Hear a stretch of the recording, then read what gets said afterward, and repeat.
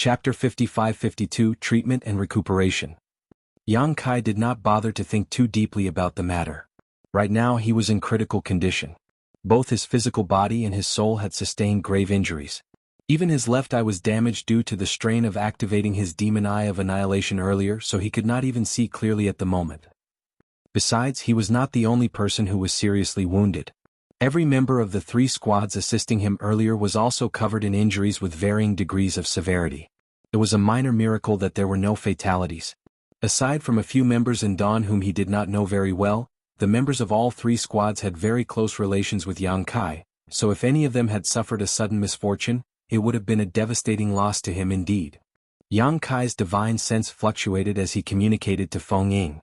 Feng Ying received his message and nodded lightly in response. While Yang Kai was recuperating, the others also took the time to treat their wounds. Only those cultivating the Tao of Space had no time to rest. At the same time, outside the portal to the Universe Cave Heaven, the 4 territory lords headed by Mo Na Yi along with many Black Ink clan masters were struggling to shatter the void. Space before them twisted and contorted under the impact of their violent onslaught, causing countless cracks to appear. Suddenly, the vague image of a portal seemed to appear in front of them. The other end of the portal was connected to another world that was hidden inside the void. Overjoyed, the Black Ink clan immediately increased the intensity of their attacks. As long as they could break open the portal, they could invade the Universe Cave Heaven.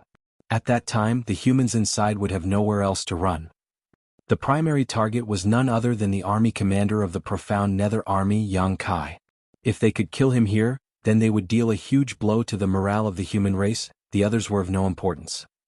Yang Kai was certainly worthy of his reputation. When Mo Na Yi received the messages from Profound Nether Territory and the No-Return Pass, he did not dare to underestimate Yang Kai's strength. For that reason, he even went so far as to specially request 5 additional territory lords as reinforcements. Combining the 5 additional territory lords with the 5 original territory lords in Acacia territory would mean a total of 10 territory lords were available for this mission. However, there were only 4 territory lords left. 10 territory lords had been reduced to 4 in just half a day. Yang Kai had killed 4 territory lords earlier and trapped another 2 inside the portal, and there was no saying whether those 2 territory lords were dead or alive. If they failed to eliminate Yang Kai here, then the Black Ink clan would have suffered an enormous loss. On top of that, the Black Ink clan army of 100,000 initially deployed outside the Universe Cave Heaven had almost been completely wiped out. Regardless of the costs, Yang Kai had to die here. 1 day, 2 days, 3 days. Under the continuous barrage of the territory lords, the portal in the void seemed to teeter on the verge of destruction, but never actually shattered apart. The territory lords were filled with a mixture of rage and helplessness seeing this result. Following several consecutive days of effort, the strength of each territory lord declined considerably. Even an innate territory lord like Mo Na Yi was exhausted. What's wrong with this portal? Mo Na Yi was very puzzled at first. Then he abruptly recalled something that made his expression sink sharply. Yang Kai was a master of the Tao of Space. Furthermore, things like the portal of a Universe Cave Heaven were strongly correlated to the Tao of Space. He must be stabilizing the portal on the other side. Otherwise, it makes no sense for it to remain intact for so long. Doesn't that mean all our efforts were for naught? Should we continue? Should we give up? Even if we continue, we might not be able to destroy the portal with Yang Kai stabilizing it from the other side, but if we give up now? Now that things had reached this point, how could he willingly give up? Thus, he made his decision in an instant. We will continue. Seeing how exhausted they were, Mo Na Yi was certain that Yang Kai was not doing any better. Out of the 4 territory lords, only Yu Gong was slightly injured while the other 3 were unharmed. In contrast, Yang Kai was severely wounded. With such injuries, how long could he last while constantly stabilizing the portal corridor? He was bound to break down sooner or later, and once the portal was destroyed, he would be easy prey for their picking. Let's see how long he can persist. Mo Na Yi coldly snorted in his heart. Raising his hand, he actually killed a large number of Black Ink clansmen nearby in one blow. An abundance of Black Ink strength immediately gushed out from the bodies of the deceased Black Ink clansmen, which Mo Na Yi grabbed and condensed into a ball that he stuffed into his mouth to replenish his lost strength. Seeing this, the other 3 territory lords quickly followed suit. There were some 20,000 Black Ink clan soldiers outside the portal at this point, but in the blink of an eye, nearly half of them died on the spot. Meanwhile, the surviving troops trembled in fear. The territory lords have gone insane. To think they are using such barbaric means to replenish their strength. Unfortunately, they were powerless to defend against the actions of the territory lords and didn't even dare to entertain the thought of running away. The days thus passed by quietly. Inside the universe cave heaven, Yang Kai's injuries healed at an impressive speed. At this moment, the human race masters inside the universe cave heaven had divided themselves into 3 distinct groups. The first group was the human race masters under Yang Kai's command who came here on a rescue mission. The second group consisted of the 1,000 or so hunters, and the final group was made up of the trapped human refugees who were headed by Li Ziyu. The people Yang Kai brought here and the people under Li Ziyu were gathered together in their respective groups, while the 1,000 or so hunters were somewhat spread out. Small groups of hunters maintained a certain distance from each other, but nobody found the arrangement odd or inappropriate. The existence of black ink disciples required constant vigilance after all. That was also part of the reason why hunters generally did not gather together in large groups. There was no saying where a black ink disciple could be hiding. If they did not practice such vigilance, it would only be a matter of time before they met their untimely deaths during their travels. Li Ziyu's group and the hunters even took the initiative to stay away from Yang Kai's group to prevent any unnecessary misunderstandings. Half a month later, Yang Kai slowly opened his eyes. Most of his physical injuries had healed by now, and although he was not fully recovered, his wounds no longer impeded his combat capabilities. The injuries to his soul needed more time to heal, but the soul-warming lotus would take care of that. When he looked up, Yang Kai immediately saw the deathly pale complexions of Su Yan and others. Moreover, they were swaying unsteadily as though they were about to collapse at any moment. The struggle over the past half-month had pushed them to their limits. Once they reached that limit, there would be nobody else to stabilize the universe cave heaven. If that happened, it would not take long for the territory lords outside to break open the portal. Yang Kai raised his brow in astonishment as he thought to himself, the territory lords outside are truly persistent. It's been half a month yet they're still bombarding the void. Nevertheless, this was the outcome he had hoped to see. Feeling secretly triumphant, he manipulated space principles and simultaneously sent a transmission to Su Yan and the others. In the next moment, Su Yan, Yang Xiao, Lu Yan, and the unknown Sixth Order Open Heaven Realm Master slumped to the ground while stuffing various spirit pills for recovery into their mouths. They were so tired that they didn't even have the strength to speak anymore. The confrontation for the past half a month had truly pushed them to their limits and beyond. The constant trembling of the universe cave heaven did not stop. However, Yang Kai had already taken over the task of stabilizing it. Space principles fluctuated around him, maintaining a balance with the external shocks and preventing the destruction of the universe cave heaven. Compared to the focused demeanor that Su Yan and the others had portrayed, Yang Kai's performance seemed much more relaxed. He naturally exceeded them by a great degree when it came to mastery of the Tao of Space, as it was his foundational Grand Tao. Even his title as Void Great Emperor was derived from his attainments in the Tao of Space. Yang Kai next turned to look at Feng Ying, who slowly shook her head when she met eyes with him. Half a month ago, he had instructed her to keep watch over the hunters to see whether there were any abnormalities among them. He was very vigilant towards the existence of the Black Ink disciples because others couldn't identify them unless they took the initiative to reveal themselves. These hunters had been roaming around the Black Ink clan's territory for many years, decades even in some cases. Hence, there was no guarantee that none of them had been defeated and captured by the Black Ink clan. Black Ink disciples were valuable tools who could be sent back to acquire intelligence on the human race or lure other hunters into various traps.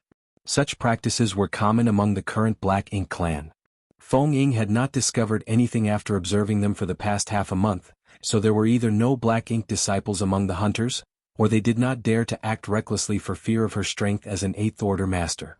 Yang Kai had been too busy to deal with this matter previously, but he had some time to spare now. There were many ways Yang Kai could settle this issue, but he was short on time and patience, so he decided to use the most direct method. Activating the great sun and moon marks without another word, dazzling yellow and blue lights appeared out of nowhere and merged to form a small, pure white sun. The white sun that leapt out from where Yang Kai stood in the universe cave heaven exploded out and bathed the entire world in pure white light. A few people turned pale at the sight while others tried to escape into the sky, but under a surge of space principles, everyone was locked in place and did not move far. Inside the white light, an energy that resembled black ink strength suddenly leaked out from several individuals and was purified. At the same time, the human race masters with black ink strength pouring out of their body howled in agony, their expressions contorting in extreme pain. Fortunately, they soon returned to a peaceful state. A short while later, the white light dissipated and vanished. Many people revealed expressions of guilt among the hunters. Furthermore, countless looks of astonishment came from all directions. Yang Kai snorted. Although he had guessed that there would be black ink disciples among the hunters, he had not expected the number to be so high. Out of 1,000 hunters, about 60 of them were actually black ink disciples. Moreover, a large number of them were in the 7th Order Open Heaven realm. In some cases, only 1 or 2 members of a squad were corrupted by the black ink strength, while in others, the entire group had been converted into black ink disciples. What stunned Yang Kai was that nobody among the 10,000 human refugees in Li Ziyu's group had been corrupted by black ink strength, but upon further consideration, it was not that surprising. They had been hiding in this universe cave heaven from the start and had not been in contact with the outside world for more than a couple decades now. Since they did not come into contact with the Black Ink clan, it was only natural that they were not corrupted by Black Ink strength. It was simply bad luck that their whereabouts were exposed. After being trapped for so many years, Li Ziyu and the others naturally wanted to leave this place and return to human-controlled territory. In the end, their whereabouts were discovered by the Black Ink clan when they sent scouts to investigate the situation outside, and a siege was subsequently built around the universe cave heaven. Purifying light? Somebody seemed to recognize the pure white light and muttered. Those who became hunters generally did not come from the cave heavens and paradises but from the other sects. Hence, they had never participated in the previous wars or fought with the main human army. Naturally, they had never seen purifying light before. Some had heard stories about the past where each human army was said to have its own purifying black ink battleship. These purifying black ink battleships contained purifying light, which could dispel and purify black ink strength. Even a black ink disciple could regain their original self after being bathed in purifying light. Unfortunately, the supply of purifying light was exhausted after many long wars and crusades. Before Yang Kai's return, they had been relying solely on purifying black ink pills to resist the corrosion of black ink strength. Although the effects of purifying black ink pill were excellent, there was no denying that purifying light was better. These hunters, who never had the chance to see the purifying light, finally witnessed it for the first time today. "Old Joe, what happened to you?" one of the hunters asked. The human race master called Old Joe was part of a 4-man team, all of whom were black ink disciples. Needless to say, they once fell into the hands of the Black Ink clan and were converted into Black Ink disciples. Old Joe looked sorrowful. "Don't mention it. We accidentally ran into a territory lord a year ago and failed to escape." "You sure were unlucky," the person who spoke earlier sighed. Old Joe's squad was small in number and not particularly strong. Consisting of only 2 6th Order Open Heaven Realm Masters and 2 5th Order Open Heaven Realm Masters, there was no room for resistance when they encountered a territory lord. The reason they survived was that the territory lord believed that they were more useful if they were corrupted by black ink strength instead. Chapter 55-53 Trapped. While speaking, Old Joe timidly snuck a glance at Yang Kai, only to discover that Yang Kai was not paying attention to them at all. What was there to be bothered about? Even a fool could have guessed that there were black ink disciples among the hunters, but there were no means to confirm the identity of these black ink disciples. Fortunately, nothing could be hidden once the purifying light enveloped them. The black ink disciples could no longer be considered such since they regained their true nature after the purifying light dispelled the black ink strength from them. Regardless of what they did in the past, they did not act out of their own will. Hence, Yang Kai had no intention to blame them for their actions. Old Joe and the others realized this and breathed a sigh of relief. Among the 1,000 or so hunters, there were around 60 black ink disciples. That was more than 5% of the population here, which was not a small proportion. However, this ratio was likely an aberration. External factors, including the special arrangements of the Black Ink clan in Acacia territory, probably played a role which affected the ratio. Seeing as the Black Ink clan wanted to use the humans trapped in Acacia territory as bait, it was only natural for them to dispatch more Black Ink disciples to gather intelligence among the humans. That was why the ratio of Black Ink disciples was as high as 5%. In reality, the ratio of Black Ink disciples existing among the hunters was nowhere near as high. Ignoring the matter regarding the Black Ink disciples, Yang Kai turned to look at Li Ziyu and asked, "Are you the leader here?" Li Ziyu stepped forward and cupped his fist. "Red Sun Army's Li Ziyu greets Army Commander Yang." Over the past half-month, Li Ziyu learned about Yang Kai's appointment as the army commander of the Profound Nether Army and various other matters about the outside world from the members of Dawn. After hiding in the universe cave heaven for several dozen years, the world outside had changed entirely, causing him to feel slightly depressed. Be that as it may, it was touching to know that the army commander of the Profound Nether Army would put himself in danger just to rescue them. In truth, Li Ziyu disapproved of this decision by the higher-ups as there were too many things that could have gone and still could go wrong. It was not a big deal if 1 or 2 8th Order Open Heaven Realm Division commanders were to die in battle. However, the death of an 8th Order Open Heaven Realm Army commander would have a large impact on the entire army.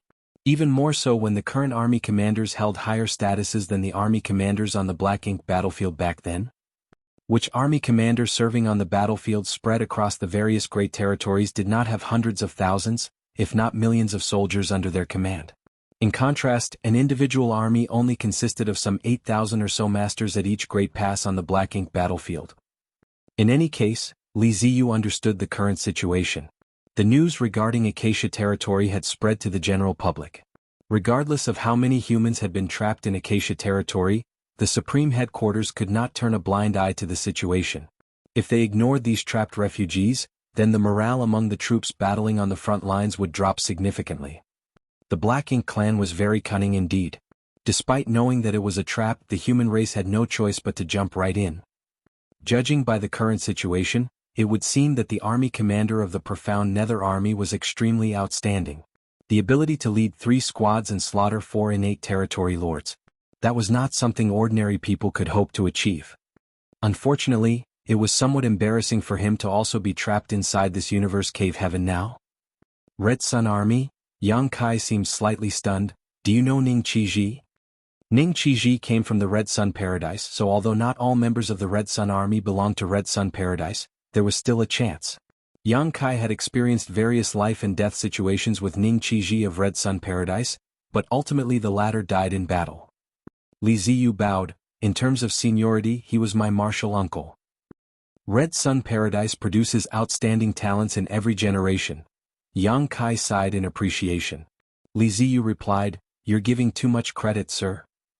Yang Kai waved his hand dismissively, showing no interest in making small talk. Instead, he looked at the 10,000 human race masters here and asked, "These cultivators are not just from Acacia territory, right? There are also cultivators from a nearby great territory.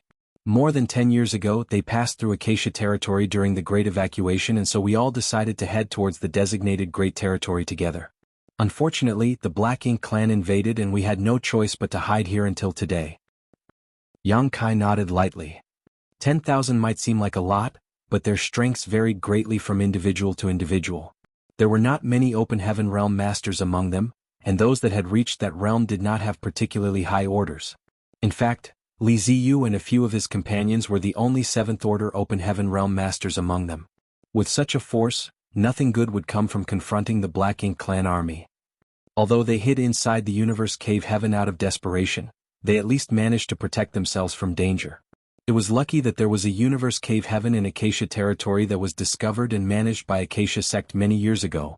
Otherwise they would not have had a place to hide in the first place. Seeming to realize what Yang Kai was thinking, Li Ziyu quickly offered, "Sir, if you wish to charge out, we are willing to be the vanguard." The other 7th Order Open Heaven Realm Masters nodded in agreement, looking resolute. Yang Kai glanced sideways at Li Ziyu. "The vanguard? Are you planning to rush right to your deaths? For territory lords are waiting outside." Forget the 7th Order Open Heaven Realm Masters. Even for Yang Kai, he would be beaten close to death if he were to charge out recklessly. When he killed the territory lords previously, he had the advantage of numerous favorable conditions. The soul-rending thorns were extremely potent tools, but could he fight 1 against 4 in a direct confrontation? 2 would be difficult enough. But, Li Ziyu wanted to object. "Why are we not charging out? Are we going to just keep hiding here?" Yang Kai raised a hand to interrupt Li Ziyu. "Let's wait for now." Li Ziyu did not know what Yang Kai was waiting for, however he had no choice but to back down. Yang Kai glanced at the portal with a frown on his face. Now that he was trapped inside the universe cave heaven, he could not help feeling uncomfortable. Besides, he could not delay for too long if he wanted to break out of this place. The territory lords outside might have called for more reinforcements by now. Although he did not know who was acting as the commander of the Black Ink clan here, just by looking at how a total of 10 territory lords had been guarding Acacia territory, Yang Kai could tell that this leader was a cautious person. If his guess was correct, the other party would have requested more reinforcements by now. Once more territory lords arrived, their chances of breaking out of this situation would become even slimmer. If he really wanted to leave, then he had to figure out a solution as soon as possible. Yang Kai considered his options for a moment as he continued treating his wounds. After all, he had yet to heal completely. After another half-month, Su Yan and the others had gradually recovered from their fatigue. They had not been seriously injured before, but the burden of controlling space principles and resisting the impact from the outside world was too great. Half a month was enough time for them to recover. The Sixth Order Open Heaven Realm Master came to Yang Kai and bowed. Wan Lushan greets Dao Lord. Then he turned to Miao Fei Ping beside Yang Kai. Greetings, Senior Brother Miao.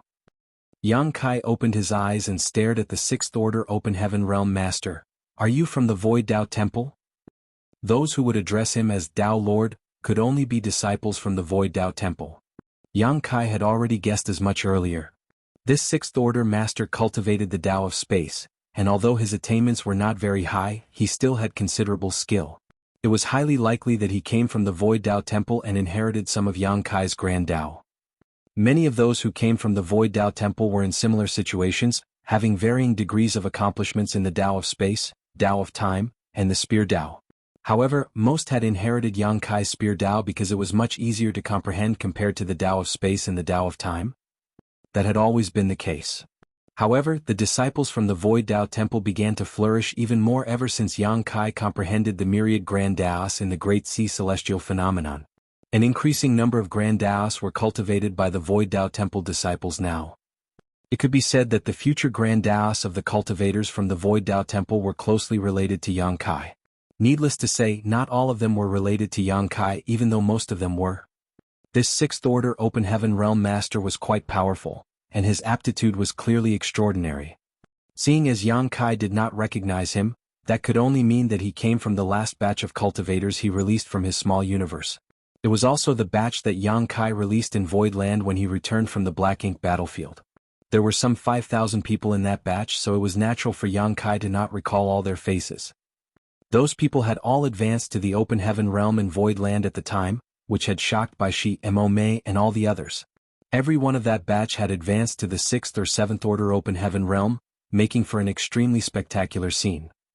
Some disciples originated from the Dao Temple that Yang Kai released on the Black Ink battlefield directly, but their numbers were not high each time. Yang Kai might not be able to remember everybody's names, but they would at least look familiar to him. If Wan Lushan had advanced to the Open Heaven Realm in Void Land, then not much time had passed since his breakthrough. In other words, he had advanced directly to the 6th Order Open Heaven Realm. Thus, he was expected to reach the 8th Order in the future. His aptitude was certainly outstanding. Why didn't you join the army? Yang Kai asked. Wan Lushan explained respectfully, we advanced to the Open Heaven Realm in Void Land, then retreated to the Star Boundary with Senior Bai Shi. Most of my Dao brothers and sisters joined the various armies, but some of us followed the head manager's orders and became hunters. We were tasked with the responsibility of investigating the movements of the Black Ink clan in the various great territories. So it was Hua Qingxi's work. Yang Kai immediately understood the situation. Hunters were not just lone wolves who did not fit in with the army, they were also scouts for the human race. Most of the information from the outside was brought back by the hunters who risked their lives to obtain it. That was necessary. After all, it was impossible to fight the Black Ink clan on the battlefields across over a dozen great territories without knowing anything about what the enemy was up to. Hua Qingxi sure is bold. Talents who advanced directly to the 6th Order Open Heaven Realm were candidates with the hope of advancing to the 8th Order in the future. I can't believe she sent them out just like that. Nobody would be able to rescue them if something happened outside. There were probably many others like Wan Lushan. He had the feeling that Hua Qingxi was not the only one doing such things though. The Human Race Supreme Headquarters was bound to have similar arrangements. If nothing else, the news about those trapped in Acacia territory had been provided by the hunters. Many thanks for your hard work, Yang Kai nodded lightly. Dao Lord is the one who gave us a chance to rise in life, it is only right for this disciple to live up to such high expectations. Wan Lushan lowered his head with a respectful expression. All the disciples from the Dao Temple had an almost fanatical worship of Yang Kai, the Dao Lord of the Void Dao Temple. That was because almost everything they had came from Yang Kai. Yang Kai had not known about Hua Qingxi's arrangements, but he had heard from Su Yan and the others about some 200 Open Heaven Realm Masters who were hidden by Hua Qingxi in High Heaven Palace. These 200 were those who had advanced directly to the 7th Order Open Heaven Realm back at Void Land. Hua Qingxi had not allowed these 200 to participate in the war yet. Their task was to cultivate diligently.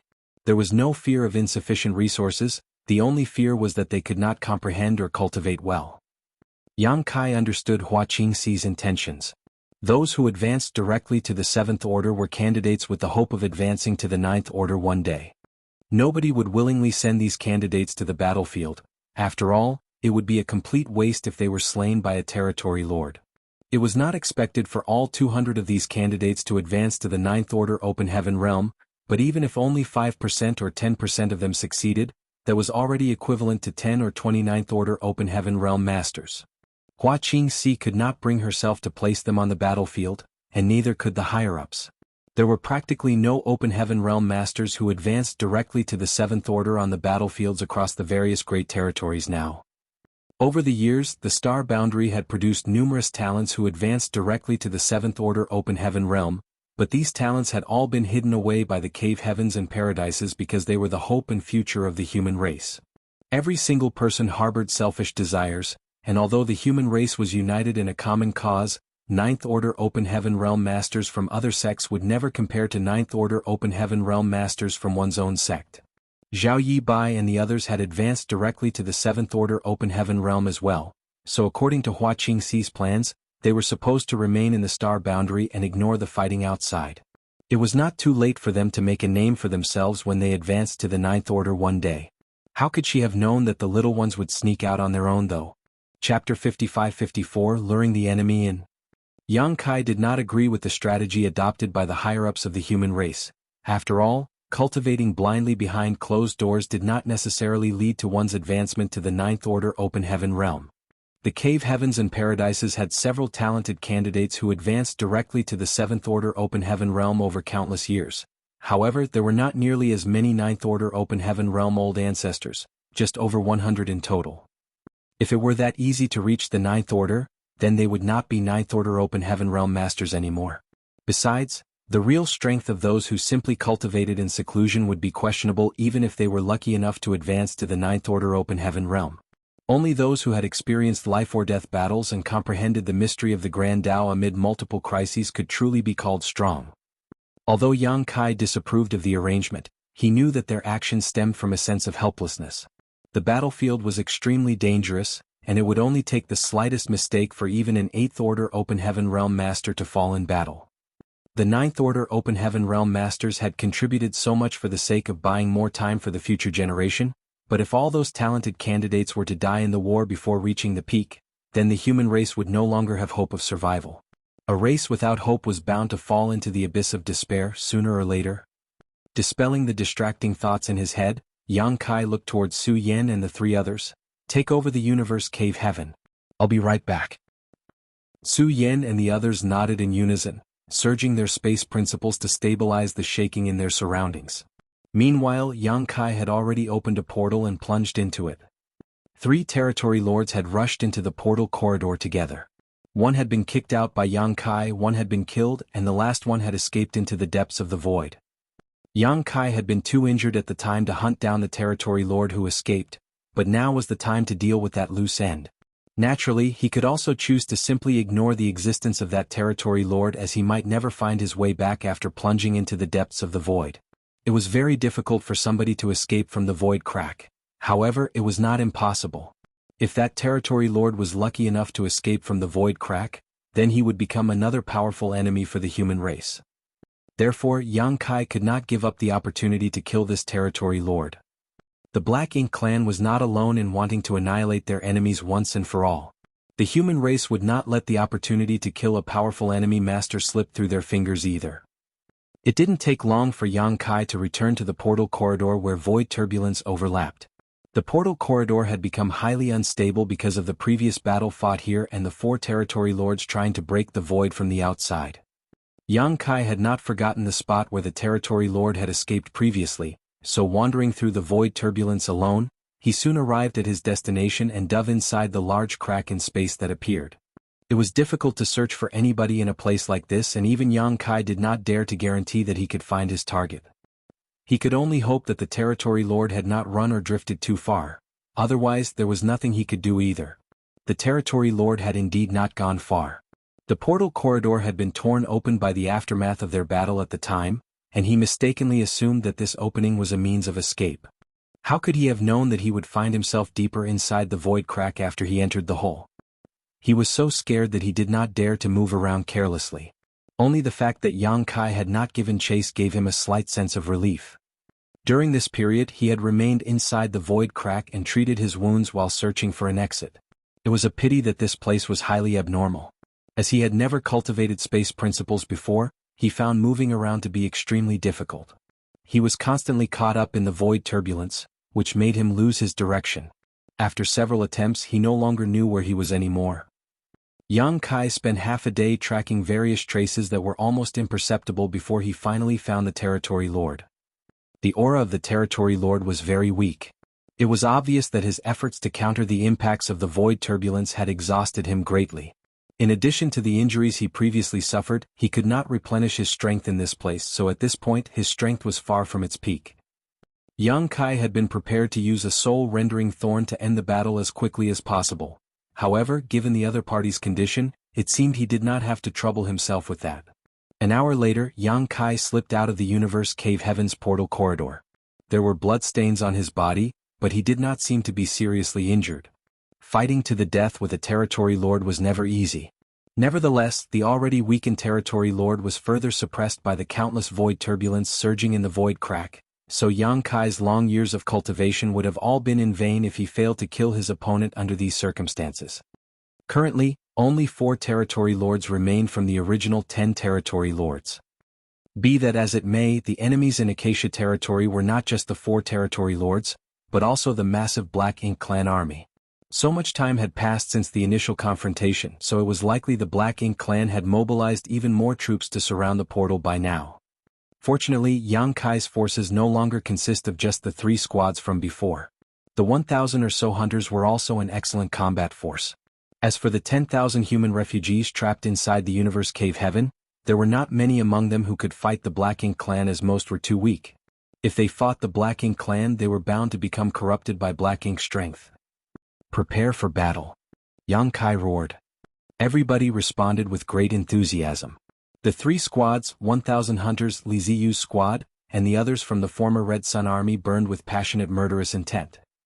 Likewise, Yang Kai began to manipulate space principles and stabilize the surroundings. At the same time, he sent a divine sense transmission to Su Yen and the others to cooperate with him.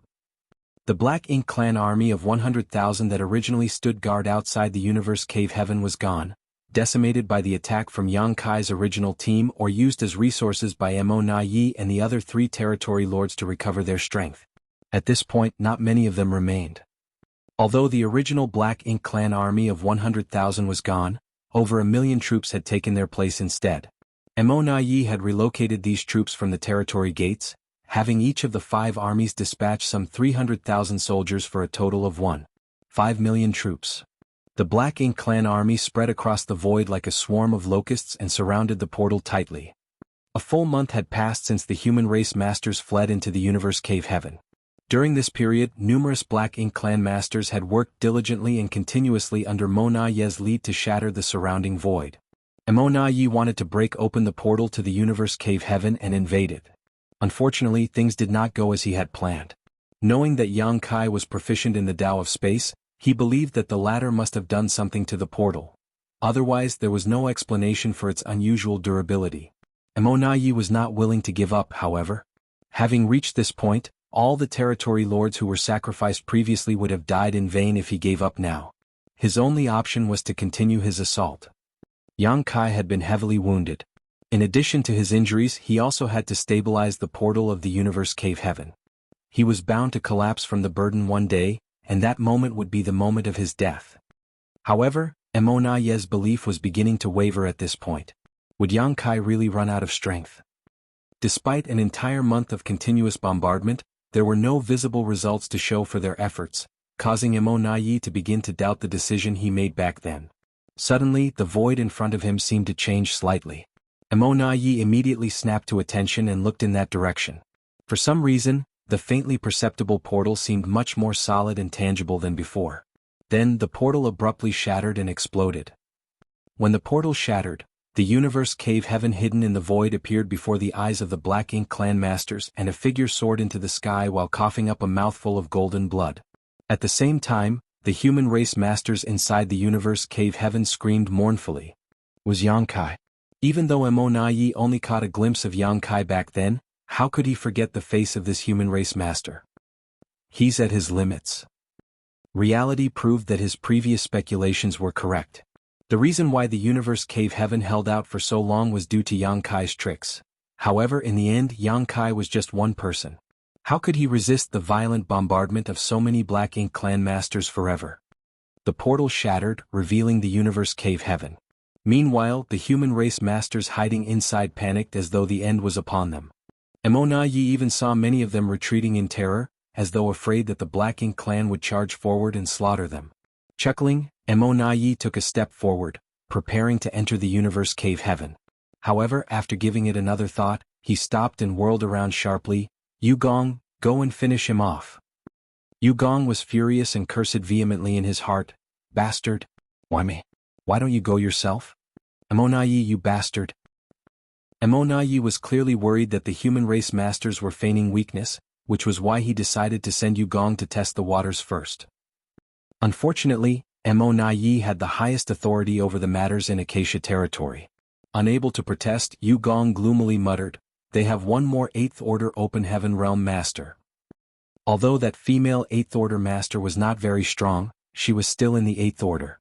With so many 7th Order Masters around, a lone territory lord would not be able to guarantee their safety. Emonaye frowned but still glanced at another territory lord and ordered, "Go and help him."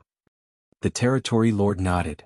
With no other choice, Yugong raised his arm above his head and roared, "Kill!" He charged forward with the other territory lord whom Emonaye selected while countless feudal lords followed behind them. It only took the blink of an eye for the Black Ink clan army to charge into the universe cave heaven. Feng Ying activated her myriad swords dragon and met their charge head-on. In response, Yugong yelled to the other territory lord, "I will stop her. You go after Yang Kai." Ignoring the opinion of the territory lord accompanying him, Yugong immediately began exchanging blows with Feng Ying, resulting in intense shockwaves rippling out. The other territory lord coldly snorted, "Yugong, that fool. He has been scared witless by that human. I can't believe he doesn't even dare to attack the enemy even though he is heavily wounded. What a useless good-for-nothing." In his opinion, Yang Kai's battered and miserable appearance did not seem fake, and it was easy to understand why. Yang Kai was seriously injured to begin with, but even so, he had to stabilize the universe cave heaven and resist the Black Ink clan outside for an entire month. Where would he find the time to rest? If he had any strength remaining, the portal would not have been destroyed. Not to mention he probably suffered additional injuries on top of his previous ones when the portal shattered. How much strength could he have left? Nevertheless, the territory lord was still cautious of Yang Kai's strange methods. After considering everything, he shielded his soul and charged towards Yang Kai. Along the way, many 7th Order human masters tried to block his path only to be blown away by him. The feudal lords following behind the territory lord also began to launch their offensive. It didn't take long before they were entangled in battle against the human race masters in the universe cave heaven. The peace in the universe cave heaven was destroyed in an instant. Everywhere in the universe cave heaven, humans and Black Ink clansmen fought desperately. Yang Kai awkwardly dodged the ferocious attacks of the territory lord, spitting blood from time to time. His complexion was as pale as a sheet, and he looked as though he would collapse at any time. However, he was cursing furiously on the inside. "Why are the 2 territory lords outside not coming in? Aren't you being a little too cautious? I'm already in such terrible condition. Shouldn't you join forces to kill me as soon as possible?" The current situation was different from his expectations. Stuck inside the universe cave heaven, it was not easy for them to break free and escape. They could not force their way out with so many Black Ink clan masters standing guard outside. If they so much as revealed themselves, they will definitely be swarmed to death. Even Yang Kai was not confident that he could successfully charge out of the portal under the watch of so many Black Ink clan masters. Since they could not leave, they could only lure their enemies into a trap. The portal had been shattered and the universe cave heaven was revealed. Furthermore, Yang Kai appeared to be in an extremely weak condition. Yang Kai did not believe that the Black Ink clan could resist the urge to charge forward, and as expected, that was what they did. Unfortunately, the Black Ink clan did not use their full strength. Out of the 4 territory lords, 2 had charged into the universe cave heaven but 2 had remained outside. Chapter 55-55, Breaking Out of the Universe Cave Heaven. Judging by the current situation, it would seem that the territory lord in command of Acacia territory was an extremely cautious individual. Yang Kai did not dare to push his luck at this point. Besides, no battle plan ever survived the first engagement, and there would always be something that would go wrong or turn out unsatisfactory. In any case, 2 of the 4 territory lords had entered the universe cave heaven's range, and the enemy siege would essentially dissolve if these 2 were taken out. Kill? All of a sudden, the battered-looking Yang Kai gave a loud roar. Following his signal, the human race masters who had been holding back under his instructions stopped hiding their strength. A series of destructive divine abilities and secret techniques blasted out, throwing the feudal lords who were charging forward off their feet. At the same time, Yang Kai unleashed a soul-rending thorn. Although his soul was not completely healed after just 1 month of recuperation, he had no trouble wielding the soul-rending thorn once. The territory lord engaged in battle with Yang Kai suddenly felt a sense of crisis washing over him, immediately followed by a sharp pain in his soul, as though it was being dug into by thousands of needles. The pain was so great that his vision blurred and he could not hold in a cry of agony. Yang Kai thrust his spear at that moment, but only managed to pierce the territory lord's shoulder blade. Nevertheless, that was enough to blow away one of the territory lord's arms. The territory lord had forcibly twisted his body and avoided being struck in a vital spot at the last moment. Turning pale with fright, he finally realized how Yang Kai managed to kill so many territory lords with such ease in the past. Although he did not know exactly what method the other party had used, it was just as Immortality had previously speculated. It was a secret technique that specifically targeted the soul. If he had not been on constant guard and attentively protected his soul, he would have died from that brief moment of disorientation earlier. Even taking all those precautions though, he was still severely injured and only narrowly managed to survive.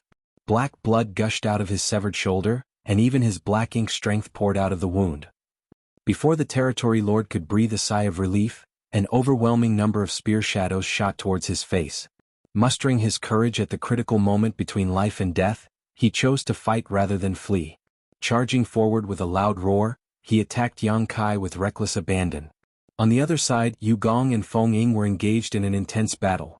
However, Yu Gong was clearly stronger, so not only was he steadily pushing Feng Ying back, he could also spare some attention to monitor Yang Kai's movements. All of a sudden, he saw Yang Kai making an unexpected comeback and severely injuring his companion. Combined with the flash of spiritual energy that appeared for a brief moment, how could he not realize that Yang Kai's battered appearance was nothing more than an act? At this moment, he was extremely thankful that he had chosen not to fight Yang Kai. Although he had initially believed that Yang Kai was an arrow at the end of its flight, he had chosen Feng Ying as his opponent just to be safe. It would now seem that his decision had been wise indeed. If he had boldly chosen to face Yang Kai earlier, the one struggling to avoid Yang Kai's spear right now would have been him instead. This is another trap. This human named Yang Kai is the most cunning man I've ever encountered in my life.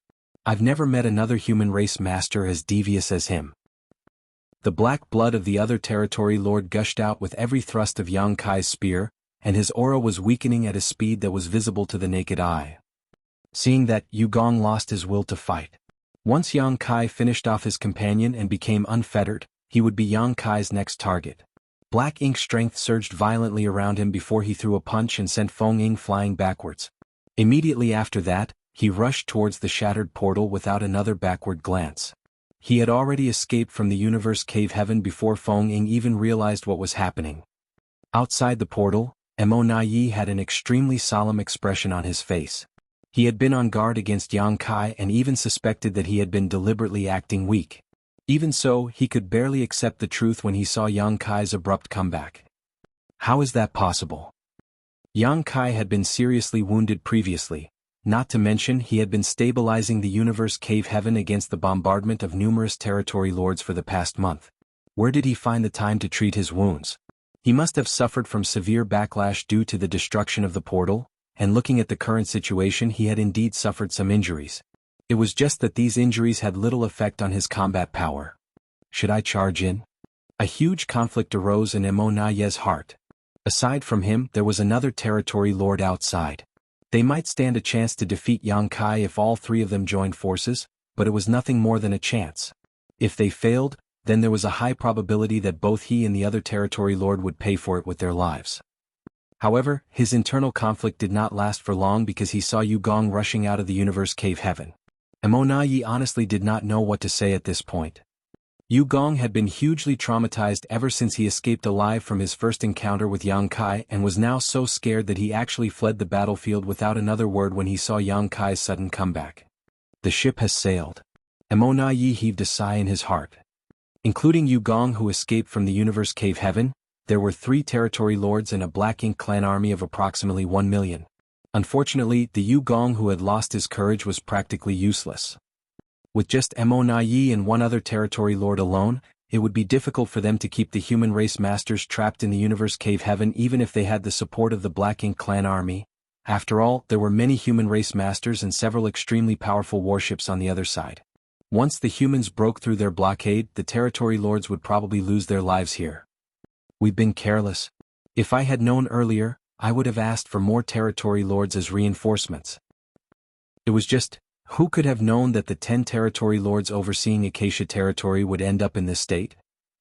The main reason was Yu Gong and his companions. They had just arrived at Acacia territory, but they started a fight without permission before they even met up with the other territory lords. In the end, Yang Kai eventually slaughtered them until only one remained. That had instantly cut the number of effective territory lords in half. 2 more territory lords had been trapped in the portal corridor, and their survival remained a mystery even now.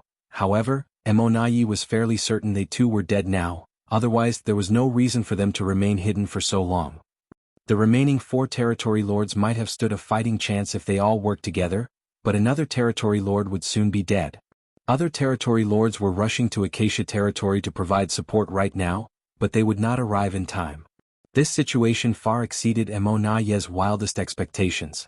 In just a month, Yang Kai not only recovered from most of his wounds, but also made preparations to lure them into a deadly trap. Hence, Emonaye couldn't help feeling upset. If he had known earlier, he would not have ordered his forces into the universe cave heaven when the portal shattered earlier.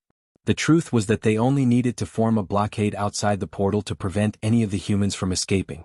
In fact, they could have gained an absolute advantage if they only waited until the next batch of territory lords arrived to provide support. However, who could have resisted the urge to rush forward after witnessing the scene of Yang Kai coughing up blood when the universe cave heaven appeared? That was definitely the best time to eliminate him once and for all. Unfortunately, one wrong move had resulted in the entire strategy falling apart. Feeling disheartened, Emonaye curtly instructed, "Barricade the portal. Kill any human who dares to exit." The Black Ink clan army of 1 million that he transferred here immediately prepared themselves for battle. Inside the universe cave heaven, both the human masters and the Black Ink clan soldiers clashed violently. Many of the Black Ink clansmen charging forward dropped dead like flies, but that was only to be expected. Launching an assault through a narrow corridor was very risky because they could easily be targeted by the humans. That was precisely the reason why Yang Kai did not want to charge out of the universe cave heaven. Needless to say, he would launch an attack if it was necessary as he could not remain hunkered down inside the universe cave heaven. He had 2 million small stone race soldiers as a last resort, and if it came down to that, he could summon that army. They would be enough to wipe out the Black Ink clansmen here. It was just that this small stone race army was the trump card he reserved for his battle against the Royal Lord. Yang Kai had no wish to reveal his trump card unless absolutely necessary. The Black Ink clan was at a disadvantage in the first place, and following Yu Gong's escape, they became even more vulnerable. Feng Ying did not chase after Yu Gong, choosing instead to turn around and target the feudal lords. Although she was no match for an innate territory lord, killing some feudal lords was a piece of cake with her divine manifestation. In addition, there were the 1,000 or so hunters and the 3 squads including Dawn. It did not take long before most of the Black Ink clansmen who charged into the Universe Cave Heaven were eliminated. Only several feudal lords reacted quickly enough and escaped back through the portal. Moments later, the disturbance caused by the death of a territory lord spread out. It was Yang Kai's opponent being slain. The territory lord had been struck by a soul-rending thorn earlier, so even though he survived the initial attack, his strength had suffered a huge decline. How could he compete with Yang Kai in a one-on-one fight in that condition? Looking around, Yang Kai confirmed that the battle within the Universe Cave Heaven had been decided. Then he raised his spear and charged towards the portal with a roar. Li Ziyu and the others are to remain behind. The rest, follow me into battle. Yes. Numerous figures transformed into streams of light and followed behind Yang Kai as they sped towards the portal. Yang Kai charged out of the portal in the blink of an eye, and as he had expected, was immediately greeted with a storm of attacks blasting towards him from all directions. Fortunately, he had prepared himself in advance. A dragon roar reverberated through the void, and a 70,000-meter-long ancient dragon manifested before everyone's eyes, releasing intense dragon pressure all around. The dragon body curled around the portal to form a defensive barrier in the void. Countless attacks landed on Yang Kai's dragon body, causing him to tremble from the impact.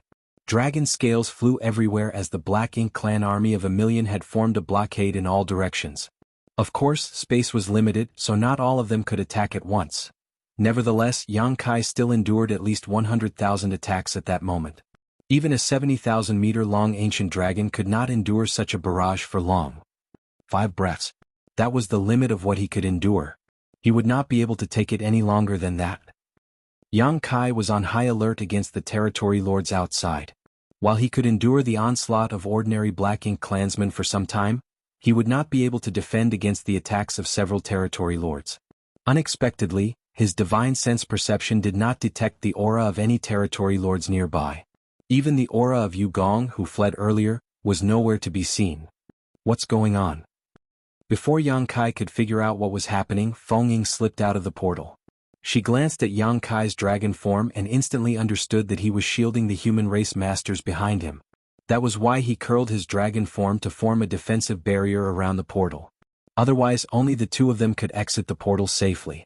If the other human race masters rushed out, they would surely suffer innumerable casualties. Kill? Her voice rang out. Urging the myriad swords dragon to its limits, she produced an overwhelming number of sword waves that fanned out before her. The sword waves swept out, piercing the bodies of the nearby Black Ink clansmen, reaping countless lives in an instant. The solution to relieve Yang Kai's burden was simple. They simply had to annihilate the Black Ink clan soldiers as quickly as possible. At this moment, Feng Ying attacked at full strength without holding back in the slightest. Dawning Light and the 2 Baishi battleships also charged out and immediately dispersed in different directions to take down their enemies. Following closely behind the 3 warships were the 1,000 or so hunters. These hunters retained their previous formations and remained in their respective squads. Scattering in all directions, they rushed towards the Black Ink clan army. Once 5 breaths of time were up, Yang Kai immediately retracted his dragon form. His body was covered in countless wounds and his complexion was deathly pale. Even an elephant could be killed by countless ant bites. At this moment, Yang Kai fully understood the meaning behind this saying. No matter how strong a master was, it was only a matter of time before they cracked if they were targeted by an overwhelming number of enemies, even if those enemies were weak by comparison. What puzzled him was that he had not felt any attacks from the territory lords until now. A thought flashed through his mind, and a vague speculation formed before he let out a roar. Your territory lords have fled. All of you will die here today. His furious roar reverberated throughout the void, and after that, he raised his spear and slashed his way through the Black Ink clan army. Everywhere he passed, he left a mountain of corpses and a sea of blood in his wake. Chapter 55-56, Method of Escape. The Black Ink clan army was taken aback. When Mo Na Yi ordered them to eliminate the human race masters rushing out of the Universe Cave Heaven, they obeyed the order without question. Unfortunately, they had failed to stop the wave of humans. It wasn't until they heard Yang Kai's shout that the feudal lords discovered the shocking truth. Mo Na Yi and the others were gone. Have the territory lords really escaped? In the beginning, some of the Black Ink clansmen refused to believe the truth and continued to confront the human race masters bravely. However, there was no movement from the territory lords even though the fight had been ongoing for some time. In the end, they had no choice but to face reality. The territory lords had fled.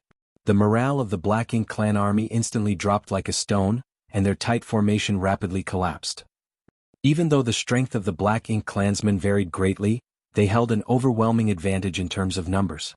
If they were determined to put up a fight, they could cause huge casualties among the small number of humans. Dawning Light and the 2 Baishi battleships might come out unscathed, but not many among the 1,000 or so hunters would survive such a battle. Having said that, the territory lords had escaped, so without their pillars, how could the Black Ink clan army retain their fighting spirit? The siege fell into tatters after several clashes with the numerous human race masters. That was especially true for the places where Yang Kai and Feng Ying passed through. Wherever Yang Kai and Feng Ying went, swathes of Black Ink clansmen were cut down like ripe wheat in a field. Dragon roars and phoenix cries sliced through the air, immediately followed by the emergence of Tai Yu. As thousands of lives disappeared with each breath, the Black Ink clan army was filled with absolute terror. The Black Ink clansmen in the outermost circle began to retreat. The territory lords had already escaped, so were they supposed to hang around and wait for their deaths? Their choice quickly affected the Black Ink clansmen in the inner circles. Hence, more and more Black Ink clansmen began to break away from the battle and flee into the distance. At this moment, the Black Ink clan army was a dragon without a head, so it didn't take long before the 1 million strong army became completely vulnerable and fell apart like a handful of loose sand. There were several feudal lords who tried to rally their companions to stand and fight without retreating. They undoubtedly had a clearer picture of the situation, so they knew that they had a chance of survival if they banded together and fought back desperately. On the contrary, they would not stand the slightest chance if they panicked and all escaped in random directions. Without any exceptions, these feudal lords would quickly be cut down by Yang Kai.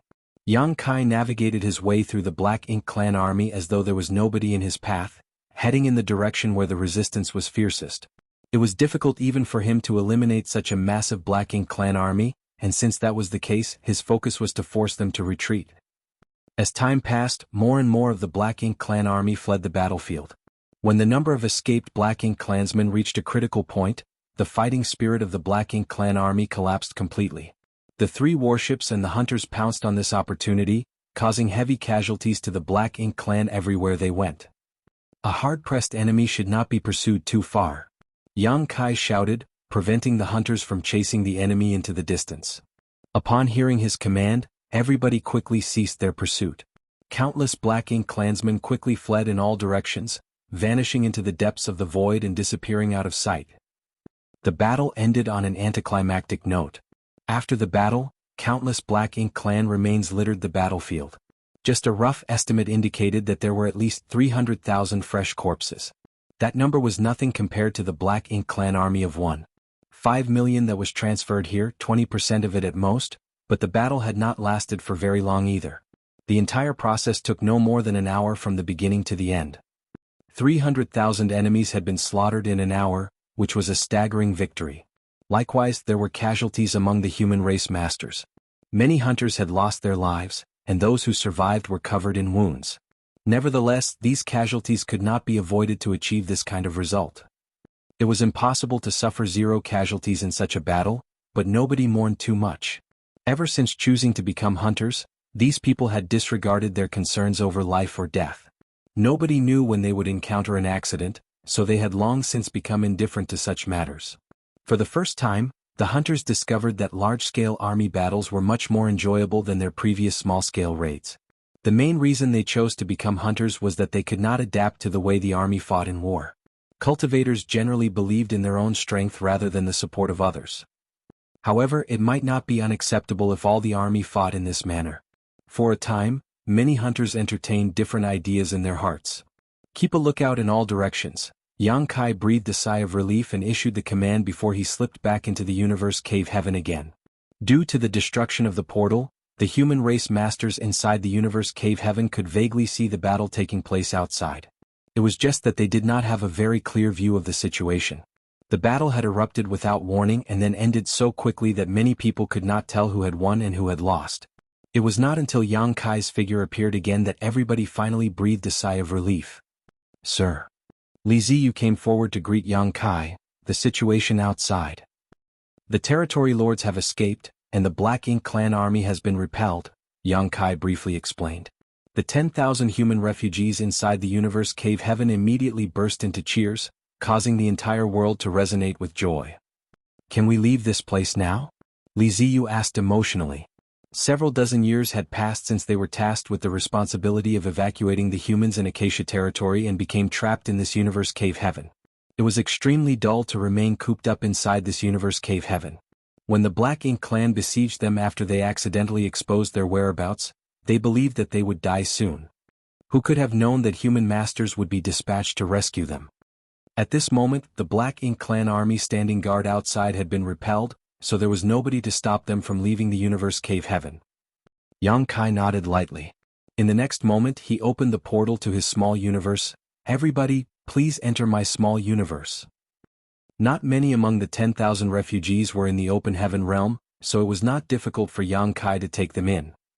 Many Black Ink clansmen were slaughtered during the previous battle in the universe cave heaven, and Black Ink strength flooded the world as a result. Although Feng Ying and the others had distributed purifying Black Ink pills to the crowd, the weaker humans here would not be able to resist the Black Ink strength for long. Therefore, they did not hesitate to rush into the portal of Yang Kai's small universe upon hearing his command. An hour later, all 10,000 refugees in the universe cave heaven had been taken into Yang Kai's small universe. You too. Yang Kai turned to Li Ziyu and the others. Us too. Li Ziyu was astonished.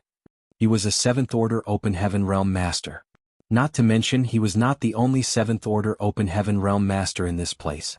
Although they could enter Yang Kai's small universe, could Yang Kai really accommodate so many cultivators at once? Despite feeling suspicious, he did not dare to question Yang Kai's orders further, so he immediately told the others, "Move." The crowd of Open Heaven Realm Masters quickly plunged into the portal. Since Yang Kai wanted them to enter his small universe, then he must be confident in his ability. Li Ziyu was the last to enter, but before he did, he secretly peeked at Yang Kai's complexion.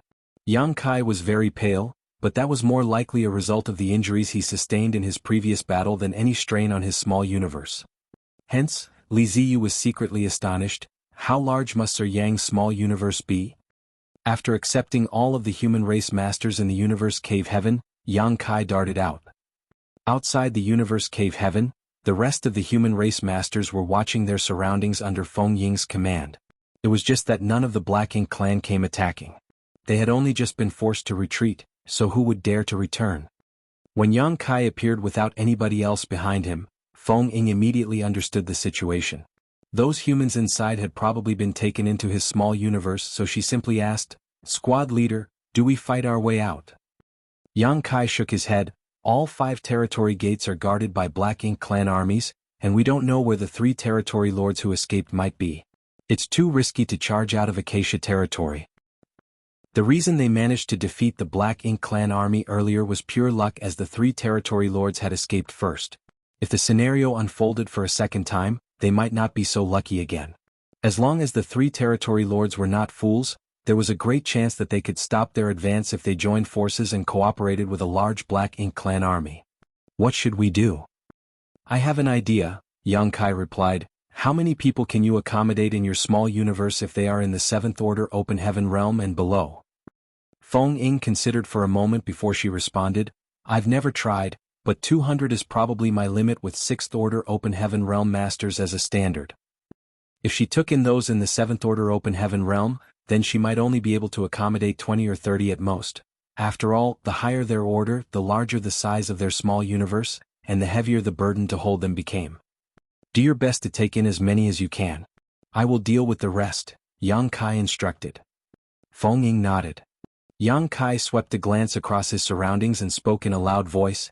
Everybody, it is true that we won this battle. However, the territory gates in Acacia territory are guarded by large Black Ink clan armies. The whereabouts of the territory lords also remain unknown, so it will be extremely difficult for us to safely leave Acacia territory. While I have a method to escape this place safely, I will require your full cooperation. His speech was mainly aimed at the hunters since he was not familiar with them. Furthermore, these hunters were not part of the army, so his orders held no weight with them. Discussion and compromise were the only options here. One of the hunters shouted, "Sir, please feel free to ask anything of us, we will not refuse." Having witnessed Yang Kai's strength and heroics, These hunters could be said to hold great admiration for him. Now that the territory gates in Acacia territory had been blockaded, they could only rely upon him if they wanted to leave, so how could they dare to be disrespectful? Yang Kai nodded. I would like to ask you to enter my and senior sister Feng's small universes. As soon as the words left his mouth, he shot a glance at Feng Ying. The two of them opened the portals to their small universe in unison. Ordinary people might not be able to notice any kind of difference. However, for these masters, as soon as the two portals appeared side by side, the difference in strength between the two small universes could be seen at a glance. The aura radiating from Yang Kai's small universe was undoubtedly more substantial. Even the impression given by the two portals was distinctly contrasting. If the portal to Feng Ying's small universe was akin to a wooden door, then the portal to Yang Kai's small universe was a huge steel gate. There was no comparison between the two at all. Those in the 6th Order Open Heaven Realm and below will enter Senior Sister Feng's small universe first. Those in the 7th Order Open Heaven Realm will come to my side, Yang Kai continued. Many of the hunters rushed over without hesitation and plunged straight into the two portals. Not long afterwards, Feng Ying's expression began to twist in discomfort.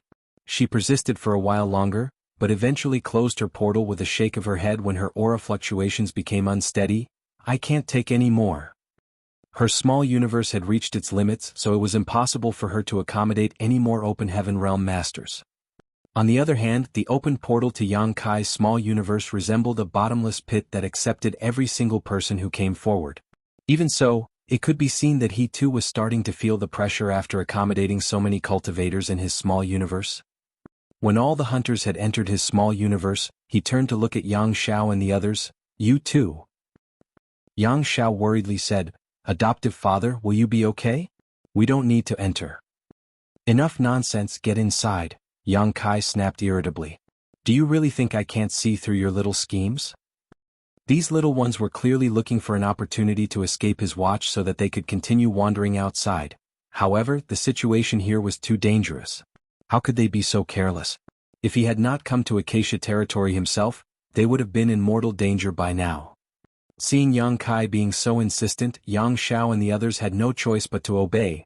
Thus, they dejectedly took turns entering the portal.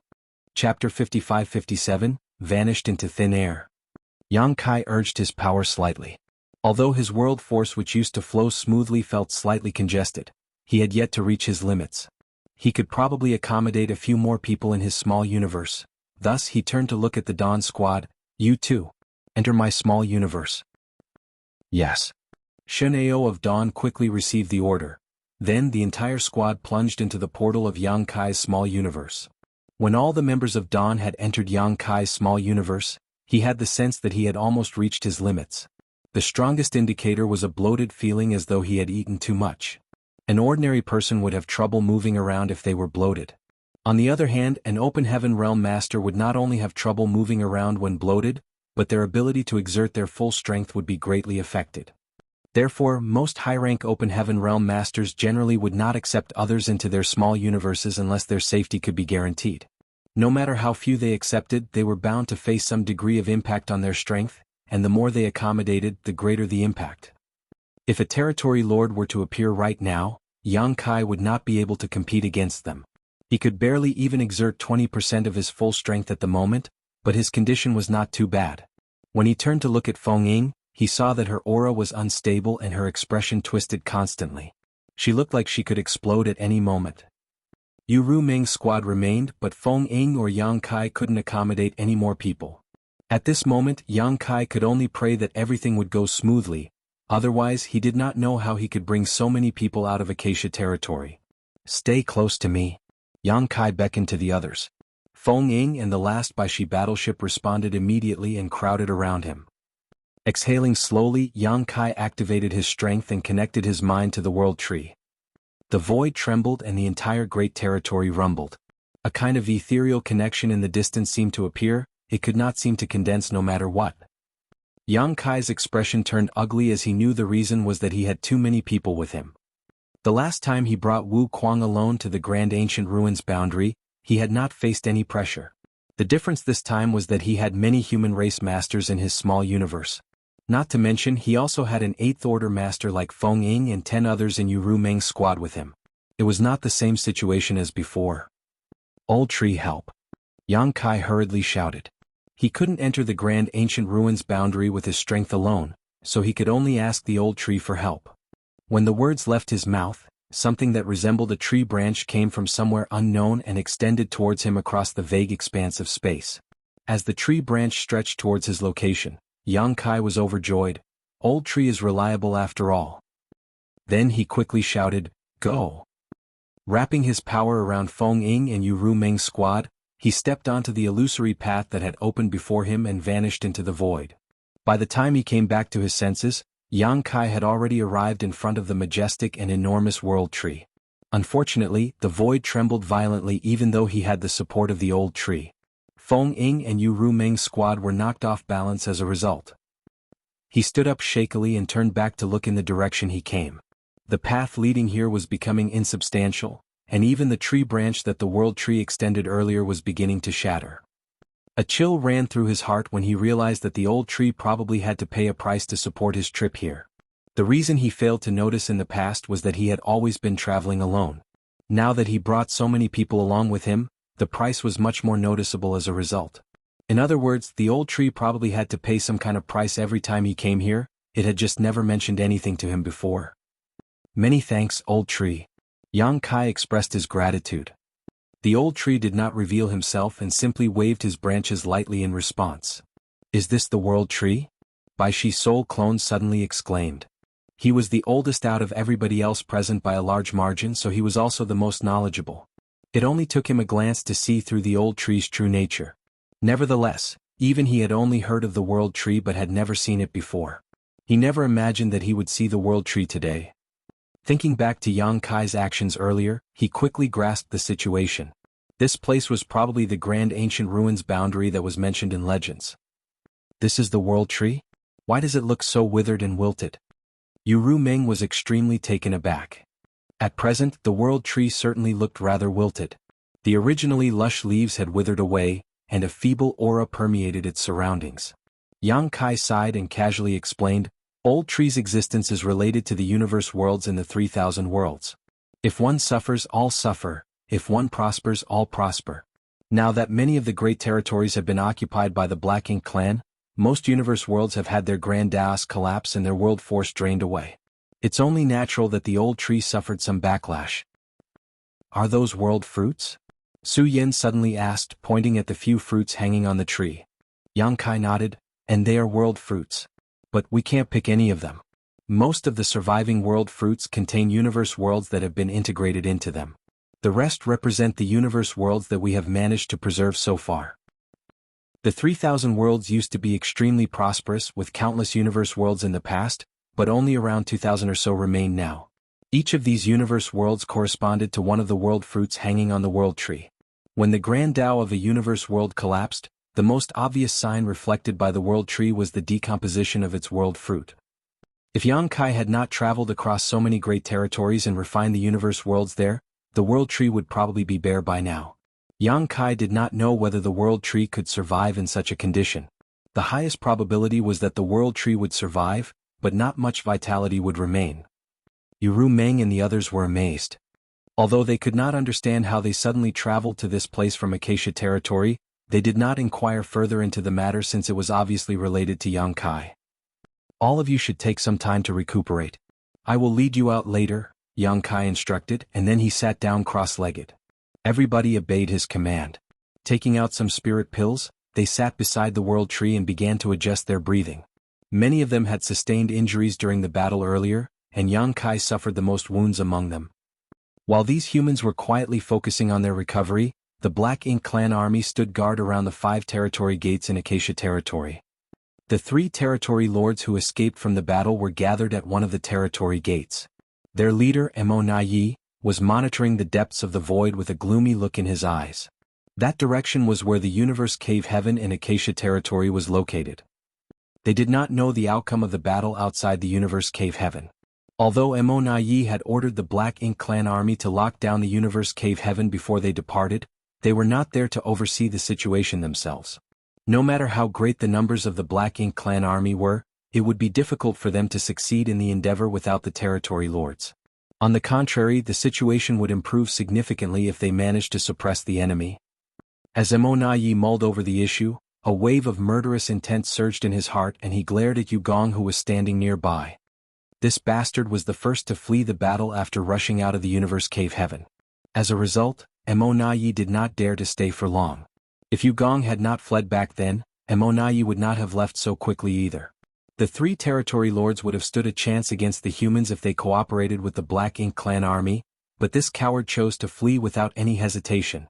Yi did not have the confidence to restrain Yang Kai without Gong, so he could only choose to leave with him. Seeming to sense Yi's glare, Gong turned his head away and silently cursed in his heart, "Bastard Yi. He refuses to take action for fear of danger, but has no problem sending others to die in his place." The other territory lords had not experienced the horror of Yang Kai from up close, but he had. It was fortunate that he had wisely chosen to make that female 8th Order Open Heaven Realm Master his opponent and avoided fighting Yang Kai. Otherwise he would not be alive right now. After all, wasn't that other fool dead? As for Yi's dissatisfaction with him, he couldn't care less. They were all territory lords, so even if Yi was unhappy with him, what could the other party do to him? All of a sudden he sensed something. He raised his head and stared into the distance with a sigh. The battle has probably ended.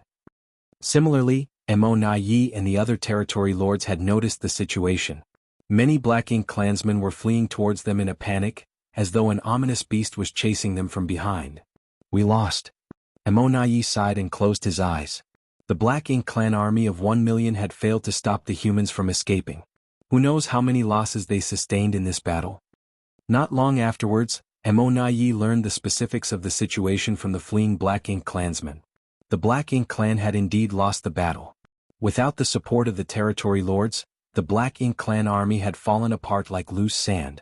It only took several attempts for the human race masters to break their formation. Moreover, nobody knew which direction the humans had fled. Yi then quickly relayed a command to each territory gate, ordering the troops to keep a strict watch for any movement by the human race masters. Although the humans had broken out of the universe cave heaven, the Black Ink clan was not without a chance of success. There were over 700,000 troops standing guard at each territory gate, so no matter where the humans tried to attack, there was bound to be a large battle. The Black Ink clan army guarding the targeted gate would only need to buy some time for the rest of the Black Ink clan army in Acacia territory to arrive and overwhelm the enemy. With several million soldiers and 3 territory lords, there was still a chance to prevent the humans from escaping. However, what puzzled Yi was that the situation at each territory gate remained peaceful and quiet even though more than 10 days passed. There was no movement from the human race masters at all. After some time, more territory lords arrived from various great territories to provide support, allowing Yi to finally feel at ease. It was not until a total of 9 territory lords had gathered here that he finally relayed a new command. The territory lords would split into groups of 3, and each group would lead a portion of the Black Ink clan army to search for the whereabouts of the human race masters in Acacia territory. The humans could not have left Acacia territory through the territory gates, so they must have been hiding somewhere and recovering from their wounds. In that case, it was only a matter of time before they were found. Contrary to Yi's expectations though, the search lasted for half a year, but revealed nothing. The humans seemed to have vanished into thin air. Inside the grand ancient ruins boundary, Yang Kai stood up after several days of rest and said goodbye to the old tree. The old tree simply waved his branches lightly in response, not even bothering to reveal his face. The effort to help Yang Kai previously must have placed a huge burden on him. Yang Kai secretly vowed that he would not allow the old tree to help him like this again. Although the old tree was the manifestation of the 3,000 worlds, his existence was integrated with all the universe worlds in every great territory. If the old tree exhausted too much energy, it would be harmful to the heritage of each great territory in the future. When Yang Kai arrived, he needed the old tree to help him. Fortunately, there was no need for that during his return. Back then, Yang Kai managed to transfer 100 divine spirits to the vicinity of the star boundary with ease, so naturally, he did not require much effort this time either. Activating his strength, he wrapped his power around everybody and connected his mind to the star boundary. It did not take long for him to locate the world fruit on the world tree that corresponded to the star boundary, as that one was larger and more robust than the others. In the next moment, Yang Kai charged towards the world fruit. The world tree rapidly enlarged in his vision, as though an entire universe was rushing straight at him. The void turned upside down and space became hazy. Then they suddenly appeared in the periphery of the star boundary. Even though Yang Kai was in the 8th Order Open Heaven realm, he couldn't help feeling slightly overwhelmed when he felt this familiar aura. He was home. After several thousand years he was finally home. Chapter 55-58 Wanderer Returns Home. Nearly a millennium ago, Yang Kai entered the Black Ink battlefield from Black Territory, where he constantly fought for centuries without rest, and then got stuck in the Great Sea celestial phenomenon for many years. Only a few decades ago did he finally return from the Black Ink battlefield. Even then, he had been traveling about and did not have time to return to the star boundary. When the situation in the 3000 world stabilized, he had to take Wu Kuang to the primordial heaven source grand restriction. One man could only do so many things. Even when Yang Kai had sent the grand ancient ruins boundaries divine spirits to the star boundary, he still could not spare time to return himself. It was only today that he finally returned home. He was a great emperor who had been acknowledged by the star boundary's will, and was bestowed the title Void. As such, he was inseparable from the star boundary. As soon as he returned, an exceptionally strong intimate feeling filled his body, making him feel warm and content, like he had returned to his mother's womb. But the next moment, an angry shout interrupted this warm and homely sensation. "Who dares to trespass my star boundary?" Immediately after the shout, a massive figure suddenly appeared from the star boundary. This figure was so massive that it blotted the entire void and was radiating quite an intimidating pressure. Yang Kai felt that even though this pressure had yet not reached the 8th order, it was not far from it. Furthermore, as the opposite party was also borrowing the star boundary's might, even an average 8th order master might not necessarily be his opponent. Yang Kai smiled at the figure. "A wanderer has returned home, don't panic, Sir Hong Chen." The projection from the star boundary belonged to none other than bustling world great emperor, Duan Hong Chen. Obviously he was the one holding the fort currently. Yang Kai had also heard about this from Yu Meng and the others. In the beginning, the star boundary's defenses were not very tight, but it had now become the human race's final refuge and primary base where the cultivators from great territories all across the 3000 worlds were gathered. Most of these refugees were weak and helpless, but there were a fair number of strong ones too. If someday the Black Ink clan really fought its way to the star boundary, that would be the day of the final battle. Ever since Yang Kai had sent the 100 or so divine spirits here, the star boundary had raised its level of vigilance significantly. It was not that they were on guard against Yang Kai specifically, it was more that they were concerned that the Black Ink clan might have someone who could employ similar methods. As such, a great emperor would remain on guard duty at all times. Iron Blood, Bustling World, Martial Beast, Serene Soul, Flower Shadow, Ice Feather, Wondrous Pill, Heaven's Revelation, and Void, these 9 were the star boundary's current great emperors. Each of them was an outstanding character. Otherwise they would not have become great emperors. In the past, all of them had broken through straight to 6th Order Open Heaven realm with Yang Kai's help, and thanks to the abundant resources available to them, they had smoothly advanced to 7th Order over the years. Even then their cultivation speed was quite fast, but what surprised Yang Kai today was Duan Hong Chen's pressure. It was not the pressure of someone who had just recently advanced to the 7th Order. Even many veteran 7th Order Open Heaven realm masters would not be able to hold a candle to him. Yang Kai had some speculation in his mind. Duan Hongchen was taken aback after hearing Yang Kai's voice, but joy soon replaced his shock. Yang Kai. The moment he mentioned Yang Kai's name, the star boundary became abuzz with excitement as streaks of light shot up from its surface towards the void. Yang Kai's heart could not help but pound with excitement, sensing so many familiar auras. A moment later, the streaks of light came to a halt and revealed themselves. A few of the figures were familiar to Yang Kai while a few were not, but all of them radiated quite powerful undulations. He immediately started heading in a particular direction. Standing in that direction was a middle-aged couple, who were both looking at him with excitement and warmth. The woman was incessantly sobbing while the middle-aged man maintained a calm look, but he was still unable to conceal his excitement. When he arrived close to the two, Yang Kai bowed down to kneel. "Your unfilial son, Yang Kai, has made father and mother worried. Get up." Yang Ying Feng promptly grabbed him, preventing him from kneeling. "You are now an army commander, you represent the face of an entire army as well as its prestige." The nearby Dong Suzhu could not help but nod in agreement, but most of her attention was focused on Yang Kai's body, checking if he was hurt in any place or not. Naturally, the people in the rear received word of everything that had been going on in the front lines. They had already received the news about Yang Kai being appointed as the army commander of the Profound Nether Army, but Yang Kai's parents were just happy that their son was alive and well.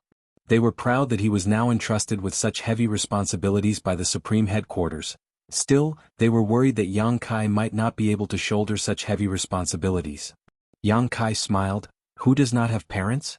Without parents, how could the current human race continue on? He then respectfully kneeled down and kowtowed 3 times to his parents.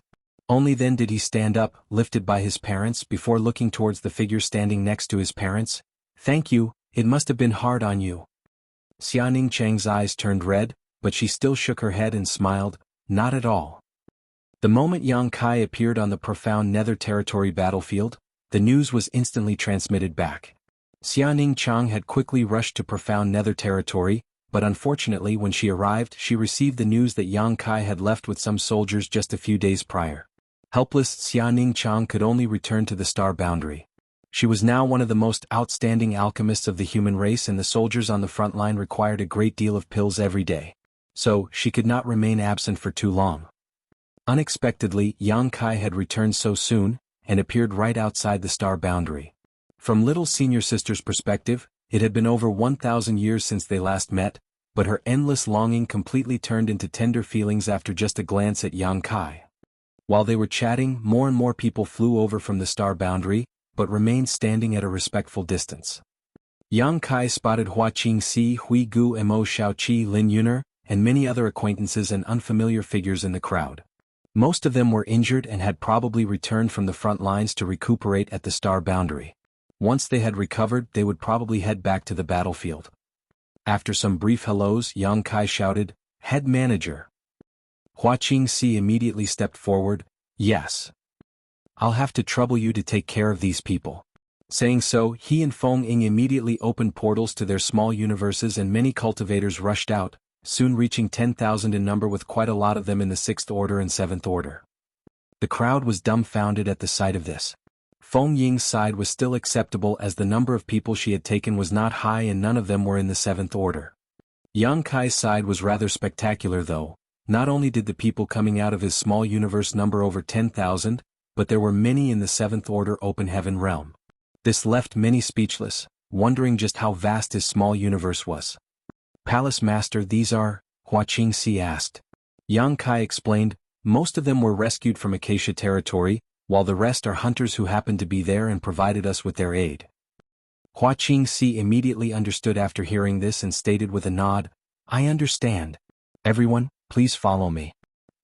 There were so many refugees, so it was impossible to settle them all on the Star Boundary. In fact, the Star Boundary could no longer accept any more people. The logistics department had already arranged the cultivators who had come from other great territories to other places.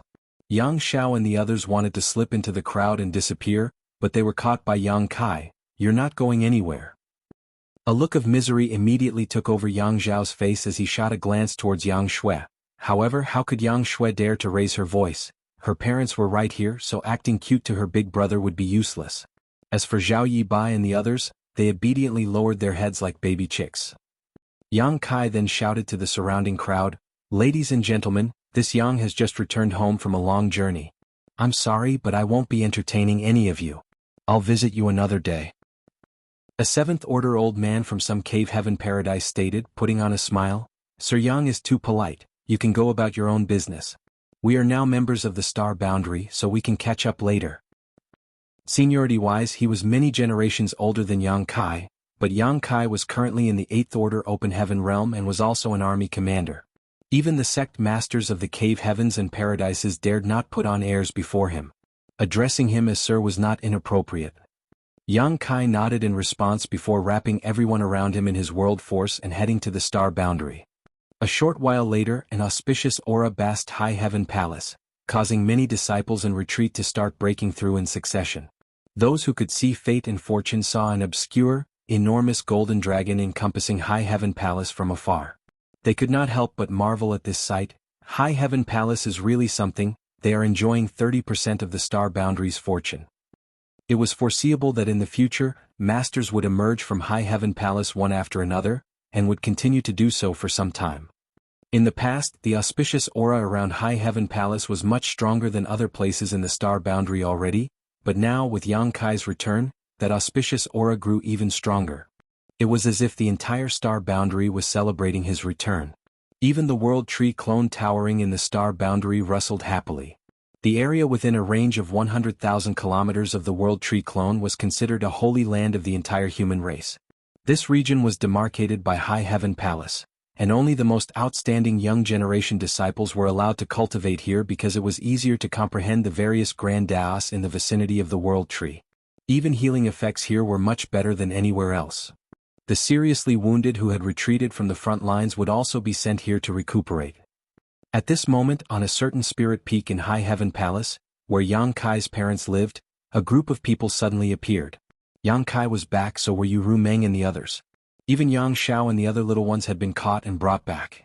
The spirit peak, which was usually deserted, suddenly started bustling with activity. Looking at the buzzing crowd, Yang Yingfeng and Dong Suzhu glanced at each other as a smile appeared on their lips. After so many years, this place finally looked like a real home again. Yu Rumeng and the others got busy preparing a family banquet, while Yang Kai accompanied his parents, chatting non-stop with them. No one talked about the current situation of the human race, nor did Yang Kai's parents ask about his recent experiences, because they did not need to ask. They knew that their son must have gone through a lot. Yang Xiao and others also wanted to help out, but just as they went to do so, they were reprimanded by Yu Rumeng. Helpless, they had no choice but walk to one side in embarrassment, staring at each other in speechless dismay. Endless sighs escaped Yang Kai's lips, watching everyone and making small talk with his parents. The noise and cruelty of the battlefield seemed so far away at this moment. This rare warmth could make anyone forget oneself and not want to leave. His parents were both Fifth Order Open Heaven Realm Masters now, but it had been ages since they advanced to the Fifth Order. After so many years of cultivation, they were on the verge of breaking through to the Sixth Order. Only, his parents' aptitude was not that great, and the further their cultivation progressed, the harder it became for them to advance. If they want to break through to the Seventh Order, they would need many more years. Yang Yingfeng and Dong Suzhu were still very satisfied. They were also among the first generation of people to receive the World Tree's feedback. In fact, had it not been for the World Tree clone's feedback, it would have been difficult for them to even advance directly to the Fourth Order with their past aptitude. They would have probably had to settle for reaching the Third Order Open Heaven Realm. Currently, they were in the Fifth Order Open Heaven Realm. Yang Kai was in the Eighth Order Open Heaven Realm, and with high status and weighty responsibilities. Although Yang Shui was in the Sixth Order Open Heaven Realm, she was about to advance to Seventh Order and had a lot of room for growth. Furthermore, all of their daughters-in-law were in the Seventh Order. So, what was there to be dissatisfied about? The two had never been insatiably greedy. Chapter 55-59 Small Talk. The spirit peak was overflowing with joy and happiness. Most of the time, it was Dong Suzhu who was speaking. Yang Yingfeng did not say much. Their chat included the interesting events that had taken place in the star boundary over the years. Like when two elders of some cave heaven or paradise fought with each other over a disciple, only to end up being taken advantage of by others. This kind of thing had happened before. Only when Yang Kai was here, the World Tree clone's feedback had only just appeared, and was not as marvelous as it was now. Like when a native disciple of the star boundary with outstanding aptitude was acknowledged as great emperor a few years ago. Or how a gorgeous disciple of High Heaven Palace made their fellow brothers compete with each other for her favor. Yang Kai calmly listened with a smile. High Heaven territory was the last pure land of the human race. Feeling the warmth he had not felt for a very long time, Yang Kai suddenly understood the feelings of the Ninth Order old ancestors who had sacrificed their lives that day. They wanted to protect this final paradise at any cost, because this was the future hope of the human race. Unfortunately, warm moments were always too short. Yang Kai did not stay with his parents for long. After attending the family banquet, he left Yu Rumeng and the others with his parents and departed. He still had many things to attend to. Yang Kai was sitting up straight in the main conference hall of High Heaven Palace, listening to Hua Qingxi explain the star boundary's current situation. The star boundary could now be said to be the most important rear base of the human race because of the World Tree clone. The current star boundary was truly an open heaven realm cradle, with a large number of them being born every year, each one extremely talented in their own right. Most of these people would advance straight to 5th order or 6th order, while occasionally, one or two would advance straight to 7th order. These rare few would be treated as precious treasures by the cave heavens and paradises. More than 1,000 years ago, the cave heavens and paradises had founded their own Tao temples on the star boundary, laying claim to vast stretches of territory. Over the years, a balance of power in the star boundary had been maintained by High Heaven Palace as the leader, and other local sects and cave heavens and paradises Tao temples acting as supports. This power balance had not changed much for nearly a millennium. A few decades ago though, when the human race suffered defeat on the barren territory battlefield, cultivators from various great territories all migrated to High Heaven territory. It was quite hectic back then as too many people had suddenly arrived and more kept on coming. Fortunately, the cave heavens and paradises had stepped in to manage the situation, otherwise the star boundary would have been in total chaos.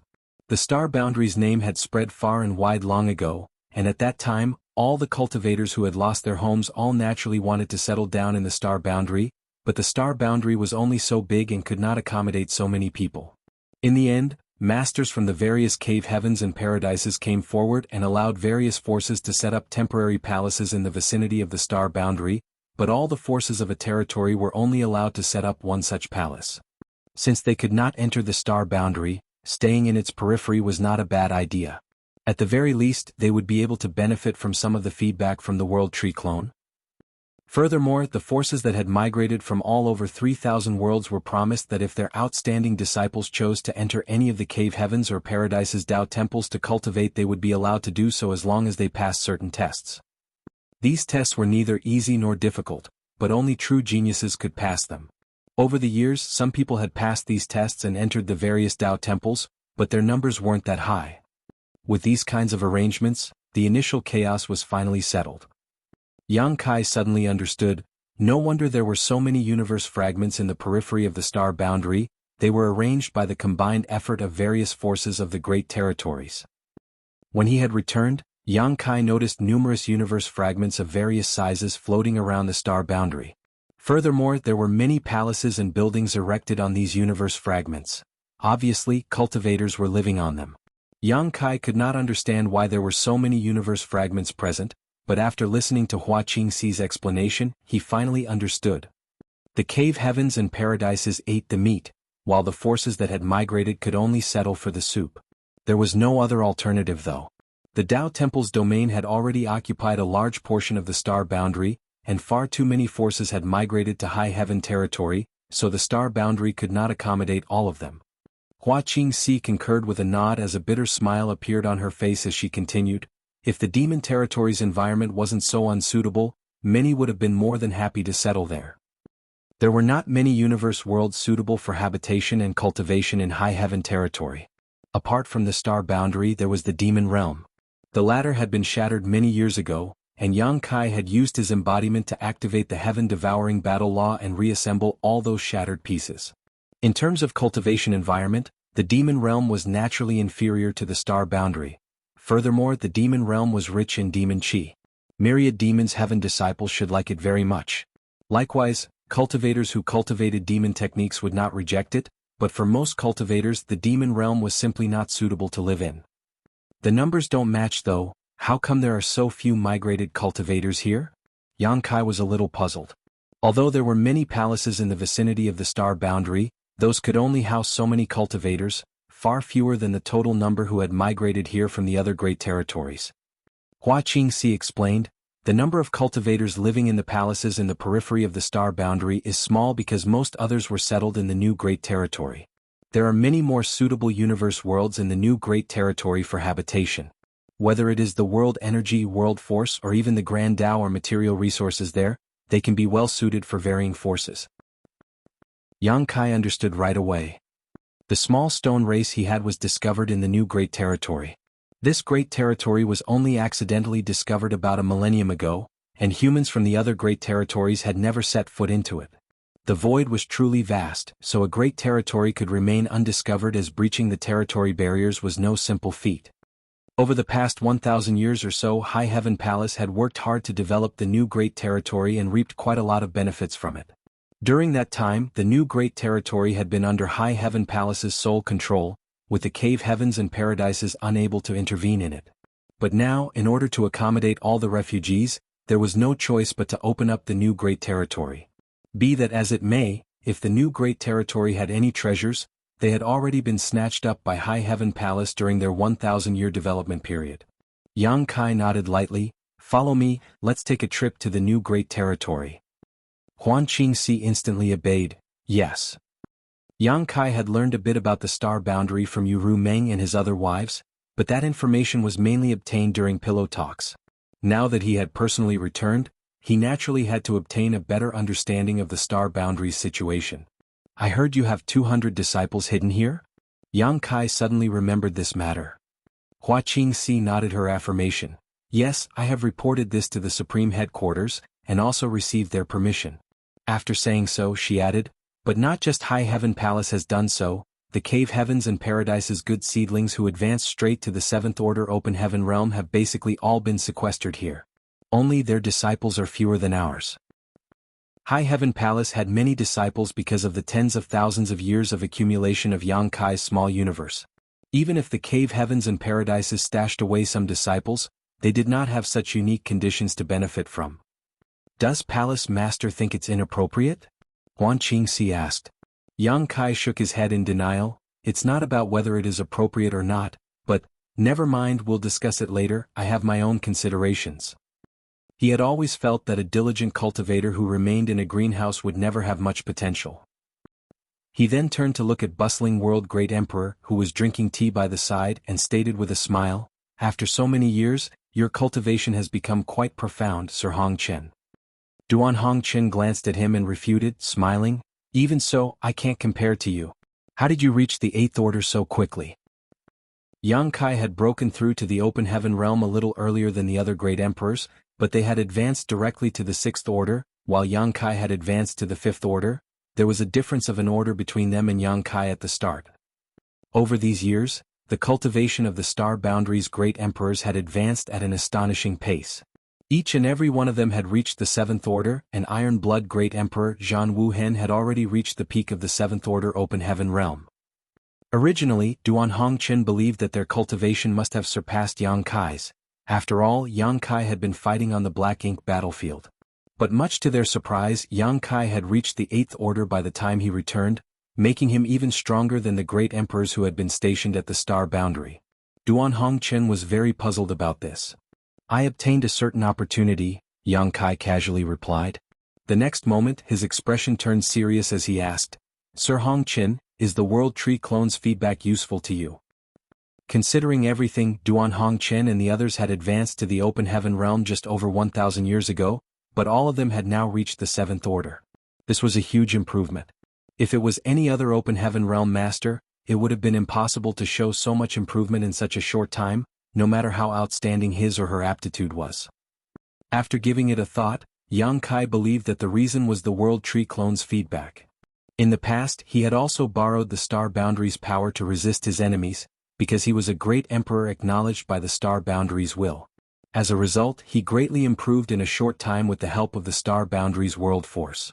Borrowing strength like this consumed the world force of the star boundary, but it also strengthened one's foundation greatly. This was equivalent to seizing the star boundary's foundation. It was quite beneficial to oneself and could save a great deal of time in cultivation, but for the star boundary, it was akin to killing the goose that laid the golden eggs, the star boundary being the goose. Duan Hongchen and the others understood this point, and with their sense of righteousness, they would never do something like harming others for the sake of their own benefit. So, their rapid progress must have something to do with the World Tree Clone's feedback. Duan Hongchen nodded his agreement. It's useful, very useful. I didn't notice it at first, but with the increase in the World Tree Clone's feedback these past years, we discovered that our heritages increased much more rapidly than average. Furthermore, as great emperors, our small universe's world force should be denser than others. So, we should be stronger than other cultivators in the same realm. The world force became denser with the increase in his cultivation. Suddenly, Yang Kai felt a sense of familiarity. After giving it a thought, he realized that it was true for him as well.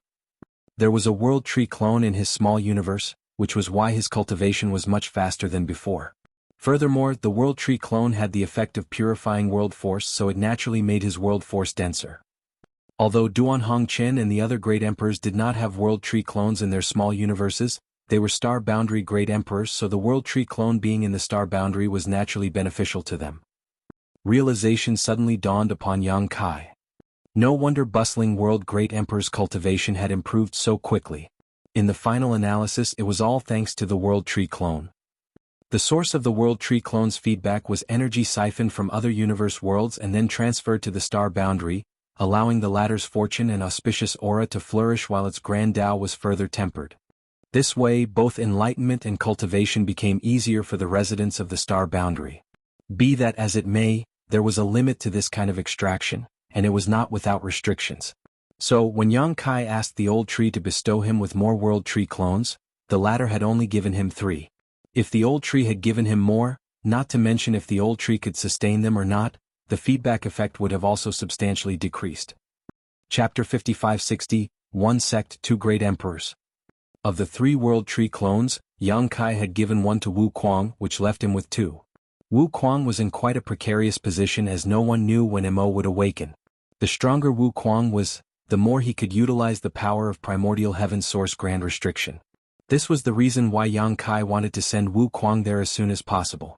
No matter how powerful Primordial Heaven's source grand restriction was, it was an inanimate object which could do nothing if no one was manning it.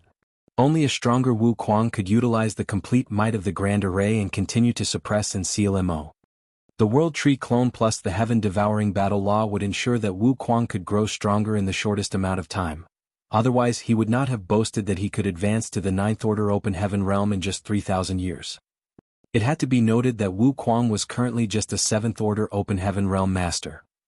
Who has been titled in the star boundary? Yang Kai asked again. Getting a title did not mean advancing to the Open Heaven realm, it meant being acknowledged by the star boundary's will, and obtaining a title granted by the world itself. In truth, the person obtaining the title would just be at the peak of the Emperor realm, but unlike others in that realm, he or she would be a great emperor. Generally speaking, every universe world had their own great emperors.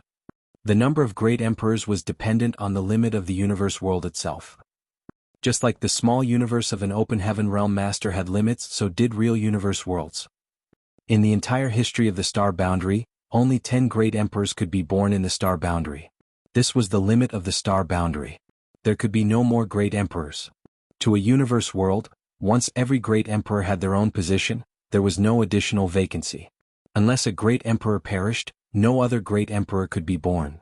Originally, the star boundary had 9 great emperors including Yang Kai, but after returning, Yang Kai could clearly feel that there was another great emperor.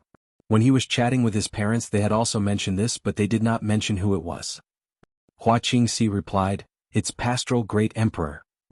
Dong Hongqian added, "Do you remember Shi De Zhuang?" Even though Yang Kai's cultivation was profound and his memory was superb, he didn't have much of an impression of this name. Nonetheless, he found it a little familiar, so he should have heard of it before.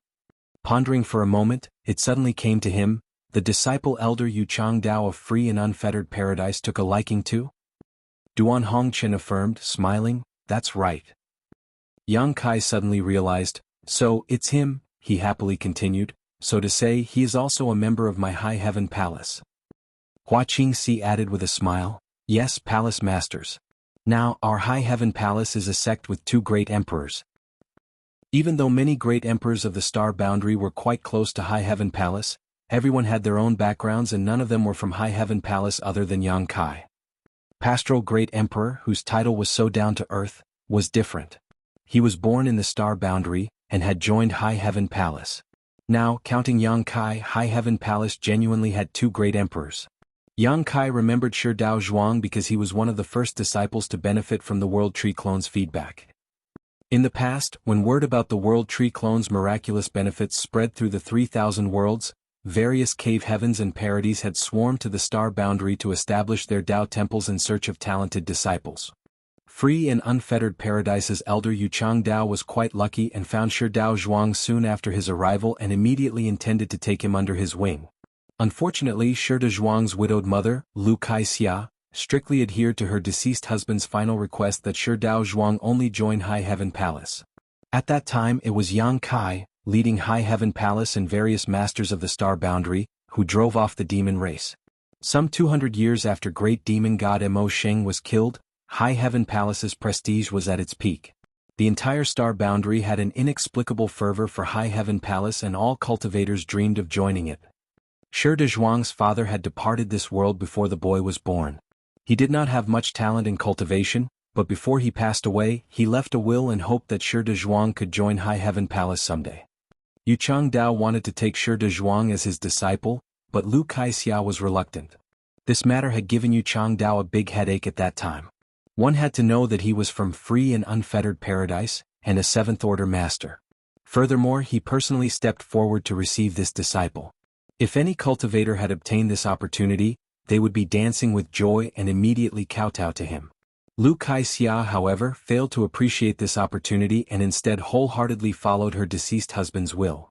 In the end, a compromise had to be reached. Yu Changdao became a high-ranking guest elder in High Heaven Palace, while Shi Dezhuang became Yu Changdao's disciple after joining High Heaven Palace. Everyone was happy. So to say, Shi Dezhuang was a High Heaven Palace disciple as well as a free and unfettered paradise disciple. As it turned out, Yu Changdao had quite a discerning eye. Shi Dezhuang's growth had been extremely rapid after he had started cultivating.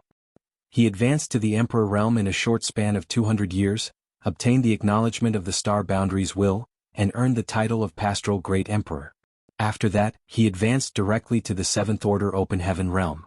His future prospects were simply limitless.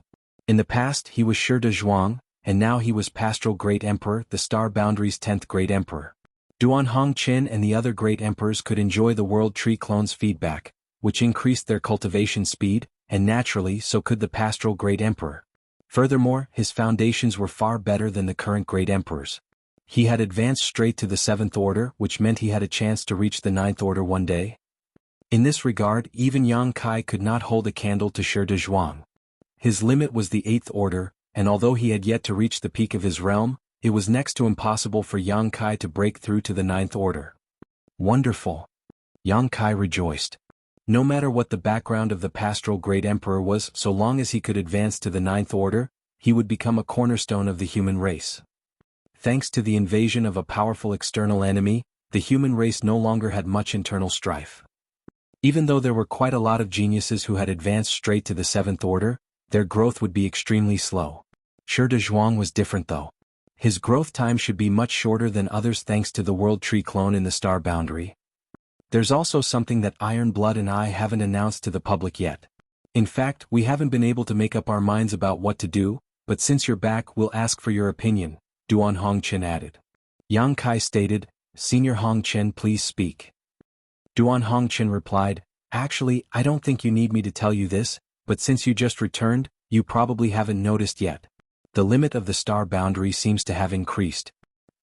Yang Kai was momentarily stunned after hearing this before he tried to focus and sense it. A universe world's limit was tangible and fixed, but normal people could not sense it unless they were a great emperor like Yang Kai or Duan Hongqin.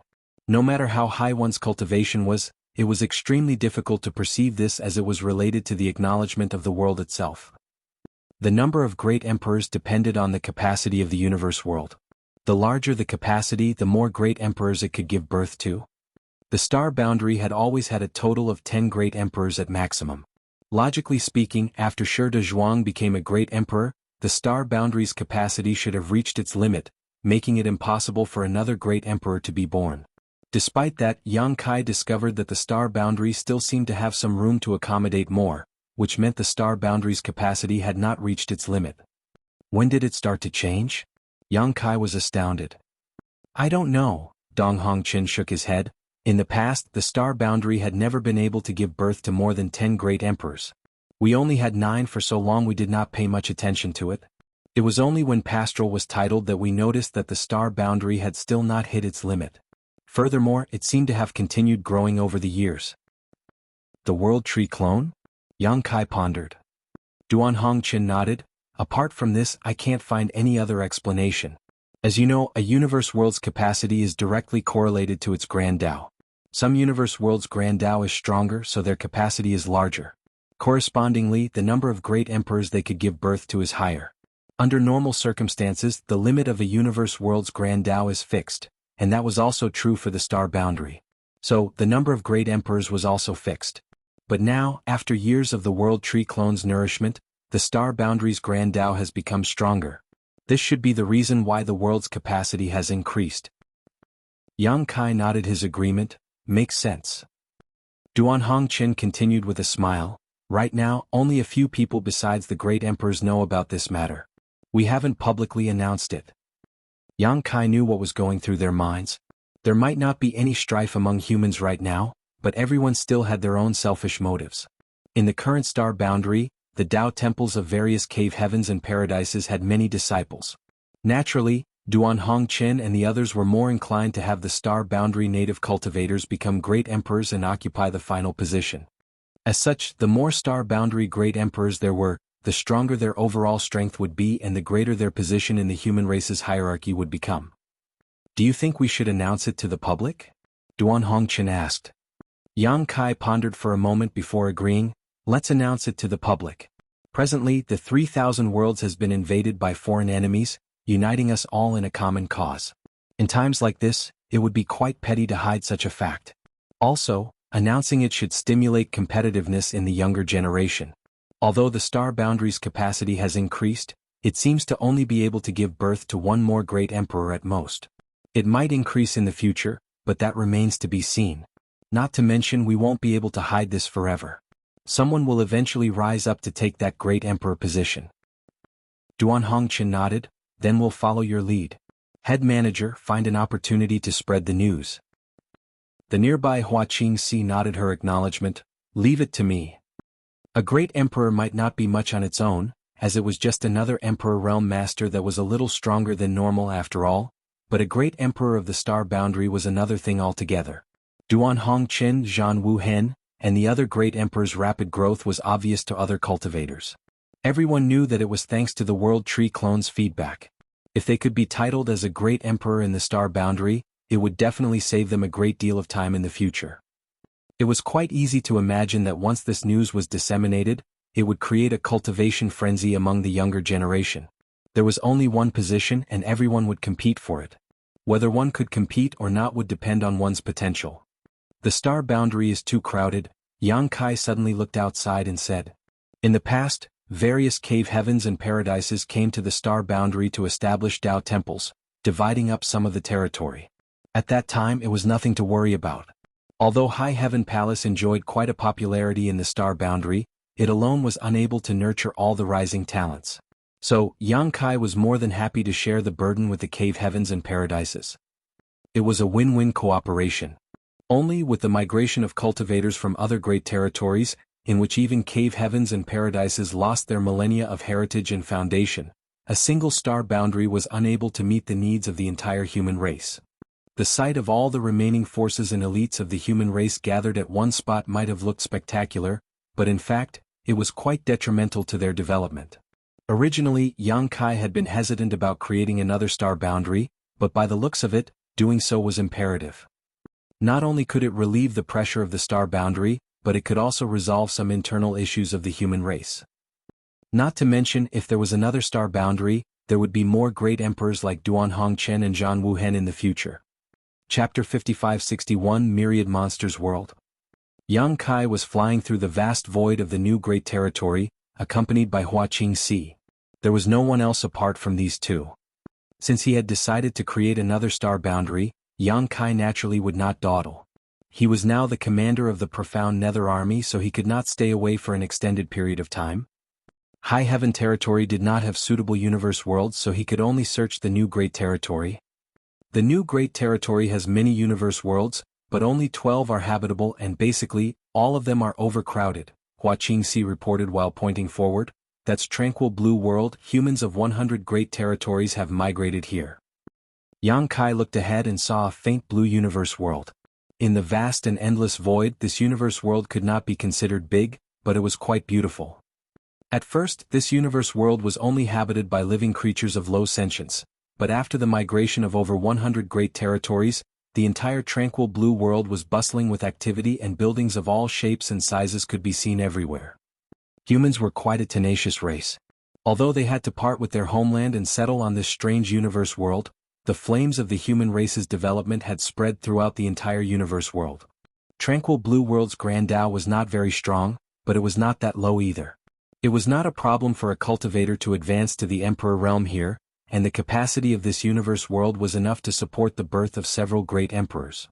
Yang Kai did not stay here for long though and continued to explore with Hua Qingxi. As Yang Kai and Hua Qingxi traveled to one universe world after another, he gradually gained a better understanding of the new Great Territories situation. Indeed, as Hua Qingxi had mentioned, there were 12 habitable universe worlds in the new Great Territory, and humans who had migrated from other great territories had more or less settled down on all of them. Furthermore, as there were too many humans, some of these universe worlds were as crowded as the star boundary. Are there any other universe worlds? Yang Kai asked. It was actually quite simple to create a second star boundary. He just had to pick one from these 12 universe worlds and plant the world tree clone on it. Then, after a few centuries, it would naturally turn into a second star boundary. In the beginning, the star boundary was almost shattered, but after the world tree clone was planted on it, it became an open heaven realm cradle. On the other hand, these 12 universe worlds were completely intact and even flourishing. Be that as it may, Yang Kai had his own plans. Palace Master, what kind of universe world are you looking for? Hua Qingxi did not know what Yang Kai had in mind. There are 3 more universe worlds besides these 12 habitable universe worlds, of which 2 worlds Grand Daos are incomplete. It would not be a problem for ordinary mortals to migrate to those worlds, but if cultivators live on them, their cultivation would progress very slowly. What about the third one? Yang Kai asked. There is also a universe world whose Grand Tao is quite strong, but its environment is a bit special. Great monsters run rampant there. Furthermore, there are many great monsters at the peak of the Emperor realm, so it would be quite dangerous for humans to reside on it without any protection from powerful masters. It was not that High Heaven Palace was unable to exterminate these great monsters. If a few Open Heaven Realm masters were deployed, the monster race would not be able to mount any resistance. It was just that it was their territory to begin with. If High Heaven Palace really did this, it would be inhumane and go against the heavens' will. So, when they arranged for the humans to relocate to the new Great Territory, this universe world was not taken into consideration and simply left alone. Yang Kai's eyes lit up after hearing this. Let's go take a look. Hua Qingxi quickly led the way. The two arrived at the periphery of a universe world half a day later.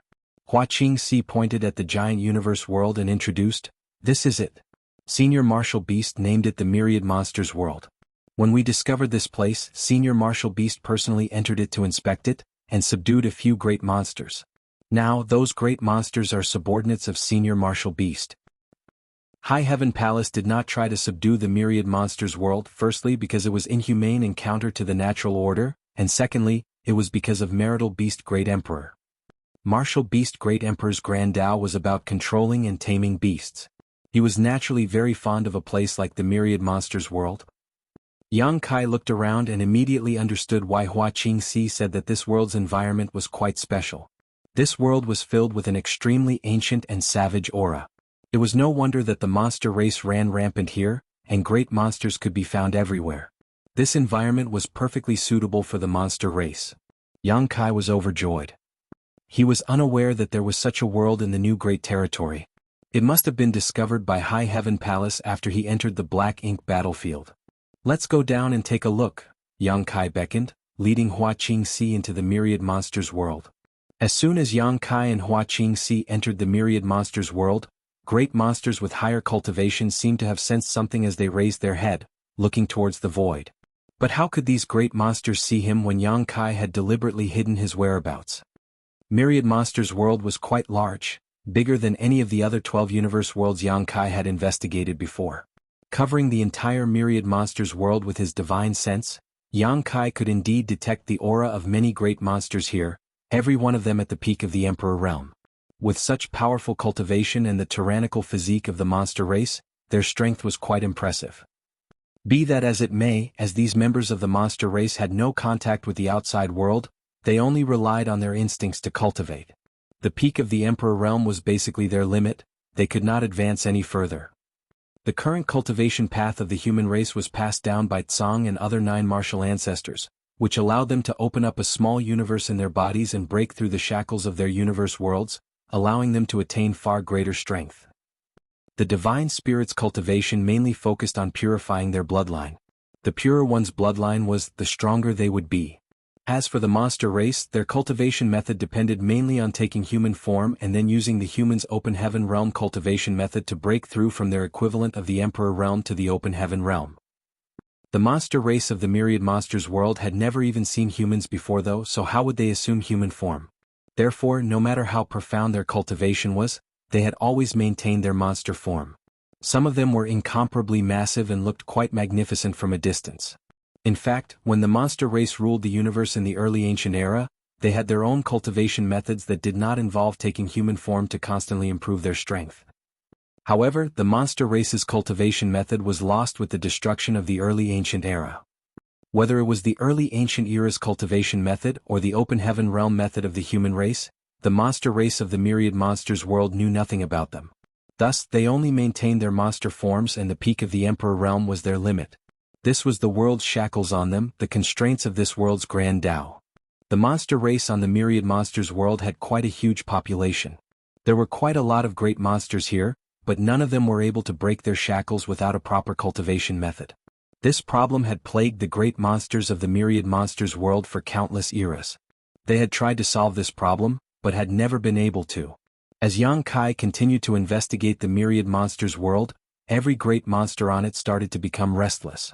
Although they were unable to detect Yang Kai or his aura, they still instinctively felt that a great catastrophe was looming over their heads. The monster race's instincts had always been quite sharp, so the strongest among them could faintly feel that someone had entered this world, someone whom they could not resist. It was not like this had never happened before though. Several hundred years ago, when Martial Beast Great Emperor had entered the myriad monsters world and subdued a few of the strongest great monsters, he too had given them a similar feeling. The surviving great monsters had personally witnessed this strange individual's strength. The strongest of the great monsters were unable to fight back against that tiny figure. That same feeling had once again descended today. All the great monsters began to lie low for fear of being targeted. They were also unaware of what fate befell those great monsters who were taken away by that human, but they were unwilling to hand their life and death over to others.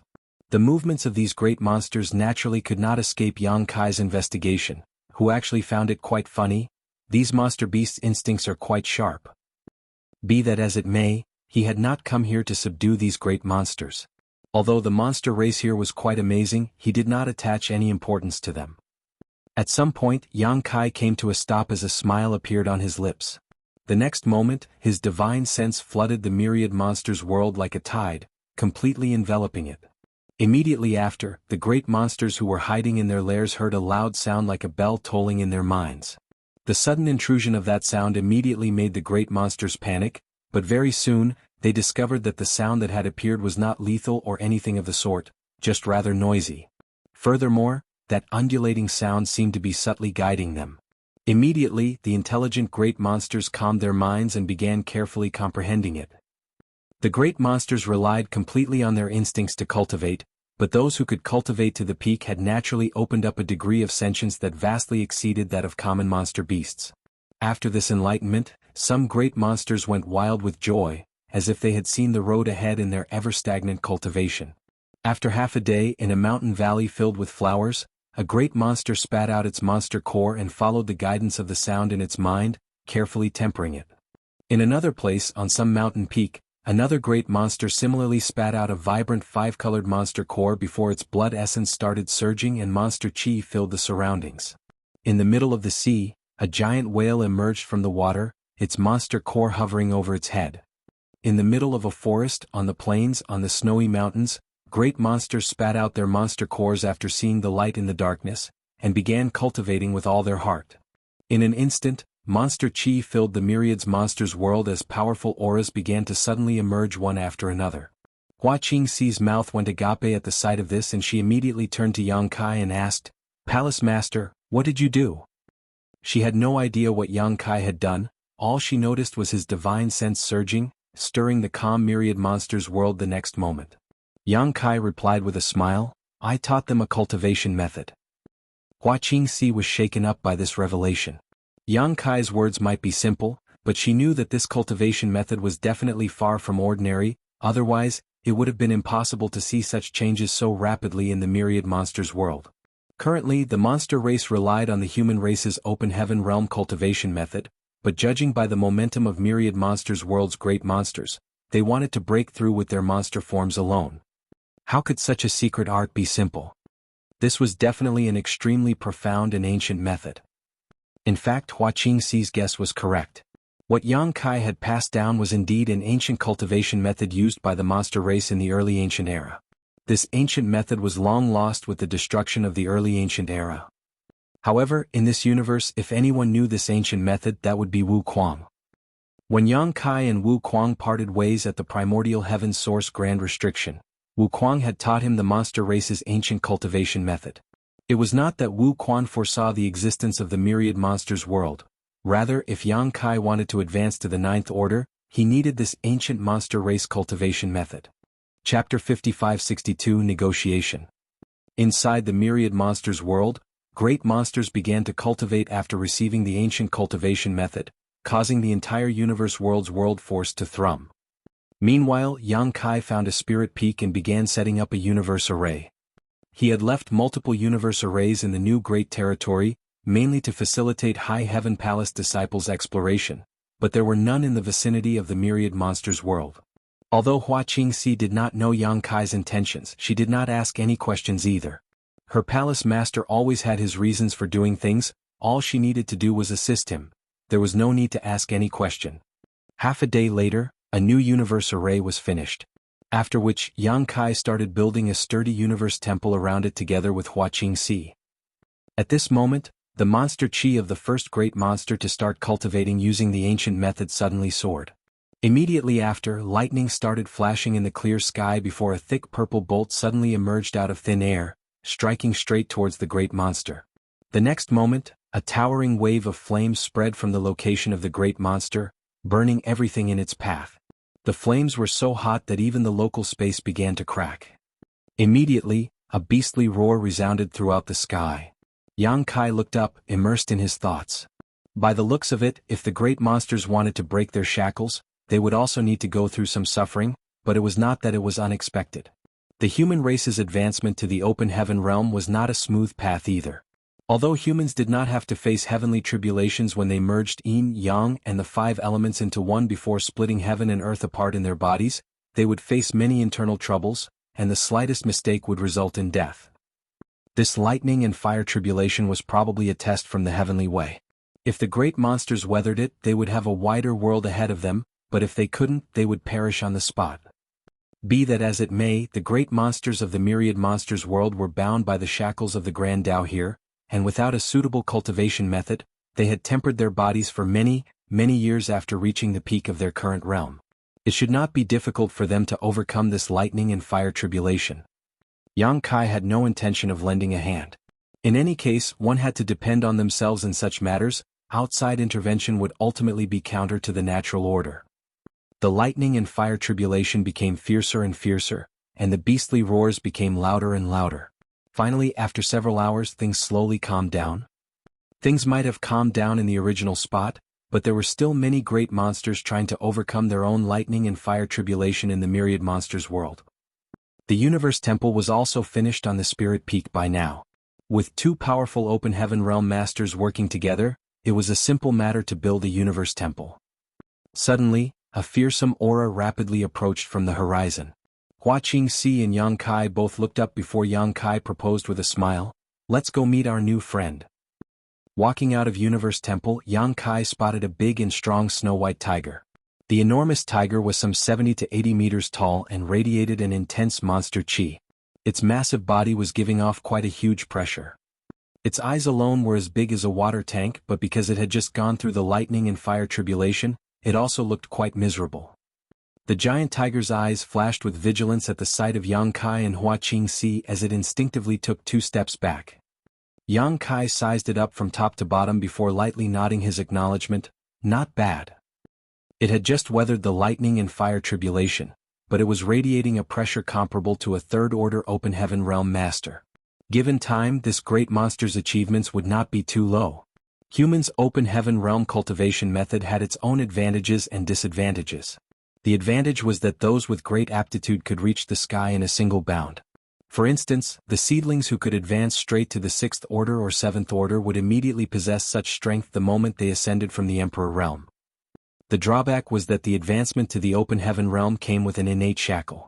The lower one's aptitude was, the lower would one's future limit be. It was for this reason that every 7th order elite was extremely treasured by the human race. On the other hand, divine spirits had no such shackles, and neither did the monster race. The divine spirits' advancement depended on their bloodline power. The purer one's bloodline was, the stronger one would be. The monster race's ancient cultivation method focused on tempering one's monster core.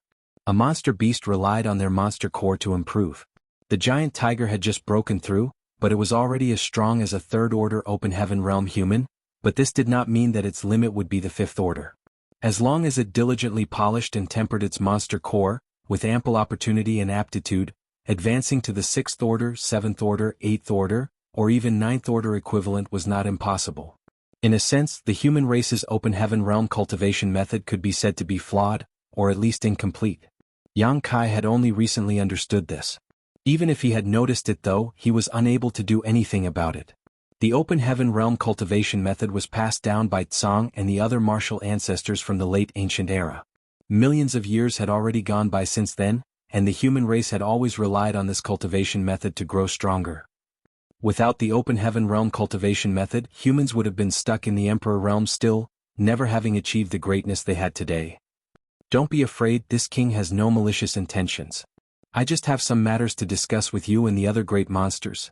Yang Kai looked at the giant tiger with an amiable look on his face. The giant tiger let out a growl as the vigilance in its eyes became even stronger. Who knew if it understood Yang Kai or not? Realization suddenly dawned upon Yang Kai as he muttered, I forgot that you have never communicated with humans before. Saying so, he stepped forward, stretching his hand towards the giant tiger's forehead. The giant tiger was startled and instinctively tried to dodge, but how could it? It helplessly watched Yang Kai's fingertip grow closer and closer before touching its forehead. Its fur all stood on end in fright. But very soon, it realized that Yang Kai had no intention of harming it. Instead, many strange things appeared in its mind. Yang Kai floated back as he spoke to the giant tiger with a smile on his lips. Now we can communicate. The giant tiger's eyes widened in shock. At this moment it suddenly discovered that it could understand Yang Kai. What's more, if it wanted to, it could speak with the opposite party. It tried to open its mouth, asking in somewhat broken human language, "You?" Yang Kai replied, smiling, I am the Palace Master of High Heaven Palace, Yang Kai. How would the giant tiger know what this High Heaven Palace was? Quickly assimilating the new language it had been taught, it asked again, What you do here? Yang Kai answered, Today, I have come to your precious land to teach you a cultivation method and help you escape from the shackles of this universe world's grand Tao. In exchange, I will send a few people here to cultivate. I hope all of you will restrain the other monster race members and not harm these humans. The giant tiger had some difficulty understanding everything that was said, but it ultimately comprehended Yang Kai's intentions and angrily proclaimed, This place is mine. The monster race was extremely territorial. When it heard that Yang Kai wanted to send humans to cultivate here, it naturally was not too happy about it. Yang Kai responded with a smile, It used to be. The giant tiger was momentarily taken aback before asking, What about the future? This world is mine from now on. The giant tiger understood Yang Kai's words and immediately growled, Why? Yang Kai thought for a moment before replying, Because I'm stronger than you. The giant tiger appeared to have something to say, but it did not know how to put it into words, so it simply chose not to say anything. It leapt up and bit towards Yang Kai, Die. Yang Kai simply flicked his finger towards the giant tiger's head, sending it tumbling back. It was immediately hit with a fit of dizziness and shook its head for a long while, but was still unable to stand up. Only now did it realize that the tiny human before him was extremely strong, so strong that it could provoke him. Yang Kai jumped up and landed on its head before lowering his head and asking, Is this territory yours or mine? The giant tiger's eyes took a moment to focus before it replied, I can't say. The giant tiger's territory was just a small portion of the vast myriad monsters world, and there were naturally others who occupied other territories. Yang Kai immediately understood. The next moment, space principles started undulating as he stretched his hand out and clasped it. What happened next completely horrified the giant tiger as great monsters of all shapes and sizes suddenly appeared out of thin air and were thrown in front of it. The giant tiger recognized some of these great monsters while some were unfamiliar, though it seemed to know about most of them at least. All these great monsters were scattered throughout the myriad monsters world and were the strongest members of the monster race. But now all of them have been captured and brought here by Yang Kai. With the sudden change in their surroundings, all the great monsters were a little absent-minded, unable to understand how they suddenly appeared here. Yang Kai ordered the giant tiger, "Pass on my words and see who dares to refuse." The giant tiger was filled with incomparable anguish, but under Yang Kai's strong arming, it had no choice but to communicate with the other great monsters and convey Yang Kai's intentions. While the great monsters were conversing, they would look towards Yang Kai with eyes filled with dread. At this moment, they also came to know who imparted to them the ancient cultivation method. Furthermore, when someone as strong as the giant tiger was unable to resist the opposite party, how could the other great monsters dare to cause trouble? They simply could not afford to provoke this human. The next moment, all the great monsters withdrew their auras as if they had reached some consensus. Yang Kai was satisfied with this. The giant tiger suddenly started speaking, "Those two don't agree, they want to eat you." Saying so, it stretched out its claws pointing towards two great monsters. The two great monsters who were being pointed at instantly had their hair stand on end, and the hedgehog-like great monster of the two angrily shouted, Nonsense. We agree?" Originally, the tiger wanted to bully these two great monsters he had a grudge with. Thinking they did not understand human language, they would be unable to refute, but much to its surprise they could speak the human tongue as well. The giant tiger realized that when this human had captured and brought these great monsters here, he must have secretly done something. Yang Kai jumped down from its body and patted its massive head, stating, "Good, since everyone has agreed, this myriad monsters world will be this Yang's territory from now on. In the future, I will send some humans to cultivate here. I hope that everyone can restrain your subordinates and stop them from attacking those humans." Yang Kai really found the giant tiger's antics quite funny. The giant tiger was quite the schemer, actually trying to murder with a borrowed knife. He wondered what kind of grudge those two great monsters had with the giant tiger. One of the black-furred great monsters, who looked like a jackal, asked, "What happens if they harmed?" Yang Kai slightly smiled, "What do you think?" Although Yang Kai's tone was quite light, as if he was joking, all the great monsters had a chill run down their spine. They realized that this human was not joking. If such a thing really did happen, the monster race member who attacked the humans would definitely be killed. Another great monster asked, "What if humans hurt us?" Yang Kai assured, "Don't worry, I will also make it clear to the humans who are sent here to cultivate that they are not to harm the monster beasts of the myriad monsters world. Anyone who dares to break this rule will be killed as well." The great monsters looked at each other before nodding lightly. It was only fair that both sides were not allowed to harm or kill at will. If the humans could attack them at will but they could not even retaliate, then they could never agree. By the looks of it, this human was quite fair. "All right, this matter is settled. Everyone please return." Yang Kai waved off. It was not that hard for him to subdue the entire monster race of the myriad monsters world. Perhaps he could use gentler methods to accomplish this, but Yang Kai did not have the time to do so. When even the divine spirits of the grand ancient ruins boundary were beaten into submission by him, what would monster beasts of the myriad monsters world count for? Chapter 5563, Recovering the Embodiment. The great monsters left one after another. Very soon, beastly roars could be heard coming from everywhere on the myriad monsters world. Obviously, the great monsters were passing down Yang Kai's decree. Hua Qingxi walked to Yang Kai and asked, confused, "Palace Master, are you sending someone here to cultivate?" Yang Kai nodded his agreement, "Yes. But the myriad monsters world's grand Tao is tailored towards the monster race's cultivation, so it might not be suitable for humans." Previously, High Heaven Palace had also considered whether they should arrange for some humans to settle down on the myriad monsters world, but the population of the monster race on this world was huge, and if they allowed humans to settle here, there would definitely be some conflicts every now and then. More importantly though, this world's grand Tao was far more suited for the monster race. If humans cultivated here, they would have to work twice as hard for half the results. However, Yang Kai stated mysteriously, it might not have been suitable in the past, but that may not be so in the future. Saying so, he took out a small sapling and made his way to the utmost top of the spirit peak before carefully planting it. A look of suspicion appeared on Hua Qingxi's face as she vaguely found this small sapling a little familiar, but at the same time she failed to recognize it. While she was still mulling over the issue though, she saw the little sapling's branches sway before it started growing at a speed visible to the naked eye.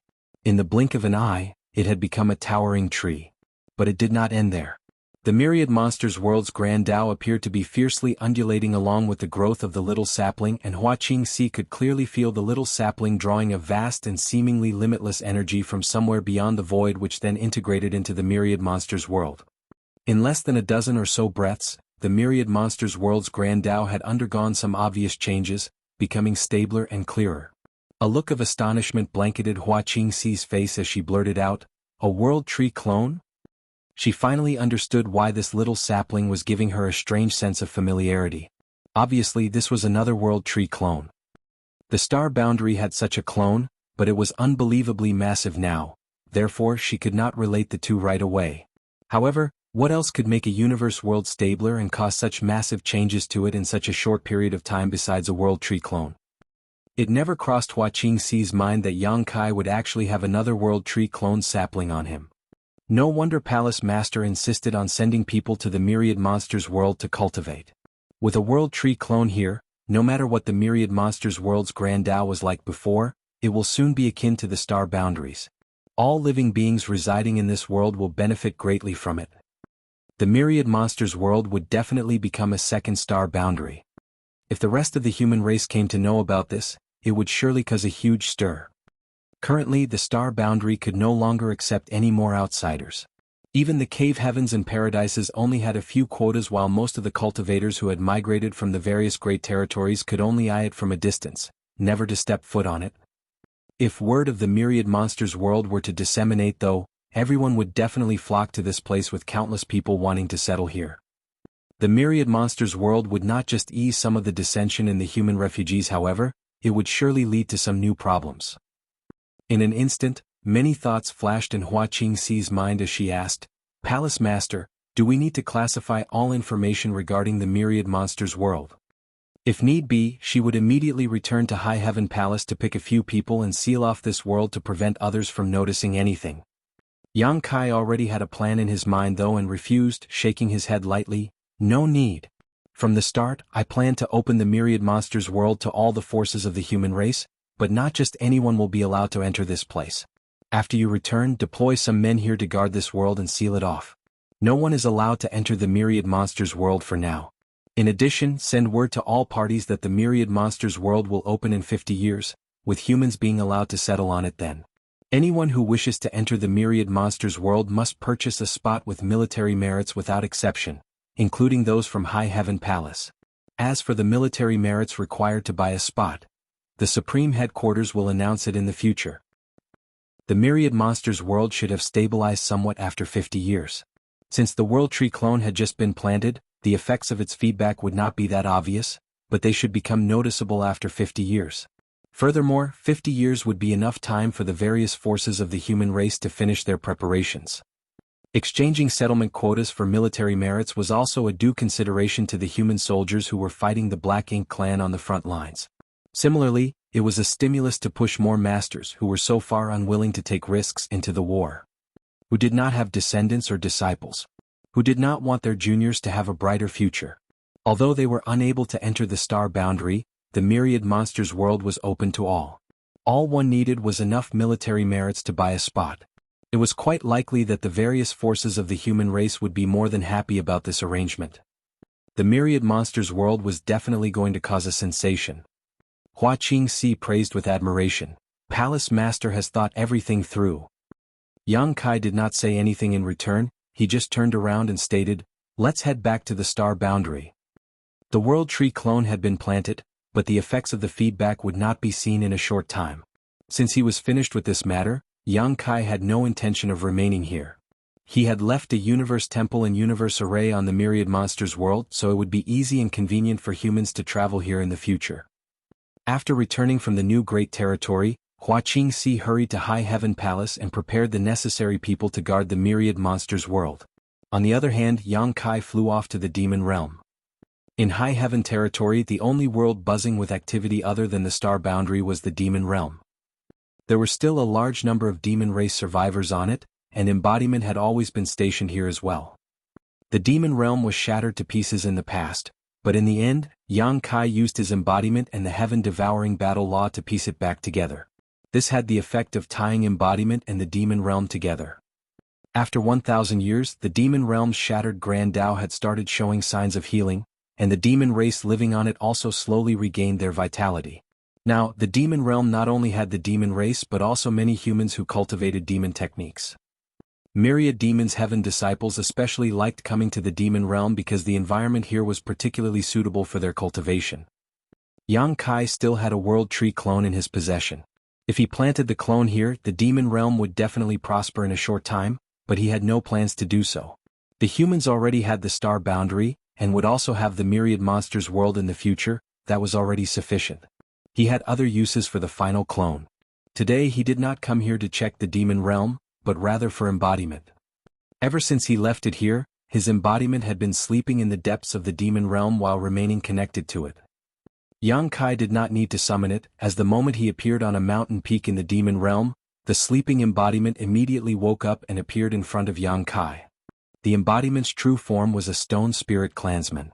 It could be considered Xiao Zhao's clansman, but when it was hatching, it failed to gain sentience. Yang Kai didn't know why at the time, but later found out there could only be a maximum of 10 stone spirit clansmen at any given time, and the maximum had been reached. Yang Kai had placed his soul clone in it at that time, turning it into a kind of avatar. In the past, embodiment had saved Yang Kai during many crises. Although they had not seen each other for 1,000 years, Yang Kai did not feel any unfamiliarity. After all, embodiment was a part of him, only it was a different existence that carried a piece of Yang Kai's soul. As expected, I've become quite strong, the embodiment marveled, looking Yang Kai up and down. Yang Kai grinned, there are no outsiders here, there is no need to toot your own horn. Compared to the true body, embodiment was far weaker. Yang Kai felt that it was only as strong as a fifth-order open heaven realm master, which was nothing before the current Yang Kai who had killed many feudal lords and territory lords. Because it was one with the demon realm, it was impossible for embodiment to actively cultivate and grow stronger. Instead, the more perfect the demon realm's Grand Tao was, the stronger it would become, and vice versa. The strength embodiment could show was basically equivalent to the strength of the demon realm's Grand Tao. In other words, the combined world force of the demon realm was equivalent to that of a fifth-order open heaven realm master's small universe. Compared to the star boundary, the gap was simply enormous. Furthermore, the embodiment also had another huge limitation. Ever since it had used the heaven-devouring battle law to rebuild the demon realm, it couldn't go far from it. It could be said that the current embodiment was not much help to Yang Kai anymore. Yang Kai stretched out his finger, laying it on embodiment's forehead. The next moment, a variety of information was instantaneously transferred to the embodiment's mind. When Yang Kai withdrew his finger, the embodiment nodded his understanding. So that's how it is, this technique is indeed quite profound. Yang Kai added, sighing, sure is truly amazing to have created this secret art, but no one has ever attempted to cultivate it before, so it's hard to say if it will succeed. At the end of the day, it represents hope. Even if it doesn't succeed, we won't suffer much of a loss. Yang Kai refuted, shaking his head, if we're not careful, it might backfire on me. Embodiment asked with a smile, do we have a choice? Helplessness immediately took over Yang Kai's face as he shook his head, I'm afraid not. Embodiment continued, then what is there to hesitate about? We can't wait for the universe furnace to just show itself, right? Who knows how long that will take. Saying so, embodiment approached Yang Kai, today you and I will become one once more. We'll advance to the 9th order and vanquish Mo. As embodiment approached, his figure became more illusory and transparent before merging into Yang Kai's body. Yang Kai's body trembled slightly as lightning appeared in the sky above his small universe. At this moment, the world force became richer and denser. Embodiment's energy was Yang Kai's energy, so now that the two were rejoined, all its strength became Yang Kai's strength, increasing his cultivation. Be that as it may, as embodiment was not that strong, this increase was not that obvious. When embodiment merged with Yang Kai, nearly 1,000 years of his memories also integrated with Yang Kai's mind, but as embodiment had been asleep this whole time, those memories were quite simple. By the time Yang Kai came to his senses, Embodiment's figure was no longer before him, only a gust of wind blowing up some loose sand. At this moment, all the living creatures on the demon realm looked towards the sky one after another. They could vaguely feel that the demon realm had changed somehow, but they were unable to tell how. Another gust of wind blew up as Yang Kai disappeared from his spot. More than a month later, a piece of news spread from High Heaven Palace. High Heaven Palace's palace master, Yang Kai, had created 3 sealed worlds in the vicinity of the star boundary using his own strength. These sealed worlds were known as Space Dao Sealed World, Time Dao Sealed World, and Spear Dao Sealed World. These 3 sealed worlds contained the profundities of these 3 grand Daos, and anyone could enter them to comprehend these grand Daos after passing a few tests. As soon as this news was disseminated, the entire human race became abuzz with activity. Countless young geniuses scrambled to enter these sealed worlds, and in a flash, the surrounding void of these 3 sealed worlds was constantly crowded with people. Chapter 55-64, Returning to Profound Nether Territory. The Spear Dao was one thing, but the Dao of Time and Dao of Space had always been the most abstruse and esoteric of grand Daos. Since ancient times, very few cultivators had been able to cultivate them. Only the Dragon and Phoenix clans could dabble in these 2 grand Daos, relying on their bloodline talents. Yang Kai's strength was obvious to all. Although he was also an 8th Order Open Heaven Realm Master, others in the 8th Order would find it difficult to fight against a single innate territory lord. On the other hand, the number of innate territory lords who had died at Yang Kai's hands needed more than 2 hands to count. He even managed to escape from the pursuit of royal lords. It was all thanks to his mastery over these 2 grand Daos. Now he had created 3 sealed worlds using his grand Daos as the basis. It was a given that people would flock to them. Putting everything else aside, so long as they could inherit some of Yang Kai's legacy, they could enjoy endless benefits. In a flash, countless cultivators flocked towards the vicinity of the star boundary to explore the 3 sealed worlds. Unfortunately, only a few of them had any real gains. The Dao of Time and Dao of Space were indeed too obscure and difficult to understand. Even if many people believed themselves to be quite talented, they still found it extremely hard to comprehend the mysteries of these 2 grand Daos. On the other hand, the Spear Dao Sealed World benefited many people. Compared to Dao of Time or the Dao of Space, the Spear Dao was undoubtedly more common and easier to comprehend. Everyone believed that Yang Kai had left these sealed worlds for the betterment of the human race, but only a few knew that he had actually created them for the disciples who had come out of the Void Dao Temple. If others could gain anything from these sealed worlds, it was naturally better, but it was also fine for them to obtain nothing. There were quite a lot of disciples who had come out from the Void Dao Temple. As they were born and raised in Yang Kai's small universe, many of them had inherited his talent in 1 or 2 of his primary grand Daos. For instance, Wan Lushan, whom Yang Kai encountered in Acacia territory, was proficient in the Dao of Space. There should be many disciples like Wan Lushan, many of whom Yang Kai did not even know the names of. Although these disciples had inherited some talent in Yang Kai's 3 grand Daos, their attainments were generally not that high. Without anyone guiding them, their future cultivation would be thorny and they would have to take many detours. There were many disciples like this, and there might be even more in the future. How could Yang Kai have the time to guide them one by one? After thinking about it for a while, he decided to leave 3 sealed worlds for them to comprehend on their own. The 3 sealed worlds were built using Yang Kai's comprehension and life experience in the 3 grand Daos. So long as one was not too dull, they would be able to gain some benefits from them. Even Yang Shao, Yang Shui, as well as Zhao Yi Bai, Zhao Ye, and the others were thrown into the 3 sealed worlds to cultivate. The 3 sealed worlds caused quite a stir, but that was nothing compared to what came next, for the Human Race Supreme Headquarters soon after released a piece of sensational news. 50 years from now, a second universe world with a World Tree clone would open. At that time, anyone who wanted to send their descendants or disciples to this new universe world to cultivate could purchase a spot with military merits. This news not only created a buzz among the humans refugees, but even made the soldiers on the front line feverish. Currently, the star boundary was the most important base of the human race. It was also the only open heaven realm cradle in existence. The star boundary had given birth to countless elites and geniuses over the last 1,000 years, producing geniuses who advanced straight to the 6th order and even 7th order in massive quantities. But why was this? It was all thanks to the World Tree clone's feedback. The star boundary itself was nothing out of the ordinary. In fact, there were many universe worlds like or even better than the star boundary in the past. All of its glory and prosperity was thanks to the World Tree clone. It could be said that the star boundary had become an open heaven realm cradle in the current age because of the world tree clone. Who would not want to reside in the star boundary? Who would not want to send their disciples and descendants to cultivate in this miraculous universe world? A disciple, who only had the aptitude to advance to the fourth order, might be able to break through directly to the fifth order or sixth order after cultivating in the star boundary. It was just a gap of one order, but it would set one's future achievements worlds apart. Be that as it may, the star boundary was overcrowded already and it was very difficult for ordinary people to enter and settle down there. Even the cave heavens and paradies had few quotas every year, so it was even more impossible for other forces to set foot there. But now, the Supreme Headquarters had announced that a second universe world with a world tree clone would be open for settlement 50 years from now. What did this mean? It meant that a second star boundary would be born, meaning that more humans could benefit from the world tree's feedback. It meant that those who had been yearning to enter the star boundary but were unable to do so would have a chance to fulfill this dream. This news immediately created a huge sensation throughout the human race.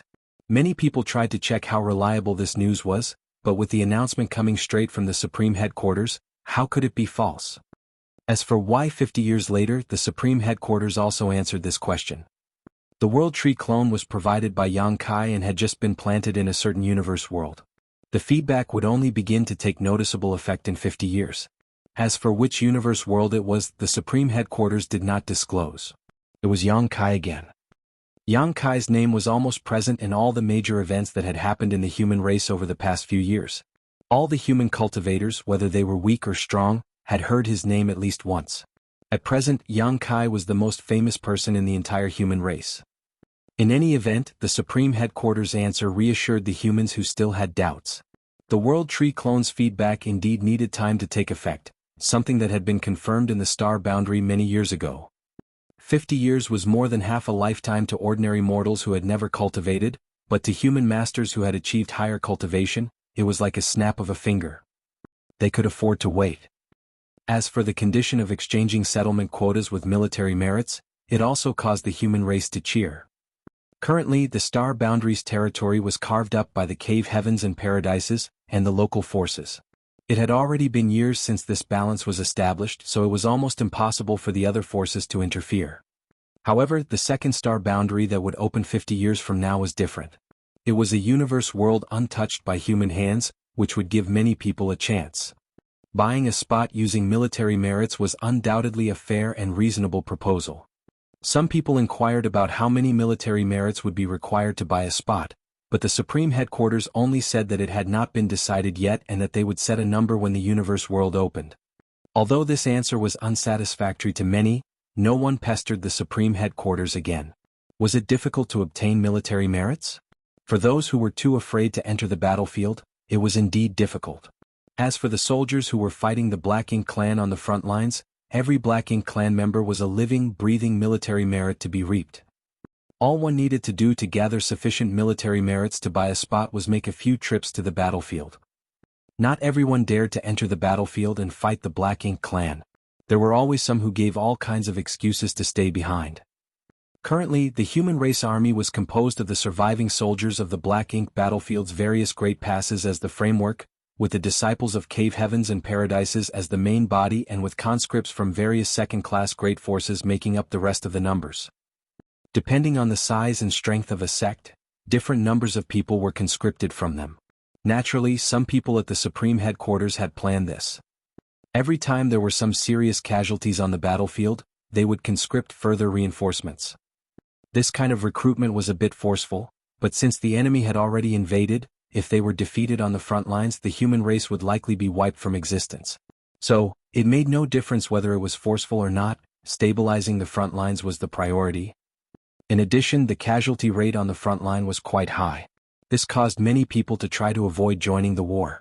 Although some were quite strong in their own right, they would rather hide in the rear where it was safe. Some were afraid and avoided the battle, while some were eager to join the fight.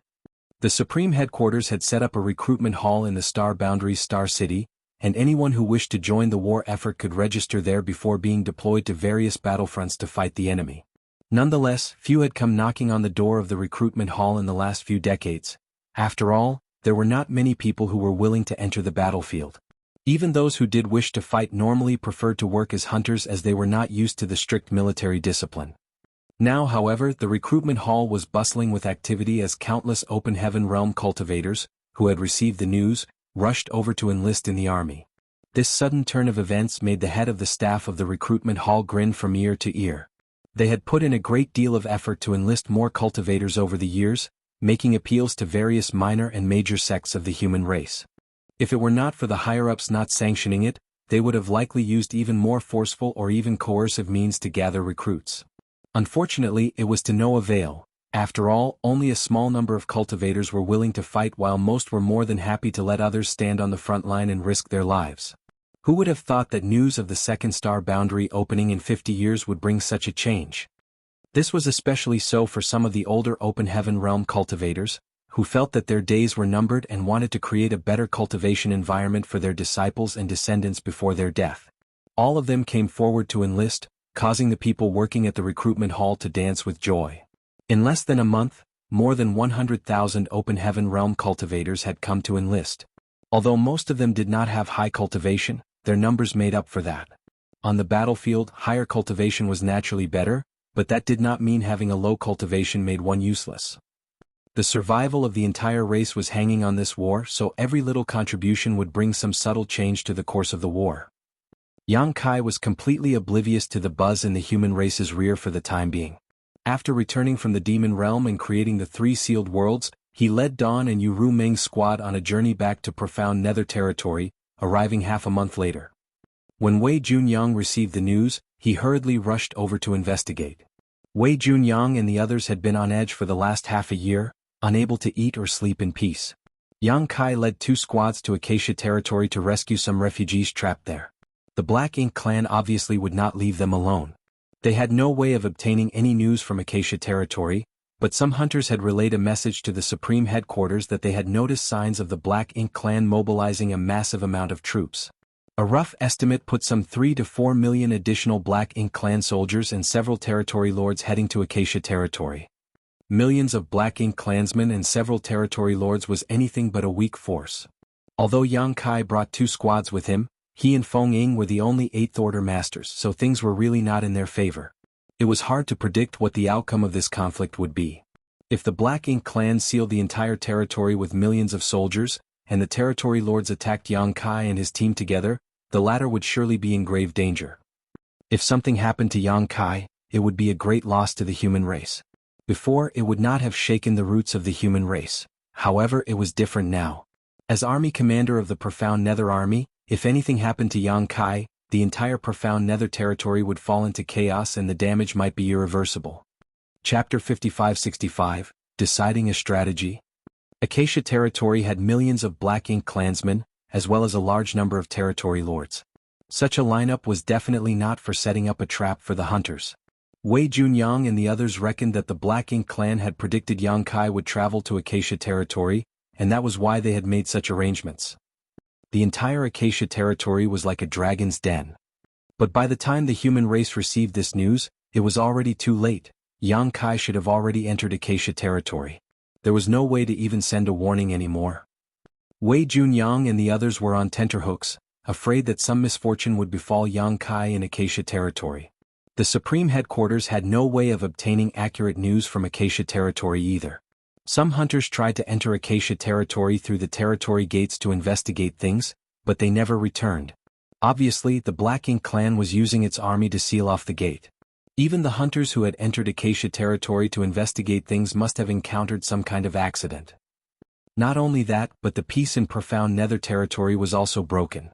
The reason why Profound Nether territory had been able to remain peaceful was because the territory lords were afraid of Yang Kai's unpredictable killing methods. They did not dare to make a rash move with him around, but now that they had received accurate reports that the Profound Nether army commander Yang Kai was trapped in Acacia territory, why would they need to be afraid? Wei Junyang, Yang Lai and the others were strong, but the territory lords could still deal with them. Yang Kai was the one who gave them a splitting headache. The Black Ink clan immediately mobilized their troops and began attacking the human race on all fronts. Both sides seemed to have returned to the old days where they fought constantly.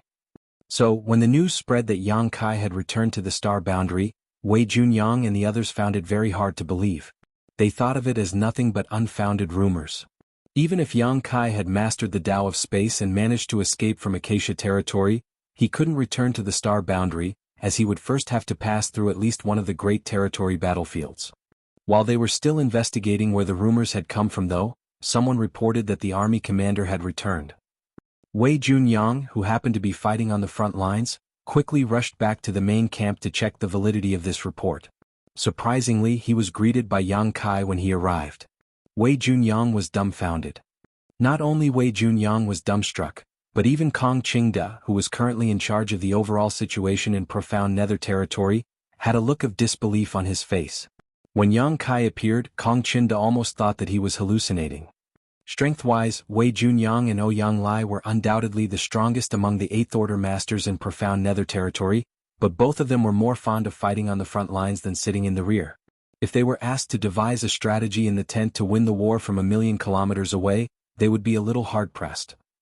On the other hand, Kong Qingda of 9 Stars Paradise was a far better strategist than the other Eighth Order Masters present. He had been the brains behind all the major human deployments in Profound Nether Territory all these years.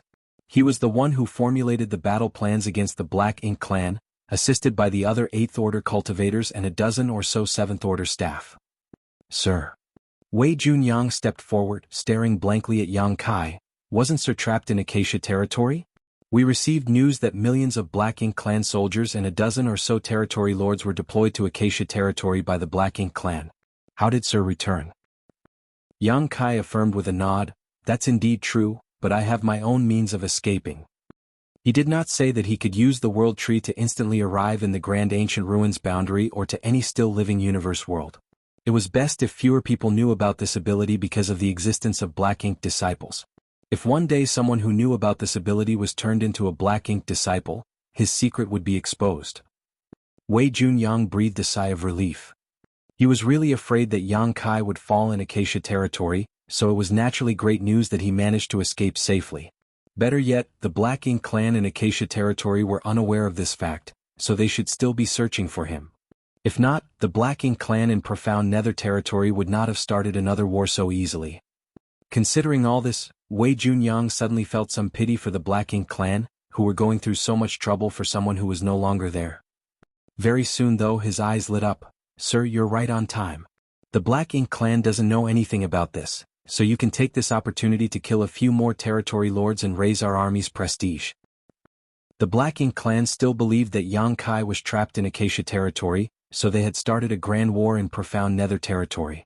Since Yang Kai was already back though, he could conceal himself and secretly hunt a few territory lords. Yang Kai nodded and agreed, I had the same idea and was about to discuss it with senior brother Kong. As soon as he returned, Yang Kai discovered that another battle had broken out in Profound Nether territory. He vaguely understood what the Black Ink clan was thinking, so he did not reveal himself immediately. Instead, he went to the frontline camp and looked for Kong Qingda, who was in command of this place, to ask for his opinion. Yang Kai wanted to ask where the resident strategist felt it would be best for him to act. Last time, when Yang Kai had killed 3 territory lords, it had forced the Black Ink clan into a complete retreat from the main front. This was a rare opportunity and might be the last. So long as he was in Profound Nether territory, the Black Ink clan would be on guard against him. Soul-rending thorns were not flawless. The experiences in Acacia territory made Yang Kai realize that if the territory lords guarded their souls diligently, the effect of the soul-rending thorns would be greatly reduced. If 2 territory lords acted together and were on guard against him, it would be difficult for him to eliminate them in one blow. If he was unable to kill the territory lords in a single surprise attack, his current strength made it almost pointless to simply fight it out with them instead. In the tent, the entire void map of Profound Nether territory was laid before Yang Kai and the others. This map was jointly created by artifact refiners and array masters in the army and gave a detailed overview of the entire Profound Nether territory. It was extremely intuitive to use and clear to understand. There were 3 territory gates on the map. The human race and Black Ink clan occupied one each, and the last one was ownerless. The 2 sides had been fighting for control of this final territory gate, but neither of them was able to occupy it for long, so it had changed hands multiple times over the past few decades. Yang Kai was appointed the army commander of the Profound Nether army in a rather rushed manner, and immediately after, he had left for Acacia territory to save the humans trapped there. So, he was not too knowledgeable about profound Nether territory's current situation. It would not have mattered if he was just an ordinary 8th Order master, as all he would have to do was follow orders. But now, he was the army commander in charge of overseeing the entire profound Nether territory. It would be improper and a dereliction of duty for him to be ignorant of even the basic situation. After listening to Kong Qingda's presentation, Yang Kai had a first grasp of the strength of the profound Nether army, the number of high-rank Open Heaven Realm Masters available for deployment, and the distribution of the 8th Order Masters. The profound Nether army might have anecdotally been called a million-strong force, but that could not be farther from the truth. Perhaps they might have had that many soldiers in the past, but after several decades of constant war, the army had suffered massive casualties. Now, the profound Nether army only totaled some 650,000 soldiers. As for the main battlefield, almost half of the army was deployed there, as it was the primary focus of the Black Ink clan. So long as they could defeat the humans on the main battlefield, they would have a chance to occupy the territory gate that was currently being controlled by the enemy, and then they could continue to mop up the rest in the profound Nether territory. The main battlefield had the most soldiers, and almost half of the 8th Order Masters were deployed there, guarding against the various territory lords.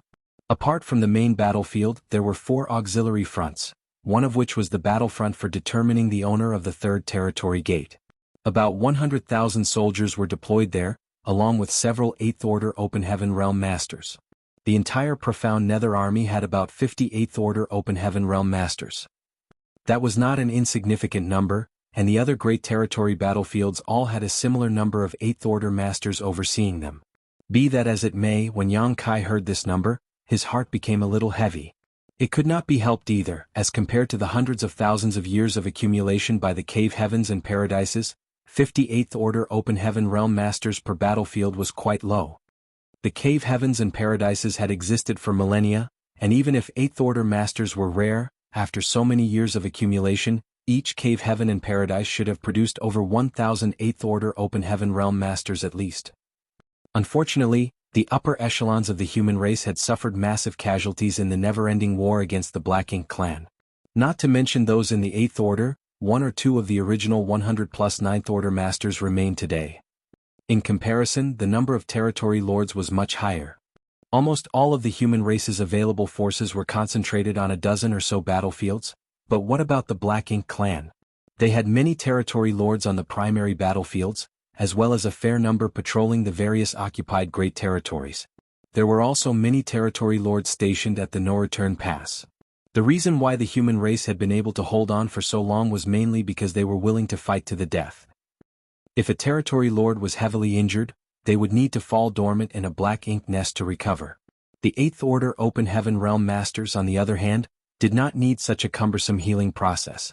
As such, even if there were far more territory lords than 8th Order Masters, the humans could barely hold on. Of course, this kind of status quo was extremely tenuous, and the human race was at a disadvantage on most fronts. The human race needed the younger generation to mature in order to produce more masters.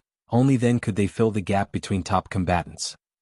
The territory lord commander of the Black Ink clan in profound Nether territory is called Six Arms, yes? Yang Kai suddenly asked. He still had some impression of Six Arms as last time, when he had borrowed the territory gate occupied by the Black Ink clan. It was Six Arms who had come forward to discuss it with him. Wei Junyang nodded before quickly realizing Yang Kai's intention. Sir, do you want to set up prestige by taking out Six Arms? Yang Kai did not deny it. If I can kill Six Arms, the Black Ink clan should be docile for a while. Wei Junjiang, however, rejected this suggestion, shaking his head. Six Arms won't be easy to kill. He is a very cautious foe. Once I and Ouyang Lai had tried to take him out, but we failed in the end. Furthermore, he rarely comes out to fight personally and usually acts as a rear guard only. Yang Kai furrowed his brow. He's actually so cautious. He could not understand why, but he had a feeling that most of the territory lords were very afraid of death. Yu Gong, the one he had run into in Acacia territory, was also like this. These innate territory lords were directly created by Mo, so logically speaking, they should be the most zealous among the Black Ink clan. Could it be that Mo also fears death greatly, and these territory lords were affected by it unconsciously? Yang Kai shook his head, collecting his thoughts. Furthermore, even if we kill Six Arms, it won't have a fatal impact on the Black Ink clan. There is not much difference in strength between territory lords, so even if Six Arms dies, the Black Ink clan would soon elect another commander, Kong Qingde added. Yang Kai looked at him, then Senior Brother Kong, where do you think I should start? Kong Qingde smiled and pointed towards a certain spot. Here. Yang Kai raised his brow slightly, why here? The location Kong Qingde pointed at was one of the auxiliary fronts, which surprised Yang Kai a little, as his original idea was to create some chaos on the main battlefield. Kong Qingde quickly explained, 5 territory lords are overseeing this front. With Sir's lightning speed, you should be able to quickly kill 1 or 2 territory lords, and if you cooperate with the 8th Order masters there, we may be able to kill all 5 of them. Chapter 5566 Auxiliary Front. This is a rare opportunity. Since Sir wants to launch a sneak attack, you should naturally choose the best method to kill as many territory lords as possible. Kong Qingde pointed towards the main battlefield. There might be many territory lords on the main battlefield, but each of them is coordinating with the others from a distance. Once Sir makes a move, the other territory lords will definitely be on guard. By then it will be difficult to achieve anything significant. Yang Kai pondered for a moment before nodding and agreeing, you're right. The main battlefield was undoubtedly the most important, but the war in profound Nether territory was not something that could be ended in 1 or 2 battles. The human race could not hope to defeat the Black Ink clan in a short period of time either. This was a war that was destined to last decades if not centuries.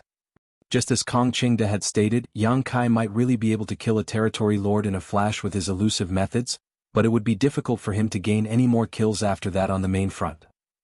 The auxiliary fronts were different as there were not that many territory lords overseeing each of them. Even if Yang Kai was exposed, it would be extremely difficult for the territory lords to escape as they would first have to fight off the 8th Order Open Heaven Realm Masters standing in their way. At that time, so long as the 8th Order Masters kept them pinned down somehow, Yang Kai would be able to break the balance of the battlefield, and turn the tide in their favor. Then it's decided. Yang Kai pointed towards that defensive line before he turned around and left, his voice echoing in Kong Qingde's ears. I'll have to trouble Senior Brother Kong to send a message to the division commanders to make preparations. Kong Qingde cupped his fist and replied, yes sir. The nearby Wei Junyang breathed a light sigh, looking at Yang Kai's departing figure. I really want to see him advance to the 9th Order. That would really be something. As someone who had killed many innate territory lords as an 8th Order Open Heaven Realm Master, if Yang Kai could break through to the 9th Order, he would naturally be able to suppress the royal lords. In that case, the pressure on the human race would be significantly reduced. At present, the top forces of both races were keeping each other in check. The human race had 2 9th Order Masters and a giant spirit god, while the Black Ink clan had 2 Black Ink giant spirit gods and a royal lord. This status quo could be said to have been deliberately created by the human race, while the Black Ink clan went along with it. This situation was advantageous to the Black Ink clan because whether it was the number of territory lords or the size of the army, they held an edge over the humans. The human race was barely able to maintain the current situation by stubbornly holding on to a dozen or so great territory battlefields. What they were waiting for was a chance for the younger generation to grow.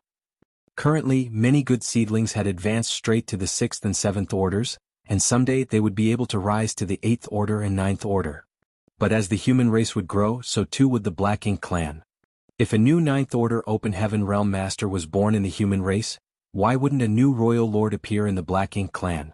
At that time, the human race would not be able to do anything if they didn't already have some kind of advantage in the war. As such, a master whose strength far exceeded his peers was of paramount importance. If such a master was born, he or she would serve as a great deterrence to the Black Ink clan. In the entire human race, Yang Kai was the only one who could assume that role. When he was a 7th Order, he could kill feudal lords like they were fish on a chopping board, and now when he was an 8th Order Master, he could kill territory lords all on his own. If he really managed to break through to the 9th Order, he would definitely be able to kill a royal lord just as easily. Unfortunately, things never went exactly as one wished. The 9th Order Open Heaven Realm was far out of Yang Kai's reach. Wei Junyang strode out of the tent. I'll go confront the enemy. Things were quite tense on the main battlefield, and he had only returned after hearing the news of Yang Kai's arrival. Now that the battle plan had already been devised, how could he remain here? The number of territory lords were far more than 8th Order Open Heaven Realm Masters. If he was not there, the Eighth Order masters on the main battlefield would be under a great deal of pressure. After he left, Kong Qin turned to a nearby Seventh Order master and ordered, "Inform Qin Yuan that the army commander will be arriving soon, and they need to cooperate with him to kill the territory lords." "Yes, sir." Accepting the order, the Seventh Order master immediately took out a communication bead as his divine sense started surging. Somewhere in profound Nether territory, the Black Ink clan army was attacking at full swing. On the other side, the human army of tens of thousands of soldiers had split up into various groups as they surrounded an enormous universe fragment and guarded it tightly. Warships flew about, providing cover to the exposed soldiers. All kinds of offensive and defensive arrays and artifacts had long been set up on this universe fragments, which greatly contributed to the battle. The dark and endless void was lit up with dazzling flashes of lights as secret techniques and divine abilities were fired here and there. This was one of the several auxiliary fronts in profound Nether territory. The human forces tasked to defend this place were not that big, just 50,000 soldiers strong. In addition, there were 4 Eighth Order masters permanently stationed here. Nearly 100,000 soldiers had sacrificed their lives on this auxiliary front alone in the last few decades, and even an Eighth Order Open Heaven Realm master had fallen here. Nonetheless, no matter how grim the battle was, the humans had been able to hold on. Just like on the Black Ink battlefield, the human race army was specialized in fighting while being significantly outnumbered. The human race's warships provided the army with great mobility and defense, and if one did not count the very top masters, the human race's overall strength here was higher than that of the Black Ink clan. This was the reason the humans had been able to hold their ground. Such a battle had been raging for decades now and seemed like it would continue for some time. The lengthy battle had left everyone exhausted. Before Yang Kai returned, whether it was profound Nether territory or the other great territory battlefields, the human race's defensive lines were all in imminent danger. Yang Kai's return had greatly eased this crisis, though, as he had brought a fresh supply of purifying light with him. Thanks to the purifying light, the humans were able to fight with the Black Ink clan without fear of being corrupted by Black Ink strength. In the past, after the purifying light was exhausted, the human race always had to act with caution. It was as if their arms and legs were tied, making things extremely difficult. Now they no longer had to worry about this. Yang Kai had distributed 10 sets of great sun and moon marks, and also given out a massive amount of yellow and blue crystals. There was no shortage of purifying light on the various battlefields of the human race, and every purifying Black Ink battleship had a large amount of purifying light sealed in it. Anyone contaminated by Black Ink strength just had to enter a purifying Black Ink battleship and he or she would be totally safe and sound. With ample purifying light, the evil purging divine spears that had once shone brilliantly during the human race's crusade were also resurrected. This was a weapon created by the combined efforts of Grandmaster Ma Fan and Yang Kai and was extremely effective against the Black Ink clan. Once the purifying light sealed inside an evil purging divine spear erupted inside a Black Ink clansman's body, their Black Ink strength would be greatly reduced, and in worse scenarios they might even die on spot. Be that as it may, there were not many evil purging divine spears in each army due to the short time frame. As such, the available evil purging divine spears were all in the hands of the strongest human race masters for emergency use only. Nevertheless, large quantities of this mighty artifact would definitely be disseminated to the various armies soon. At that time, it would become the Black Ink clan's nightmare. Perhaps, the humans might be able to offset the disadvantage of top combatants using this sharp tool. A Seventh Order Open Heaven Master was moving to and fro around the universe fragment, observing the entire battlefield carefully. Suddenly he felt something and quickly took out a communication bead. After receiving the message, a look of joy brightened his face as he immediately shouted to a nearby companion, "Senior Brother Lu, hold on for a moment, I'll be right back." Saying so, he ordered a dozen people to follow him and boarded a warship, flying away the next moment, leaving Senior Brother Lu dumbfounded at the whole ordeal. The ship flew out of the universe fragment that they were defending as a large number of Black Ink clansmen swarmed towards it. Nonetheless, the warship paid no heed to the oncoming assault and sailed heading towards the most intense battle at full speed. The destination of the ship was the battlefield between the Eighth Order Open Heaven Realm Masters and the Territory Lords. The warship blazed its way through all manner of obstacles and finally managed to break through the Black Ink clan's encirclement, entering into the fierce battlefield. On the other end of the void, 4 Eighth Order Open Heaven Realm Masters and 5 Territory Lords were locked in a heated battle. All of them were old rivals by now who had fought each other countless times over the last few decades. In the past, the 4 Eighth Order Open Heaven Realm Masters had always been at a disadvantage when facing these 5 territory lords. There had even been quite a few instances where an 8th Order Open Heaven Realm Master would come this close to dying. After all, they were one man short of their opponent. Moreover, their enemies were all innate territory lords. But the situation this time was a little different. The 8th Order Open Heaven Realm Masters were able to put up a good fight even in a 4 versus 5 situation. The aura of one of the territory lords was quite weak, making it obvious he was heavily injured. He didn't dare to confront the 8th Order Open Heaven Realm Masters head-on and could only roam around the periphery, looking for opportunities to strike. Division Commander Qin Yuan was a little annoyed.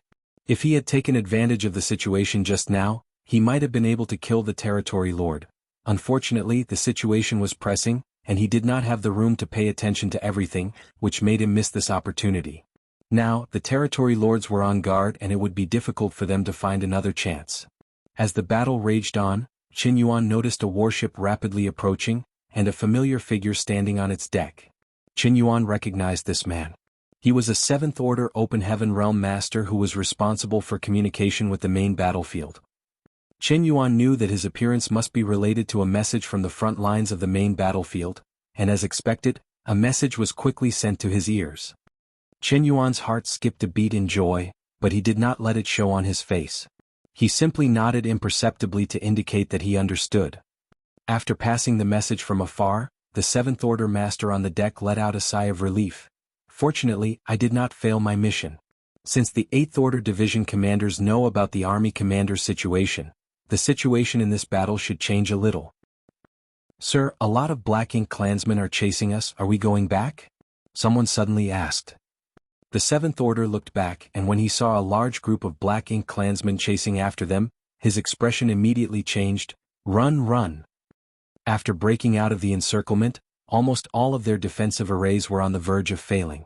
If he ordered them to return, it would be tantamount to committing suicide. Although he wasn't afraid of death, his death should at least be a meaningful one. Furthermore, he wanted to see how many of the territory lords here would survive after the army commander took action. As a result, the 8th Order and territory lords witnessed an extremely strange sight. While they were engaged in an earth-shattering battle, a human warship was fleeing in a wide circle around them with a large group of Black Ink clansmen hot on its tail. Although the warship was temporarily safe, anyone with a discerning eye could see that it would be destroyed sooner or later if it kept fleeing like this. The territory lords paid no attention to this matter as their enemies were the 8th Order Open Heaven Realm Masters only. Killing these opponents was far more important than one human warship, and even if one of their territory lords was seriously injured, they still held the advantage so they intended to press it. At one point, Qin Yuan suddenly summoned something. It was a spear-like artifact but it did not look like anything special. The human race's secret techniques and artifacts were varied, but after decades of war, the Black Ink clan had seen most of them by now. However, when Qin Yuan took out this artifact, the territory lords stared at him with solemn expressions, as if they were facing a formidable enemy. They even slowed down their attacks and focused more on defense. It was an evil purging divine spear. Chapter 55-67 Tides Turned. The evil purging divine spear had once shown its brilliance in the war outside the primordial heaven's source Grand Restriction. In that war, many territory lords and even royal lords who had emerged from the primordial heaven's source Grand Restriction had suffered losses. The Black Ink clansmen, who were originally evenly matched with their opponents, were suddenly struck by an evil purging divine spear and their strength had taken a serious hit. Even if they didn't die, they would lose all combat effectiveness. Against an artifact that could suppress their Black Ink strength, the Black Ink clan couldn't help but be wary. That war was too horrifying. The Black Ink clan suffered massive casualties and so did the human race. Even the evil purging divine spears were completely exhausted in that battle. Refining evil purging divine spears themselves wasn't difficult, but just refining them wasn't of any use as they still needed to have purifying light sealed into them to pose any real threat to the Black Ink clan. The human race army fought several wars over the next few centuries, even exhausting almost all of the purifying light sealed in the purifying Black Ink battleships. So, how could they even create new evil purging divine spears? Furthermore, Yang Kai, the only person who could create purifying light, had disappeared after the primordial heaven source Grand Restriction War, pushing the human race into a difficult situation. The evil purging divine spear was basically never used after the primordial heaven source grand restriction war. This was also the reason why the no-return pass was quickly overrun.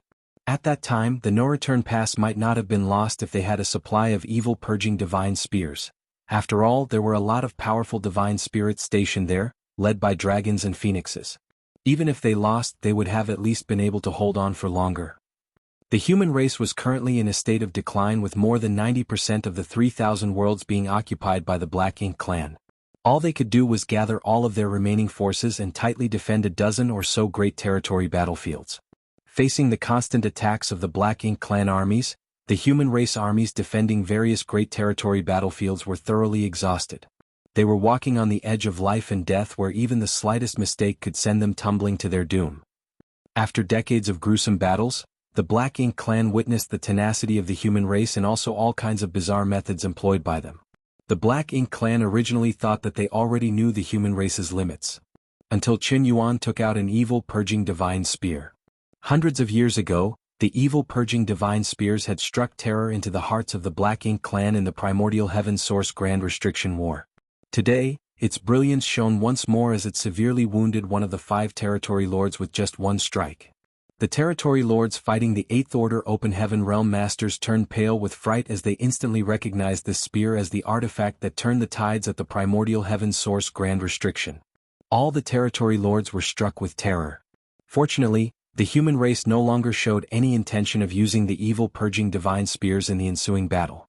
The territory lords guessed that the human race didn't have many such weapons, otherwise, they would not have been so sparing in using them.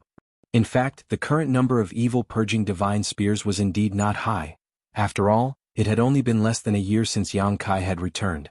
So, even if the human race refined evil purging divine spears as quickly as possible, they could only produce so many. Of course, the main reason they did not use another spear was because the territory lords were already on guard. Qin Yuan and the others didn't have any confidence in succeeding, which was why they had been exercising more patience. Sometimes, trump cards didn't necessarily need to be used to intimidate others. At the very least, after a territory lord was injured in the initial strike, the remaining territory lords were no longer as aggressive as before, giving the 8th Order Open Heaven Realm Masters a lot more room to breathe. After receiving the message from the 7th Order Communications Officer though, Qin Yuan immediately summoned his own evil purging divine spear. His world force started surging as the evil purging divine spear before him started slightly trembling. It was ready to shoot at any moment. The territory lord started to have a headache, especially the territory lord who was facing Qin Yuan. His eyes were glued onto the evil purging divine spear hovering in front of Qin Yuan as he pushed his strength to the limit, ready to resist at any moment. After witnessing the fate of his companion, this territory lord knew that if he couldn't block this artifact's attack, he would be seriously injured if not dead. His entire attention was focused on dealing with the incoming attack. The warship that had come to deliver the message was fleeing around in the vicinity, with countless Black Ink clansmen in close pursuit. By the looks of it, the warship would meet a tragic end in a short while. At some point, the warship had started flying randomly while paying no heed to where it was, panicking and even rushing straight towards the battlefield of the 8th Order Open Heaven Realm Masters and Territory Lords. The Territory Lords were enraged when they noticed this. If this was any other time, just a casual blow from them would have been enough to send this warship and everyone aboard it to eternal damnation, but with the threat of the evil purging divine spear looming over their heads, none of them dared to be distracted. The evil purging divine spear hovering before Qin Yuan started vibrating even more violently, giving the impression that it would shoot off at any moment. The tattered warship was now very close to the territory lords, and the fear and panic on the faces of the dozen or so soldiers aboard it was apparent as the threat of impending death gripped their hearts. Right then, a powerful spiritual energy fluctuation suddenly flared, distracting the territory lord who was fighting Qin Yuan. The next moment he felt a sharp force tear through his soul. The sudden excruciating pain caused him to instantly falter and lose concentration. The territory lord was horrified as, although he didn't know what just happened, how could he not understand that he was ambushed? Oh, who could manage to do this? He had been keeping a close eye on Qin Yuan's movements, and the other 8th Order Open Heaven Realm Masters had also been pinned down by his companions, while the Territory Lord had not noticed any signs of another human approaching. The Territory Lord was unable to fathom how he could be ambushed under these circumstances.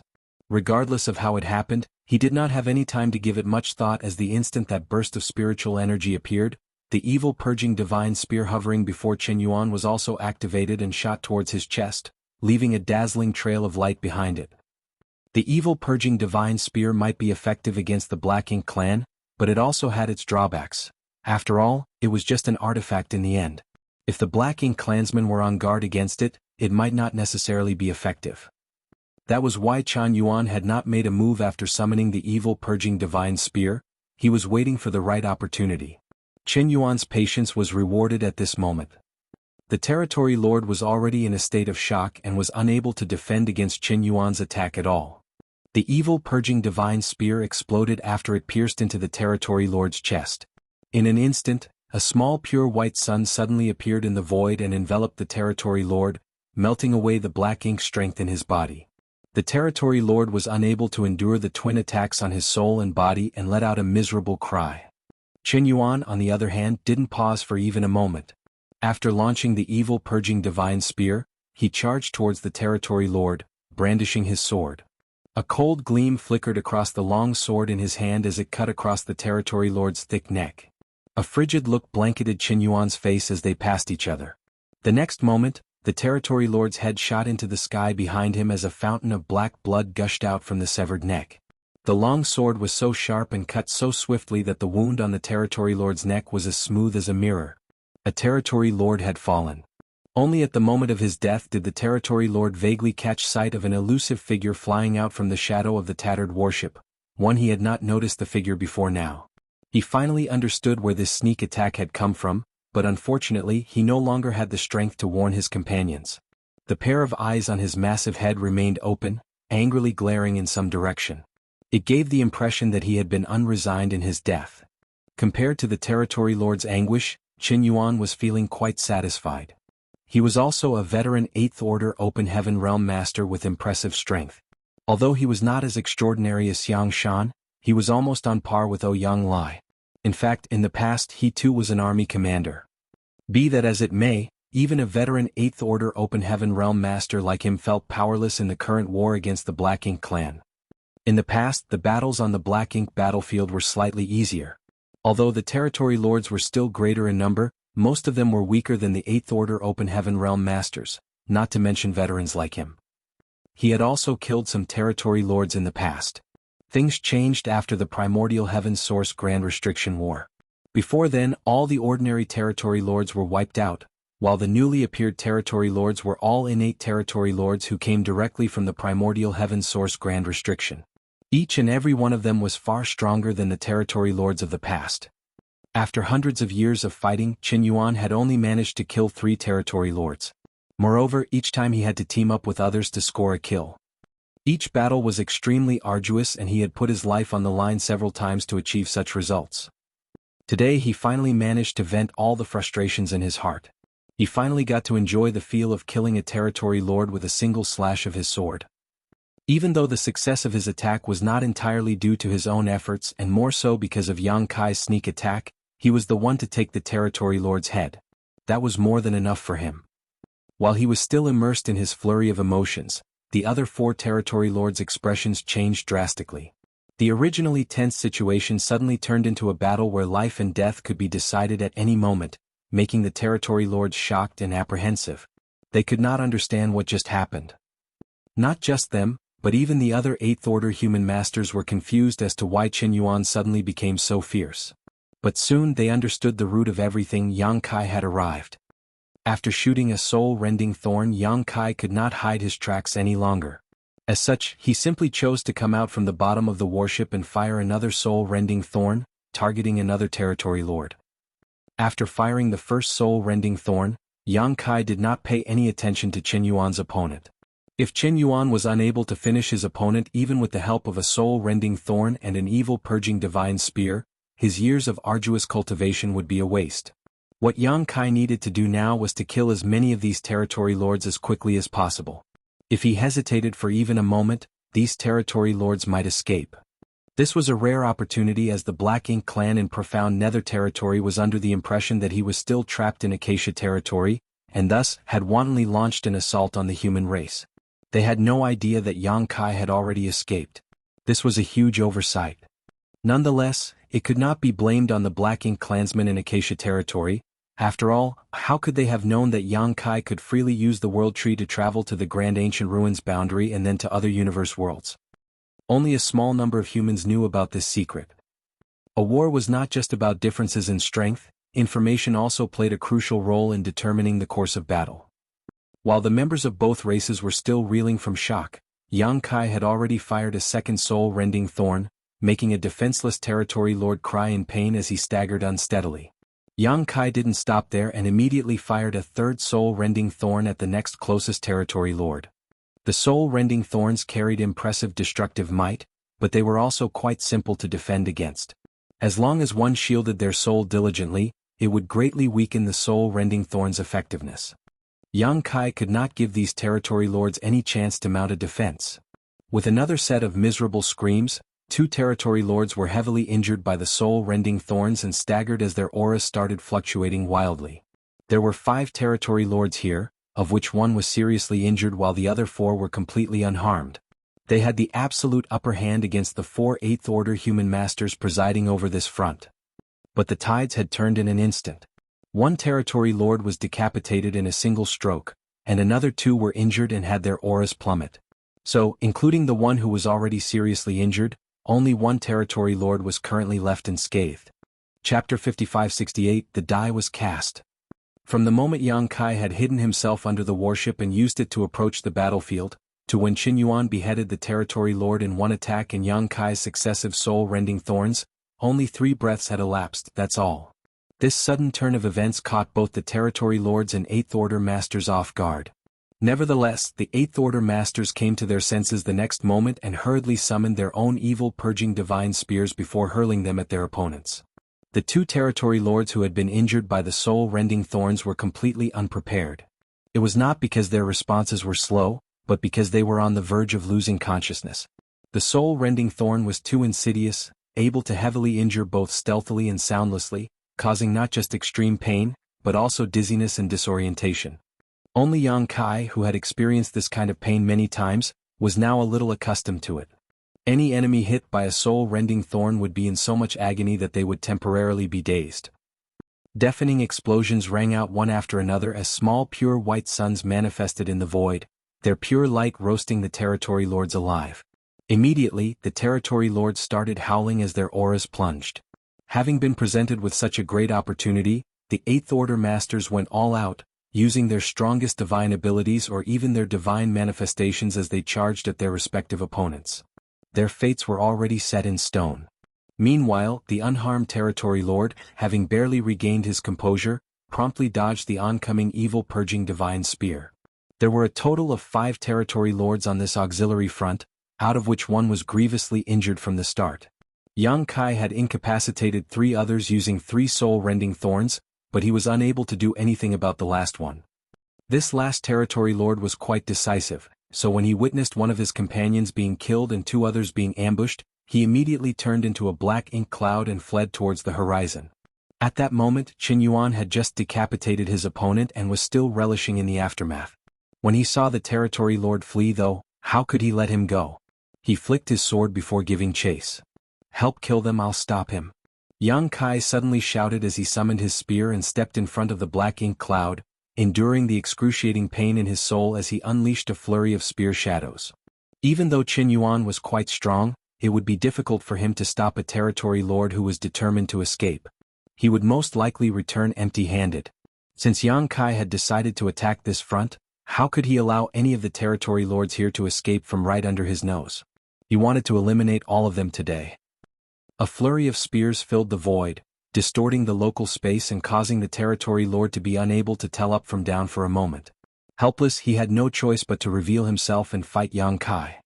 On the other side, Qin Yuan and the other 3 8th Order masters were currently facing 3 injured territory lords, 2 of whom had critical injuries to both their bodies and souls. The die was cast.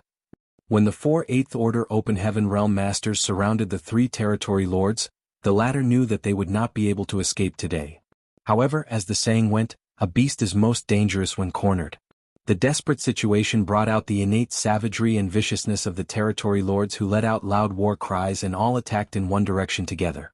So long as they could create an opening, they might still have a chance to escape.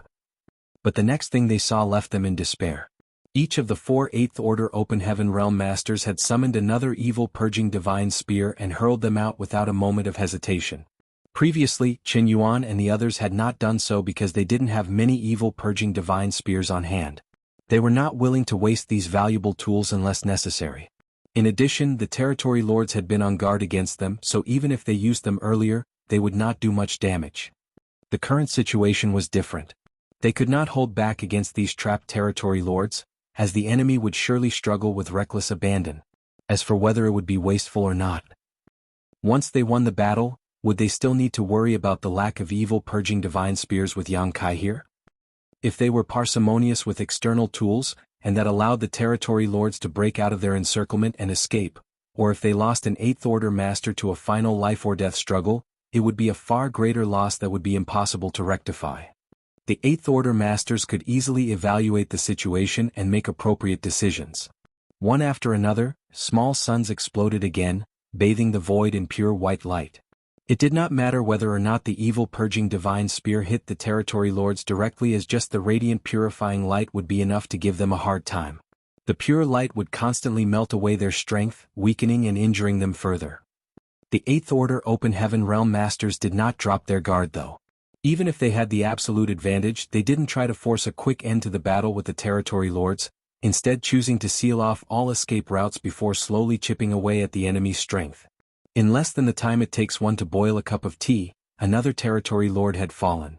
A moment later, another. And then another. After finishing the 3 territory lords, Qin Yuan immediately ordered, "Jing and Zhou, you go take care of the leftover trash.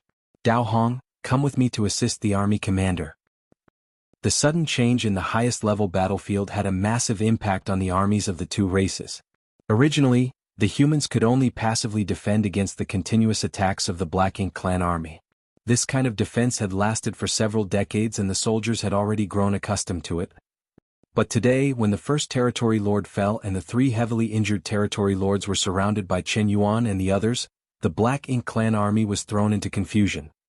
Every member of the Black Ink clan army knew that even if they held a great advantage over the human race in terms of numbers, once the territory lords were all defeated, they would be mercilessly slaughtered by the unencumbered human masters next. Thus, many feudal lords instantly led their subordinates to try to rescue the trapped territory lords, but unfortunately, these Black Ink clan reinforcements did not even manage to get close to the battlefield. The rich purifying light blocked most of the Black Ink clansmen's advance, and even if some of the feudal lords still tried to rush in fearlessly, they were easily taken out by Qin Yuan and the others. The 8th Order Masters might struggle against the innate territory lords, but slaughtering feudal lords was a simple matter for them. As a result, the pressure on the human race's defensive line was greatly reduced. When territory lords fell one by one, the Black Ink clan army besieging the human base knew that the tides of war had turned against them, so how could they dare to remain here? They immediately fled in a helter-skelter. On the other hand, the morale of the human race army soared as they charged out. Assisted by 2 8th Order Open Heaven Realm Masters, Jianghu and Zhou, countless Black Ink clansmen's corpses were left floating across the void as the humans hunted down the routed enemies. By now, Qin Yuan and Dai Hong had already converged with Yang Kai and the 3 of them were attacking the fleeing territory lord together. To be honest, this territory lord was quite shrewd. When he saw that the situation wasn't looking good, he immediately tried to escape, and he would have gotten away had Yang Kai not been here. Trying to escape from a master of the Tao of space was nothing more than a futile dream. In the entire universe, if Yang Kai declared he was second when it came to escaping, no one would dare claim to be first. Throughout his life he had been chased by countless powerful enemies and faced innumerable near-death situations, but he had managed to escape all of them by relying on his space secret techniques. The territory lord wanted to escape from right under Yang Kai's nose, but his skill was lacking to achieve such a feat. Quickly realizing he couldn't escape, he could only fight with his life on the line. This territory lord was originally quite wary of Yang Kai. After all, when the latter appeared in profound nether territory a few months ago, he had taken out 3 territory lords on his own in a single battle. Furthermore, it was reported that multiple territory lords had also died under his spear at the No Return Pass. But after fighting with Yang Kai for real, he discovered that although Yang Kai was strong, he was not strong enough to crush a territory lord head-on. At the very least he could still handle him. Suddenly, he remembered the information he had received from the no-return pass. The royal lord had speculated that the human named Yang Kai had the means to severely wound his enemies' souls, because every time a territory lord died at his hand at the no-return pass, their deaths were preceded by a flash of spiritual energy.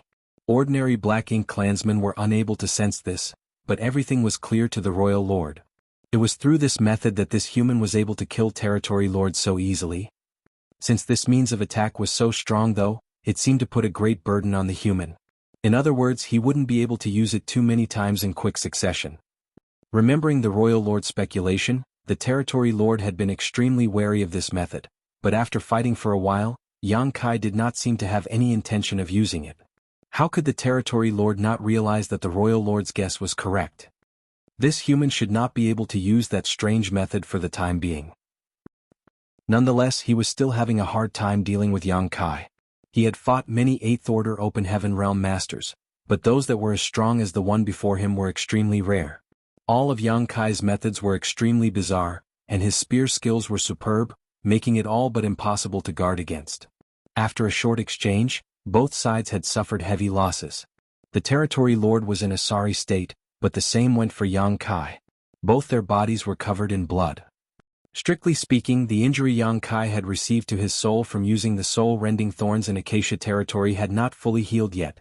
After all, only a few months had passed since then. Even if he had spent some time resting in the star boundary, the soul-warming lotus was still unable to completely repair his soul in such a short time. After using 3 soul-rending thorns just now, Yang Kai felt like he had hit his limit and could lose consciousness at any moment. Even so, he had to stop this territory lord from escaping. Fortunately, Qin Yuan quickly rushed over with Dai Hong to assist Yang Kai, attacking the territory lords from all sides. The situation had been decided. 4 of the 5 territory lords had been killed on this auxiliary front, and the last one remaining was besieged by 3 8th Order Open Heaven Realm Masters, so it was certain he would also die sooner or later. Whether it was Qin Yuan or Dai Hong, both of them felt extremely satisfied. They had been posted to this front for several decades now and had fought with the Black Ink clan army countless times, but every time they clashed they would be forced to passively defend themselves. The few times they had taken the initiative to attack they were quickly repelled. They had killed a lot of Black Ink clansmen, but not a single territory lord had fallen in this decades-long war. This left these 8th Order masters very discouraged. They had been painstakingly cultivating for thousands of years, but they felt powerless in the face of the current situation. Today, however, 4 territory lords had died at their hands in less than an incense stick worth of time, and the 5th one would join his comrades on the journey to the Yellow Springs soon. All of this was thanks to Army Commander Yang Kai. Originally, the 8th Order Open Heaven Realm Masters were apprehensive when they heard about Yang Kai being appointed as the Army Commander from the Supreme Headquarters. After all, Yang Kai was far inferior to the other 8th Order Masters both in terms of age and seniority. Yang Kai's personal strength might be great, but strength alone was not enough to lead an entire army. One must also have the skills to break the deadlock and show the army a path towards victory. Previously, when Yang Kai left with 2 warships through the Black Ink clan's territory gate under the watchful eyes of many of the territory lords by himself, many 8th Order Open Heaven Realm Masters admired him, but some felt he was being impetuous and reckless. If the territory lords were to suddenly attack him at that time, it would lead to terrible consequences. Taking such risks as the army commander was truly unwise. Chapter 5569, Black Ink Clan withdraws. Fortunately, Yang Kai had returned safely. Now, when Yang Kai led these 8th Order masters to kill several territory lords in succession with unstoppable force, Qin Yuan could not say anything about others, but he and his comrades were totally convinced. No matter whether this newly appointed army commander was young and impetuous, just his overwhelming personal strength alone put him ahead above the other 8th Order Open Heaven Realm Masters. They had never fought side by side with Yang Kai before, so although they knew he was strong, they didn't know how strong exactly. Until today. Although the last surviving territory lord was going all out, he was still suppressed by Yang Kai to the point where he could not even catch a breath.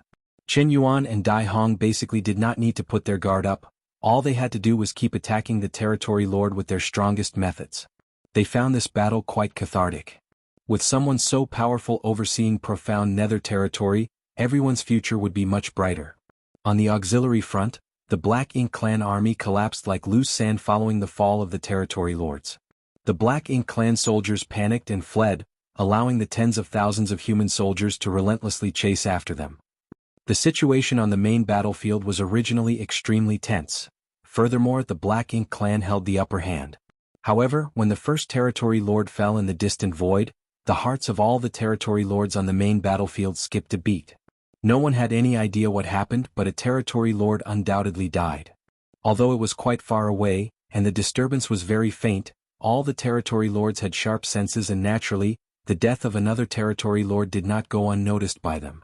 It had to be known that not many territory lords had fallen in profound nether territory, only 5 over several decades, 3 of which were killed by Yang Kai last time.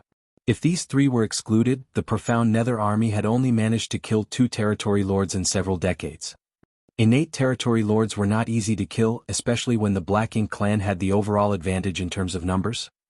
The human race had paid a great price just for this.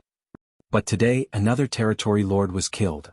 Six Arms, who was overseeing this place, stared into the distance as a deep furrow appeared on his brow, seemingly wanting to see through the void and determine what was happening.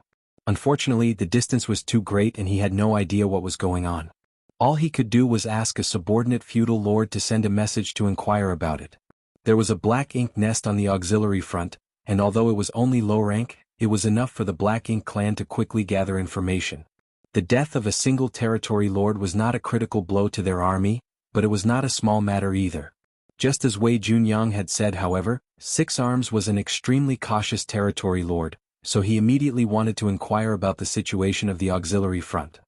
While waiting for the report, Six Arms looked towards the raging battlefield as his gaze swept over the 8th Order Open Heaven Realm Masters one by one, like a poisonous snake staring at its prey. If any of the 8th Order Masters showed any signs of weakness, he would make a move. He had done this multiple times over the past few decades, and many 8th Order Masters had fallen victim to his ploys. So, all the 8th Order Masters in profound nether territory were extremely wary of him. It would not have been a big deal if he really fought with the 8th Order Masters head-on. The problem was that not only was Six Arms powerful, he was also cunning and insidious. Therefore, every time he appeared on the battlefield, the 8th Order Masters would have to divert part of their attention to guard against him. As a result, he alone was able to restrain many 8th Order Masters. This was an open scheme, and Six Arms did not attempt to conceal himself as he kept a hawk eye from the edge of the battlefield. The human race army was helpless about this though, as the 8th Order Masters were fewer in number than the territory lords, so they could not spare one to especially guard against Six Arms.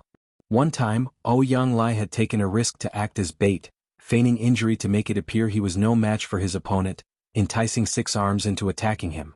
In the end though, he was almost beaten to death by Six Arms, leaving Ouyang Lai fuming in anger.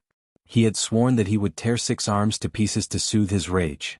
As the battle continued, Six Arms patiently waited for an opportunity. At a certain moment, his eyes lit up as he spotted an 8th Order Master being besieged by 2 territory lords. Just as he was about to make his move though, his head suddenly swiveled as he stared off into the void. Spreading from that direction were the undulations of another territory lord's fall. Another one? Six Arms' expression now became solemn. The death of a single territory lord was not that big of a deal. The situation on the battlefield was constantly changing, and if a territory lord showed the slightest neglect, the 8th Order human masters would seize the opportunity to kill. But now, 2 territory lords had fallen in quick succession, which was highly abnormal. Did a human race master come to help? In the direction he was staring was one of profound nether territory's auxiliary fronts. According to the intelligence Six Arms had gathered, 4 8th Order Open Heaven Realm Masters were stationed on that front, while the Black Ink clan had 5 territory lords. The territory lords had always maintained an upper hand all these years, so the known 8th Order humans couldn't kill a territory lord. Why has the situation changed so suddenly today? Could Xiang Shan have come? A possibility crossed Six Arms' mind. If there was any 8th Order Open Heaven Realm Master he feared, it was Xiang Shan. Xiang Shan had been moving between the various great territory battlefields, his whereabouts always elusive.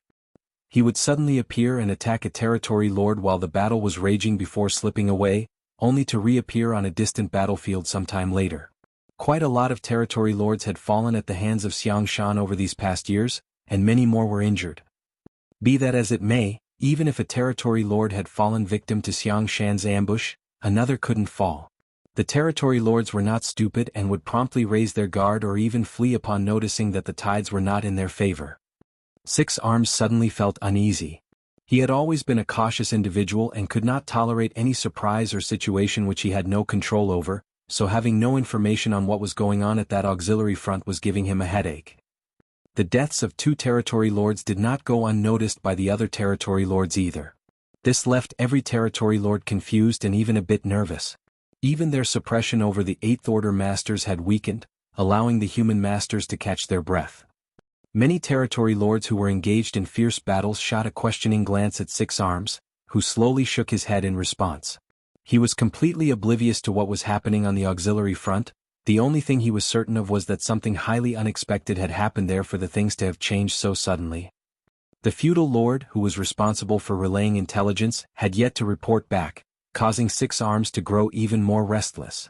Originally, his entire focus was on finding a flaw in the 8th Order master's defenses, waiting for an opportunity to strike. But now he was in no mood to do so. When he sensed the demise of the 3rd territory lord, Six Arms' face turned ashen. Xiang Shan. It's definitely Xiang Shan. Xiang Shan was the strongest of the 8th Order human masters, and he appeared and disappeared mysteriously. The humans couldn't kill 3 powerful innate territory lords in a short time without his help. However, Xiang Shan alone could not achieve such a feat. The humans must have deployed more reinforcements to the auxiliary front. Before Six Arms could finish speculating though, he felt the passing of a 3rd territory lord followed soon after by the 4th. The 2 deaths happened so close together they practically occurred at the same time. The auxiliary front has been lost. The interval between the territory lords' deaths became shorter and shorter, indicating that the human race's advantage was getting bigger. Nonetheless, what Six Arms failed to understand was how all 5 territory lords could be so stupid. Even if the humans had received powerful reinforcements, why did the territory lords not run when they could not defeat them? Innate territory lords were quite strong, and if they were determined to flee, no 8th Order master could stop them. Unless the humans had somehow sealed the entire battlefield. But how could the human race have such ability? If they wanted to seal off the entire battlefield, they would need many 8th Order masters, a force that they simply did not possess. Six Arms didn't consider the possibility of a 9th Order master appearing, because the only 2 9th Order Open Heaven Realm masters were pinned down in Wind Mist territory. They couldn't leave. Of the 5 territory lords on the auxiliary front, 4 were already dead. Six Arms blew his top as he silently cursed those territory lords for being foolish and useless. Gloom filled his eyes as he stared into the depths of the void with regret, but ultimately he could only raise his hand and shout, "Retreat!" Originally, they planned to make the best of the absence of the profound Nether Army commander, who was trapped in Acacia territory, but unbeknownst to them, the humans seemed to have already made arrangements. Not only had they failed to achieve their original objective, but they had also lost 4 territory lords, forcing Six Arms to withdraw their forces.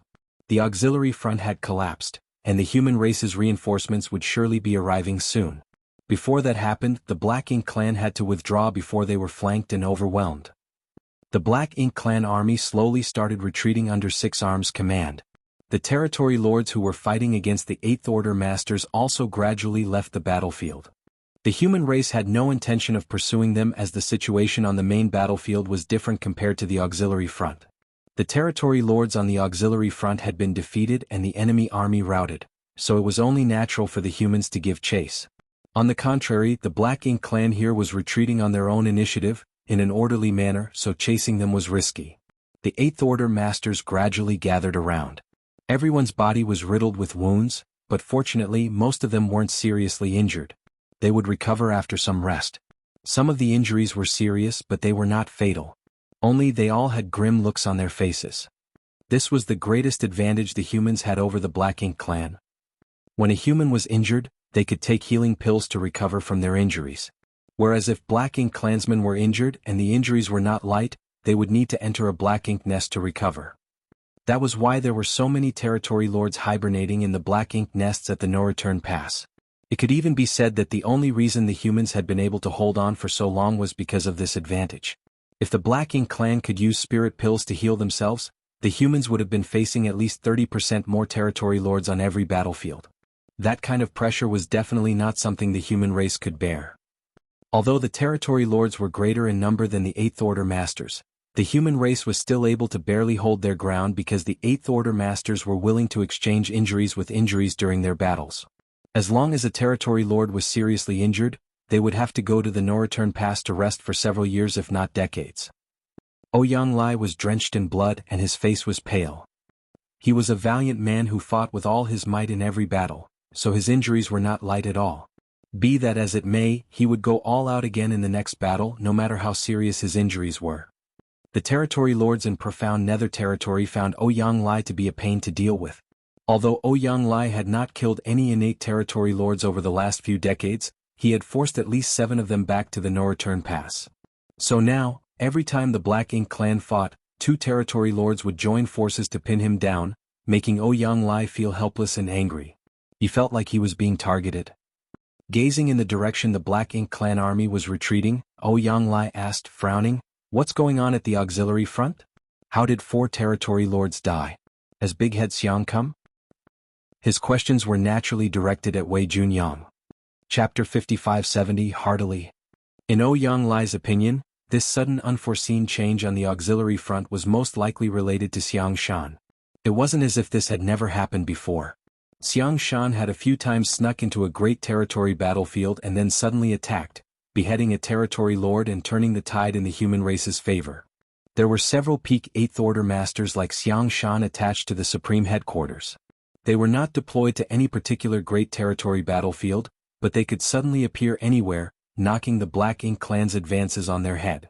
It was partly thanks to these peak 8th Order Masters that the humans had been able to maintain the front lines in various great territories at critical moments over the years. Without their assistance, the humans would have at least lost 2 or 3 great territory battlefields. But soon, Ouyang Lai shook his head. That's not right, even Big Head Xiang wouldn't be able to do something like this. The deaths of 4 territory lords had not gone unnoticed by any of the masters here. There were only a total of 5 territory lords on that auxiliary front, and by the looks of it, they were about to catch all of them in one net. Ouyang Lai had worked with Xiang Shan for many years and was well aware of what the latter was and wasn't capable of. He didn't believe that Xiang Shan had the strength to kill 4 territory lords in a row. Even if he was helped by other 8th Order Masters, that was simply an impossible feat. As soon as he finished speaking, Ouyang Lai sensed the death of the 5th territory lord. Ouyang Lai was stunned for a moment before grinning ear to ear. Good, now that all the territory lord there have been wiped out, the profound Nether Army detachment should be able to completely occupy that auxiliary front. Has the army commander returned? Fei Yongzhe suddenly glanced at Wei Junyang and asked. Xiang Shan might not be able to accomplish this, but that didn't mean that no one in this world could. In fact, among all the 8th Order Masters alive today, there was only one person who could make this impossible feat possible. Profound Nether Army Commander Yang Kai. The last time he appeared in Profound Nether territory, Yang Kai managed to kill 3 territory lords all by himself, so it would not be impossible for him to kill 5 with the help of 4 other 8th Order Masters. The other 8th Order Masters were astounded after hearing this. The army commander is back? Wasn't the army commander trapped in Acacia territory? How did he return? The territory gates in Acacia territory had been blockaded by millions of Black Ink clan soldiers, and at least a dozen territory lords had also been deployed there. No matter how strong Yang Kai was, he probably would not be able to break out of such an encirclement. Immediately, someone anxiously asked, "Senior Brother Wei, has the army commander really returned?" Wei Junyang slightly nodded in agreement. Yes, the army commander is back. He also took charge of that auxiliary front. No wonder. Realization suddenly dawned on everyone. They had at first thought that it was Xiang Shan's handiwork, but apparently, it was Yang Kai's doing. How did he return? Did he kill his way out in Acacia territory? Ouyang Lai looked confused. He had been quite worried when he heard that Yang Kai had been trapped in Acacia territory. After all, the Black Ink clan had deployed a massive force to keep him trapped. Yang Kai was responsible for rescuing the human refugees trapped in Acacia territory, so he was surely encumbered by a huge burden. Ouyang Lai was afraid that Yang Kai wouldn't be capable of taking the ruthless path and instead decided to live and die together with the trapped cultivators. That would be incredibly foolish. However, who would have thought that Yang Kai had already returned? It was too strange. Moreover, the war broke out in profound Nether territory because the news of Yang Kai being trapped in Acacia territory had spread, allowing the Black Ink clan to act fearlessly. Did the Black Ink clan not know that Yang Kai had escaped? Yang Lai was confused, and it wasn't not just him. All the other 8th Order masters had similar doubts.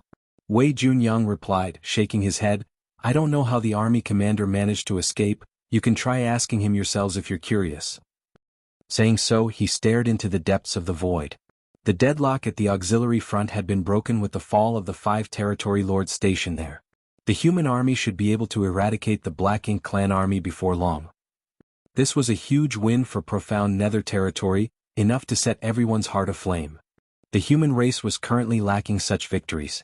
After continuously fighting for decades, everyone from the higher-ups to the lowest-level soldiers was mentally and physically exhausted, and with so little good news coming from the various battlefields, everyone had started to lose hope. But now, perhaps there would be a new light. At the same time, the territory lords were also looking in the direction of the auxiliary front. When they sensed the passing of the 5th territory lord, resentment took over the territory lords' faces. The Black Ink clan had held the superior position on the profound Nether territory battlefield for years and had not suffered any significant losses during that entire time, but ever since Yang Kai came, they had suffered 2 consecutive defeats. The first time he had killed 3 territory lords and this time 5 had perished. Furthermore, the Black Ink clan still had no clear idea what happened at the auxiliary front. Sir Territory Lord. A feudal lord hurriedly rushed over and saluted him, panic clearly visible on his face. It was the very same feudal lord who was sent by 6 Arms to inquire about the auxiliary front situation. The Black Ink clan could quickly gather information throughout the entire profound Nether territory with the help of their Black Ink Nest network. The feudal lord hurried over to 6 Arms, who asked him in a deep voice, what happened at the auxiliary front? Is Xiang Shan here? A look of fear covered the feudal lord's face as he shook his head and reported, it's not Xiang Shan, it's that human named Yang Kai. Some feudal lords witnessed him suddenly appear and kill the territory lords one by one. What? The territory lords were greatly taken aback. 6 Arms also had a serious look on his face. Yang Kai? Are you certain? The feudal lord replied, that is what the report said. Impossible. One of the territory lords firmly shook his head. Yi in Acacia territory sent word that Yang Kai was still trapped and there hasn't been any movement on that side, so how could he appear here? The other territory lords also felt that it was impossible. Even if Yang Kai was somehow able to kill his way out of Acacia territory, he would not have been able to return to profound Nether territory in such a short time. Everyone felt that the information from the auxiliary front was wrong. Check it again. Also, send a message to Yi in Acacia territory to ask about the situation over there. Even though 6 Arms himself didn't believe it, this was a critical matter, so he had no choice but to be prudent. The feudal lord received the order and hurriedly flew towards the Black Ink clan's base camp. There was a mid-rank Black Ink nest at the camp that could communicate with all the other Black Ink nests in profound Nether territory. Sir, how about I go take a look personally? One of the territory lords asked. 6 Arms pondered for a moment before refusing, shaking his head. There's no need, that front has already fallen into enemy hands. It's pointless to go there now. On the contrary, you might fall victim to the human race's ambush. Go back and rest. He looked around and noticed that 2 territory lords' auras were in disorder. Obviously they were seriously injured. He could not help but lightly sigh in his heart. These 2 probably wouldn't be able to participate in the war for quite some time as they would need to return to the no-return pass to heal their wounds. He didn't know if the no-return pass would be able to transfer more territory lords here as recently. The territory lords in profound Nether territory had suffered quite a few casualties. If there were any more losses among the top ranks, the Black Ink clan might not be able to maintain pressure on the human race. At the same time, a sense of unease gripped 6 Arms' heart. Has Yang Kai really returned and made an appearance at the auxiliary front? But that shouldn't be possible. Meanwhile, Yang Kai, leading 4 8th Order masters and tens of thousands of soldiers, was chasing after the Black Ink clan. Qin Yuan and the others were on a rampage. It had been a few decades, no, several centuries since they had been able to kill Black Ink clansmen so easily and freely after the Great Crusade. For the past few hundred years, every time they fought, their opponents would be the powerful innate territory lords. But now, with all 5 territory lords in the vicinity dead, there were no more Black Ink clansmen who could match them. Once they started the bloodbath, none among the Black Ink clan here could stop them.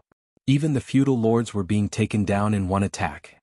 A million-strong Black Ink clan army lost countless soldiers under this pursuit, and the human race army soon killed their way to the enemy's camp, a universe world where dozens of low-rank Black Ink nests had been planted. In just the time it took to burn a stick of incense, these dozens of Black Ink nests were completely destroyed and ransacked. Although the quality of resources looted from these Black Ink nests was not that great, they won out in quantity.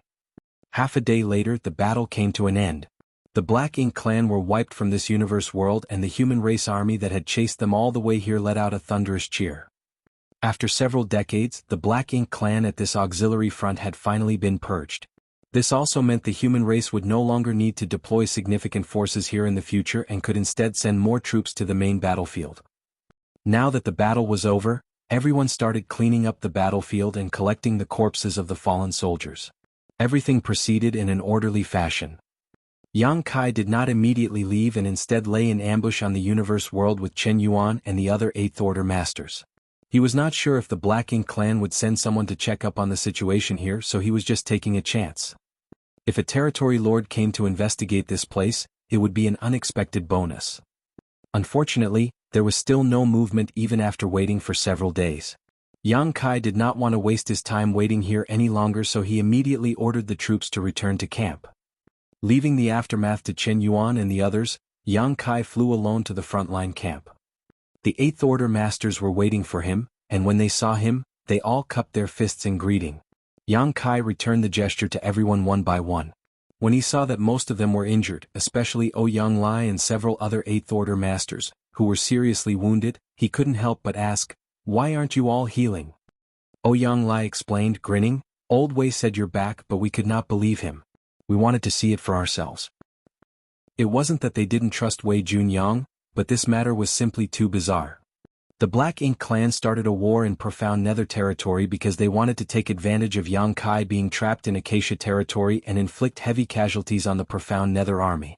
Unexpectedly, the information was wrong, and the Profound Nether army took advantage of the situation to deal a heavy blow to the Black Ink clan. Yang Kai stated with a smile, "You've all fought hard, please go and heal your injuries." Everyone quickly dispersed. Yang Kai also wanted to leave but was stopped by Wei Junyang. "Sir, hold on a moment." "What's the matter?"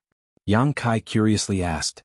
Wei Junyang stated, "Although we have won, our Profound Nether army has also suffered some casualties.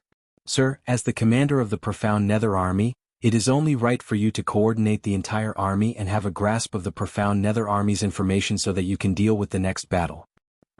Yang Kai immediately felt a headache coming on. "There's no need for that, you and senior brother Kong can take care of it." Wei Junyang shook his head in response, "Brother Kong and I are just assisting, sir. After all, the Profound Nether army is still under sir's command." Yang Kai sincerely stated, "I trust my 2 senior brothers. This isn't about trust." Before Wei Junyang could say anything else, Yang Kai raised his hand and prevented him. "Senior brother Wei, my injuries are serious and I urgently need to recuperate. I'll have to trouble you and senior brother Kong to manage the army." Wei Junyang sized up Yang Kai from head to toe as a look of ridicule appeared on his face.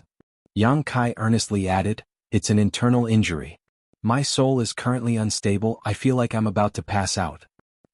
Chapter 5571 2 years. After much persuasion, Yang Kai finally managed to get rid of Wei Junyang. He knew that what Wei Junyang said was true, but the military affairs of an army were too cumbersome, and he did not want to interfere in it either. The Profound Nether army had been functioning fine without him, so there was no reason for him to be the one in charge of it now. Strictly speaking, asking him to be the army commander was like asking a donkey to dance. Deep down he would rather be like Ouyang Lai, a fierce general who charges into battle. Shouldering the hopes and lives of millions of soldiers was a heavy responsibility. As he walked outside the palace, Yang Kai saw a large group of people waiting in the distance, all of them covered in blood and radiating intense murderous intent. By the looks of it, they had just withdrawn from the battlefield. After seeing who these people were, Yang Kai immediately understood why they were waiting here. Seeing him arrive, the leader, Zhu Jian, quickly approached him and cupped his fists. "Sir." The other divine spirits also bowed, wearing complicated expressions. They had been waiting in profound nether territory these past few days, but when the war broke out, they had no choice but to join the battle as well and had contributed a lot to the effort. In any case, there were several dozen divine spirits here, so they were a force to be reckoned with in any place. The deaths of 5 territory lords in succession on the auxiliary front had also been noticed by all of them. Originally, none of them had a clear idea about the situation, but after learning that it was connected to Yang Kai, all of them were relieved. The scene of the unruly Tao Wu being killed in one blow a few months ago was still vivid in their minds. What's the matter? Yang Kai looked at them, not having expected these divine spirits to be waiting here. Zhu Jian explained, "Sir, you told us to kill 2 territory lords within 3 months to make up for our mistakes. We fought numerous bloody battles and fortunately, we did not fail in our mission. We are here to report our success." Saying so, Zhu Jian took out 2 corpses from his space ring. These were the corpses of 2 territory lords, mangled beyond recognition. Clearly they had experienced a brutal battle before their deaths. In fact, these divine spirits had arrived in profound nether territory long ago, but Yang Kai had already left by the time they came, so they had no choice but to wait here for his return. Yang Kai did a quick check before slightly nodding, "Good work. Don't make the same mistake again." Yang Kai brought these divine spirits out from the Grand Ancient Ruins boundary, but they had not been very obedient because he was not around. After making a show of force by killing Tao Wu, and with their bloodline oath as a constraint, Yang Kai was sure that these divine spirits would not dare act rashly in the future. In any case, these divine spirits were indispensable to the human race. Yang Kai could kill one to set up his prestige, but he didn't want their relationship to become too strained, so he refrained from further killing. Hearing this, Zhu Jian and the others breathed a sigh of relief. "Does Sir have any other instructions?" Zhu Jian cautiously asked. "Go back to the Supreme Headquarters and listen to their deployment orders." Yang Kai simply waved them away. Since he was overseeing profound nether territory, the Black Ink clan probably wouldn't dare act up here. On the other hand, the situation was quite tense in other great territories, so these divine spirits would be of great use there. The divine spirits felt like they had been granted amnesty as they quickly bid farewell and left. Divine spirits had been arrogant since ancient times, not taking any other being seriously. This was especially so with the divine spirits from the Grand Ancient Ruins boundary, as they rarely had the opportunity to interact with the outside world. This was why they had been disregarding the Supreme Headquarters orders before Yang Kai's return. They could ignore the other human masters, but they couldn't ignore Yang Kai, as he had proven he was willing to kill in a heartbeat. Tao Wu was a good example for this. Moreover, Yang Kai was not a human anymore but a member of the Dragon Clan. All divine spirits revered the dragons and phoenixes as their leaders. Their pitiful pride was nothing in front of a pure-blood dragon. Yu Meng's squad also returned soon after. Although the 10 of them were disheveled, none of them were seriously injured. Few human squads had survived so many battles without losing a single member. Even when Yang Kai was leading Dawn, he had lost Ning Qizhi and Qi Taichu in battle. One of the reasons why Yu Meng's squad was able to achieve this feat was because their individual strength was extraordinary. Not only were all of them in the 7th Order, there were also Dragon Clan and Phoenix Clan members among them. Even if they were to encounter a territory lord, they would still be able to put up a fight. Everyone in the squad was a 7th Order master or equivalent. In all the battlefields, this was the only squad to have such a luxurious lineup. Generally, there would only be 1 or 2 7th Order masters in a squad, but the higher-ups of the profound Nether Army knew that they were Yang Kai's wives or close associates, so they made an exception and allowed them to do as they pleased. Otherwise, how could a single squad have such a grand lineup? Secondly, their worship was transformed from Baishi's soul clone, so its defense was much stronger than ordinary. It could even be said that if one wanted to kill them, they would have to first destroy Baishi's clone. But how could Baishi's soul clone be so easy to kill? The Black Ink clan would have to send 2 territory lords to deal with such a squad, which would clearly be a waste of manpower, so up until now, Yu Meng's squad had been able to rampage about freely.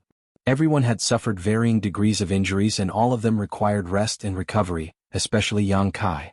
The pain of his soul being torn apart was simply unbearable. After speaking to Yu Meng briefly, Yang Kai immediately went into retreat. Both the humans and Black Ink clan had suffered great losses in profound nether territory recently, but the Black Ink clan's casualties were far more substantial than the humans. Not only did they lose 5 territory lords, but they even lost the battle for one of the auxiliary fronts they had been contesting for several decades. This sent Six Arms, who had been overseeing this place, flying into a rage as a cold and grim look permanently covered his face. From the information he had received, the loss of the territory lords and the auxiliary base was likely related to the army commander of the Profound Nether Army's unexpected return. Only Six Arms was unable to determine the authenticity of this news. There were indeed many feudal lords who claimed that they had seen Yang Kai, but how was that possible? The Black Ink clansmen in Acacia territory had sent word that Yang Kai was now just a turtle hiding in its shell. Deep down, Six Arms was actually willing to believe that Yang Kai had returned. A single human master like Yang Kai was enough to give the Black Ink clan a serious headache, but if there was another who had abilities on par with his, able to slay multiple territory lords at once, how was the Black Ink clan supposed to survive? But if that was the case, what was Mo doing? Acacia territory had been thoroughly sealed off, so how could Yang Kai have escaped? Unable to understand, Six Arms sent out scouts to the human race's side to investigate, while at the same time he waited for news from Acacia territory. Half a month later, Acacia territory sent a message. Six Arms checked it at once.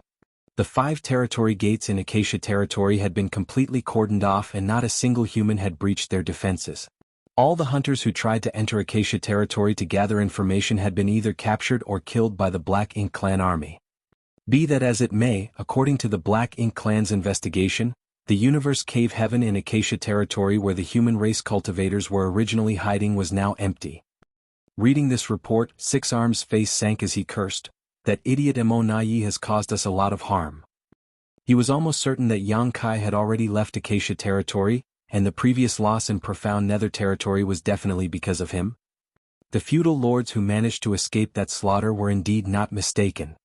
Cursing inwardly, Six Arms continued reading the report. In the message, Mo also swore that Yang Kai was still trapped in Acacia territory, but he had no idea where he was hiding. He planned on having the Black Ink clan army sweep the entire Great Territory and swore that he would find Yang Kai sooner or later. Find him my ass. Six Arms couldn't be bothered to read any further. Yang Kai was already back in Profound Nether territory, so who the hell was Mo going to look for? If it weren't for the unforeseen incident in Profound Nether territory, Six Arms would have firmly believed Monaye's report. After all, how could such a large group of humans escape when all the territory gates were sealed? But all hopes and speculations were false in the face of facts. Yang Kai had long since disappeared without a trace. It was laughable that that idiot Monaye was still wasting his time in Acacia territory. However, what shocked Six Arms even more was that the Black Ink clan in Acacia territory had also suffered incredible losses. To his shock and dismay, Yang Kai had managed to kill 7 territory lords with the help of a mere 3 squads. Six Arms was horrified. 3 at the no-return pass, a total of 8 in Profound Nether territory and 7 in Acacia territory. In total, the number of territory lords who had died due to Yang Kai directly or indirectly had reached 18. This was all the information he could gather, but there were still some things he had yet to grasp. What is this human? Holding the jade slip from Acacia territory in his hand, Six Arms felt that Yang Kai was definitely the Black Ink clan's greatest and most dangerous enemy. What was laughable was that although Yang Kai had killed so many territory lords, the Black Ink clan did not actually have much information on him. All the Black Ink clan knew that he used some kind of strange method to attack souls, and finished off his opponent in one blow after his initial sneak attack. He could not use this soul attack method too frequently in a short period, but apart from this, the Black Ink clan knew nothing else. I guess I've to collect some information about this person. Six Arms began making plans. After the most recent battle, Profound Nether territory once again welcomed a rare period of peace. The human race and Black Ink clan armies stood on opposite sides of the void, glaring at each other. Although there were some small skirmishes, both the human race and Black Ink clan were restraining themselves, as if they were afraid that another war would embroil the entire territory. For the humans, this period of peace was extremely precious. Many of the soldiers had suffered injuries in the last battle and needed to recuperate, but how could the Black Ink clan fare any better? Not only did the Black Ink clan need to recuperate, they also needed to call in more troops. Below the territory lord level, their individual strength was inferior to the human races, so they could only rely on numbers to win. 2 years passed by in a flash. From a certain palace, Yang Kai finally emerged from his retreat. This time it took him quite a long time to heal, mainly because he had used the soul-rending thorns too frequently. While he had still not recovered from the injuries his soul had sustained in Acacia territory, he had used more soul-rending thorns as soon as he returned to profound nether territory. The damage had simply become too much at that point. Fortunately, Yang Kai's soul had stabilized after recuperating for such a long period thanks to the soul-warming lotus. Furthermore, he could feel that his soul cultivation had progressed a little further. In the past, he discovered that every time his soul recovered after using a soul-rending thorn, his spiritual energy would become slightly more refined. This was also in line with the principle of, there is no construction without destruction. Perhaps one day he would be able to use soul-rending thorns 4, or even 5 times in a row without much stress. At that time, it would be even easier for him to kill his opponents. Walking out of the palace, Yang Kai immediately sent a message to Wei Junyang and the others. A short while later, all the 8th Order Masters were gathered in the main conference hall. Ouyang Lai looked at Yang Kai in excitement and asked, "Are we going to fight?" He was quite a belligerent fellow. Even though he had not yet recovered from his injuries, he had been crying for war all the time. Unfortunately for him, Yang Kai was in a retreat, so the profound nether army could not make a rash move. Now that Yang Kai had finally come out of his seclusion, how could Ouyang Lai restrain himself? Chapter 5572, Do you understand? Yang Kai nodded slightly. We can't just keep resting forever. It's been 2 years since the last major battle, and although everyone has yet to fully recover, I don't think the Black Ink clan is in any better shape. No one will have the upper hand right now. Ouyang Lai immediately became excited. This old master requests to serve as the vanguard. Wei Junyang, on the other hand, was a little hesitant. Sir, profound nether territory has been in a constant state of war for decades, and it's rare for us to have peace for even a few days. If we start another war now, I'm afraid the soldiers won't be able to hold on. If a Black Ink clansman got seriously injured, they could get back on their feet after slumbering in a Black Ink nest for a while. On the other hand, if humans got injured, although they were not bogged down by so many nuisances, it was not that easy to heal either. For example, Ouyang Lai had still not recovered from his injuries even after 2 years of rest. Ouyang Lai shot a glance at him. What's there to be afraid of? Young boy is right, we might not be in top shape, but the Black Ink clan isn't faring any better. As such, no one will have the advantage. What's more, things are different now. We have more evil purging divine spears than before.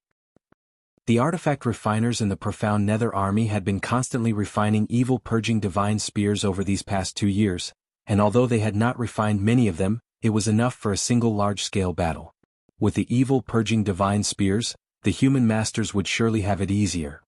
Wei Junyang shook his head, stating, "It's not that I'm afraid, it's just..." He looked at Yang Kai. "Sir, what is your idea?" He wasn't convinced that in their current position the humans should be the ones to initiate a war, but he still decided to listen to Yang Kai's plan. Yang Kai explained, "The Black Ink clan has a stronger and bigger army, while our human race army is weaker and fewer in number. In all these years, it has always been the Black Ink clan on the offense, while we humans are forced to passively hold our ground, which is understandable. I want to launch an attack, but not because I want to end the battle in profound nether territory in one fell swoop. We humans don't currently have that kind of strength." Kong Chengda pondered for a moment before asking, "Sir, you mean?" Yang Kai added, "I want the profound nether army's main force to launch a campaign to divert the attention of the Black Ink clan army." He raised his hand and pointed towards a certain spot on the void chart. "I will head here and assist the 8th Order Division commanders in taking down the territory lords here, allowing us to occupy this front." Ouyang Lai happily smiled, "Just like last time?" Yang Kai nodded his agreement. Yang Kai's last ambush had brought about stellar results. Not only did he kill 5 territory lords, but the Black Ink clan army at one of the auxiliary fronts was utterly routed and had suffered massive casualties. The auxiliary fronts in profound nether territory were not just limited to one area. There were several of them and they were now Yang Kai's targets. Kong Chengda and Wei Junyang glanced at each other before the former smiled wryly and explained, "Sir, you've been in a retreat for the past 2 years, so I'm afraid you don't know about the situation in profound nether territory. It's my fault for forgetting to report it to you." "What's wrong?" Yang Kai looked at him in confusion. Kong Chengda answered, "The Black Ink clan suffered such immense losses the last time you struck that they have completely given up on all the auxiliary fronts. All the Black Ink clan armies have retreated and they've even moved their Black Ink nests away." Yang Kai was at a total loss. He had been planning on attacking the other auxiliary fronts one after another, but it never occurred to him that the Black Ink clan would withdraw completely after just a single defeat. What the hell? 6 arms is quite decisive. Yang Kai lightly nodded his acknowledgement. This really came as a surprise to him. If Yang Kai really targeted the other auxiliary fronts, the Black Ink clan would not be able to defend themselves and would be forced to retreat sooner or later, but it seems 6 arms understood this and simply decided to cut their losses and retreat preemptively. This was a frustrating development for Yang Kai. Nonetheless, this was also quite beneficial for the human race. Since the Black Ink clan was no longer attacking the auxiliary fronts, the profound Nether Army could concentrate all of its forces to guard the main battlefield and did not have to divert manpower elsewhere. Kong Qing pondered for a moment before asking, "Sir, were you planning to kill more territory lords?" Yang Kai nodded his agreement. The territory lords are much higher in number than our 8th Order masters. Although we've killed a number of them here, that hasn't really closed the gap in high-level combat strength between our two races. In fact, this gap may never be closed, but where there is a will, there is a way. We can only reduce the pressure on our human race by killing more territory lords. I want all those territory lords to tremble in fear in the future. The 8th Order masters looked at each other, sighing at the hot-bloodedness of this young man. Although these old 8th Order masters weren't afraid of dying in battle against the Black Ink clan, they were still lacking in vigor compared to Yang Kai. Perhaps this was also the reason why the Supreme Headquarters had appointed Yang Kai as the army commander of the profound Nether Army. Yang Kai's fearsome strength was a critical factor, but the other reason was that the Supreme Headquarters wanted to bring some changes to the war situation. The other army commanders were all old and serious people, but that also meant that they acted more conservatively and cautiously. Kong Qing stated, "Sir, if that's what you want, there is no need to hesitate then. The army will press forward and draw the Black Ink clan into a battle. The 8th Order Division commanders will be tasked with keeping the territory lords occupied, so you just need to find an opportunity to kill them." Someone worriedly stated, "The profound Nether Army prioritized defense mainly because there was a gap in strength, so we've been relying on various tricks and traps to defend against the enemy. If we were to rashly launch an attack without any support, we might land ourselves in trouble." The human race had also been primarily focused on defense on the Black Ink battlefield because the human race had the Great Passes. The same was true for the profound Nether Army. Although there weren't any impregnable passes they could use here, being able to decide the battlefield allowed them to set up numerous defensive emplacements that bolstered their combat strength. These arrangements could greatly make up for the difference in combat strength between the humans and Black Ink clan. Kong Qing interjected, "That's not a big problem. While launching an offensive does have its fair share of drawbacks, we can compensate for them with the evil purging divine spears. If we disregard consumption, the Black Ink clan may not be able to gain any advantage for a short time. Of course, the more drawn out the battle, the harder it will become for our side." Yang Kai asked, "Senior Brother Kong, by your estimation, how long can the profound Nether Army persist if we utilize every evil purging divine spear we have?" Kong Qing pondered for a moment before replying, "Half a day."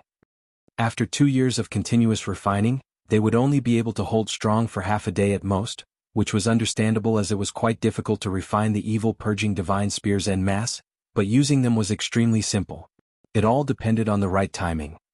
Yang Kai understood and ordered, "In that case our troops must withdraw within half a day after the start of the battle, or else we will suffer excessive casualties." Yang Kai then focused his attention on the void chart, remaining silent. The 8th Order masters patiently waited for Yang Kai to finish contemplating, whereas Yang Lai kept signaling Yang Kai with his eyes. His face filled with encouragement, as if he wanted this little brat to let him do as he pleased. After a long time, Yang Kai suddenly looked up and shouted, "Relay my orders. Unless a war breaks out at the front line, all forces are to return to the main camp. We will attack in 3 days with each division acting as an independent unit, forcing the Black Ink clan's army to come out and fight. We will engage the Black Ink clan army for 12 hours and then retreat. Every 8th Order division commander will find an opportunity to join the battle and draw out the territory lords. You don't need to kill them, your task is simply to fully occupy their attention." "Yes, sir." The 8th Order masters received their orders. Some were excited, some were worried, and some wore a stoic look. After the military order was given, the profound Nether Army's main force could be said to have completely mobilized. Something like this had never happened in the last few decades. It was quite a risky move, and if the Black Ink clan came to learn of it in advance, it would have disastrous consequences. All the Black Ink clan needed to do was divide their forces and cut off the Profound Nether Army's retreat to inflict heavy damage. It wasn't that Yang Kai didn't understand this point, but how could he kill territory lords without taking some risks? He needed to defeat the Black Ink clan in Profound Nether territory in the shortest time possible to imbue a sense of terror of him into them. These weren't just empty words, this was his real objective. Yang Kai then turned to Kong Qingda and stated, "Senior brother Kong, I'll leave the rear to you to coordinate the overall situation." Kong Qingda nodded in response, "Rest assured, sir, this Kong will do his best." "Prepare yourselves." Yang Kai waved everyone away. The Eighth Order masters quickly dispersed. Ouyang Lai on the other hand followed Yang Kai out of the hall. Yang Kai turned around and asked, "Senior Ouyang, do you need something?" Ouyang Lai glanced around before pulling Yang Kai to a remote corner by his arm. Yang Kai didn't know whether to laugh or cry. If someone who didn't know what was going on saw them acting sneaky, who knows what they would think. "Sir Ouyang, if you have something to say, just say it." Yang Kai was planning to return to his temporary palace to warn Yu Ru Meng and the others on some matters, so he didn't have the time to chat with him. Ouyang Lai beamed with a broad smile, "Junior brother, we've known each other for many years, how did your senior brother treat you?"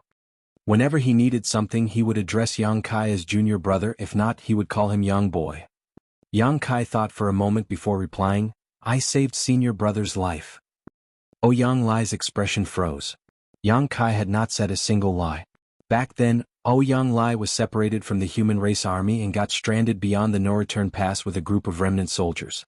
It was Yang Kai who had led him and the other humans to the barren territory from the no-return pass. In truth, Yang Kai had saved his life. Ouyang Lai agreed, nodding, "That's right, in other words, we have a life-and-death friendship." How did he come to that conclusion? Yang Kai couldn't be bothered to refute him. Ouyang Lai happily smiled, "Since that's the case, junior brother must take good care of your senior brother." Yang Kai couldn't help but shoot a glance at him, "I didn't expect senior brother to be so afraid of death." Ouyang Lai was stunned for a moment before cursing, "What nonsense! This old master has fought on the battlefield for so many centuries, but when have I ever feared death?" "Then what does senior brother mean?" Ouyang Lai cursed, "Chin Yuan, that bastard, ever since he had returned from the auxiliary front, he's been bragging that he beheaded an innate territory lord with a single stroke of his sword. Others may not have any idea about that bastard's strength, but I'm well aware. In a one-on-one fight, this old master can beat him with just one hand to the point that not even his disciples would recognize him. He was only able to kill a territory lord thanks to you, junior brother." At this point, Ouyang Lai put on a meaningful grin and continued, "Junior brother, you can't let your fertile water into another's land. Speaking of which, we're also one family, and we both have served in the Great Evolution Army. When you were injured, Gong Lian and I even took care of you. You want to kill territory lords, right? Then this senior brother will find a territory lord and try my best to keep him occupied. Then you can sneak over and give him a blow to the head. Do you understand?" Yang Kai didn't know whether to laugh or cry and quickly nodded, I understand. Ouyang Lai was overjoyed, "So, we have a deal." Yang Kai earnestly stated, "Senior brother, I can only promise to do my best. Senior brother also knows that the situation on the battlefield is constantly changing, and I can't attack too many times either." Without waiting for him to finish, Ouyang Lai cut him off, "I understand, your senior brother understands. Then I'll leave everything to you." After smacking Yang Kai's shoulder a few times, he turned around and flew away. Yang Kai stared at his back thinking, "What do you understand?" Chapter 5573, Mantis Stalks the Cicada. A heavy and murderous aura pervaded the universe fragment where the front line's main camp was located. Although no direct order had been issued yet, the soldiers could feel the oppressive pressure of the calm before a storm. Having fought the Black Ink clan for years, most of the soldiers had developed a keen perception of an impending war, and there were clear signs everywhere that a battle was about to break out. The human race army on the universe fragment at the main front all began preparing for the war. Inside a certain palace, Yang Kai watched as Yu Ru Meng's squad took off, heading towards the gathering point of their division. He did not give them too much advice as there was nothing for him to worry about. All of the women in this squad were 7th Order Open Heaven Realm Masters, and they had a customized warship built around by Shi Soul Clone. In terms of safety, they were far better off than other soldiers. Since a foreign enemy had invaded the 3,000 worlds, every human capable of contributing their strength had to do so. So, even if Ru Meng and the others were his family, they couldn't shrink from this. Especially now when Yang Kai was the army commander of the Profound Nether Army, he could not show any kind of favoritism. Quite the contrary, he had to set an example.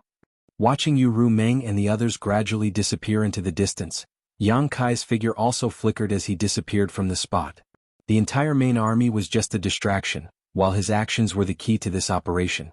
Yang Kai hoped that he could return with a full harvest this time. The human race troops began to gather in the void, with each division acting as a unit and 7th Order Open Heaven Realm Masters patrolling back and forth. The army looked quite imposing. Soon, the void was filled with densely packed warships, forming a massive fleet. Ouyang Lai was standing on the deck of a huge purifying black ink battleship, staring into the void. His expression was cold and his fighting spirit was soaring. After receiving the go from the central command, Ouyang Lai pointed ahead and shouted, "Set off!" There was a specially made battle drum on the purifying black ink battleship. As Ouyang Lai's only disciple, Gong Lian was holding the drumsticks and personally struck it. Even in the vast void, when Gong Lian started beating the drum, sonorous inspiring beats resounded out one after another, lifting the army's morale. The vanguard set off. Ouyang Lai loved fighting, so almost every time the Profound Nether Army took action he would be at the head of the charge. Right behind the vanguard forces were the various divisions, which began to move out one after another, fanning out to the left and right while Kong Chinda remained behind at the command center, coordinating the entire battle. The original boisterous universe fragment was now completely empty, leaving only a few non-combatants or cultivators who were still too injured to participate seeing the army off. The Black Ink clan quickly noticed the human race army's movements. Nothing could be done about this though, as the size of the Profound Nether Army's main force this time was 400,000 strong, and if the small stone race members were included, the size of the army would easily reach the 1,000,000 mark. If the Black Ink clan did not notice the movement of such a massive army, they would simply be blind.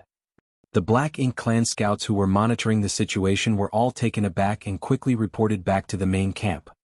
Unlike the human race frontline camp that was located on a universe fragment, the Black Ink clan main camp consisted of several universe worlds, one of which was originally located here, while the others had been moved over by the Black Ink clan's masters.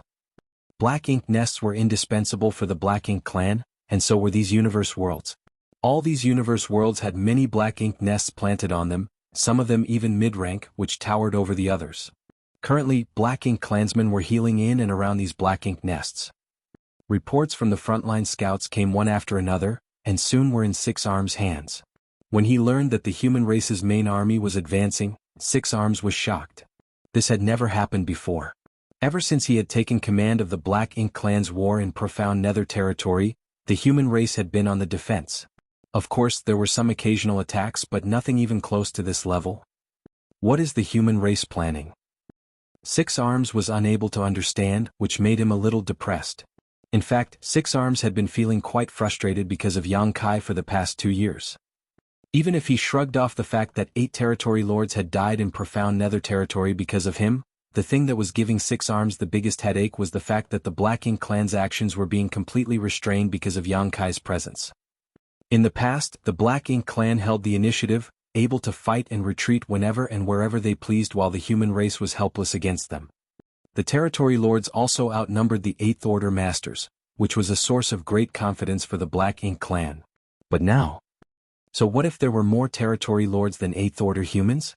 Six Arms didn't dare act rashly, afraid that Yang Kai would suddenly appear from somewhere and butcher them. Even he did not have the confidence to resist Yang Kai's insidious means. If he accidentally fell into Yang Kai's hands, he would be severely injured in the best-case scenario, and at worst he would die. Because of this, Six Arms cursed Mo Na Yi an uncountable number of times these past 2 years. Had Mo Na Yi not sent out false information, leading him to think that Yang Kai was still trapped in Acacia territory, how could he have lost 5 territory lords 2 years ago? On the other hand, Mo Na Yi's reply was only that Yang Kai was definitely in Acacia territory and could not have escaped. But what was the end result? Millions of Black Ink clansmen and 9 territory lords searched through the entire Acacia territory, but didn't find any trace of Yang Kai.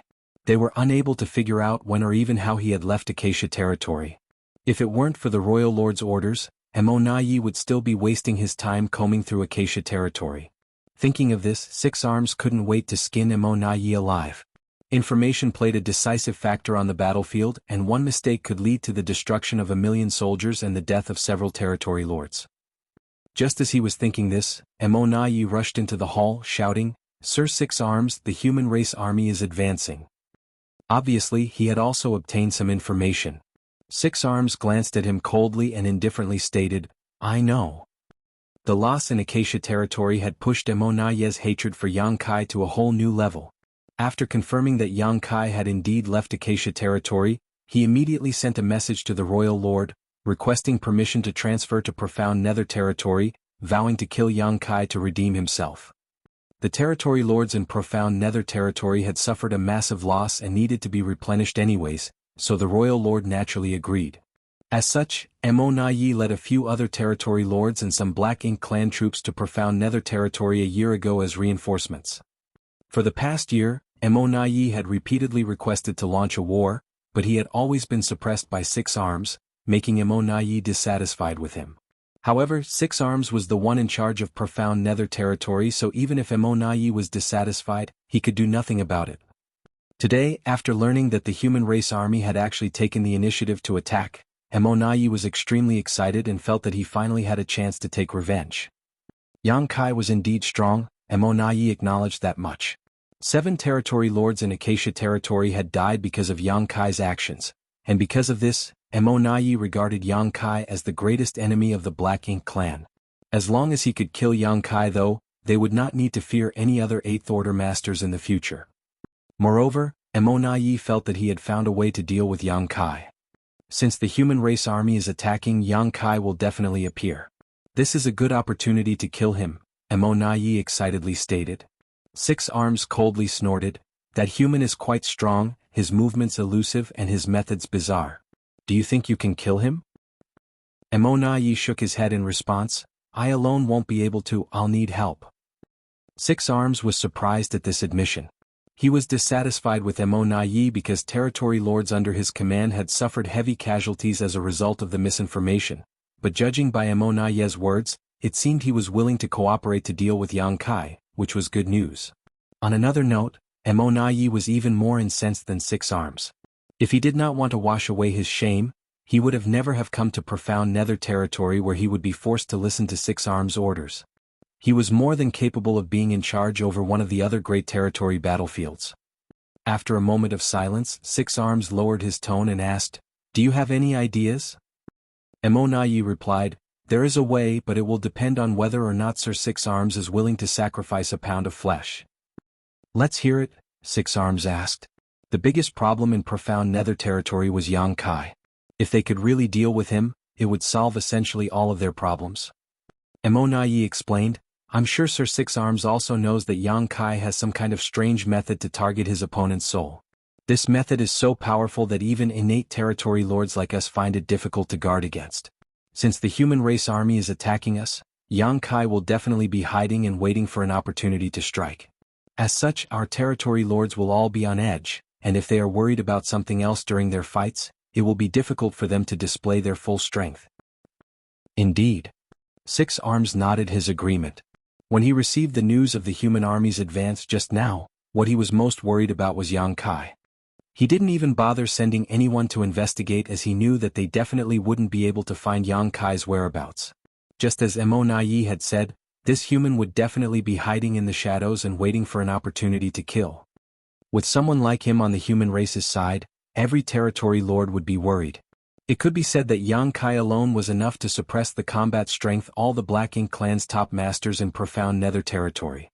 However, his methods aren't without cost. According to what I've gathered, he can only use that strange soul attack 3 times in quick succession. Furthermore, it's quite possible that doing so comes at a heavy cost, such as injuries to his own soul. The human race has a saying, "The mantis stalks the cicada, unaware of the oriole behind." Since he wants to secretly attack our territory lords, all we need to do is give him a chance to do so, and he will definitely take advantage of it. However, once he makes a move, he won't be able to hide himself anymore. At that time I will lead several territory lords to attack him. At that point what does it matter how strong he is? Six Arms' eyes lit up when he heard this and glanced over at Yi. If Yang Kai is the mantis, then are you the Oriole? Yi nodded. Only then will we have a chance to kill him. Then who will be the cicada? That will have to depend on Sir Six Arms' arrangements. Six Arms pondered for a moment. He had no choice but to admit that Yi was quite smart. This was indeed an excellent way to deal with Yang Kai, but if he really went with this plan he should be mentally prepared to sacrifice a territory lord, because once Yang Kai struck, the territory lord who was targeted would most likely die. No wonder Yi had said he would need to be willing to give up a pound of flesh to succeed. However, what was there to hesitate about? As long as they could kill Yang Kai, it did not matter if a territory lord was lost. After all, almost 20 territory lords had died because of Yang Kai already. If he could sacrifice a territory lord in exchange for eliminating Yang Kai, Six Arms would more than welcome it. Seemingly seeing through his thoughts, Yi continued in a grave tone, Sir Six Arms, one cicada won't be enough to act as bait. Chapter 5574, Initiating the Attack. Six Arms asked, how many do you want? Yi replied, since Yang Kai can attack 3 times, at least 3. It would be best if there were 5. Six Arms couldn't help but furrow his brow, hesitantly asking, you want that many? Yi explained, slowly shaking his head, sir, from what I can tell Yang Kai is an extremely cautious person, despite his actions seeming so bold and bombastic. If he doesn't have absolute confidence in succeeding, he won't act rashly. What's more, he is now the army commander of the Profound Nether Army, so he will be more cautious than ever. Even a fool will get suspicious if there is just one vulnerable target. Yang Kai won't take such obvious bait. We need to dispel his suspicions. Of course, we can't use too many as too much vulnerability will also be suspicious. Six Arms pondered for a moment. Although he had some resentment towards Yi, he had to admit that what the latter said made sense. Seeing him hesitate, Yi added, sir, this Yang Kai is already so strong when he is just an 8th Order master. Has Sir thought about what would happen if he were to break through to the 9th Order someday? Six Arms had not considered this before, but after giving it a thought, he couldn't help but shiver. That's right, Yang Kai is already so powerful in the 8th Order, what would happen if he broke through to the 9th Order? At that time, even royal lords would not be his opponent. Without any more hesitation, Six Arms declared, go get ready. I have arrangements to make on my side. Although he didn't obtain the answer he wanted, Yi knew that Six Arms was tempted, and since he was tempted, he would definitely act according to his plan. Without further ado, Yi nodded and left. A short while later, the Black Ink clan army also began to mobilize under a series of Six Arms orders, preparing to deal with the assault of the human race. The Black Ink clansmen who were healing in the Black Ink nests also emerged one after another. The battle was about to begin. The scouts of both sides constantly shuttled back and forth, passing information they had obtained from the front line back to their respective command centers. Half a day later, the two armies drew closer to each other. They looked like 2 swarms of locusts. 7th Order cultivators were shuttling around the fleets, passing orders for the squads to check their armaments and prepare for battle. This was the first time the Profound Nether Army had launched such a large-scale attack on their own initiative, and it was quite a significant move. As a result, the morale and fighting spirit of the soldiers had risen to a whole new level. Soon, when the distance between the two armies had reached a critical point, the beats of war drums started reverberating across the battlefield from the vanguard one after another. Under the leadership of Ouyang Lai and the other 8th Order Open Heaven Realm Masters, the human race army began their attack. The battle broke out in an instant, and the moment the two armies clashed, the entire Profound Nether territory appeared to shudder. The brilliance of secret techniques and artifacts filled the entire void, brightly illuminating the previously dark Profound Nether territory. Warships shuttled here and there, coordinating with each other as they bombarded the approaching Black Ink clan troops. Every time a war broke out, the human race would always hold the advantage in the opening moments as they killed countless enemies at long range. This was not because the human race army was stronger per se, but rather because the Black Ink clan always sent out weak cannon fodder first as a means of exhausting the humans. The Black Ink clan could spawn as much cannon fodder as they wanted, so no matter how many of them died, so long as they had Black Ink nests and ample resources, the ranks could be refilled. It was completely different for the human race. The current human armies might not hold a candle to the elites who fought back on the Black Ink battlefield, but they were still plenty stronger on average than the Black Ink clan cannon fodder. Not to mention the humans still had their warships to bolster their strength. Most of the Black Ink clan cannon fodder charging at the forefront had been killed in less than an hour, while the main force of the Black Ink clan army took action soon after. The main Black Ink clan army mainly consisted of low-rank Black Ink clansmen, equivalent to low-rank Open Heaven Realm human masters. The Black Ink clan's casualties continued to rise, but the human race's momentum had been blunted quite dramatically.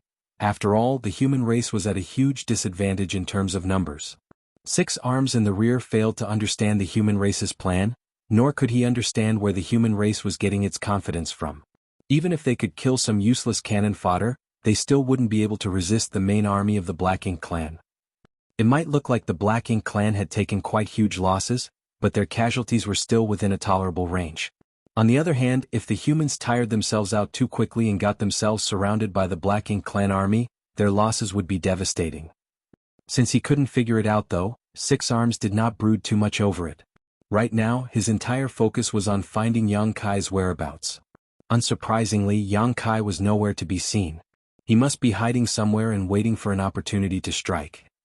Intentionally or unintentionally, 6 Arms' gaze swept across a few particular locations on the battlefield. Those were the locations where he had set the bait. If Yang Kai really made a move, he would definitely target those territory lords. Mo Na Yi was nowhere to be seen either, and would not make an appearance unless Yang Kai did.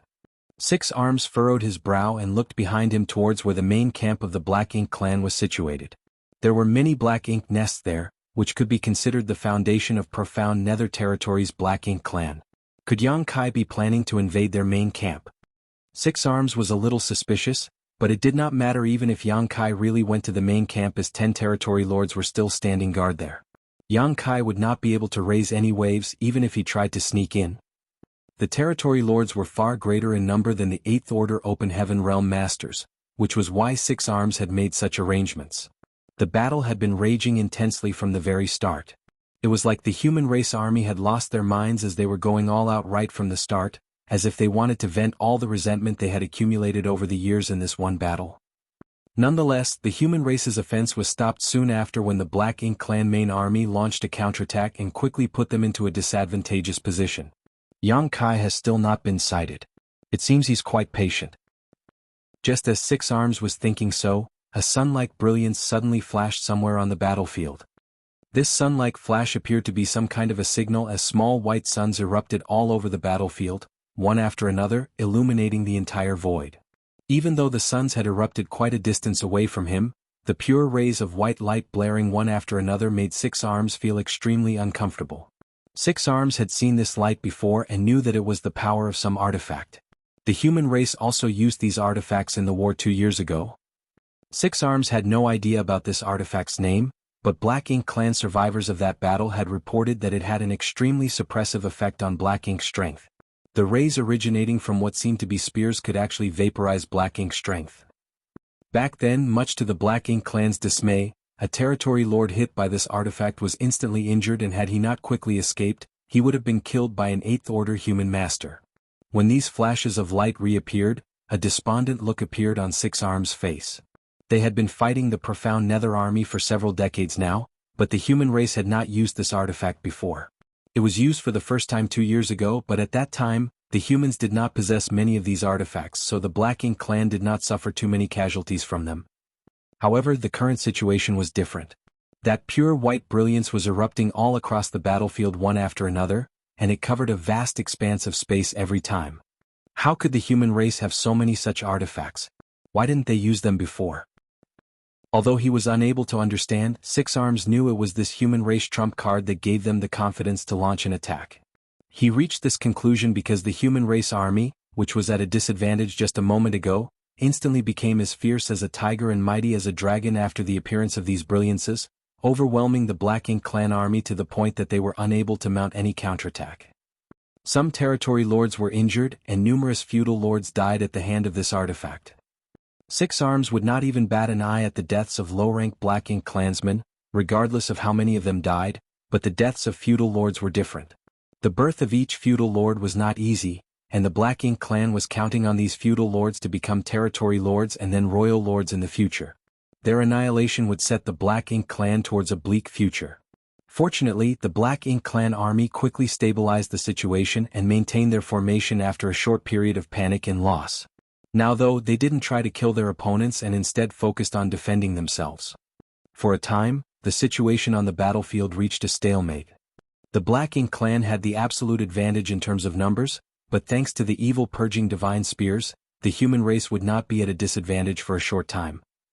Be that as it may, the evil purging divine spears would eventually be exhausted, and once that happened, if the humans had not yet retreated, what awaited them then would be a merciless slaughter. Somewhere on the battlefield, Ouyang Lai was bathed in blood as he engaged in a life-and-death battle. Since the start of the battle, he had been caught in a 1 versus 2 situation. It had been a difficult fight, but fortunately he had been through this very situation multiple times, so even though he had fallen into a disadvantageous position, his life was not in immediate danger. On top of that, Ouyang Lai was also keenly aware that his two opponents were not using their full strength as they were obviously on guard against something. Regarding this, Ouyang Lai was well aware that these people were worried about Yang Kai sneak attacking them. Although this situation would make it difficult for Yang Kai to launch a sneak attack here, it did make Ouyang Lai's situation a little more bearable. Pitifully, he had just asked Yang Kai to give him a helping hand in killing a territory lord so he could brag about it, but by the looks of things, it was highly unlikely to happen this time. Since 2 territory lords were targeting him, it would not be the best choice for Yang Kai to attack here. In the void, Mo Na Yi and 4 other territory lords were hiding inside a black ink cloud, concealing their auras as they observed the battlefield. Black ink clouds were everywhere on the battlefield, and the human race would not venture inside to investigate them if they could avoid doing so, so it was the best place to hide without worrying about being exposed. Through the black ink cloud, Mo Na Yi's sharp eyes were scanning the surroundings. He was certain that Yang Kai was hiding somewhere, waiting for an opportunity to attack. Perhaps Yang Kai was also hiding in a black ink cloud? Mo Na Yi looked towards the various black ink clouds, having no clue. Suddenly he muttered, "Yu Gong, if you dare to escape again, I will not forgive you." Beside him, Yu Gong's face flushed red as he muttered, "Don't worry, I also want to kill that Yang Kai. If he dares to show his face, he will definitely die." Mo Na Yi glanced at him coldly and snorted, stating, "That's for the best." Last time, in Acacia territory, Yu Gong was scared witless by Yang Kai, which Mo Na Yi still felt indignant about. If it weren't for Yu Gong's cowardice back then, they would not be in this trouble today. Chapter 5575 The Aureole Behind. 5 territory lords had set up an ambush for Yang Kai this time. Mo Na Yi was confident that so long as Yang Kai dared to show himself, he could hold him down. While they were talking, a burst of spiritual energy fluctuation suddenly surged somewhere on the battlefield before disappearing in a flash. All kinds of energy fluctuations were surging across the chaotic battlefield, so if one was not deliberately paying attention, it would be difficult to detect these specific fluctuations.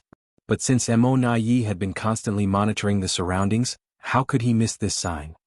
A bright gleam flashed across his eyes. Yang Kai made his move. These spiritual energy fluctuations were extremely familiar. In Acacia territory, every time Yang Kai launched a sneak attack, such fluctuations would appear. Mo Na Yi immediately looked towards the source of the spiritual energy fluctuations and instantly spotted Yang Kai rushing out from a black ink cloud. As expected, he was hiding inside a black ink cloud. Mo Na Yi had been keeping an eye on the various black ink clouds, but he had no idea when Yang Kai had snuck inside of this particular one. Helpless, he could not help but secretly sigh at Yang Kai's elusiveness. The other 4 territory lords also caught sight of Yang Kai and were about to rush out, but Mo Na Yi raised his hand and stopped them. "Wait." The territory lords were puzzled. They were hiding to ambush Yang Kai, but now that Yang Kai had appeared on the battlefield, they could not understand what they were waiting for. Mo Na Yi had no intention of speaking further, but he still patiently explained, "He can use that attack 3 times. He did not elaborate after that, but the territory lords instantly understood. Mo Na Yi was quite insidious. He was waiting for Yang Kai to exhaust his trump card on the other territory lords. Once Yang Kai had used up his unique method, he would be no different than an ordinary 8th Order master. At that time, what did this team of 5 territory lords have to fear? However, one of the territory lords hesitatingly asked, "If we don't act now, How would we explain it to Sir Six Arms? If a territory lord died because of their delay, Six Arms would definitely blame them. Mo Na Yi indifferently stated, killing Yang Kai is the best explanation. The territory lords looked at each other in dismay as a chill gripped their hearts. Apparently, Mo Na Yi had gone somewhat insane after the defeat in Acacia territory. He was now even willing to sacrifice a few territory lords just to kill Yang Kai. Doing so might be cruel and unacceptable, but it could still significantly increase their own safety. After all, they were reluctant to face Yang Kai when he still could use his ultimate move. Thus, no one had any objections. By the time they looked in that direction once more, the battle had already ended on that part of the battlefield as they sensed the fall of a territory lord. The territory lord's opponent was none other than Qin Yuan, who knew right away that Yang Kai was making his move the moment he sensed the unique spiritual energy fluctuations. Having experienced the same thing 2 years ago, why would Qin Yuan hesitate? He immediately unleashed his strongest divine ability, splitting his sword into 3,000 beams of light that rained down on the territory lord. 2 years ago, when Yang Kai had launched a sneak attack, Qin Yuan had beheaded a territory lord in one attack. It could be said that everything had gone very smoothly. But this time, the territory lords were obviously on guard, so Qin Yuan failed to kill the opposite party in one move, only managing to severely injure him. Fortunately, Yang Kai timely attacked with his spear, piercing it straight through the territory lord's heart. Qin Yuan swung his sword once more, beheading the territory lord. The territory lord seemed to have cursed something or someone before his death, his eyes filled with indignation, but Qin Yuan could not be bothered with the cries of the defeated. He raised his head to look around, but Yang Kai was nowhere in sight. He had already gone back into hiding who knows where. Qin Yuan lifted up his sword, turned around, and flew towards another battlefield where another 8th Order Master and territory lords were locked in a heated battle to provide assistance. The 8th Order Master was besieged by 2 territory lords, so, even if he used an evil purging divine spear, he would still be in danger. What he did not know was that the territory lord had cursed Mo Na Yi before his death. According to what he had heard from Six Arms, Mo Na Yi would immediately come to assist him once Yang Kai appeared. He also knew that he was a bait arranged by Six Arms to lure Yang Kai out, so he had always been on guard and had been defending his soul zealously. This was the reason why the soul-rending thorn failed to completely incapacitate him and Qin Yuan failed to kill him in one attack. If Mo Na Yi had timely come to his aid, he might not have lost his life, but Mo Na Yi did not show up, so how could he not curse the latter? The death of a territory lord affected the entire battlefield. From the get-go, the territory lords had always been on guard against Yang Kai's sneak attack. They had not been using their full strength against the 8th Open Heaven Realm Masters, worried that Yang Kai would suddenly appear out of thin air and attack them, but even after all of their preparations, a territory lord had still died. All the territory lords started to feel insecure after the first of them fell, especially the territory lords who had been arranged to act as bait by Six Arms. They could not wait to turn tail and flee. Mo Na Yi, who was hiding in the black ink cloud, was also feeling nervous now. Mo Na Yi believed that as long as Yang Kai's whereabouts were exposed, he would be unable to hide once more. It was for this reason he had decided to wait until Yang Kai had exhausted all his special soul attacks before taking him down. Mo Na Yi's plan was quite good, but he had never expected that Yang Kai would be able to vanish without leaving any trace after swiftly taking down his target. It was as if he had simply disappeared into thin air. The problem was that Yang Kai had finished his assault too quickly. In less than 3 breaths after making an entrance, he had chewed up and spat out the bait with the assistance of another 8th Order Master. Mo Na Yi was simply powerless to track him. Mo Na Yi's expression suddenly became extremely unsightly as he came to realize that he had still been too naive. The situation had developed completely differently from his calculations. How was he supposed to track Yang Kai if the latter could just up and vanish? Right then, another burst of spiritual energy fluctuations flared up. Mo Na Yi immediately looked towards its source, where he saw Yang Kai reappear in a distant location. Mo Na Yi could not sit still anymore and fiercely shouted, "Let's go!" Having said so, he flew straight towards that location. Yu Gong and the other territory lords were momentarily taken aback, but quickly chased after him. At this moment, Yang Kai was wantonly attacking a territory lord with another 8th Open Heaven Realm Master. His Azure Dragon Spear moved back and forth, leaving gaping wounds on the territory lord's body. It was a simple matter to defend against the soul-rending thorns. Once the territory lords decided to heavily shield their souls, the soul-rending thorn's might was greatly reduced, but so what? In a life-and-death battle between masters, even a momentary flaw could lead to a disastrous end. No Eighth Order master was to be trifled with, so once they saw an opportunity, they would seize upon it with all their might. The moment a territory lord was struck by a soul-rending thorn, whether they were on guard or not, they would be momentarily distracted, which was a huge flaw. Yang Kai promptly followed up with a deadly attack. In this world, how could a territory lord resist the combined might of him and another Eighth Order master? Killing the second territory lord took a bit longer, about 10 breaths from start to finish, but the moment this territory lord fell, Yang Kai felt a few fierce aura lock onto him from a distance. Looking up, he saw 5 territory lords rushing over, 3 of whom looked a little familiar. Didn't I encounter them in Acacia territory? Yugong, if I recall correctly. 5 territory lords, they really think highly of me. Yang Kai sneered in his heart as he realized that these 5 territory lords were specifically targeting him. Otherwise, they had no reason to rush straight towards him. Obviously, the Eighth Order master had also noticed them and promptly proposed with a stern look on his face, "Sir, please leave first, I'll block them." Yang Kai snapped, "Block them my ass. You go help the others." Anyone who stood in the way of these 5 territory lords would be killed right then and there. Even Yang Kai himself did not dare to confront them head-on. Hearing this, the Eighth Order master didn't hesitate and headed straight towards a nearby battlefield, like Qin Yuan. Yang Kai didn't escape using space principles like before, but rather glanced provocatively at the 5 territory lords charging towards him before shooting off in another direction. In that direction was another bait arranged by 6 arms. Since it was bait specially prepared for him, it naturally attracted Yang Kai's attention. Just like the 2 territory lords who had been killed before, this territory lord was also fighting an Eighth Order Open Heaven Realm Master one-on-one in a remote part of the battlefield. Only by doing so could he be considered bait. Heeding Mo Na Ye's advice, 6 arms had arranged a total of 5 such bait on the entire battlefield. Whereas other battles between Eighth Order masters and territory lords were group battles, like with Ouyang Lai, 1 against 2 or 2 against 3. In short, the human race was at a disadvantage almost everywhere. Fortunately, the territory lords were preserving their strength to defend against sneak attacks. Furthermore, the human race masters had evil purging divine spears to defend themselves, so things were not that bad for the moment.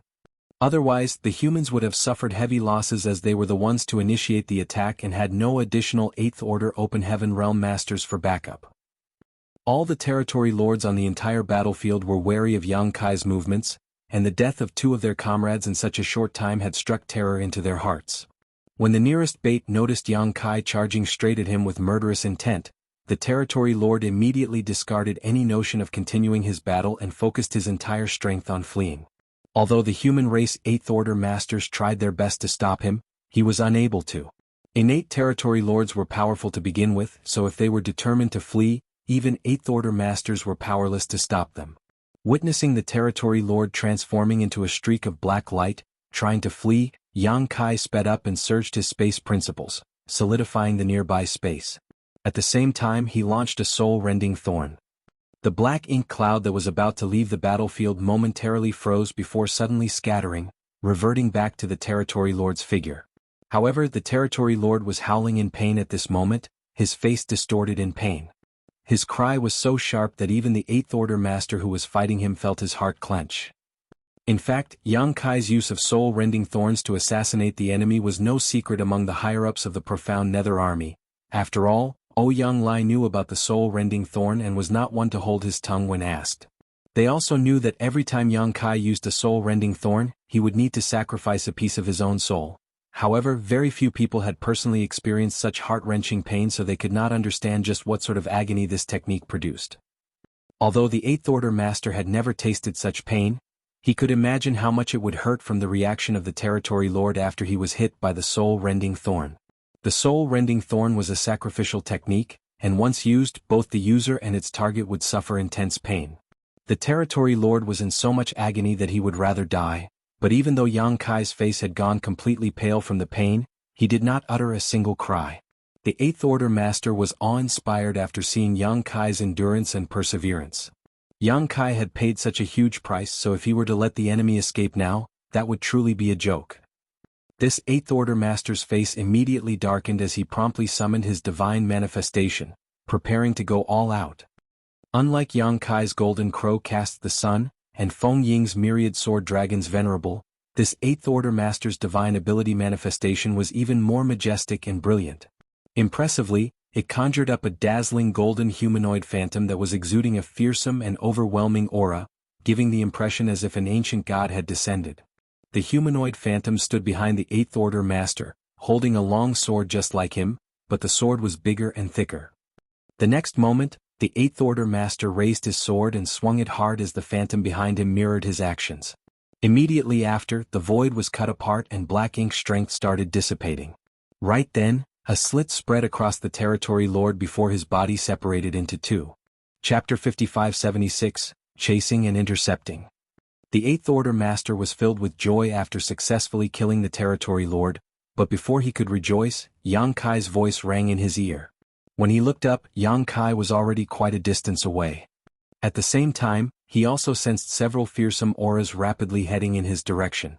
When the Eighth Order Master looked towards the auras, he saw 5 powerful territory lords, including Immortality, heading straight towards him. This scared the hell out of him and he quickly turned tail and fled in the opposite direction from Yang Kai. Apparently, Immortality and the others were not interested in this Eighth Order Master as their target was only Yang Kai.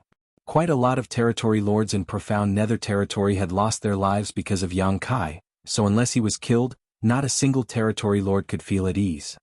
Furthermore, Yang Kai had already used his ace 3 times in a row, killing 3 territory lords. Yang Kai did not have the strength to use it again. The current Yang Kai was like a tiger without his fangs, so how could Immortality and the other territory lords be afraid of anything? This was a rare opportunity. If they failed to kill Yang Kai this time, who knows when they could find another opportunity like this.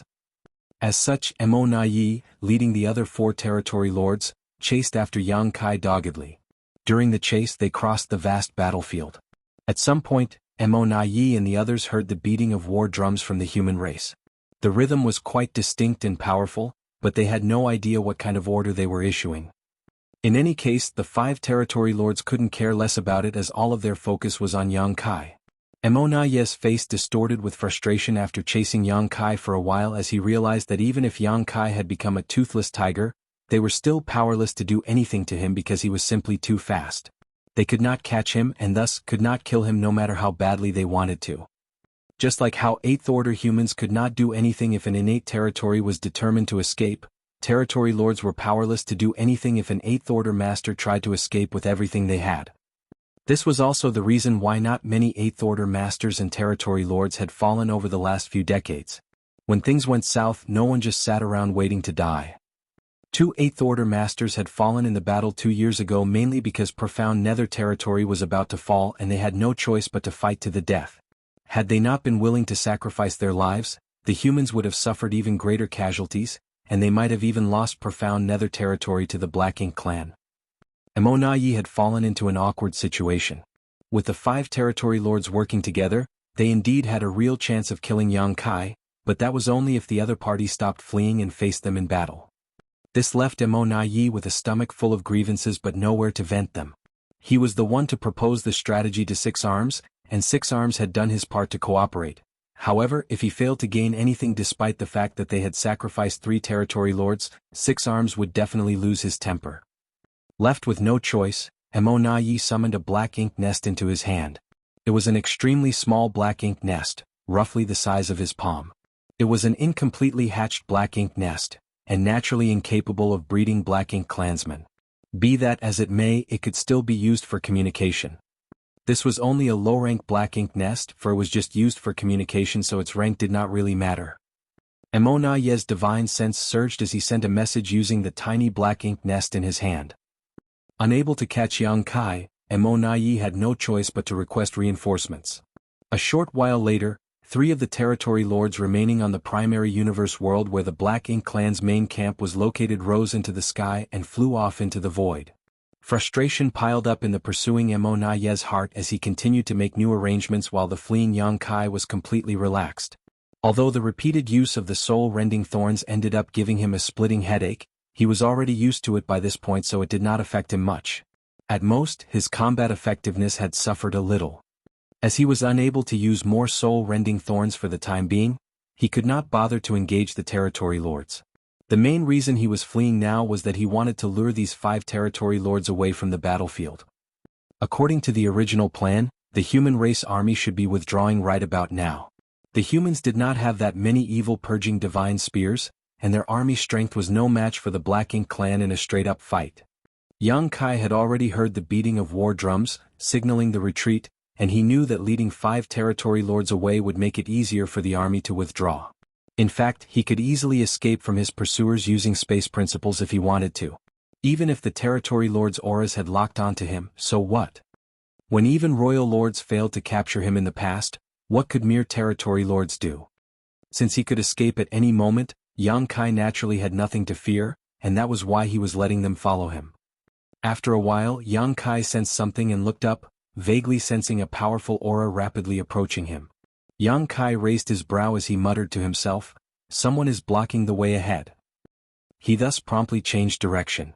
But a moment later, another territory lord rapidly approached him from the front, blocking his way. Yang Kai changed direction once more. After about an hour of this situation repeating itself, Yang Kai stopped in the void and looked around. Immortality was gleeful as his request for help had not gone in vain. Having been chased and intercepted like this, Yang Kai now had nowhere to run. "Let's see how you will escape from this." For the distance, territory lords' powerful auras had locked onto Yang Kai like chains. If he made any rash move, he would be showered with attacks from all sides. As the gap between them was shortened, Immortality could faintly see Yang Kai's figure. While both sides were looking from across the distance, their eyes suddenly met.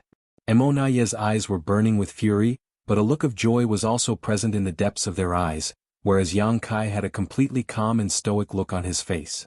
Yang Kai's lips moved up and down, but Immortality did not hear what he said, but from his lip movements he could only vaguely tell that Yang Kai was calling him an idiot. Immediately after, he saw Yang Kai lift his hands as they started radiating yellow and blue light. Immortality immediately had a bad feeling and shouted, "Kill him!"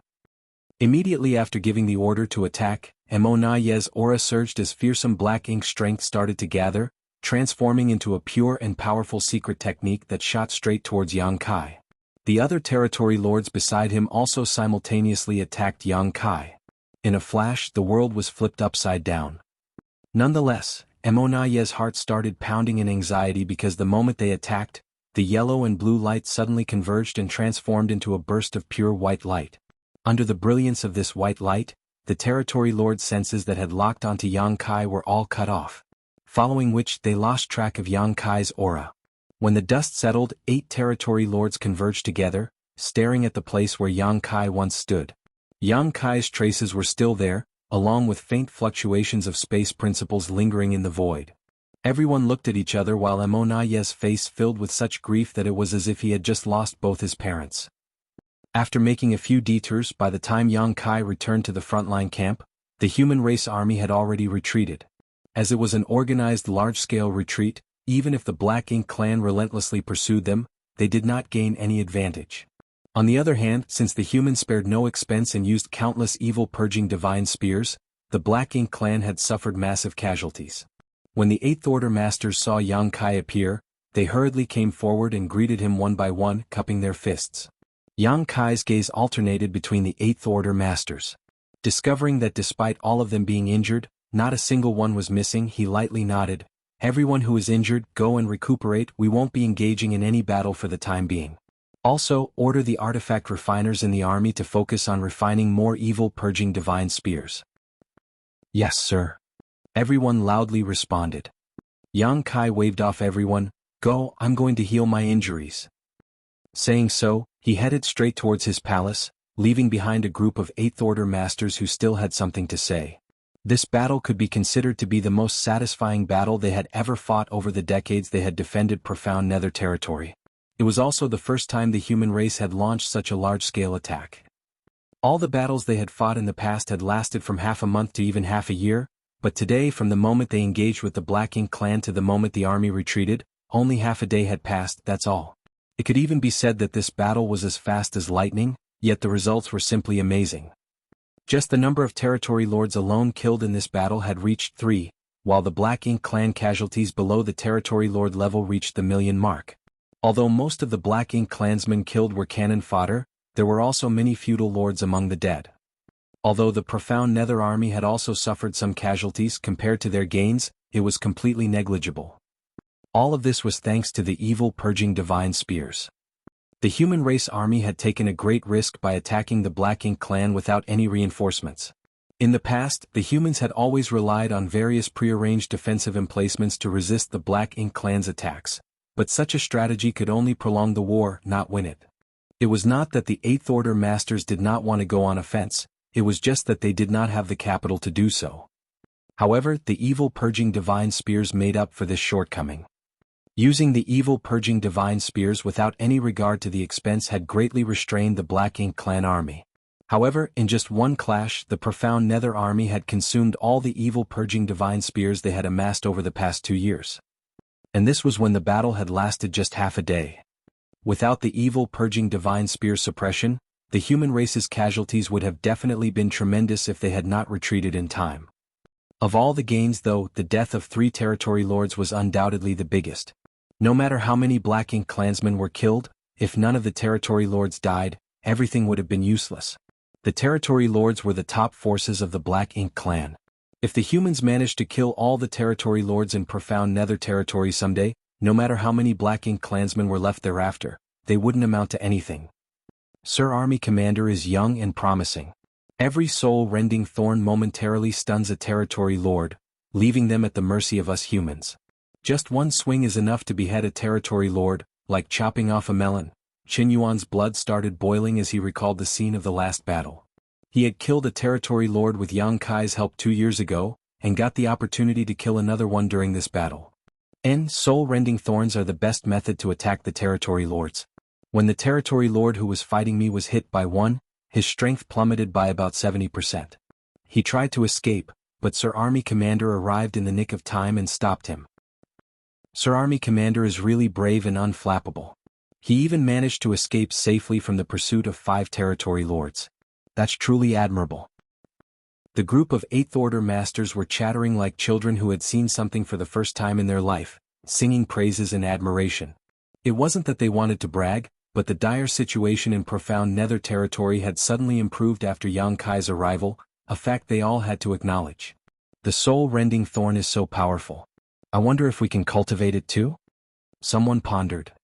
If this method could be disseminated to everyone, it would be a huge boon to the human race, as from then on, they could all easily kill territory lords.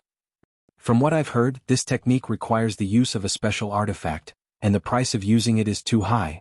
Both the user and its target will have to endure the pain of their souls being torn apart. So, it can't be used by just anyone. Chapter 5577 Frequent Attacks. Where's Brother Ouyang? He's the most familiar with the army commander and he knows about the soul-rending thorn the best. Qin Yuan looked around and soon spotted Ouyang Lai standing in the corner. He then politely asked Ouyang Lai, "Brother Ouyang, you're here? Go away, I don't know anything, don't ask me." Ouyang Lai turned around and stormed off. Qin Yuan scratched his head. He had no idea how he had offended Ouyang Lai. After that intense battle, profound Nether territory once again fell into a period of calm and quiet. Be that as it may, both the Black Ink clan and the human race knew that this calm was only temporary and the next storm was already brewing. While the human race army was diligently recovering, the Black Ink clan's morale was crumbling. They still failed to stop the killer even after sacrificing 3 territory lords. This sent Six Arms into a rage, while Immortality was also extremely unresigned. His original plan was to kill Yang Kai with the combined assault of 5 territory lords, but apparently this strategy was completely useless. Yang Kai's ability to escape was top-notch, and he simply refused to face them head-on, giving Immortality no chance to use this strategy. Yang Kai was a true thorn in their side. Ever since they had left the primordial heaven source grand restriction, the territory lords had never encountered such a difficult and terrifying enemy. The Black Ink clan had no way to deal with the current predicament. The only thing they could rejoice about was that there was only one Yang Kai among humans. If there were a few more human masters like him, the Black Ink clan would be in a very dangerous spot. Although Xiang Shan was strong, the territory lords were not too afraid of him as they could see the limits of his strength. On the other hand, Yang Kai was simply unfathomable. 2 years later, Yang Kai emerged from retreat and gathered the Eighth Order Masters to discuss dispatching troops. Though there was nothing much to discuss. Having gained such a huge harvest in the last battle, all they needed to do was repeat the same strategy. Obviously, the Black Ink clan had no way to counter this strategy. After all, they had no choice but to defend themselves if the human race army attacked them. So long as the Black Ink clan defended themselves, Yang Kai would have a chance to kill. It might be a simple strategy, but as long as it worked, it did not matter. After some orders and arrangements, the Eighth Order Masters left. Ouyang Lai, on the other hand, looked at Yang Kai with a bitter expression before leaving, like a wife who had been wronged, leaving the latter quite puzzled. The human race army launched another attack. Although they had suffered some casualties in the last battle, the recruitment hall in High Heaven territory had seen a massive increase in those signing up to fight, so the Supreme Headquarters had dispatched reinforcements over the past 2 years. Yang Kai had also pulled 100,000 more soldiers from the auxiliary army, so the Profound Nether army was even more powerful than last time.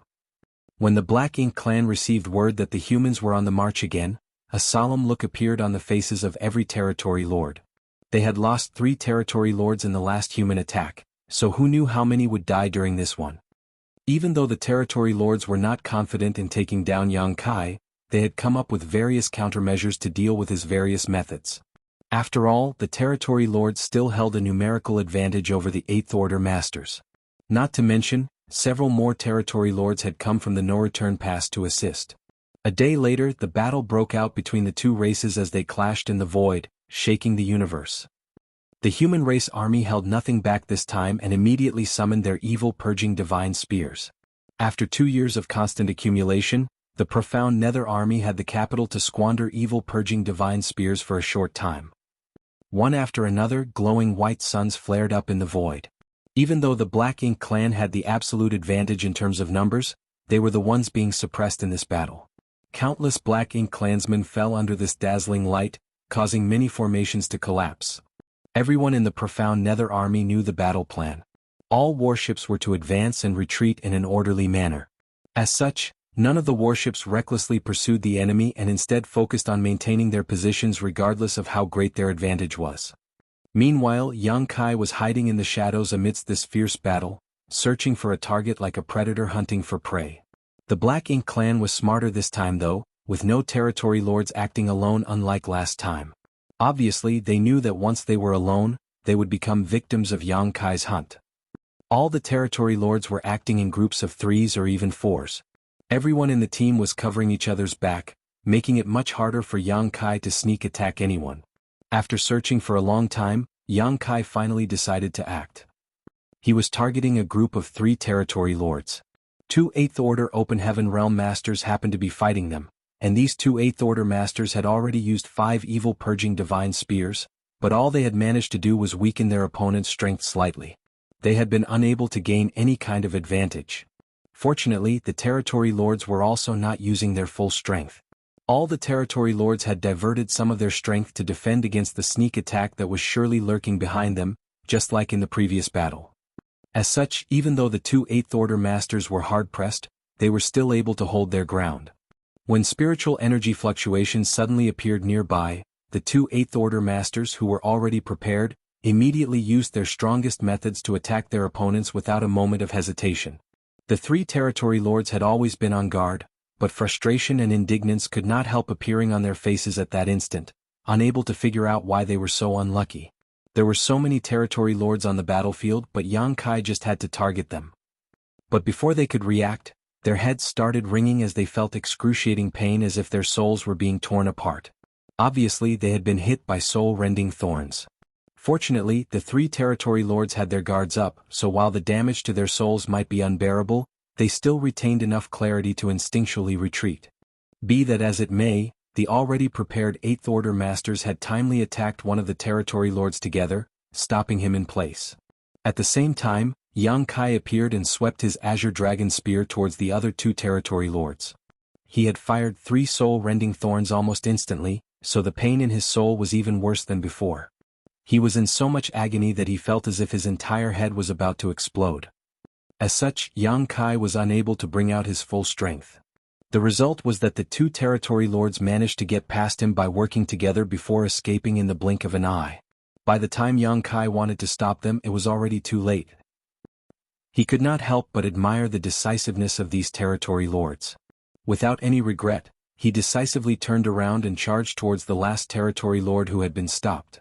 It was 3 against 1 and the territory lord's soul was badly injured, so the result was already decided. The territory lord was killed by one of the 8th Order masters in a few breaths.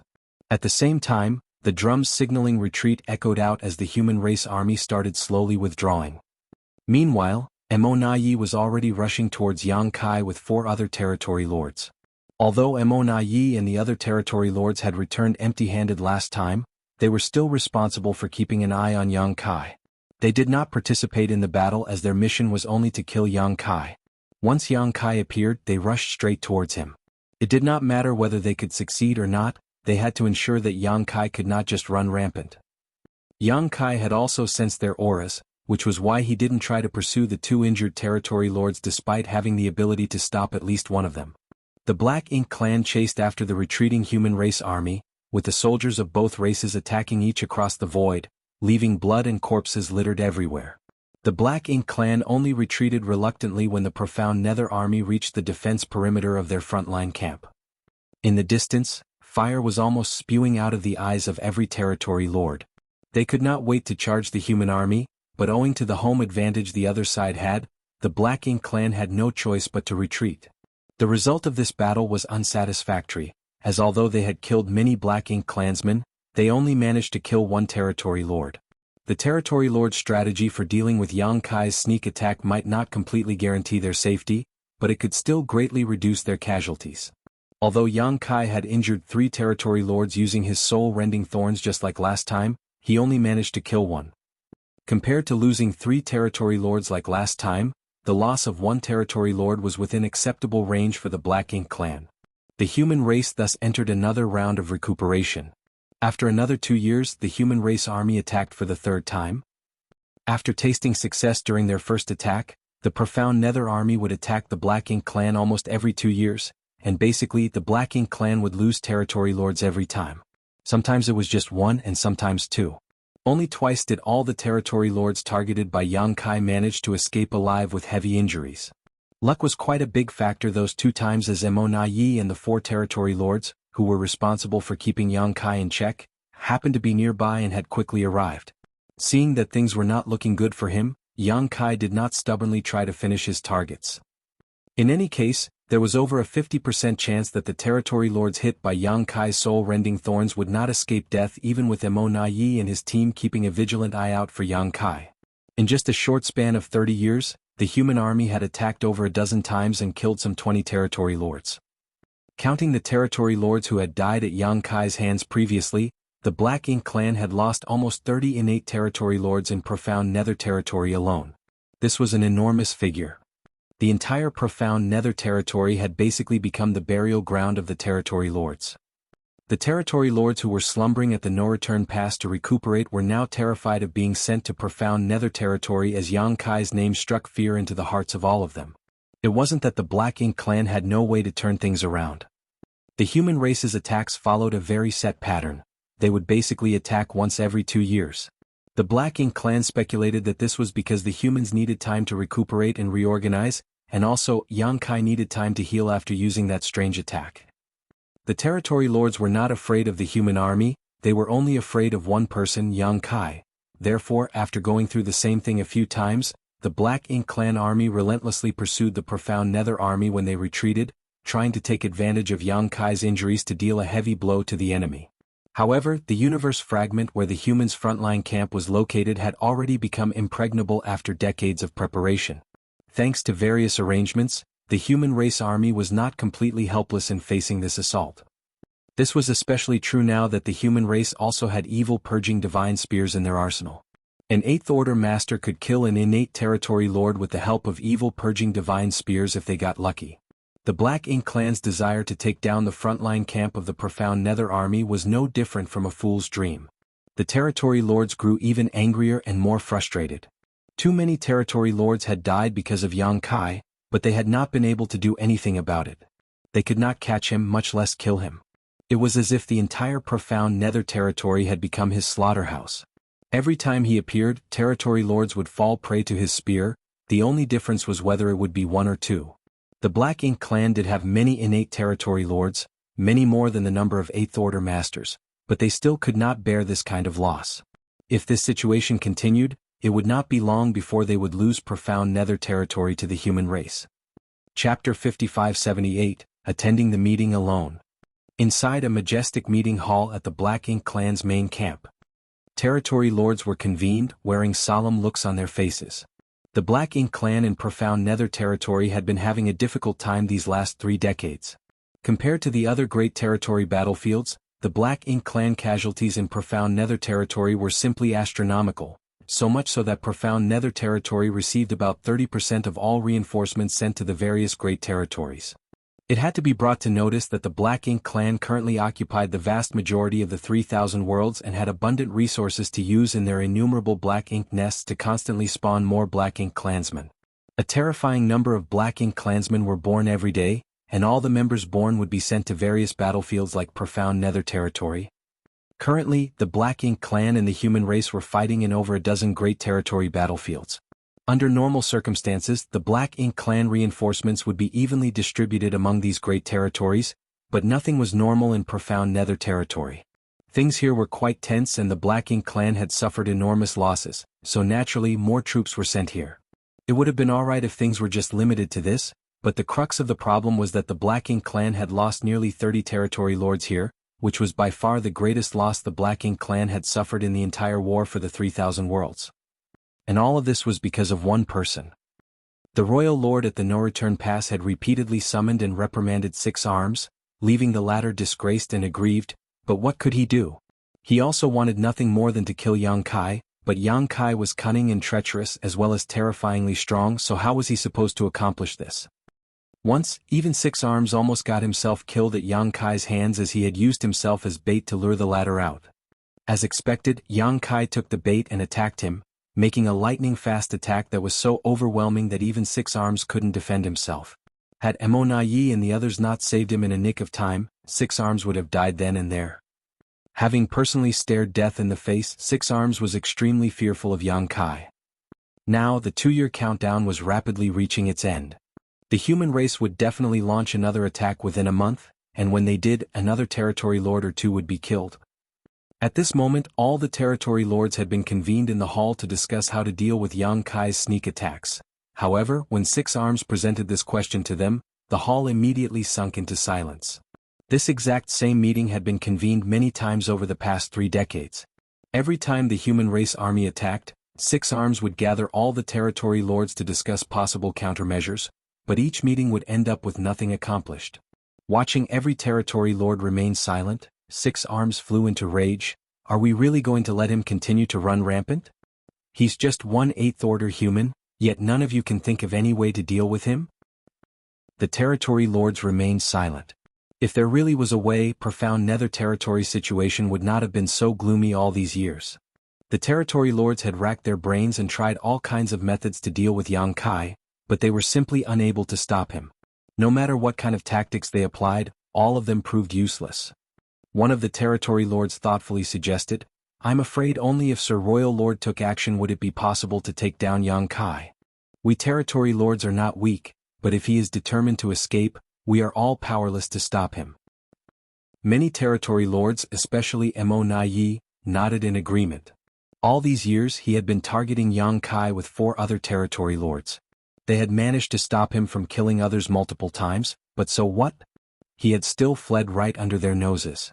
Space secret techniques were truly unmatched when it came to escaping. The Royal Lord is guarding the no-return pass, a matter of the utmost importance. How can he take action so easily? One territory lord shook his head. Almost all the high-rank Black Ink nests were planted at the no-return pass, making it the foundation of the current Black Ink clan. If the human race masters attacked the no-return pass when the Royal Lord was away and destroyed those Black Ink nests, the Black Ink clan would become a tree without roots, a river without a source. The Black Ink clan only had one Royal Lord left, leaving them in quite an awkward situation, but the territory lords were also a little relieved at this situation.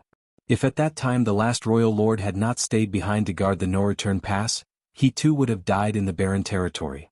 The Barren Territory War was especially tragic, as almost all of the Ninth Order Open Heaven Realm humans had sacrificed their lives to kill all but 2 Black Ink Clan royal lords.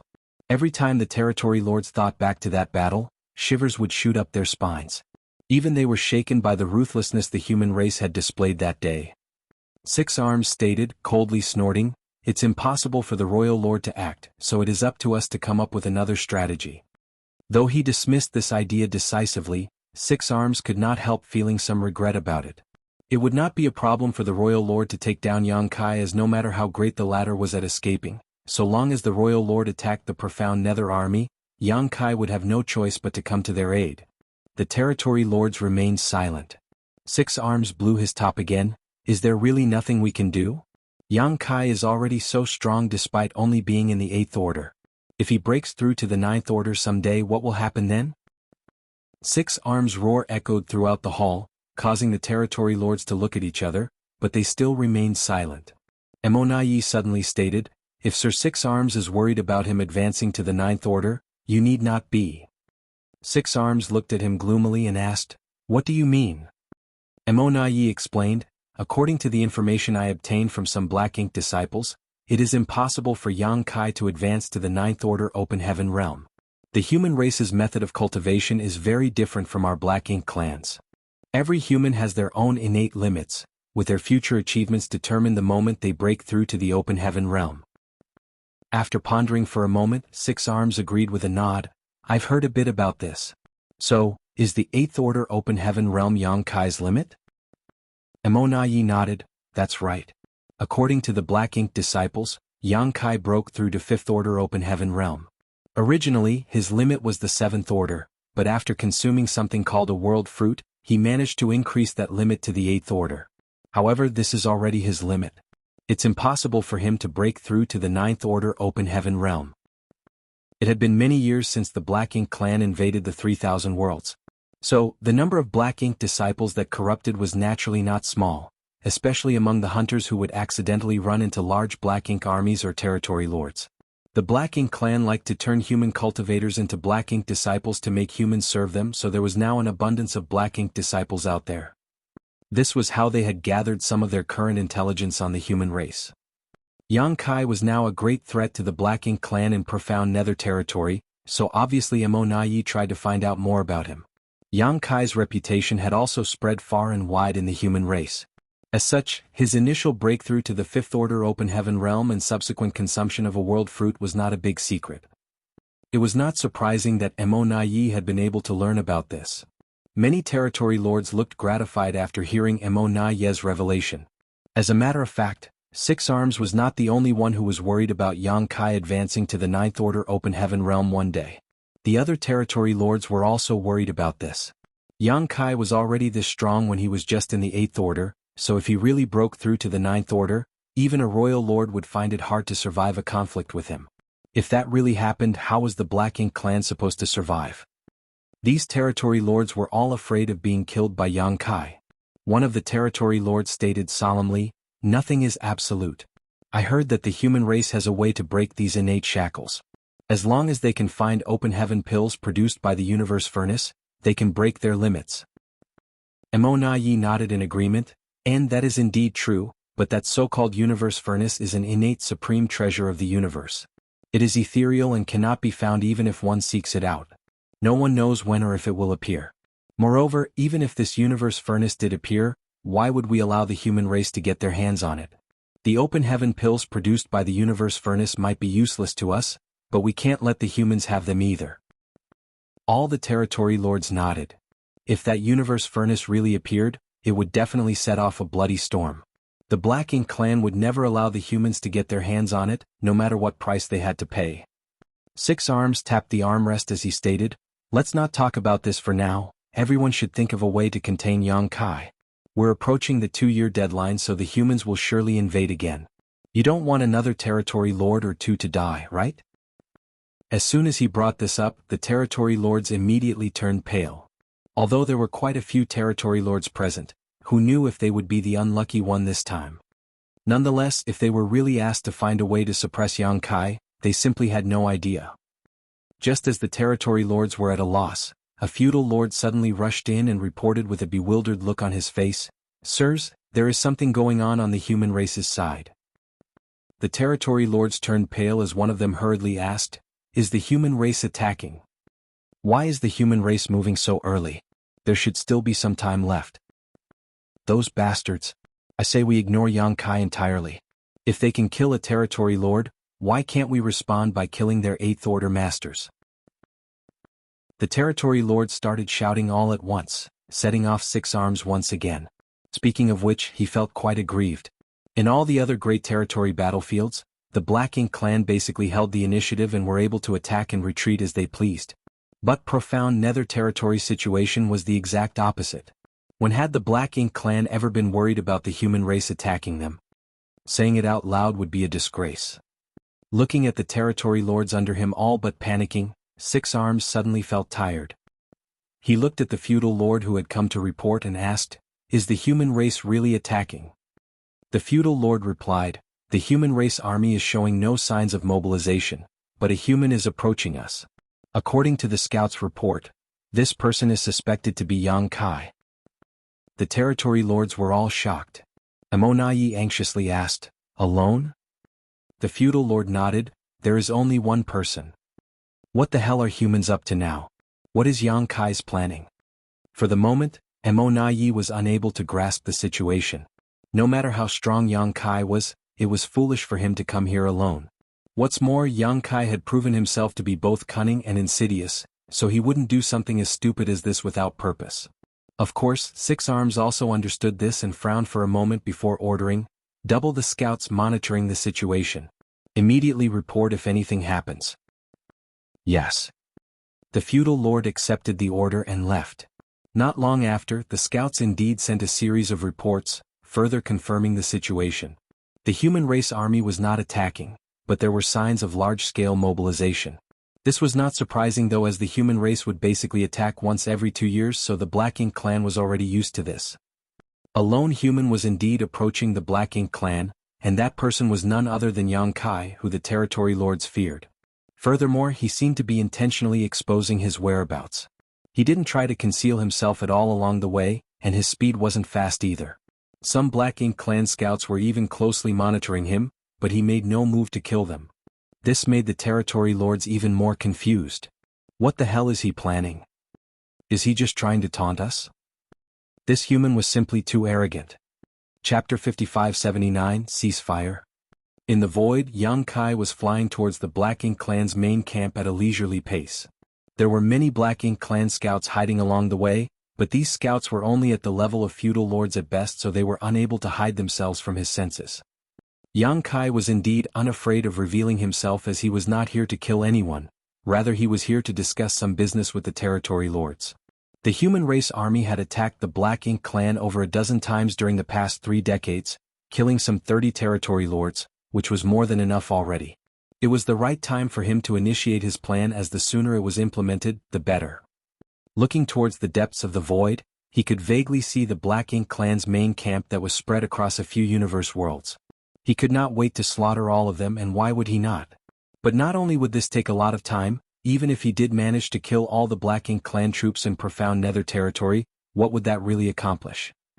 Perhaps it would ease some of the human race's current troubles, but it would not solve the root of their problem. Ultimately, it would all be in vain. As long as Mo was still alive and kicking, it would be able to continuously breed more Black Ink clansmen and even create more Black Ink giant spiritual gods. If Yang Kai wanted to solve the problem once and for all, he would have to go to the primordial heaven source grand restriction and kill Mo.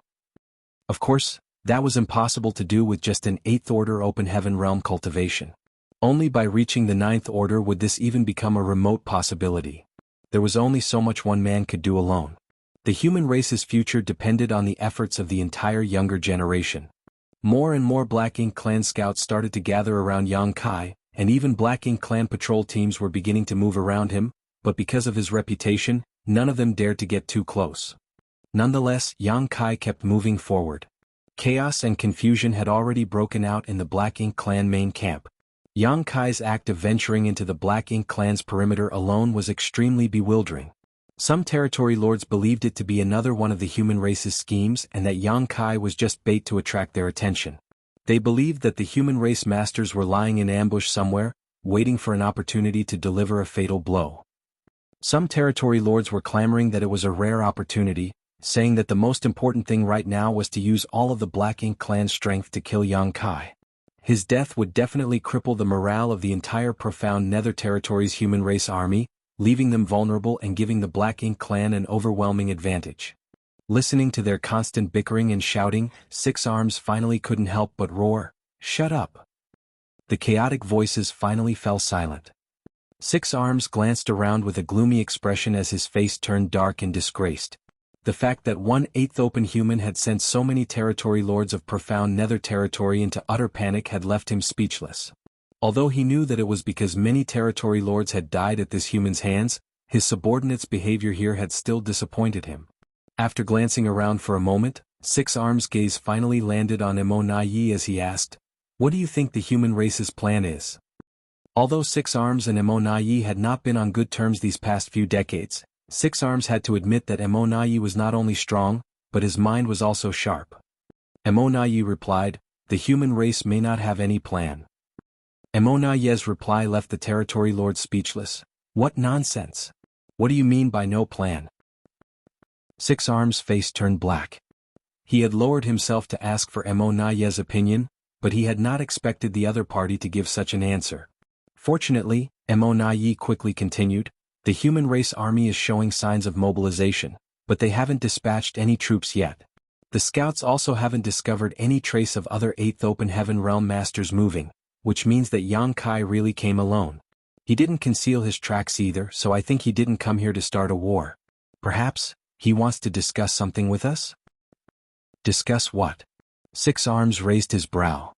Immortality shook his head, "I don't know either. Yang Kai is both strong and bold, but most importantly, his ability to escape is unmatched. He probably thinks that even if he comes here alone, we wouldn't be able to do anything to him." Immortality felt a little ashamed when he said this last sentence, but it was the truth. He had pursued Yang Kai countless times with 4 other territory lords over the years, but they had never once managed to even hit him. "So what do you think he's here to discuss with us?" Immortality replied, "It's just my guess. Whether it's true or not, Sir Six Arms will have to determine." Six Arms nodded slightly. To be honest, he also felt this was the case, as there was no other explanation for Yang Kai's strange actions today. There is an irreconcilable feud between the Black Ink clan and the human race. Rivers of blood flow every time a war breaks out, so what could Yang Kai want to discuss? After a moment of silence, Six Arms stated, "Since that's the case, let's go and meet him." He then selected 9 other territory lords and ordered, "Follow me. As for the rest of you, conceal yourselves and wait for my orders." If possible, he did not want to miss an opportunity to kill Yang Kai. If he could kill Yang Kai somehow, they would be able to suppress the entire profound Nether Territory within a couple of years. The territory lords understood this and immediately obeyed. In the void, Yang Kai continued to move forward at a leisurely pace. He had already gotten quite close to the Black Ink clan main camp when suddenly, he looked up and saw 10 figures with powerful auras flying out of a universe world in front of him. Their leader was none other than Six Arms. Not only that, Yang Kai also keenly noticed many more territory lords hiding in the nearby Black Ink clouds. He had already anticipated this, so he just continued moving forward with a smile on his lips, fearlessly. On the other side, Six Arms couldn't help feeling a sense of admiration, watching Yang Kai flying towards them in a totally undisturbed manner. This human truly doesn't know any fear. No one else would have dared to act like this, for walking into the enemy's encirclement alone was akin to suicide. The distance between them was rapidly shortening, and at some point Yang Kai came to a halt and smiled at Six Arms. Six Arms almost couldn't help but give the order to attack. Yang Kai's current position was quite tempting to the Black Ink clan, as he was surrounded by territory lords from all directions and was locked onto by all of them. The territory lords were ready to attack at a moment's notice, so as soon as Six Arms gave the order, they would rain down hell on Yang Kai. Even if he is proficient in the Tao of space, he might not be able to escape unscathed, right? Should we attack or not? At this moment, Six Arms' heart rate began to accelerate. But before he could make a decision, Yang Kai chuckled. "Six Arms, since I dared to come alone, I naturally have the confidence to escape too. I might be surrounded by many territory lords, but you won't be able to kill me. At best, you would only be able to seriously injure me. Six Arms' face turned dark and gloomy, but he did not retort back. The other territory lords' faces also turned ugly as they felt that Yang Kai was being too arrogant. Had it been any other eighth-order human, the territory lords would scoff at these words, but since Yang Kai said them, they had no choice but to take his words seriously. They knew that this human was no fool. If he didn't have absolute confidence, why would he dare come here all alone and let himself be surrounded? Yang Kai continued without any sense of urgency, "So long as I'm alive, you'll always have to watch your backs. I'll keep killing one or two of you every time we fight. I wonder how many territory lords the Black Ink clan can sacrifice?" Listening to this, a territory lord beside Six Arms angrily shouted, "Yang Kai, don't act so arrogantly. Since you've come here alone, you can forget about leaving here alive." Yang Kai looked at him, sizing him up before indifferently stating, "I remember you. You managed to escape from my hands 10 years ago. Have you recovered yet?" The territory lord immediately choked and couldn't speak as he subconsciously touched his waist where there was still a deep wound that had yet to heal. Even to this date, he would tremble in fear whenever he recalled the scene of him escaping from Yang Kai's spear a decade ago. He was lucky that time as Emo Na Yi and the others had hurriedly come to his rescue, forcing Yang Kai to retreat. Yang Kai's tone suddenly turned cold. "The next time war breaks out, you will die first." The territory lord's expression changed drastically as terror filled his eyes. He couldn't help but step back in fear, but the next moment when he felt everyone's gaze on him, he felt so ashamed that he wanted nothing more than to crawl into a hole and never come out. Although he was ashamed, he did not speak again. He was not confident that he would manage to escape if he was really targeted by Yang Kai on the battlefield. Profound Nether territory was too dangerous right now. He wanted to go back to the no-return past to recuperate. Enough. Six Arms coldly snorted as his expression turned ugly. Yang Kai had come alone, but not only did he not act cautiously, he was even more imposing than ever. Worse, with just a few words he managed to frighten a territory lord under him so badly that he actually stumbled backwards in panic, enraging Six Arms completely. How could the human race produce such a monster? He stared deeply at Yang Kai and asked, "Your Excellency, you didn't come here to fight with us, right?" A calm and peaceful smile appeared on Yang Kai's lips. "Of course not. I came here mainly to negotiate peace with all of you." Negotiate peace? Six Arms and the territory lords were stunned. Everyone had guessed that Yang Kai had come here alone for some purpose, but no one had expected him to say something like this. Peace? What peace? The human race and the Black Ink clan had been locked in a bloody war for millions of years. The Black Ink clan could not help but think that Yang Kai had lost his mind. It's impossible for them to coexist peacefully. The war between the two races would only come to an end once one side was completely annihilated, yet Yang Kai actually said he came here to discuss peace. The territory lords almost thought they might have heard wrong. They looked at each other, subconsciously thinking that this was another one of the human race's schemes. Yang Kai, on the other hand, earnestly continued, "That's right, I'm here to negotiate a ceasefire. Of course, not a complete ceasefire, just one between the territory lords and Eighth Order human masters."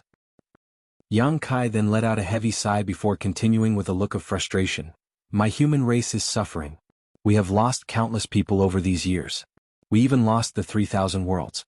Now we are confined to just a dozen or so great territory battlefields, struggling to resist your Black Ink clan's onslaught.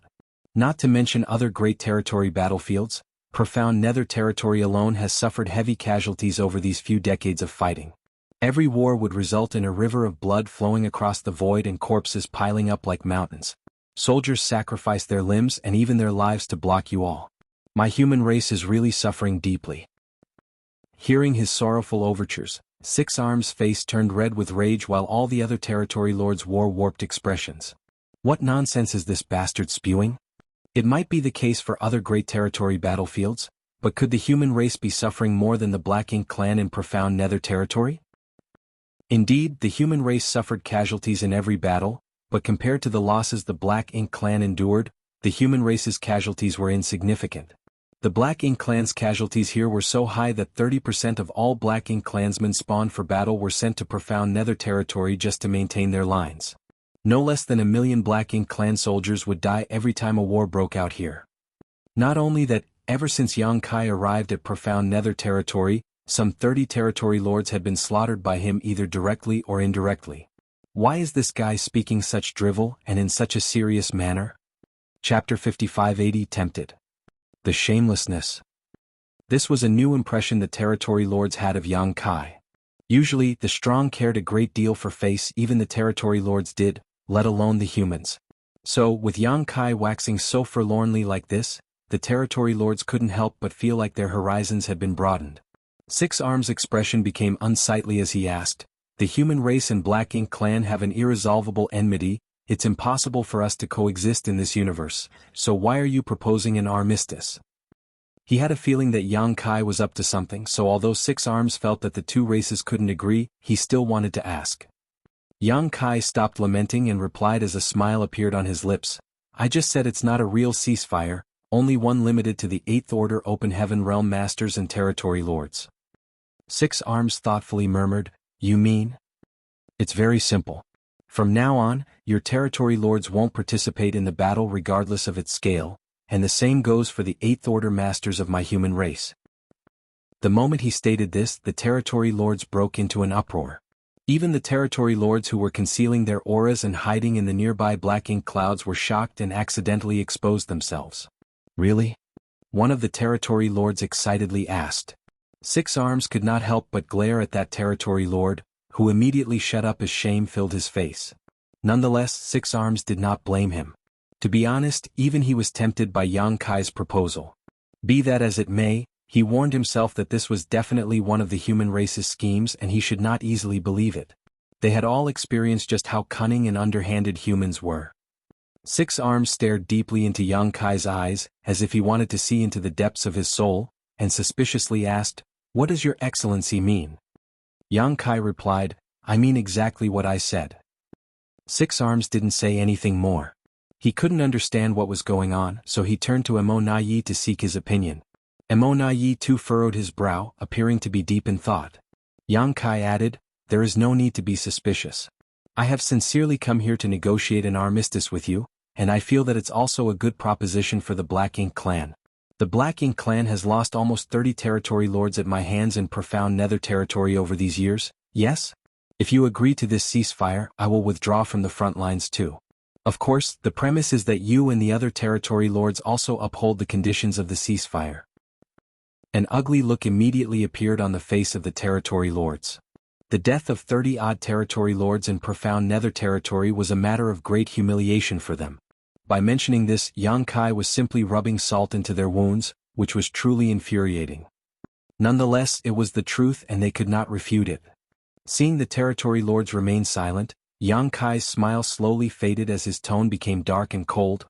"What's wrong? I've shown you sincerity by coming alone to discuss this matter and giving you an enormous concession. Are you still not satisfied? Perhaps I need to kill a few more of you before you agree?" Saying so, he took out his azure dragon spear and arrogantly declared, "Good, since that's the case, we all know what will happen next. Every 2 years henceforth, when war breaks out, I'll kill 1 or 2 territory lords until all of you are gone. Let's see how you dare to disagree then." The moment he summoned his azure dragon spear, all the territory lords immediately became tense and their aura instantly broke out as they began circulating their black ink strength. The calm and peaceful situation immediately became highly agitated. Six Arms jumped back in fright, no longer having any thoughts of killing Yang Kai as he quickly raised his hand and stated, "Your Excellency, please don't be rash." Yang Kai pointed his spear at him and asked him in a grim voice, without any trace of politeness, "Agree or disagree, it's a one-word answer." Six Arms was completely infuriated. He was one of the top innate territory lords, and also the commander of the Black Ink clan in profound nether territory. Never had he been pointed at and shamed by an Eighth Order Open Heaven Realm Master. If Yang Kai's proposal had not been so tempting, he would have already given the order to attack. He solemnly looked at Yang Kai and stated, "Your Excellency's proposal is truly intriguing, but this ceasefire is really unimaginable. I find it hard to believe you would request it." "Why is that?" Six Arms inquired. "According to your Excellency's proposal, the human race's Eighth Order Masters and our territory lords won't be able to join the battle in the future, which on the surface appears extremely beneficial to my Black Ink clan. So my question is, what does the human race get out of this?" This was the sticking point he simply couldn't figure out. The Black Ink clan in profound Nether territory was currently at an extreme disadvantage. They would lose 1 or 2 territory lords every time a war broke out every 2 years. Now, every time war was about to break out, the territory lords would become restless, terrified they would be targeted by Yang Kai. However, if they could agree with the human race to not send their 8th Order masters into battle after today, it would be wholly beneficial to the Black Ink clan. Six Arms could not figure out why the humans would make such a proposal, much less uphold it. Why would the humans do something which would not bring them any benefit? Six Arms wasn't naive enough to believe that Yang Kai was considering the Black Ink clan's interests. The two sides were sworn enemies, so it made no sense. Yang Kai asked, frowning, "What does my human race's gains from this have to do with you?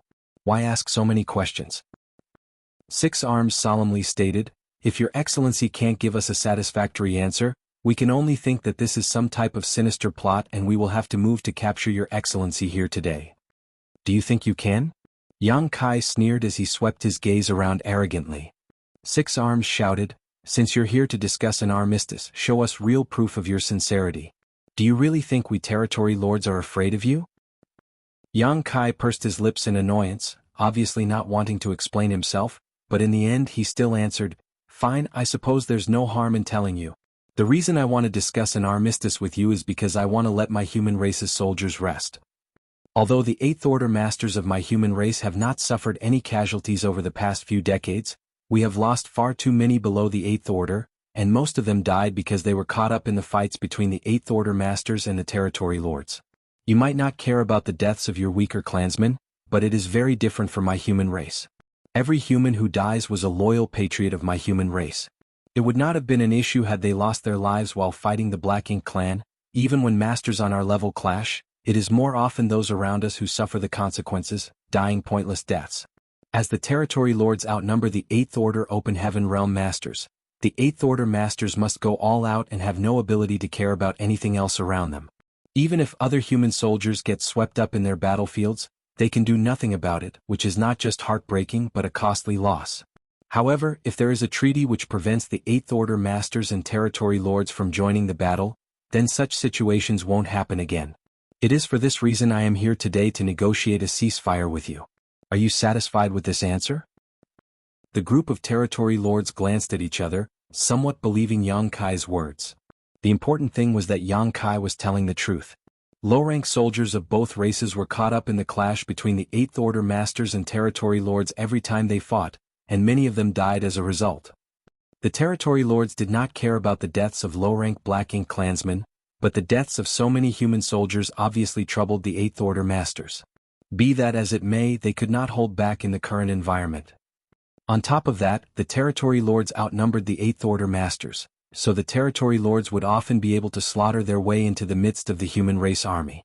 At that time, even the 8th Order masters who were already short-handed, would be forced to rush to block them. This put the human race into an even more passive situation. Six Arms tightly furrowed his brow and glanced at Emonayi, who looked back and lightly nodded. Although Yang Kai's answer was still a little suspicious, it was indeed a valid reason. Six Arms asked, "Can you represent the entire human race?" Yang Kai scoffed, "You wish? Of course, I can't represent the entire human race, but I am the army commander of the Profound Nether Army, so I can represent all human forces in Profound Nether territory." Six Arms probed. "In other words, the scope of this treaty is limited to the territory lords and 8th Order masters in Profound Nether territory?" "That's right. The human race is quite devious. How can we trust you?" "I can swear, but would you believe me?" Yang Kai looked at Six Arms with a serious expression.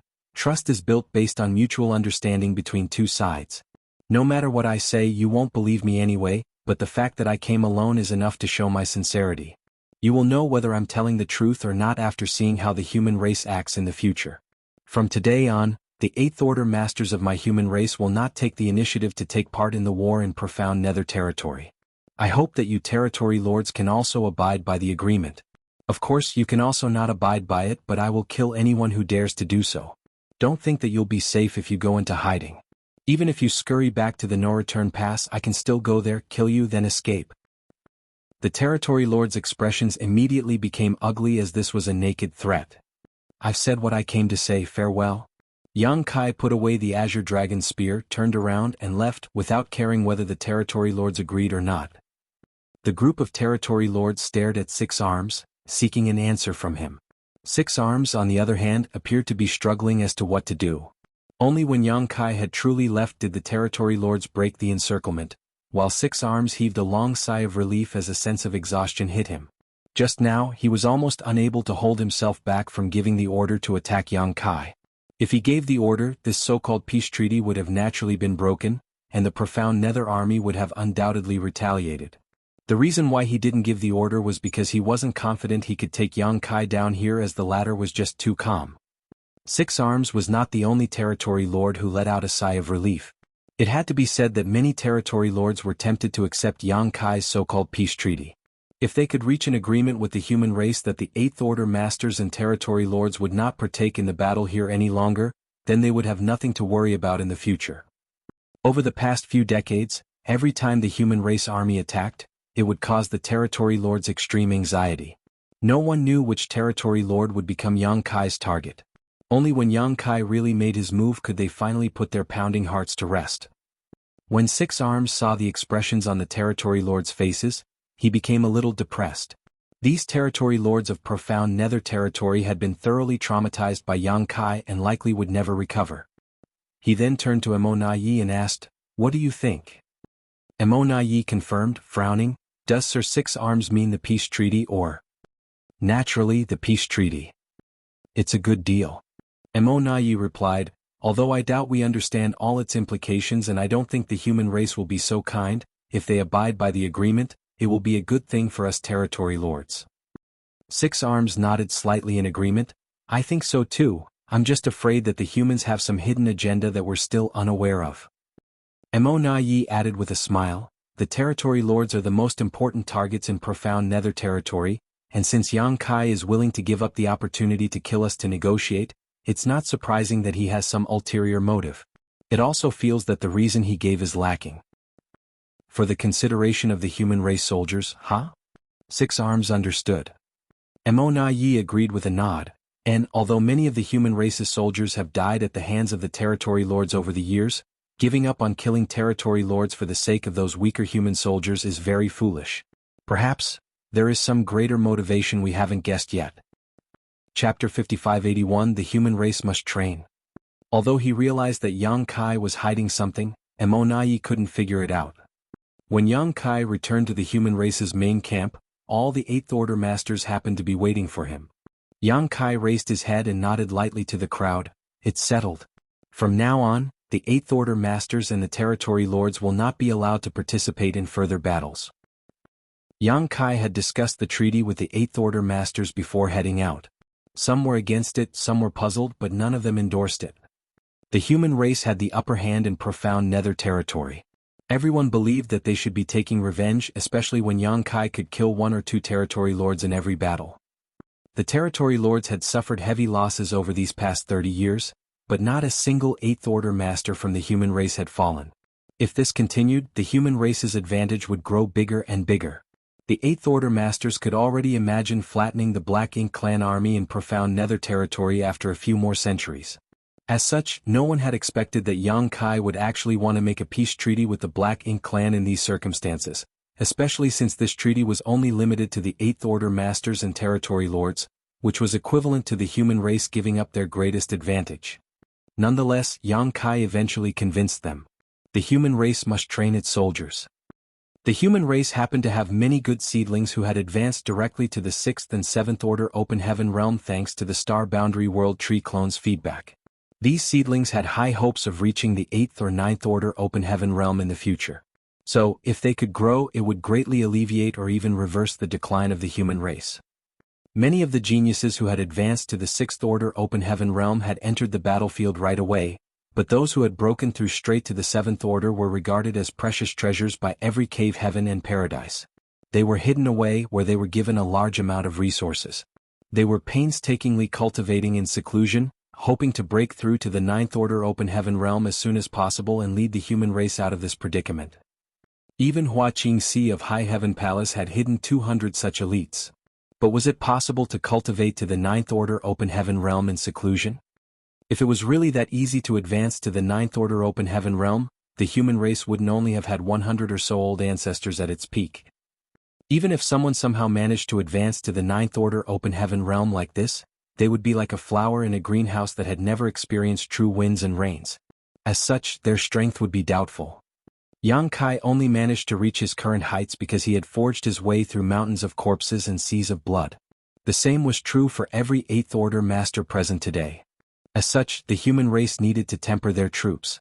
They needed to send the geniuses who had broken through straight to the Sixth and Seventh Order Open Heaven realm to the battlefields and let them taste real hardship while allowing them to understand the predicament of the human race. However, the current Great Territory battlefields were a little dangerous to train these geniuses. The Territory Lords outnumbered the Eighth Order Masters. Sometimes the Eighth Order Masters failed to contain all the Territory Lords, giving them a chance to kill unscrupulously. Because of this, even the most talented elites had a high chance of dying. In fact, many geniuses have fallen over the years because of this.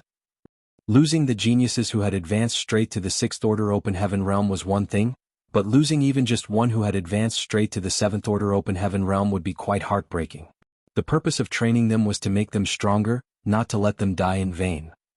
On the barren territory battlefield, the Ninth Order old ancestors willingly sacrificed their lives to kill all the royal lords to create a safe space for their juniors to grow. They even managed to severely injure the Black Ink Giant Spirit God to buy more time. The Ninth Order old ancestors played a huge part in the current status quo the human race had managed to maintain, barely holding their ground in a dozen or so great territory battlefields. Nonetheless, it was not enough. Yang Kai's wish to make a peace treaty with the Territory Lords was simply an extension of the wills of the Ninth Order old ancestors. The old ancestors had wiped out most of the Black Ink Clan royal lords, whereas Yang Kai kept the Territory Lords in check in profound Nether territory, thereby creating a haven for the human race's younger generation to grow. This was the reason why the profound Nether army had constantly been on the offensive for the last 3 decades and why he had been indiscriminately killing the Territory Lords on the battlefield. He was attacking the Territory Lords so that he could force them to accept this peace treaty. This plan was already in motion when Yang Kai had returned from the Star Boundary, but he had never told anyone about it. Now, since the Eighth Order Masters and Territory Lords in profound Nether territory would not be making any further moves, the human race could send their geniuses to this battlefield, where they could wander between life and death, comprehend the mysteries of the Grand Tao, and stimulate their potential. Of course, some geniuses would lose their lives in the process. After all, the Black Ink Clan still held the advantage over the human race currently, but such losses could be accepted for the future of the human race. In any case, a dead genius was not a genius. The Star Boundary and the Myriad Monsters world were constantly being nurtured by 2 World Tree clones, so how could the human race lack geniuses in the future?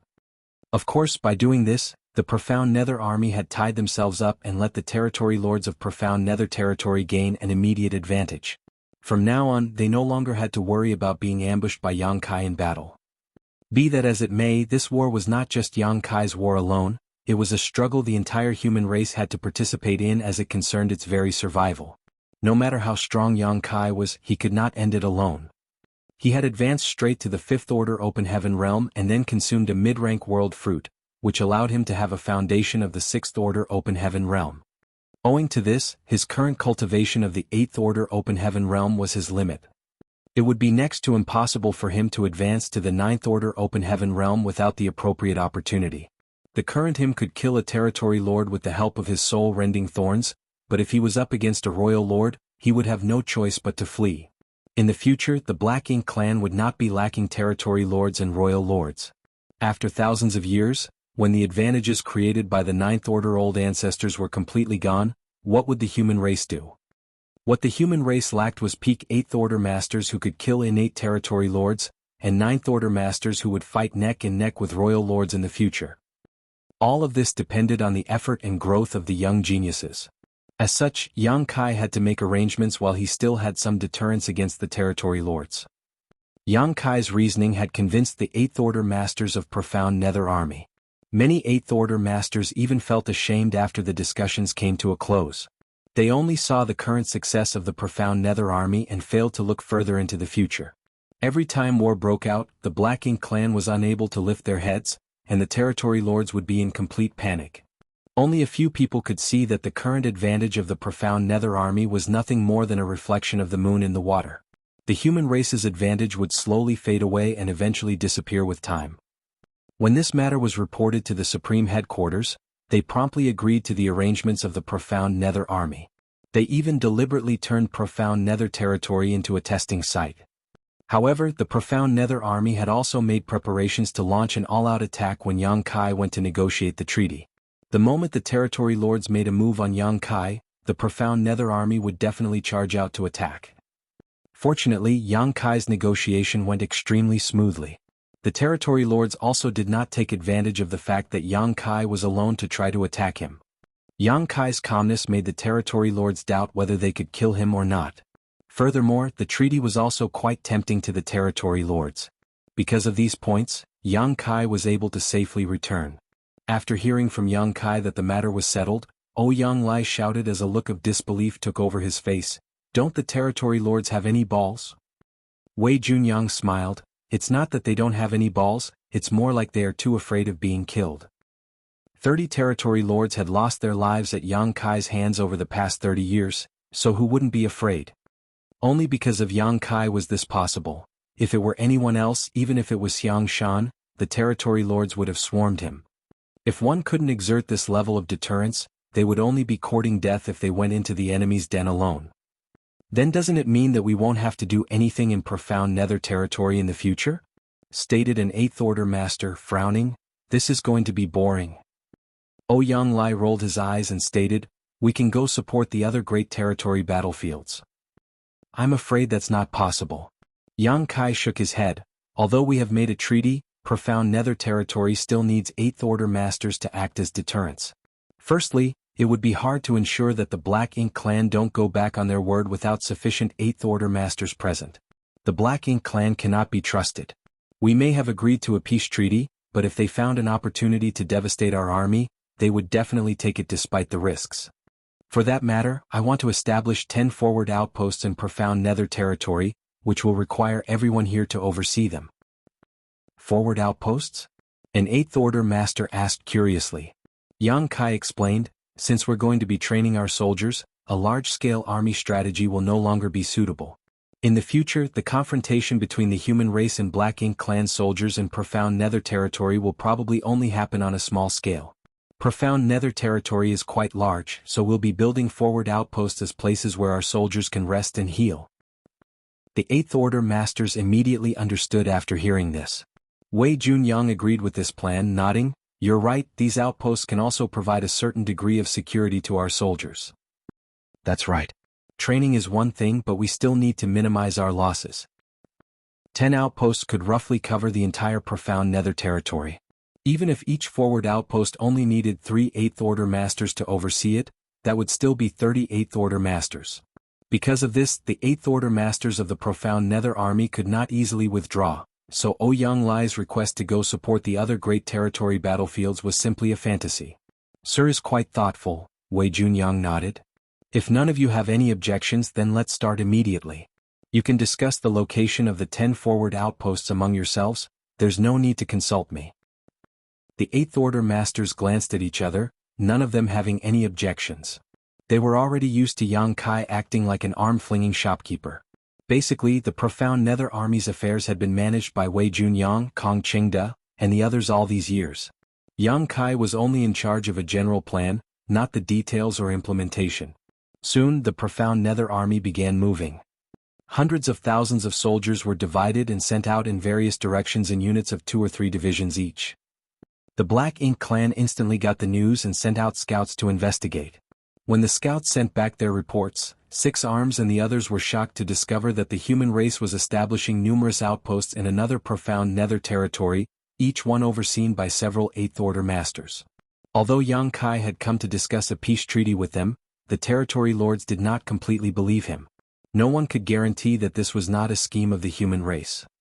The treaty did not prevent them from sending out some of their forces to investigate though, so after a few days an army of over 1,000 Black Ink clan soldiers appeared near a human outpost that was recently built, secretly scouting it.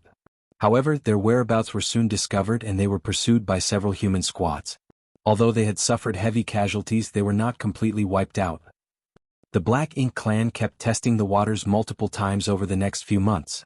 Although they were hunted down by the humans every time, the Eighth Order Masters never came forward. The human race was indeed keeping their side of the treaty. Chapter 5582, Only Two Ninth Order Masters. While the human race's military training was in full swing in profound nether territory, Yang Kai had already rushed to Wind Mist territory. He had come here to see the last two living Ninth Order Open Heaven Realm Masters. Wind Mist territory was the first great territory that the Black Ink clan army had invaded, and it was in complete shambles now. Traces of the Black Ink clan's invasion could be seen everywhere, and all its universe worlds lay in utter ruin. At the place where the territory barrier was breached, old ancestors Xiao Xiao and Wu Qing were sitting cross-legged in the void, each of them slowly forming hand seals one after another. Right in between the two of them, an arm that seemed capable of shattering the sky was reaching out through the territory barrier. This arm belonged to none other than the Black Ink Giant Spirit God who had awakened in the Divine Spirit Ancestral Land.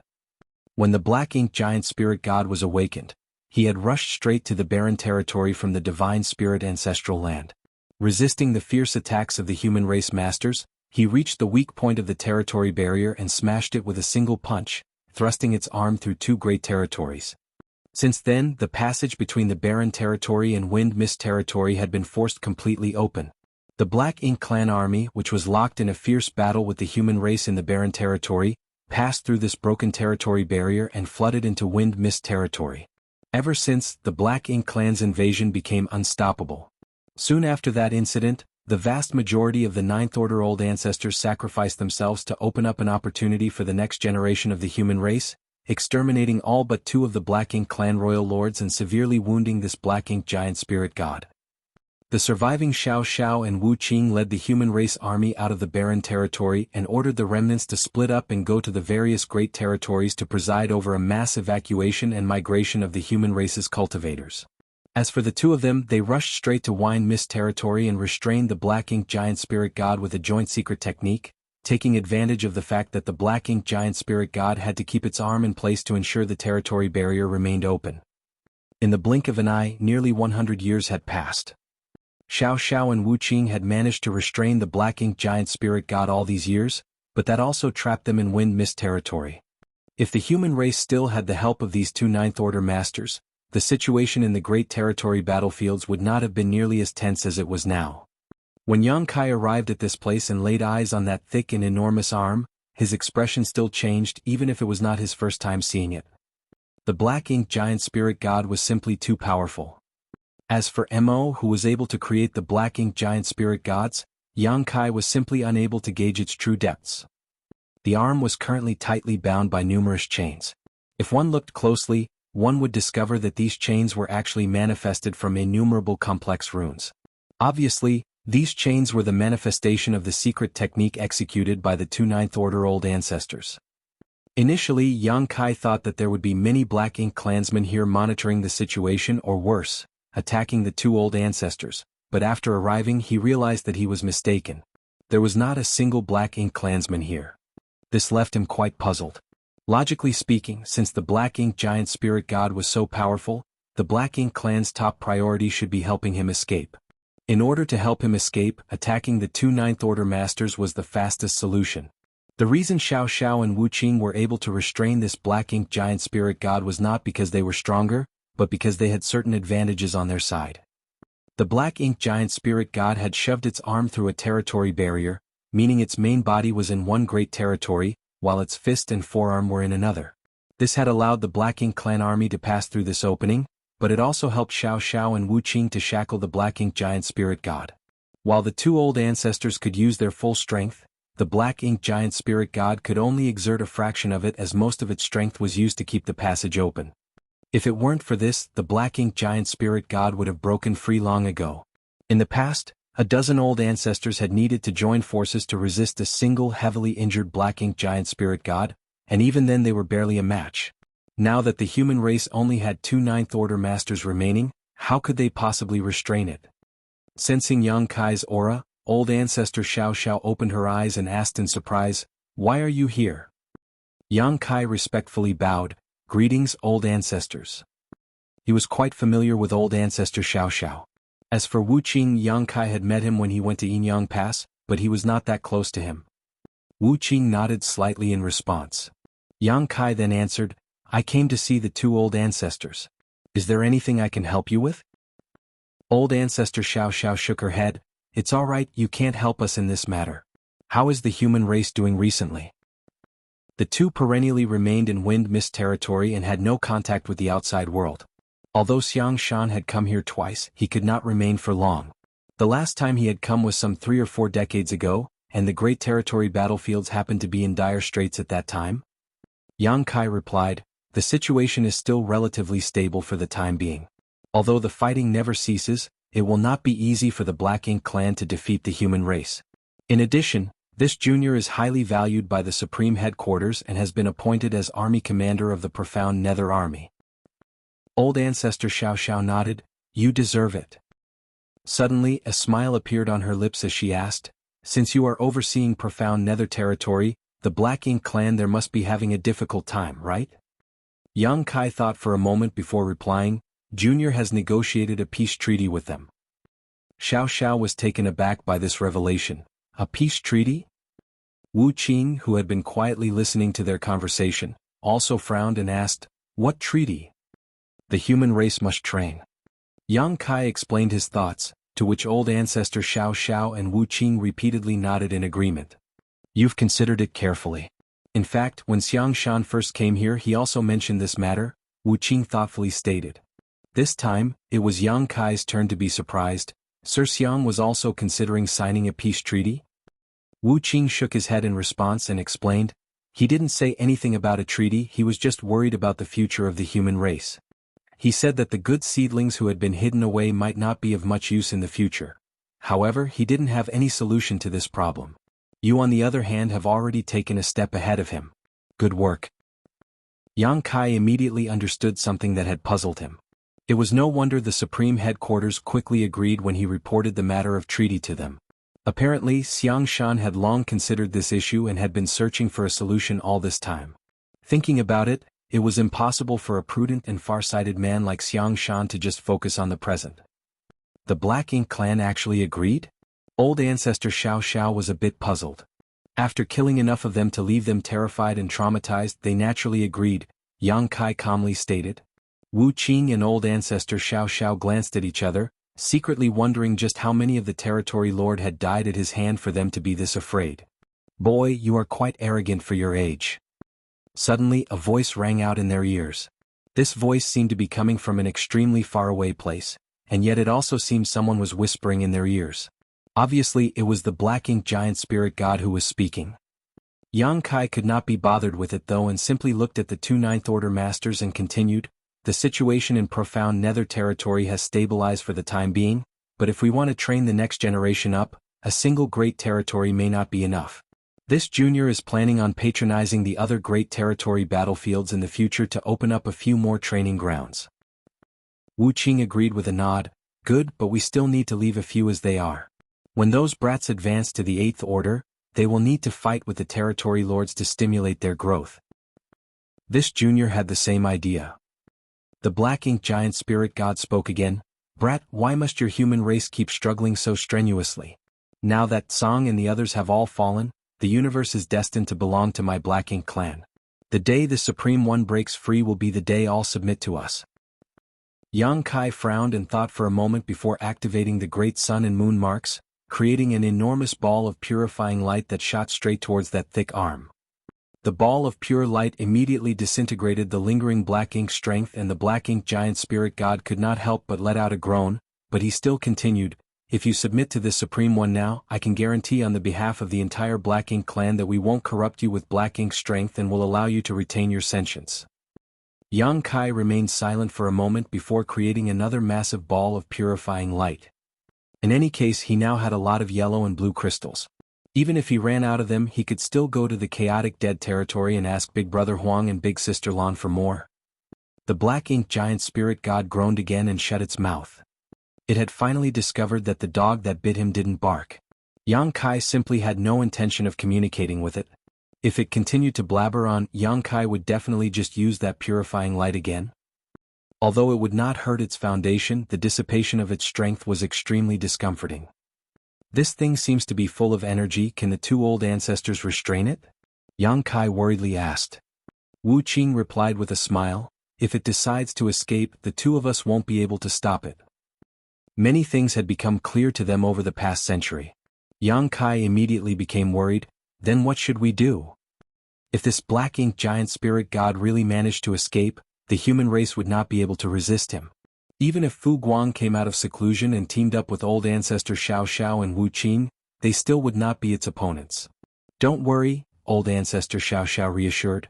He would have to pay a huge price in order to forcefully break free right now. At the very least, he will have to leave behind this arm that has crossed the two great territories. Furthermore, he is currently injured, so even if he breaks free, his strength will be greatly reduced. In the past, when the black ink giant spirit god awakened from the divine spirit ancestral land, he traversed through the shattered heaven and rushed to the barren territory, bearing the bombardment of countless human race masters.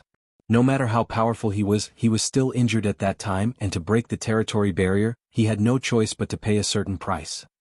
After the black ink giant spirit god had shattered the territory barrier, the Ninth Order old ancestors went all out to kill the invaders. By sacrificing their lives, not only did they manage to completely wipe out all but two royal lords, they also heavily injured the trapped black ink giant spirit god. He's also waiting for an opportunity while healing himself. There won't be any problem for the time being, old ancestor Xiao Xiao explained.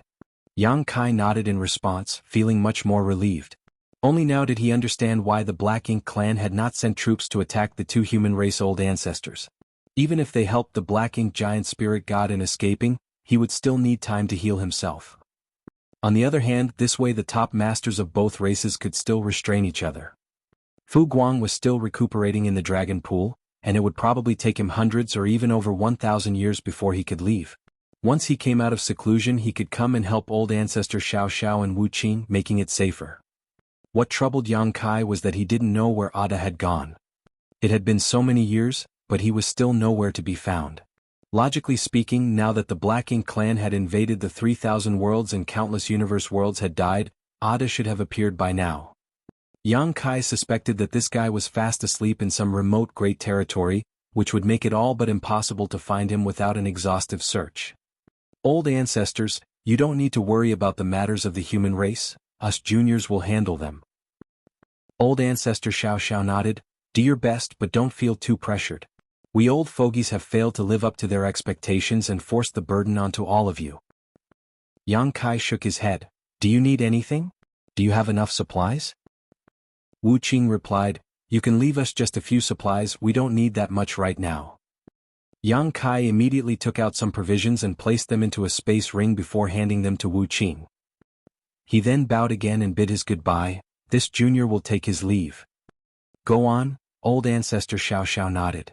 Yang Kai stared at the thick arm for a moment before using space principles and teleporting away. Chapter 5583, 3-Cell Source Reconstitution Art. Yang Kai returned to profound nether territory. In just several months, things had gotten on the right track when it came to training the profound nether army.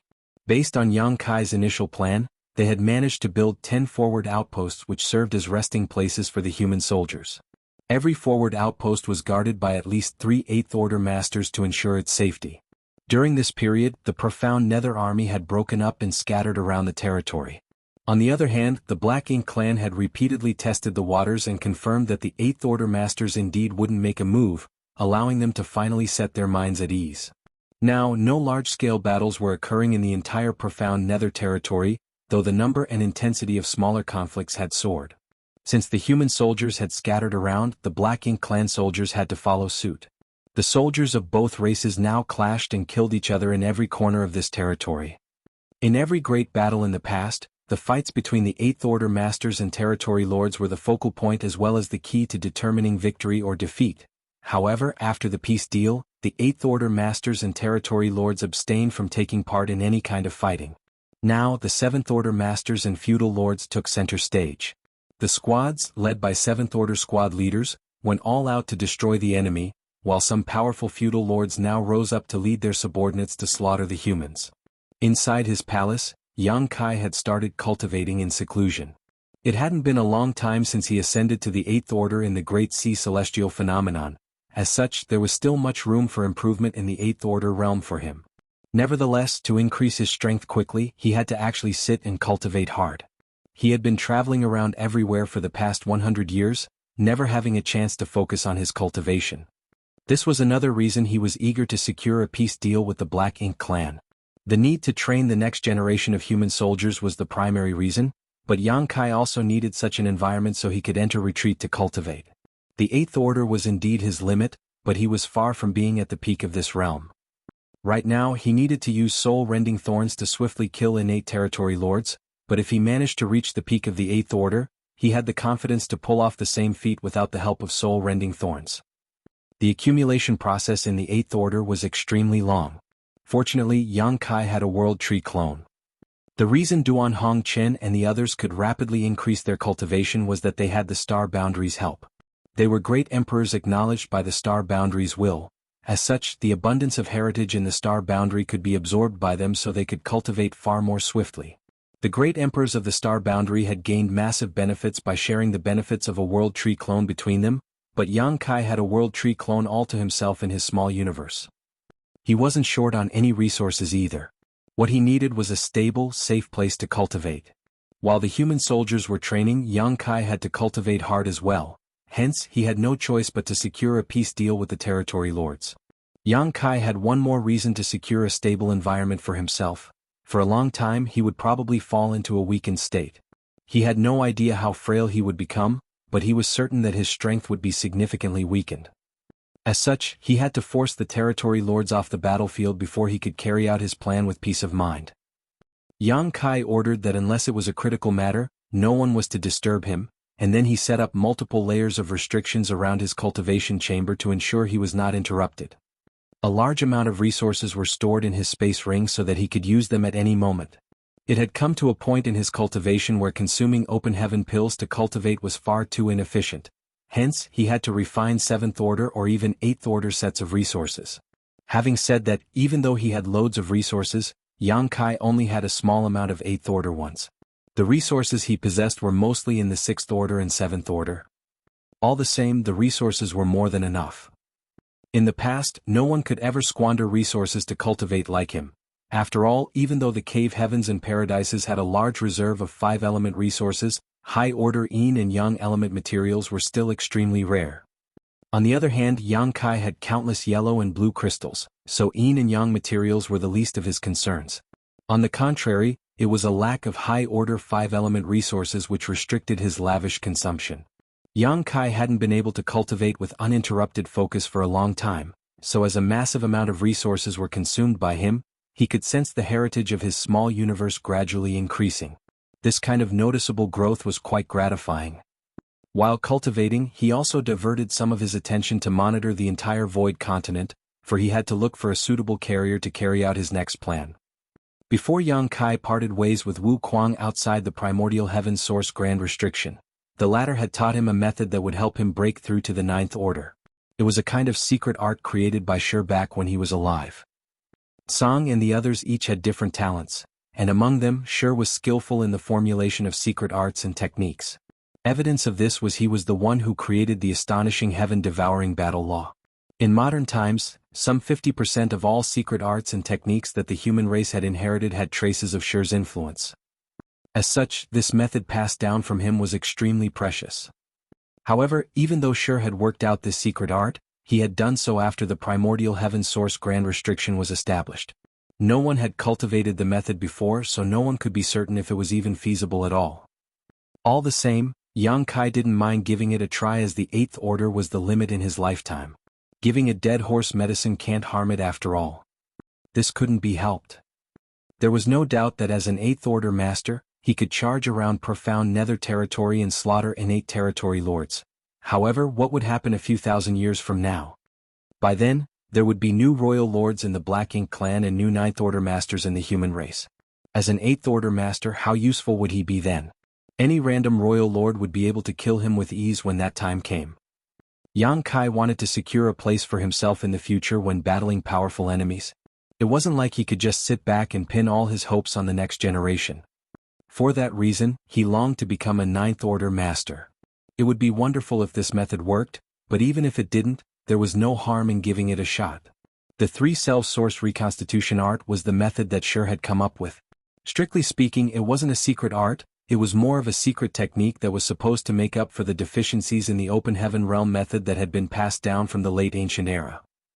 During that era, Song and the others made use of the world tree's power to gain enlightenment into the open heaven realm cultivation method, which allowed the humans to rise to power and build a foundation that lasted for many generations. However, there were some clear deficiencies in this open heaven realm method. Strictly speaking, it was incomplete. That was because every cultivator who used this method to make it to the open heaven realm had their own innate limit. The fifth order was the limit for those who directly ascended to the third order.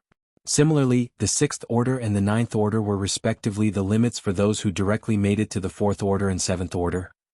What about the road after the ninth order? The martial Dao was a long journey of exploration, so there wasn't a true peak or limit to speak of. Song and the others might have realized the deficiencies in this method. However, this method was the only option available for the humans at that time. Given enough time, the martial ancestors might have devised a more perfect method of cultivation. But the great monsters roamed the universe in that era and humans struggled to survive. Hence, they didn't have time to experiment with and adjust the method. Song had said that he was still a ninth order master, though he was further ahead than the current ninth order old ancestors. He also declared that there was a higher realm beyond the ninth order. While Song was stuck in the ninth order, it was the same case for Sure, Mu and the others. That was because the open heaven realm method they had cultivated was incomplete. As such, the road ahead of them had been cut off when they reached the ninth order. Regardless of how far they went, they were unable to move past the ninth order. Having been trapped in the primordial heaven source grand restriction for several million years, Sure kept pondering this issue and eventually came up with a solution. Before he merged with the restriction, he had sent out a thread of consciousness, which surmounted countless obstacles and was reborn. He had the intention to start over and cultivate from the beginning, but unfortunately, his wish wasn't granted in the end. Eventually, Wu Kuang, Shi's partial reincarnation, passed down this method to Yang Kai. Over the past 100 years, Yang Kai had been trying to comprehend this method. He had memorized every bit of it and fully understood every detail. What he had to do now was put it into action. According to Shi, it seemed that the universe itself had a will. When Mo plunged the universe into chaos, that will led the 10 martial ancestors to enter the grand ancient ruins boundary. With the world tree's help, they comprehended the open heaven realm method, which allowed them to fight Mo's expansion. In the following eons, those who had the chance to enter the grand ancient ruins boundary and obtain world tree clones were akin to cards that will had drawn in order to protect itself. However, those cards were all basically destroyed. Yang Kai was just the latest example and probably the last one. During the primordial era, divine spirits ruled over the universe, and during the early ancient era, the monster race was the most powerful force. It wasn't until the late ancient era that the humans rose to dominance. If the heavenly way really had a will, there was no denying it favored these three kinds of living creatures, for their presence represented three different magnificent eras. These three kinds of living creatures were probably the chosen ones of the heavenly ways while during the different eras. If Yang Kai could merge these three favored existences into his own being, he might be able to make up for the deficiencies and find a way forward in his cultivation. Although the method sounded abstruse and even a bit fantastical, it wasn't actually difficult to put it into action. Yang Kai just had to come up with a way to integrate the powers of these three kinds of living creatures. Simply put, he had to cultivate soul clones, which were his divine spirit self, monster self, and human self. As these three selves united, he might be able to break through the shackles of the open heaven realm and ascend to the ninth order. It was for this reason that he headed to the demon realm back then and retrieved embodiment. He had to get prepared for cultivating the three-cell source reconstitution art by taking back his other living soul clone. Yang Kai was originally a human, but in the past he happened to obtain a divine dragon source. Gradually, his bloodline was dragonized, and after he cultivated in the dragon pool, his human bloodline was permanently purged. Now he was technically a pure divine spirit. Moreover, he was a part of the dragon clan, the head of the divine spirits. There was no doubt he was formidable in his own right. As such, he already had a divine spirit self. Now he needed a human self and a monster self. Regardless, Yang Kai decided to cultivate his human self first as it was probably the easier one. If there were any problems in the future, he could slowly make some adjustments. Therefore, during his retreat, while he consumed the resources to cultivate, Yang Kai had also been paying attention to everything on the Void Continent. Presently, the Void Continent could be considered prosperous. Following Yang Kai's increase in strength, his small universe's capacity had also greatly expanded. The most conspicuous change was that the small universe's territory had become larger. As a result, there had also been an increase in population. The flow of time in his small universe was different from that of the outside world, and with the World Tree clone's presence, more and more youths with extraordinary aptitudes appeared. Most of them became part of the major sects and learned how to cultivate there. When they reached a certain age or level of cultivation, they would be invited to the Void Dao Temple, thus becoming disciples of the Dao Temple. There were still some conflicts in the Void world. There had been the rise and fall of different families and sects. Regardless, there was one powerful force that had stood the test of time. It was none other than the Seven Stars sect. After all, the Tao Lord was the supreme elder of the Seven Stars sect. As such, no one had the guts to offend Seven Stars sect. Instead, they were all eager to flatter them. Meanwhile, even though the Seven Stars sect was the most powerful in the entire Void world, they remained humble and righteous, never committing any kind of outrage or offense since it rose to power several tens of thousands of years ago. For that reason, many talented young people dreamed of joining the Seven Stars sect, which helped further strengthen the sect's foundation and inheritance. Chapter 5584 Fong Family. The present Seven Stars sect was very different from the one Yang Kai had seen in the past. The sect now occupied countless mountains and rivers, while on the various spirit peaks, houses and pavilions could faintly be seen as rare beasts roamed around freely. There was no denying it was now a powerful sect. After several tens of thousands of years of accumulation, this sect, which had migrated from its original location back then, had a very ample heritage now. Yang Kai hadn't paid attention to his small universe for a long time, so as he looked around Seven Stars sect, he felt that everything had changed drastically. There was no doubt he still had some emotional attachment to Seven Stars sect. After all, his soul avatar had stayed in this place for quite some time, and he had even taken his 3 disciples from here. Although he hadn't found anything useful this time around, he wasn't disappointed and simply went on to inspect other places. A few years later, when Yang Kai scanned his small universe with his divine sense again, something in the Seven Stars sect caught his attention. His brow twitched as he couldn't help thinking that he indeed had some predestined fate with Seven Stars sect. Other than the fact that he had taken on his 3 disciples in the Seven Stars sect, he had also found his human self here. In fact, he had encountered some suitable options over the past few years, but none were really up to his standards. This was a matter closely related to his future after all, therefore he wouldn't dare to be negligent as he wanted everything to be perfect. The opportunity he had come across this time was satisfactory. After some inspection, he stopped hesitating as he began executing the 3-cell source reconstitution art. At that instant, his soul was torn apart and his aura plunged.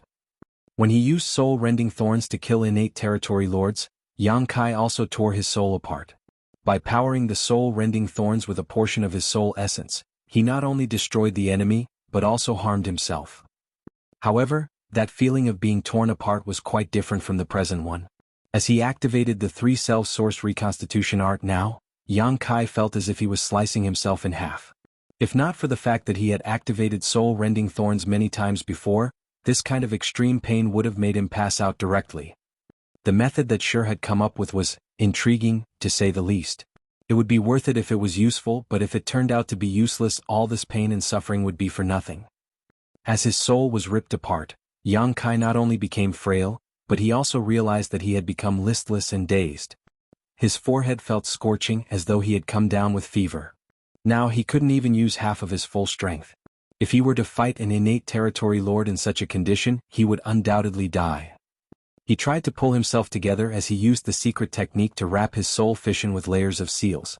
This was a soul fission from a powerful 8th order master after all, so the average carrier couldn't possibly bear it. As such, he had to seal it. When he was done sealing the soul fission, Yang Kai let out a long breath. As a thought flashed across his mind, the soul fission traversed the small universe and descended in a particular direction. Seven Star Sect was the strongest sect in Void World with several tens of thousands of years worth of inheritance. Not only was the inside of the sect magnificent, but the lands under its jurisdiction were also prosperous. Several cities surrounded Seven Stars Sect as countless cultivators streamed along the streets. The Fang family village was located some 200 kilometers outside one of these major cities. One of the Fang family's ancestors was a 7-star sect disciple.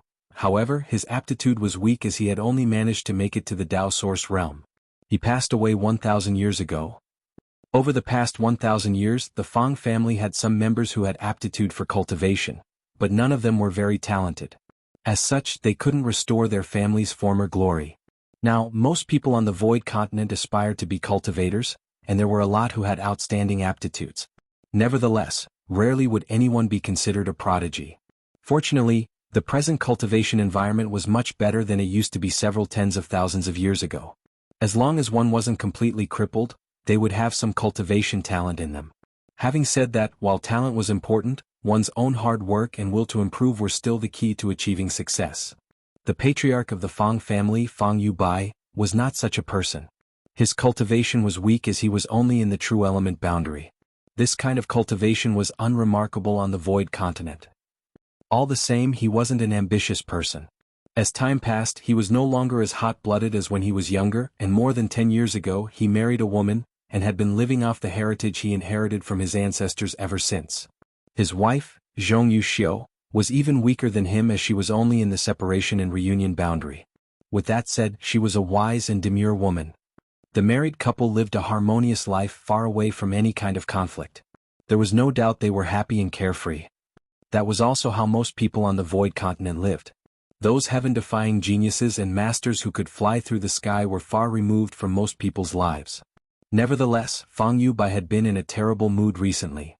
There had never been a lot of offspring in the Fang family, and for some reason, instead of getting better with time, things had only gotten worse in Fang Yubai's generation. It had been more than 10 years since he married, and during this period Fang Yubai had never neglected his wife's needs. To his dismay, however, his wife never became pregnant over the years. As his wife grew older, he couldn't help feeling dejected, wondering if one of them had some kind of health problem. Fortunately, they seemed to have the blessing of the Fang family's ancestors, and 6 months ago, his wife was suddenly overwhelmed with a sense of discomfort. She felt dizzy in the morning and would frequently retch after eating anything. Upon closer inspection, the couple was surprised to learn that she was pregnant. Fang Yubai then reported to his ancestors about this piece of wonderful news. Since then, he had been taking extra care of his wife as he was worried that she would become ill or injured. He had also stopped her from practicing her sword, which was a long-time habit of hers. He wanted her to get more rest so that the child wouldn't be affected. Jianghu certainly wouldn't object to this. In fact, now that she was finally pregnant, she felt quite relieved. Unfortunately, life wasn't always so kind. Half a month ago, Jianghu suddenly realized that there were no longer any movements from her child. She was in the separation and reunion boundary after all. As such, she was aware of what was going on inside her body. The realization horrified the couple, and they quickly hired a senior expert to examine her. The result turned out to be terrible for them. The child in Jianghu's belly didn't seem to have enough vitality. As such, it was uncertain if she could even give birth to her child. Now she could only get enough rest and leave the rest up to the heavens. After seeing the senior expert off, a dejected Fang Yubai became even more attentive to his wife. However, both of them could clearly feel that the vitality of their child was weakening by the day. Fang Yubai was downcast as he wondered why their family was so unlucky. It was extremely difficult for his wife to get pregnant, and now they were at risk of losing their child. If the child was gone, there would no longer be any offspring in the Fang family's main line. At the thought of this, Fang Yubai felt too ashamed to face his ancestors. On the other hand, Jianghu wept every day. Despite knowing that her emotions would affect her child, she still couldn't help feeling sorrowful. It was the sorrow of a mother who knew she might not be able to keep her child. One day, Fang Yubai was leading his subordinates to inspect the spirit farm in the village. 7-star sect had many disciples, and as such they needed a lot of spirit pills to cultivate. Outside 7-star sect, those in the villages like the Fang family village would nurture some spirit farms where they planted a lot of simple spirit herbs to make a living. In fact, there were many similar villages around 7-star sect. It was thanks to the spirit herbs grown in these villages that the cultivation needs of those grassroots disciples were met. In the spirit farm, the spirit herbs were growing well. Despite that, Fang Yubai was disconsolate as he was worried about his wife and their child. Just then, a maidservant rushed over and exclaimed, "Patriarch! Madam said that her belly is in pain, so she wants you to return at once. Hearing that, Fang Yubai was no longer in the mood to inspect the spirit farm and used all his strength to run back to his home. Upon his arrival, he heard his wife's muffled moaning. He dashed into the room and shoved the maidservants and midwives away, only to see Zhong Yuxiu lying on the bed, her face as pale as a white sheet. He sat down beside the bed and asked anxiously, "How are you feeling, my wife?" Zhong Yuxiu's forehead was beaded with sweat, and her clothes were all soaked. It was apparent that she was going through some unbearable pain. When she saw her husband, she was deluged with grievances and pain as she cried, "My belly hurts, my husband." "The child? What happened to the child?"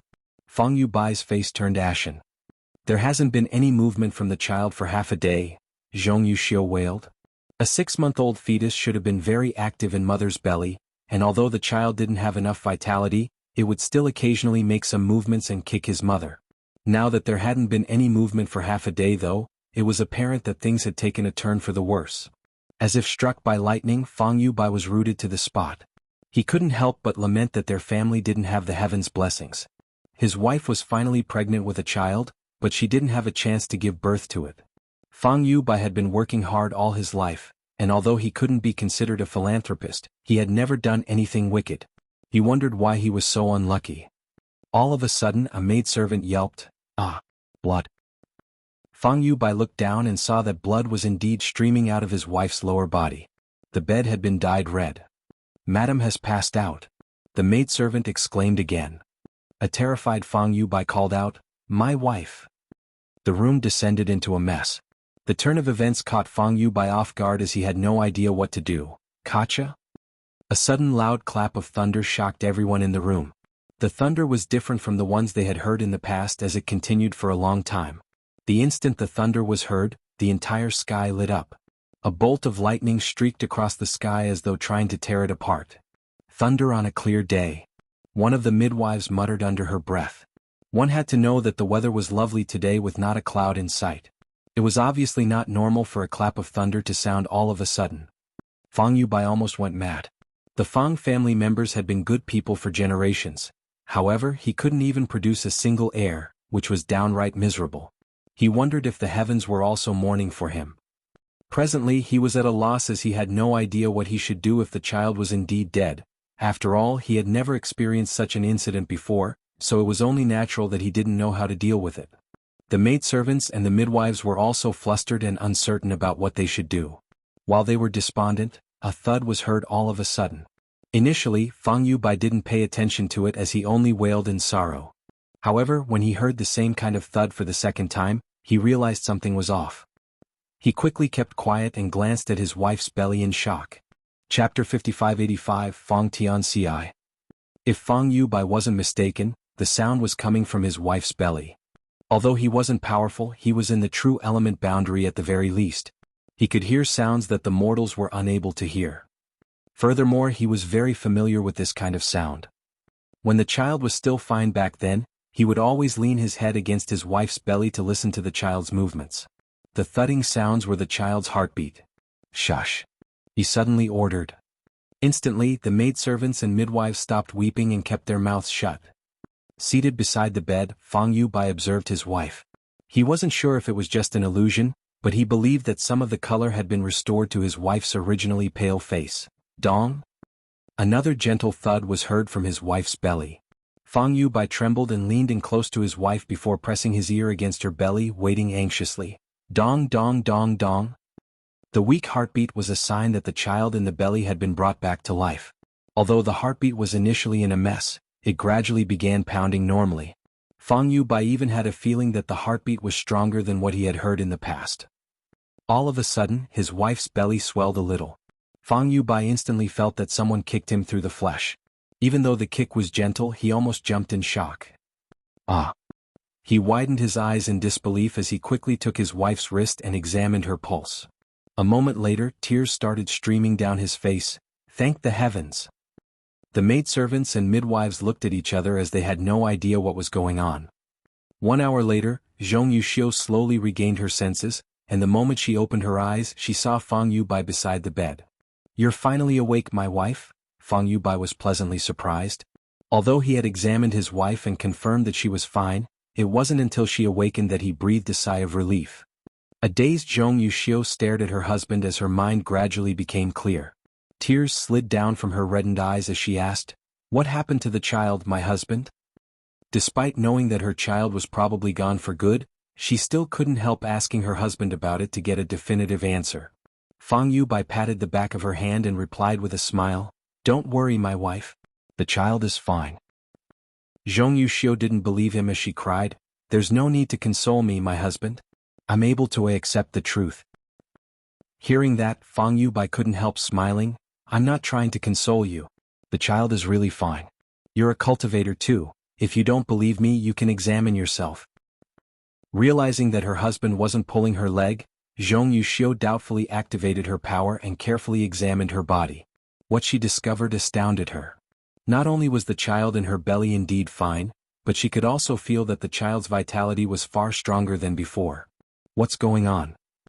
She remembered that her belly was in sharp pain on this day, and there hadn't been any movement from her child for half a day. Before she passed out, her lower body had even started bleeding. She was ready to accept the fact that her child was gone for good, but the truth turned out to be such a pleasant surprise. "Am I dreaming, my husband?" She still couldn't believe that her child was alive. Fang Yubai placated her, saying, "You're not dreaming. Everything is going well." Unable to hold back her tears any longer, Zhong Yuxiu started bawling her eyes out. All her worries over the past few days were gone as she could finally vent out her sorrow. Although she was crying, she felt relieved. Don't cry, it might affect the child." Not knowing what to do, Fang Yubai could only help wipe the tears off the corners of her eyes. Zhong Yuxiu nodded repeatedly, but she couldn't stop her tears from sliding down her cheeks. It wasn't until a long time later that she gradually calmed down. While stroking her belly, she bit her lip and said, "The child is hungry, my husband." Fang Yubai was startled for a moment before guffawing, "Give me a moment, my wife. I'll tell the cooks to prepare something for you." With that, he turned around and left. The news of his dead child being brought back to life soon spread around.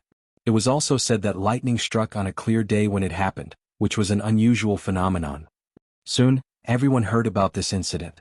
All the villagers thought that the Fang family's ancestors had done enough good deeds to make the heavens bring the child back from death's door. Those who believed the story became even more respectful of the heavens, while the non-believers dismissed it as superstition. After all, the child was still in her belly. Other than the Fang family members, no one knew if the child had really been resurrected. With that said, lightning had indeed struck from the clear sky on that day, and the news had sent a shockwave across the entire Void world. Void Dao Temple and the major sects had sent some people to look into the matter, but they discovered nothing in the end. Zhong Yuxiu's belly became larger by the day, but what was strange was that since the incident that day, her child's vitality had never become weaker. On the other hand, Zhong Yuxiu was originally somewhat thin, but she too had gradually become chubby. 10 months into the pregnancy, she was finally ready to give birth. While Fang Yubai was waiting anxiously outside the room, the maidservants and midwives kept streaming in and out of the place. 1 hour later, a loud cry was heard coming from the room. The next moment, a maidservant rushed over and reported, "Congratulations, Patriarch. It's a boy."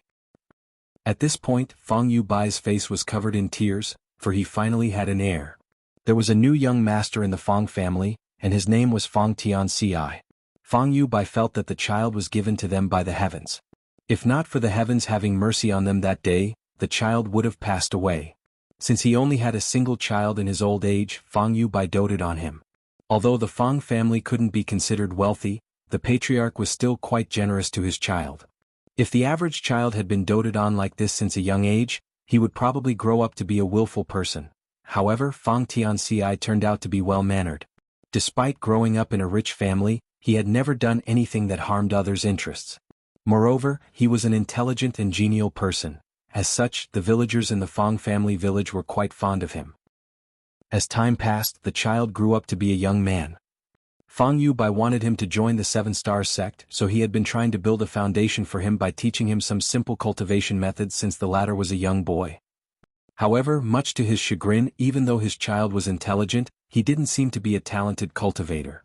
It wasn't until Fang Tianci was 13 that he reached the initial element boundary. Another 5 years later, he finally ascended to the Qi transformation boundary. There was no doubt his aptitude was slightly better than that of Fang Yubai, but it was still quite limited. One had to know that world energy was abundant in the void world. If one was a prodigy, they would reach the true element boundary by the age of 18. However, Fang Tianxi was only in the Qi transformation boundary, which was 2 great realms below the true element boundary. Certainly, those from the 7-star sect wouldn't be interested in someone with such weak aptitude. Even the smaller sects wouldn't accept him. As such, Fang Yubai decided to give up on this small dream.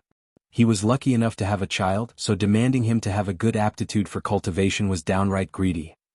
Fortunately, Fang Tianxi possessed an unwavering spirit and was quite hardworking, so despite his lack of talent, he still built a very solid foundation. Since he was an only child, his parents weren't willing to let him leave the village and become anyone's disciple in a faraway place.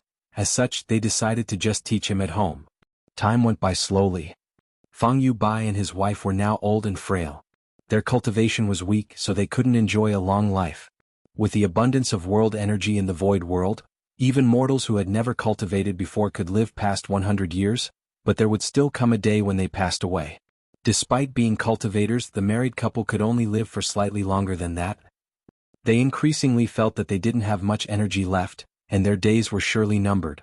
Fortunately, Fang Tianxi was married. Although his wife wasn't a young lady from a wealthy family, their families were equally matched. She had also given birth to Fang Tianxi's children. Several years later, Fang Yubai and Zhong Yuxiu passed away in close succession. As time passed, wrinkles started appearing on Fang Tianxi's face. When he was 150 years old, his wife also left him for the next world. He only had one wife for all his life, just like his parents. His love for his wife was steadfast and unshakable. Unfortunately, his wife was just a commoner who had never cultivated before, so she didn't live for long. Although he now had some children and even grandchildren, the death of his wife was still devastating to Fang Tianxi. He seemed to have aged significantly overnight as his hair turned gray. His parents were long gone, and even his only wife was no longer with him. Since there were quite a few Fang family members now, Fang Tianxi felt he no longer had any worries. He summoned his children to the Fang family's grand hall and informed them about his intention to leave home. Certainly, his children were not willing to see him depart. Although Fang Tianxi had been cultivating since he was a young child, he was only in the immortal ascension boundary now. Given his advanced age and frailty, how was he supposed to take care of himself if he went out to explore the world now? Although it was generally safe in the void world, the current Fang Tianxi couldn't possibly fend off ill-intentioned people on his own should he come across any danger. All the same, Fang Tianxi had made up his mind. He only summoned his children to inform them about his decision, not discuss it with them. Several days later, Fang Tianxi left the Fang family village on his own. Behind him, his children and grandchildren fell on their knees as they watched him leave. In fact, Fang Tianxi had no idea why he had decided to go out on an excursion. Supposedly, he was no longer a high-spirited and ambitious youth. At his age, he was supposed to spend his retirement years having fun with his grandchildren. However, there was a voice in his heart that kept telling him that he should go out and see this wonderful world at least once. This kind of urge had been with him since he was very young. Unfortunately, his aptitude was unremarkable and he was weak. When he was young, he couldn't possibly leave his parents, and when his parents passed away, he was already married with children. His weakness couldn't help him realize his dream. Now that his wife was gone, he reckoned that his children and grandchildren no longer needed him. Since he had no more worries, he decided to make his dream come true despite knowing that he might be killed somewhere along the way. One night, he arrived at a certain mountain and sat down to cultivate. Since he started cultivating, he had never slacked off over the years. Although his cultivation was weak, he knew that little drops of water made a mighty ocean over time. Therefore, he would never miss cultivating every day. This helped build a solid foundation for him. Although he was no match for some of the talented young people, his true chi was quite robust for one in the immortal ascension boundary. Rarely would anyone in the same boundary be a match for him. However, the moment he started cultivating on this day, he realized that something was off. He had reached the immortal ascension boundary 9th stage 30 years ago, which he felt was his limit. Over the years, he had never been able to break through this bottleneck. His aptitude and body simply didn't allow him to walk any further on the martial Tao. Nevertheless, on this day, the bottleneck that had blocked him for 30 years showed signs of cracking. Chapter 5586, Entering the Tao Temple. Fang Tianxi couldn't help falling into a dazed state. When he examined himself again, he realized it wasn't an illusion. The bottleneck that had restricted him for such a long time was finally breaking apart. Nevertheless, he wasn't ecstatic. After years of cultivation, his personality had become the epitome of calm and collected. He only thought that he was finally able to achieve a breakthrough in his old age, which was unheard of as far as he knew. Perhaps it had something to do with his decision to go out and explore the world. Now that he had no more worries, nothing could restrict him again. Since his birth, he had never felt more carefree and unrestrained. He then circulated his true qi in an attempt to achieve a breakthrough. Everything went so smoothly to the point where it was hard for him to believe it. Soon, dark clouds gathered in the sky as lightning crackled and thunder rolled. He knew that the trial of the world's grand Tao had come. His expression remained as tranquil as an ancient well. Following a bolt of lightning, powerful world energy penetrated his body and cleansed his aged mind. He gritted his teeth and persevered, enduring the unbearable pain in silence as he realized that he was gradually growing stronger. It wasn't until the next morning that the heavenly manifestation dissipated. A long and satisfied roar reverberated across the mountains. Feng Tianci, who was originally in the immortal ascension boundary, felt his aura surging as he broke through his shackles and ascended to the transcendent realm. The ascension didn't only bring about an increase in strength, but some of the wrinkles on his face also disappeared. There was a bit of glow on his originally withered skin now. He seemed to have become much younger overnight as some of his hair had turned from gray to black. As he washed his face beside a creek and looked at his reflection, he chuckled lightly. After consolidating his cultivation for a bit, he built a hut on the mountain and started living there. He was suddenly able to achieve a breakthrough, but the trial of the world's grand Tao didn't only help increase his power, it also allowed him to comprehend something else. As such, he needed time to go through this new enlightenment. Years passed as flowers withered and bloomed in a cycle. When Feng Tianci left his seclusion 10 years later, his aura had become much more robust. It was apparent that he had moved further into the transcendent realm. Besides that, 10 years of cultivation had allowed him to grasp a different kind of power. It was an abstruse power that was unfamiliar to him. It was none other than the Tao of space. There were some cultivators in the void world who had cultivated the Tao of space thanks to the Tao Lord's blessing. It was rumored that the inscrutable Tao Lord had cultivated over 10,000 grand Taos and the entire void world was filled with the Tao essences of these grand Taos. These Tao essences were intangible but omnipresent. Only the most talented cultivators had a chance to comprehend them and obtain some of the Tao Lord's inheritance. The extraordinary people were already able to connect to the Tao Lord's grand Taos before they were even born. After they were born, once they cultivated the grand Taos that matched their talents, their cultivation would rapidly increase. They would easily be led to enter the Void Tao Temple and become Tao Temple disciples. It was extremely rare to find people who were born compatible with the Tao Lord's grand Taos. Perhaps only one such person would be born in many years. It was said that the first disciple that the Tao Lord had taken on in Seven Stars sect had caught the Tao Lord's attention before he was even born. Everyone was envious of such luck. It was something that could not be forced. Nevertheless, the world's grand Tao never stopped anyone from obtaining the Tao Lord's inheritance. When Feng Tianci went through the trial of the world's grand Tao and achieved a breakthrough 10 years ago, he sensed a bit of the grand Tao's Tao essence in the void world. If anyone came across such an opportunity, they might be able to comprehend something. Many such people benefited from this experience. Whenever they achieved a breakthrough, they could faintly detect a particular kind of grand Tao. This was the Tao Lord's gift to the void world. Although he had cultivated over 10,000 grand Taos, the Tao Lord was said to be particularly skillful in 3 of them. They were the Tao of space, the Tao of time, and the Spear Tao. It was rumored that the Tao Lord had primarily cultivated these 3 grand Taos. Many millennia ago, these 3 grand Taos were by far the most conspicuous in the void world. It wasn't until a long time later that many other grand Taos rose to prominence. Since these 3 grand Taos were what the Tao Lord had primarily cultivated, anyone who managed to inherit one of these grand Taos would be treasured. When Feng Tianci was young, he was unable to achieve any such success, and it never crossed his mind that he would make it to the transcendent realm in the twilight of his life. Besides that, he had also comprehended the Tao of space during the trial of the world's grand Tao. His experience left him torn between tears and laughter. If he had such an opportunity when he was young, he would have tried to make a name for himself and gain a footing in this world. However, after experiencing the vicissitudes of life, he was no longer as ambitious as when he was young. Now he just wanted to travel around the void world and take in the wonderful sights he didn't have a chance to see in the past. He then left the place where he had stayed for 10 years. As he roamed around the world, he simply followed his whims without having any kind of plan in mind.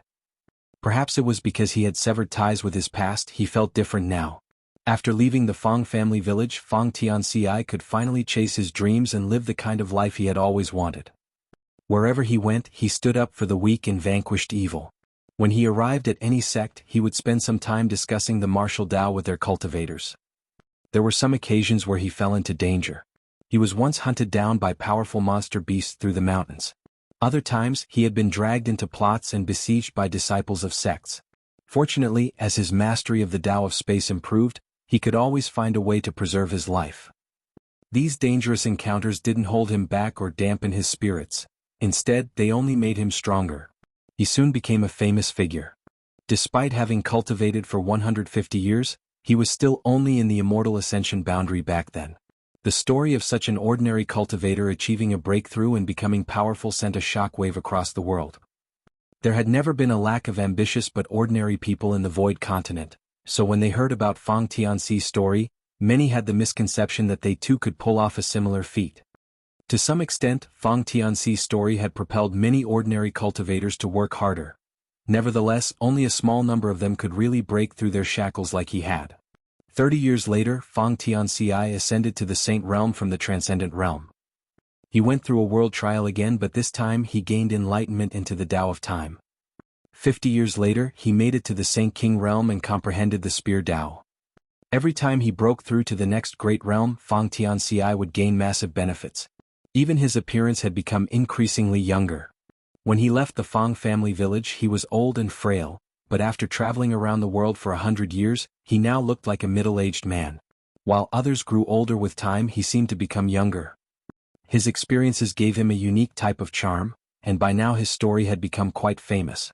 Although he still wasn't a truly powerful master, his inspirational journey had become a legend in the void world. Many families wanted him to join them and offers of marriage were never lacking. Nonetheless, Fang Tianci wasn't interested in such matters and turned them all down as he continued his journey.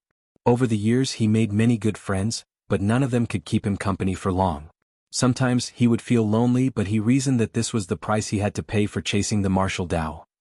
He never intended to return to the Fang family village. After his departure, he decided that he would never go back to his hometown.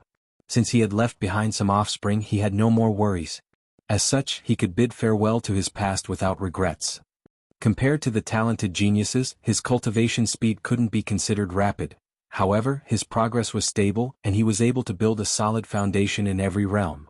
As he traveled around the world, he had some friendly matches against cultivators in the same realm, but was never once defeated. It could be said that he was unrivaled in the same realm. Moreover, he had inherited the Tao Lord's 3 primary Grand Taos, which made him even more popular. One had to know that even though some cultivators had the chance to inherit the Tao Lord's Grand Taos, none of them was like Fang Tianci, who managed to inherit the Tao of Space, Tao of Time, and Spear Tao altogether. Everyone was curious about why he had such an opportunity. Supposedly, a prodigy would show signs of having extraordinary aptitude when they were young. However, Fang Tianci was different. He only became powerful when he was well over 100 years old.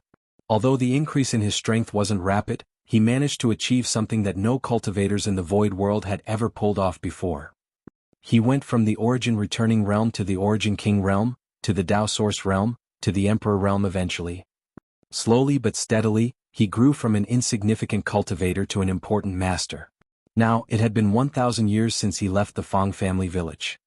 Many things had changed during this period. It took him over 1,000 years to go from the immortal ascension boundary to the Emperor Realm. There was no doubt his cultivation speed was slow and his aptitude was terrible. Supposedly, this shouldn't have happened. If a cultivator was unable to make it to the Emperor Realm within 1,000 years in a wonderful environment such as the Void World, he wouldn't be able to achieve it in his lifetime. However, Fang Tianci had pulled it off. Some people had asked him what his secrets were. All he could tell them though was that he had no idea. After he left the Fang family village, even though his cultivation speed was slow, he never faced any bottlenecks again. In other words, although the increase in his power was snail-paced, he would always make it to the next realm given enough time. It was unlike any other cultivators who might get stuck in the same realm forever despite rapidly being able to accumulate enough heritage to break through. This made the masters in the void world have some wild thoughts. Perhaps rapidly increasing one's strength wasn't the best way to pursue the martial Tao, perhaps it was better to build a solid foundation in every realm before trying to advance further. With such a speculation in mind, many sects started suppressing the cultivation speed of their prodigies, but regardless of who attempted this, no one could tell if the results were good or bad. At this point, Fang Tianxi, who was an Emperor Realm Master, was invited to the Void Tao Temple. The Tao Temple was a splendid palace hovering in the sky of the Void World. It was every cultivator's dream to one day join the Tao Temple. The existence of the Tao Temple was a wonder in itself. Although it was a palace, there seemed to be an entirely different world inside, one that was both vast and expansive. The first time Fang Tianxi arrived at this place, he sensed the abstrusity of the Tao Temple. This place also seemed to be filled with the secrets of the grand Tao of space. Moreover, regardless of where a person was in the void world, they could see the Tao Temple clearly as long as they looked up. It was indeed abstruse. It was rumored that the Tao Temple was personally built by the Tao Lord. When the Tao Temple appeared back then, everyone was shocked. Furthermore, the Tao Temple was responsible for selecting the most talented people in the void world all on its own. Chapter 5587, Senior Brother Lu. The commoners had no idea why the Void Tao Temple had to select talented people. Over the past several tens of thousands of years, countless brilliant cultivators had been invited to the Tao Temple, and there had never been any news about them since then. No one knew where they were, but it was rumored that those masters had shattered the void and left the void world to pursue a higher martial Tao. Certainly, Fang Tianxi had heard about these rumors before, but he simply dismissed them. After all, rumors were usually unfounded and inaccurate. However, it wasn't until he was invited to the Void Tao Temple that he realized those rumors were indeed true. Things that were secrets to the general cultivators of the void world were common knowledge to those in the Tao Temple. It wasn't until this moment that he realized the Emperor Realm wasn't the peak of the martial Tao. Beyond the Emperor Realm was the Open Heaven Realm, which was divided into 9 orders, with each one vastly different from the previous. One had to condense their Tao seal, split heaven and earth apart in their body, and form a small universe. Only then would they ascend to the Open Heaven Realm. What's more, the entire void world was just the Tao Lord's small universe. In other words, all beings in the void world were living inside the Tao Lord's body. When Fang Tianxi learned this truth, he was utterly dumbfounded. He couldn't be considered an inexperienced man. After all, he had traveled the entire void continent for over 1,000 years. Nevertheless, when he was told the truth about the void world, he was astonished. It was at that moment he realized just how immense the Tao Lord's power was. Such an expansive world was just the Tao Lord's small universe, making Fang Tianxi wonder what the extent of the Tao Lord's strength in the Open Heaven Realm was. The person responsible for showing him around was a senior brother surnamed Lu. He introduced himself to Fang Tianxi as Lu Jingshan, and although Fang Tianxi was actually older than the latter, Lu Jingshan was stronger as he was a third-order Emperor Realm Master.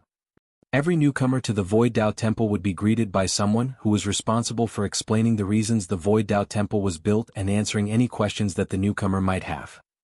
As such, Fang Tianxi asked what was on his mind freely. Lu Jingshan replied with a smile, "We have no idea how powerful the Tao Lord is in the Open Heaven Realm, but there's no way he's weak. We suppose he's either in the 8th order or the 9th order." Every cultivator in the void world regarded the Tao Lord as a deity, so it was no surprise they would think highly of him when it came to his cultivation. After a nod, Fang Tianxi went on to ask, "Senior Brother Lu, since the void world is just the Tao Lord's small universe, how are those seniors supposed to shatter the void and leave this place back then? If they were capable of doing that, it would be no different from forming a hole in the Tao Lord's belly." Fang Tianxi shuddered at the thought of this. Lu Jingshan chuckled and explained, "Well, they didn't really shatter the void. They were only let out of the void world by the Tao Lord. It has something to do with the reason why the Tao Temple has to select talented people." "Please enlighten me, senior brother," Fang Tianxi said solemnly. Having traveled around the world for over 1,000 years, he had learned to be tactful. As such, even though he was famous, he still acted humbly in front of Lu Jingshan. "Well, let's put it this way. The humans in the outside world are fighting an extremely evil race. That race is so powerful that even the Tao Lord isn't a match for them. If the humans are defeated, the outside world will be destroyed, therefore the Tao Lord needs help in the war. The disciples who have been invited to the Tao Temple will be his helpers in the future. Hearing that, Fang Tianxi was shocked. What kind of race is it that even the Tao Lord finds it hard to deal with? After giving it some thought, Lu Jingshan replied, I remember that they're called the Black Ink Clan.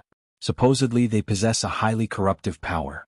Once a person is infected, they won't be able to get rid of it. Moreover, the Black Ink Strength, as it's called, can twist a human's mind and nature, turning them into a slave of the Black Ink Clan.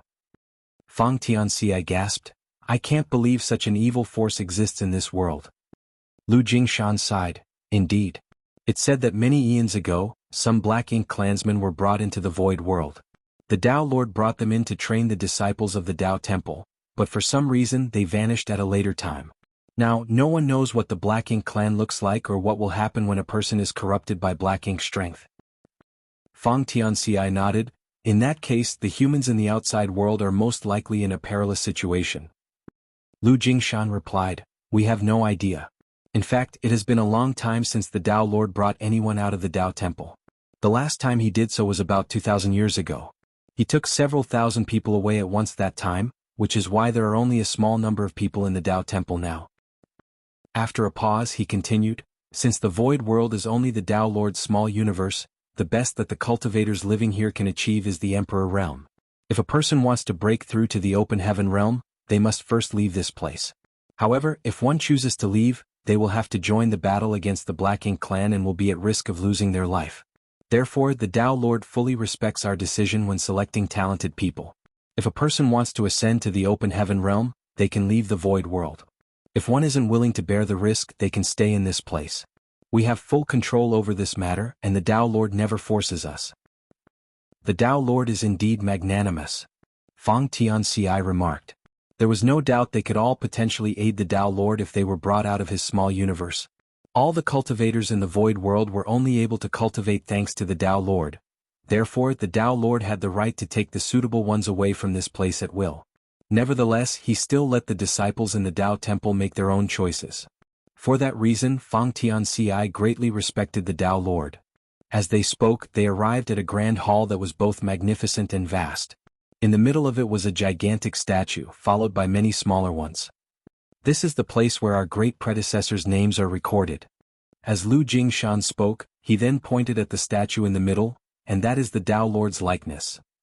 Then he saluted the statue with a solemn expression. Fang Tianxi looked in the same direction and realized that the statue appeared to be a handsome young man. With his hands behind his back, he looked truly majestic. This statue was apparently carved by a senior expert, as every bit of it seemed to be extremely lifelike. Just by standing there, Fang Tianxi had a feeling that the statue would come to life at any moment. For some reason though, he found the statue familiar. It was as though he had seen this person somewhere before. However, as he went through his experiences over the past 1,000 years, he was certain that he had never come across anyone who looked like the Tao Lord. How strange. While he was doubtful, he still saluted the statue and asked hesitantly, since there's a statue here, does that mean someone has seen the Tao Lord's true appearance before? Lu Jingshan laughed, certainly no one here has seen his true body before. However, it said that the Tao Lord used his soul avatar to travel his small universe in the past. I suppose you're aware of the Seven Stars sect. Back then, the Tao Lord's soul avatar stayed in the Seven Stars sect for some time. There was no doubt Fang Tianxi was aware of the Seven Stars sect. In fact, when he was young, his biggest dream was to join the Seven Stars sect. However, due to his terrible aptitude, he didn't have the right to be their disciple. The Fang family village was located in the Seven Stars sect's territory. As such, he had heard a lot about the sect. It's rumored that the Tao Lord is the supreme elder of the Seven Stars sect. Could this be true? Fang Tianxi asked in shock. It is true. That is the reason Seven Stars sect has endured all this time.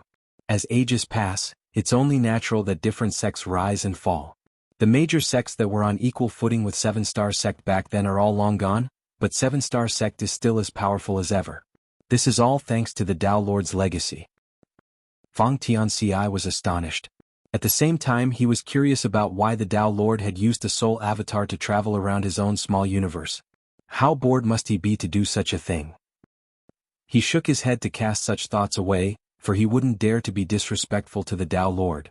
Then he looked past the Tao Lord statue and saw many smaller ones behind it. Those are. Lu Jingshan explained, those are the statues of the seniors who have been led out of the void world by the Tao Lord. Do you see that one over there? He's the eldest senior brother of the Void Tao Temple, Miao Fei Ping. If you have a chance to leave the void world, you might see him.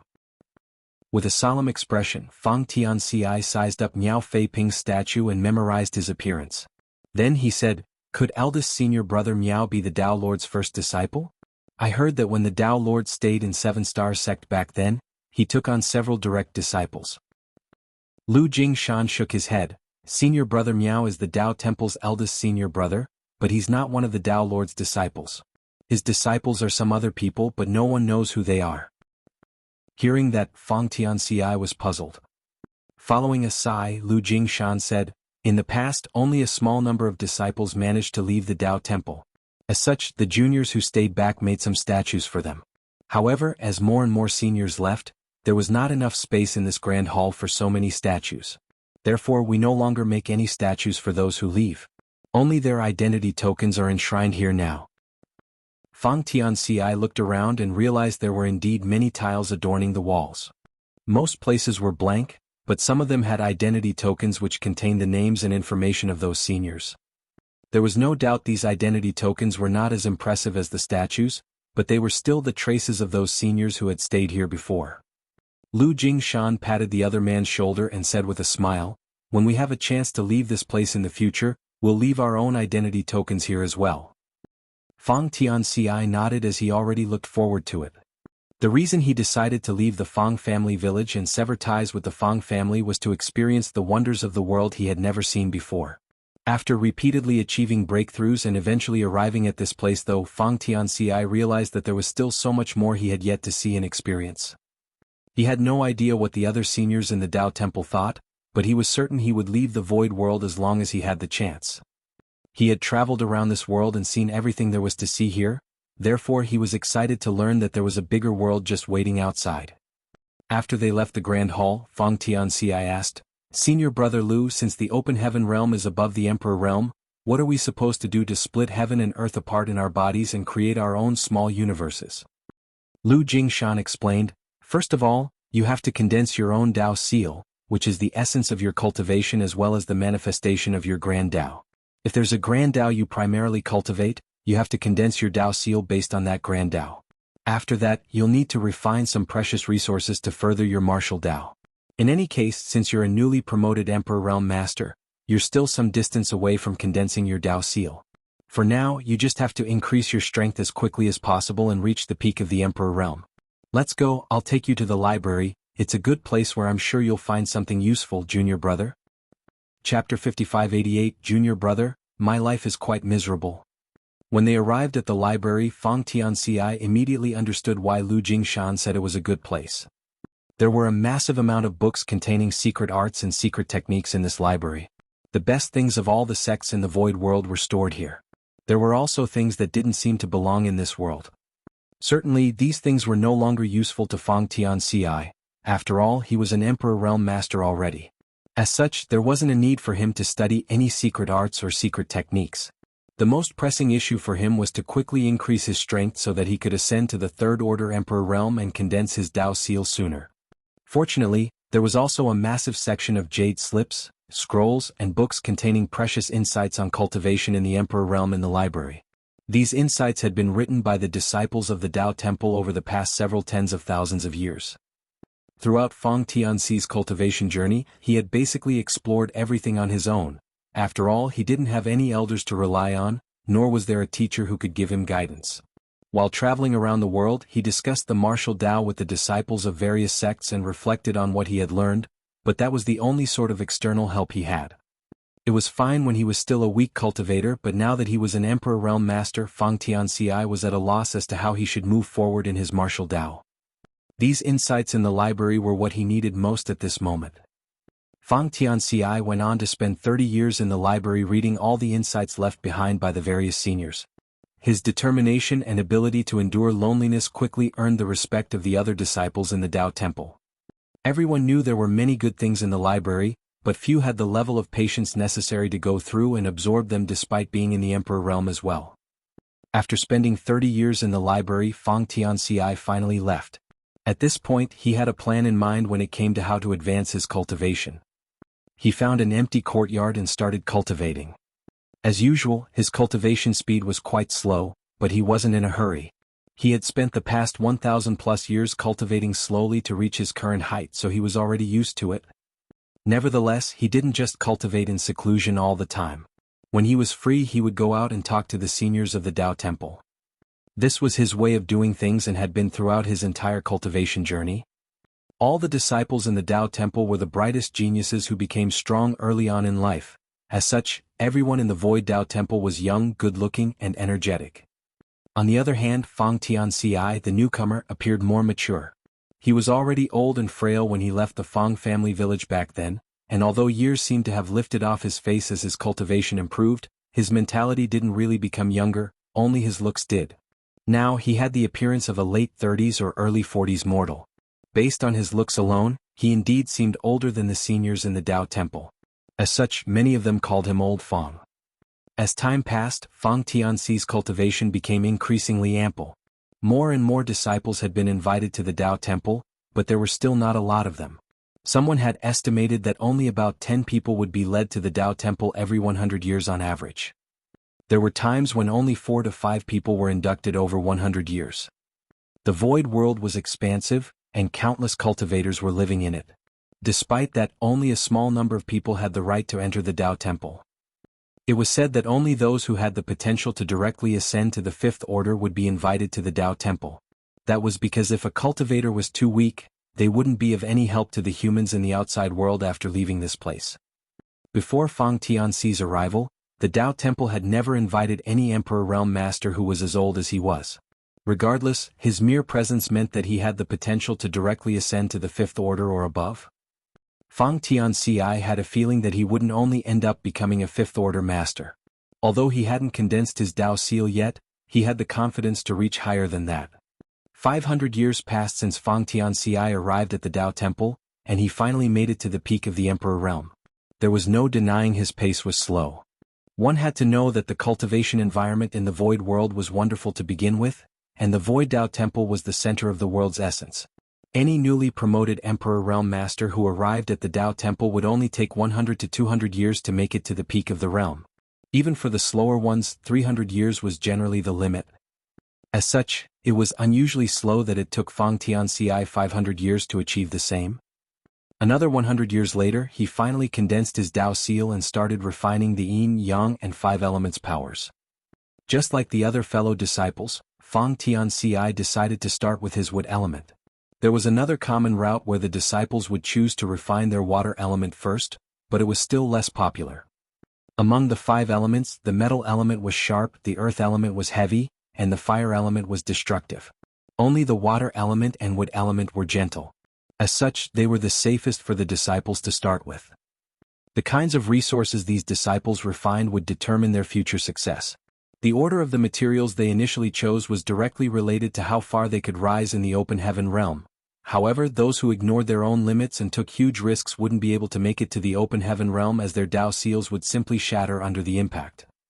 Therefore, every disciple in the Tao Temple would tread carefully at this point. With that said, when they refined materials for the first time, they would always aim as high as possible. Most of them would choose wood element or water element resources in the 6th order or even 7th order. It wasn't that they would certainly make it to the 6th order or 7th order, it was just that water element and wood element materials were much gentler. As long as one's Tao seal was firm enough, it could usually endure the impact of such resources. It was a chance for them to test the limits of their Tao seals when refining resources for the first time. When they select their second resource, they will know the right path for their future. Fang Tianxi had compared his Tao seal with those of the other disciples, and he felt that it was quite firm and sturdy. He reckoned that it could endure the impact of 7th order materials. As such, he chose a 7th order wood element resource first. Lu Jingshan took the initiative to ask him about this matter, and when he learned about his plan, he nodded gently. "Junior brother Fang, even though your cultivation speed is slow, it is for this reason that your foundation is so solid. Hence, I think it will be alright for you to refine a 7th order wood element resource. Fire is born of wood though, so you'll have to be careful when selecting a fire element material next time." Fang Tianxi nodded in agreement. It wouldn't take one a long time to refine a single resource. However, every time these future open heaven realm masters did so, they had to rest for many years in between. First of all, they had to get used to their powers. Secondly, their Dao seals were unable to bear another impact in such short order. If they were hasty, all their effort would go to waste. In just half a month, Fang Tianci easily refined the 7th order wood element material, and he didn't feel any discomfort at all. He had a feeling that he could refine a 7th order fire element resource next, a realization that made him feel elated. As he recalled all the experiences in his life, everything felt somewhat strange. He had a terrible aptitude, and it wasn't until he was 150 years old that he left the Fang family village to wander the world. His plan was only to travel around a bit before his death, so it never crossed his mind that he would achieve great things one day. Unlike the other disciples in the Dao Temple, Fang Tianci didn't come from a wealthy background, nor did he have a powerful master who had guided him when he was young. Also, he never had ample resources and his cultivation speed was incredibly slow. Therefore, it surprised him that with such a method and speed that were unbearable for most people, he was now one step ahead of almost all other disciples.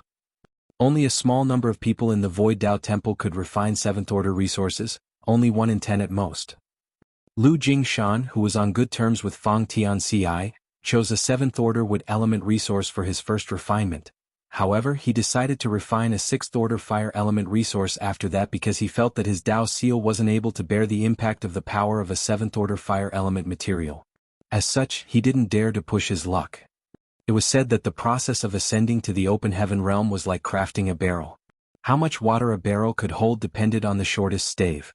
Similarly, the order in the open heaven realm one would achieve hinged on the lowest order resource that one refined.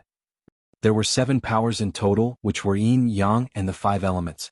Even if one had refined 6 types of 7th order materials, they would only make it to the 5th order open heaven realm if they decided to refine a single 5th order resource. The open heaven realm was divided into 9 orders, and every order was vastly different from the previous one. The difference of one order might take a lifetime for a person to make up. Therefore, the disciples in the Dao Temple did their best to refine resources of the highest order possible. At the same time, they would ensure that they wouldn't exceed their limits. Fang Tianci had a feeling that the ample heritage he possessed now had something to do with his insistence on building a solid foundation. He always stayed in the same realm for a much longer time than most people did, and as he had sufficient time to consolidate his strength, he ensured that he made everything perfect in every realm. Now, he was able to refine 7th order resources because of his perseverance and hard work over the years. A few dozen or so years after he refined the wood element material, he decided to move on to the fire element one. As expected, Fang Tianci successfully refined the resource. Then it was followed by earth element, metal element and water element materials. After fully refining the 5 elements, he moved on to the yin and yang element resources. When he was done refining all the powers of yin yang and 5 elements, 500 years had passed since he refined the wood element resource for the first time. In other words, it had been 1,000 years since he arrived at the Dao Temple.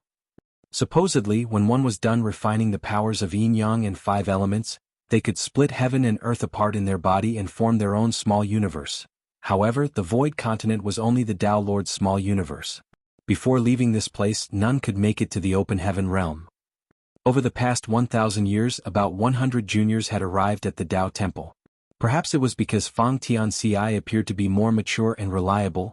These juniors would often go to him whenever they had any questions regarding cultivation. As such, he had many followers now. How many years have you been in the Dao Temple, senior brother? Under the moonlight at night, Fang Tianci and Lu Jingshan were seated across from each other as they sipped some wine. Now that Fang Tianci was at the peak of the Emperor realm, his cultivation wouldn't improve further regardless of how hard he cultivated. Therefore, he had some free time. Lu Jingshan, who was in a similar situation, would frequently visit him with jars and bottles of wine. Hearing his question, Lu Jingshan replied with a smile, "I've been here for almost 3,000 years. That's a really long time," Fang Tianci nodded gently. As he made some calculations, he realized that it had been 2,000 years since he started cultivating. On the other hand, Lu Jingshan had been staying in this place for some 3,000 years. In other words, Lu Jingshan had already arrived at the Dao Temple before Fang Tianci was even born. A dejected Lu Jingshan lamented, "Junior brother, did you know that I'm one of the oldest disciples in the Dao Temple?" "Senior brother, you mean?" Fang Tianci formed a speculation. Suddenly Lu Jingshan cried, "Junior brother, my life is quite miserable." Following that, he wrapped his arms around a big wine bottle and started bawling. Fang Tianci was startled as he had no idea why his senior brother felt downcast all of a sudden. Lu Jingshan was a future open heaven realm master who had already refined the powers of yin-yang and 5 elements, and he had gone through the vicissitudes of life. Fang Tianci wondered why the other man was so sorrowful now. Chapter 5589 The Tao Lord has heard me? Fang Tianci had no idea how to console him, so he could only pat his back. A long time later Lu Jingshan stopped sobbing and let out a breath. Embarrassed, he said, "I apologize for letting you see such a disgraceful sight." Fang Tianci didn't know what to say, so he remained silent. Perhaps it was because Lu Jingshan was drunk and he had no one to talk to about his grievances over the years, but he started speaking about the past. "I was invited to the Tao Temple when I was still young and naive. At that time, the Tao Temple was bustling with noise with several thousand seniors in total. Every day there would be powerful seniors who hosted forums and preached the Tao. Such experiences were invaluable." Several thousand people? When Fang Tianci learned that there was such a lively period in the Tao Temple back then, he couldn't help feeling awestruck. One had to know that the Tao Temple had strict criteria when selecting disciples. Those who could join the Tao Temple all had the potential to directly ascend to the 5th order at the very least. On average there would be just 10 new disciples every 100 years, though there were times when as few as 4 or 5 would be taken in. Several thousand people must have been the result of accumulating several tens of thousands of years in the void world. Furthermore, they were all powerful Emperor Realm Masters. Most of them had condensed their Tao seals and refined the powers of yin, yang, and 5 elements as they were ready to ascend to the open heaven realm. However, presently, there were only about 300 people in the Tao Temple, which was a significantly smaller number than in the past. "I only started condensing my Tao seal 200 years after my arrival in the Tao Temple when all of a sudden, the Tao Lord ordered that those who were ready to make it to the open heaven realm should gather together. Then he brought them all away." At the mention of this, Lu Jingshan felt downcast as he wiped the tears with his sleeves. "It was a tough time for me. Several thousand seniors were gone just like that, leaving just 20 or so people behind." Although Fang Tianci didn't personally experience it, he could feel how helpless and aggrieved Lu Jingshan must have been at that time. The originally lively Tao Temple became silent all of a sudden, and all the seniors Lu Jingshan was familiar with were brought out from the void world. It was only natural that he was dejected. If he had also been ready to ascend to the open heaven realm, he could have left with them. Unfortunately, he had only started to condense his Tao seal at the time. "Junior brother, do you know why there were so many disciples in the Tao Temple back then?" "Certainly, it was because the Tao Lord didn't bring them away." "Do you know the reason then?" Fang Tianci shook his head, "No." After taking a breath, Lu Jingshan explained, "I have no idea either.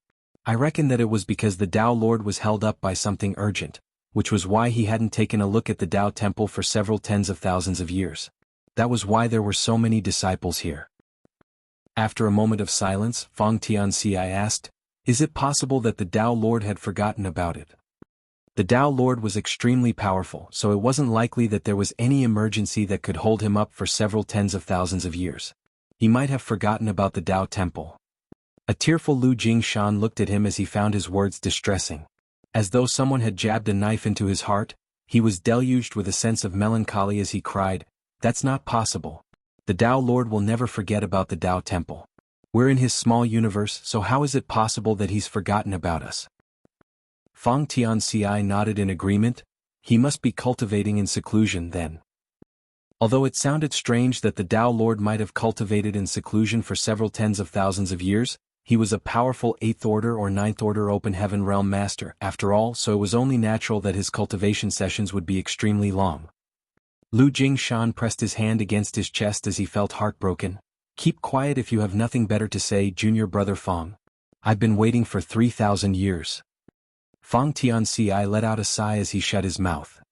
After a moment of silence, Lu Jingshan went on to say, "By the way, do you think the Tao Lord is cultivating in seclusion now?"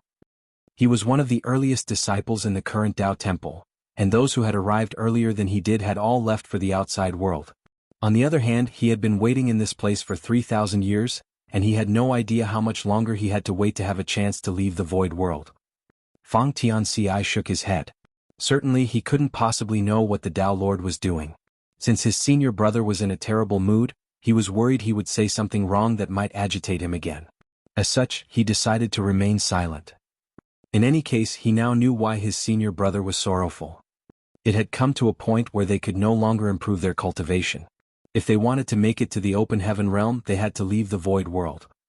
Nevertheless, they were in the Tao Lord's small universe, so without the Tao Lord leading the way, they couldn't possibly leave. Senior brother Lu has been waiting for 3,000 years. It's only natural that he's feeling dejected. If we have to wait for several tens of thousands of years just like what happened back then? Fang Tianxi's shuddered as he couldn't imagine how tough their lives would be if that was the case.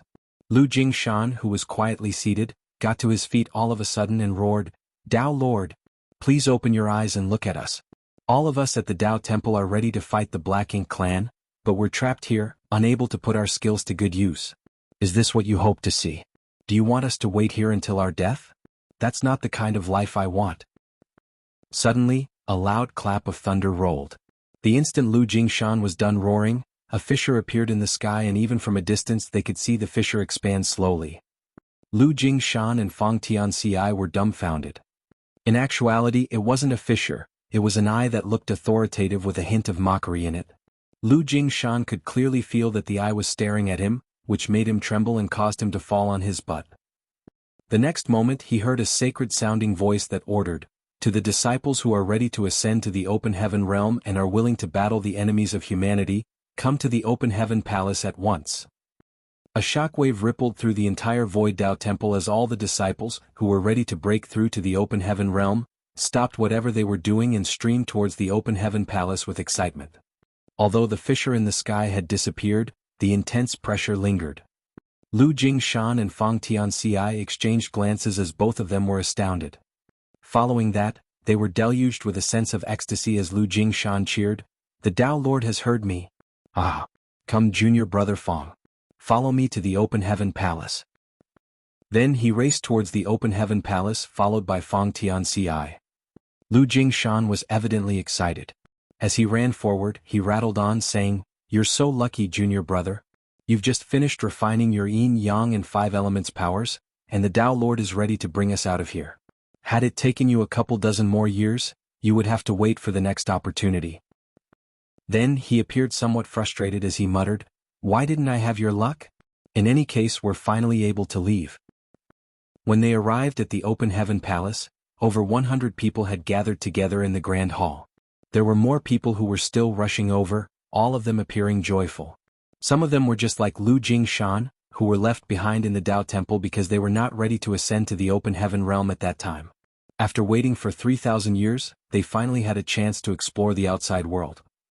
All these cheerful people congratulated each other as though they were celebrating some sort of festivity. Outside the star boundary, Yang Kai was hovering somewhere in the void in high heaven territory with Hua Qingxi patiently waiting behind him. Yang Kai had suddenly returned from profound nether territory and summoned her. Hua Qingxi had no idea what the palace master wanted her to do, and when she arrived the palace master said nothing, so she didn't ask any questions. Just then, a beam of light shot out from the star boundary and reached them in the blink of an eye. Hua Qingxi saluted him, "Greetings, Senior Iron Blood."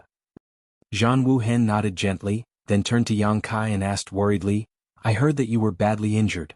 Is that true?"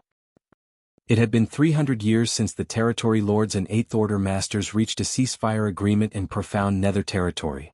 During this period Yang Kai had never shown up. It was rumored that he was terribly wounded. However, the place where he cultivated was sealed with many layers of restrictions, and no one dared to disturb him. As such, no one knew if he was wounded or not. Those from profound nether territory dismissed such rumors. After all, Yang Kai had headed to the Black Ink clan's base and forced the peace deal with the territory lords on his own back then. There was no doubt it was a bold and impressive feat, one he would not have attempted if he was really seriously injured. Certainly, such rumors were spread by the Black Ink clansmen or ill-intentioned Black Ink disciples to bring down the humans' morale. Yang Kai simply replied with a smile, "Sort of." Zhan Wuhen was stunned while disbelief was written all over Hua Qingxi's face. They all thought that Yang Kai had only been cultivating in seclusion for the past 300 years. As such, they were surprised to learn he was indeed injured. "I've fully recovered," Yang Kai added. His injury wasn't caused by battling the territory lords, it was simply a result of cultivating the three-self source reconstitution art. To practice this secret art, Yang Kai had to cultivate a human self and a monster self which were far different from ordinary soul clones. Ordinary soul clones wouldn't be useful, however, the ones formed from the three-self source reconstitution art had endless possibilities. To cultivate the human self, Yang Kai had practically split his soul in two and become frail for the following 300 years. Fortunately, he could gradually recover with the soul-warming lotus's help. While recuperating, he had also been refining resources to increase his power. Therefore, he wasn't wasting any time. "Why are you here, Senior Iron Blood?" Yang Kai asked. When he returned to the star boundary previously, only Duan Hongchen was in charge of this place as the other great emperors had left to kill the enemies. This time, however, Yang Kai could detect the auras of several great emperors. Among the great emperors of the star boundary, Zhan Wuhen was the most skillful in combat and would never hesitate to volunteer to fight the Black Ink clansmen. As such, it was a mystery that he was in the star boundary now. Zhan Wuhen replied calmly, "I have to give the young ones some chances, don't I?" After a pause, he continued, "Moreover, we have to take advantage of the opportunities only we possess. As great emperors of the star boundary, we can cultivate far more efficiently by staying here. Only when we ascend to the 8th order can we maximize our contributions to the war effort." Realizing the other man's intention, Yang Kai replied with a smile, "You're indeed a far-sighted person, Senior Iron Blood." Zhan Wuhen stared fixedly at him. "I suppose you share the same sentiment." "Indeed," Yang Kai replied, "I sacrificed our immediate advantage and arrived at a peace deal with the Black Ink clan so that we could build a training ground for the next generation of soldiers. The juniors will eventually grow to be powerful. When the 7th Order Masters ascend to the 8th Order, they'll have to go to a new battlefield. It's not like we can ask them to cultivate in seclusion forever." Zhan Wuhen nodded, "I agree with you. It's not fun killing those feudal lords anymore. It would be better to ascend to the 8th Order sooner so that I can take a few territory lords' heads." Then he looked around and asked in puzzlement, "Who are you waiting for?" Yang Kai explained, "Some of the people in my small universe are ready to ascend to the open heaven realm. I have to bring them out." Hearing his explanation, Zhan Wuhen nodded. Chapter 5590 So strange? Inside the Void Dao Temple, many future open heaven realm masters had gathered together. There were around 300 people in the Dao Temple currently, and other than roughly 20 who hadn't fully refined the powers of yin, yang and 5 elements, the rest were ready to leave and achieve a breakthrough. In front of everyone's eyes, the space in the center of the grand hall contorted. Like a stone dropping into a still lake, ripples spread across the place. Following that, an oval portal appeared in the originally empty space. The eyes of these future open heaven realm masters brightened in an instant. Lu Jingshan, who had been waiting for 3,000 years, immediately took action.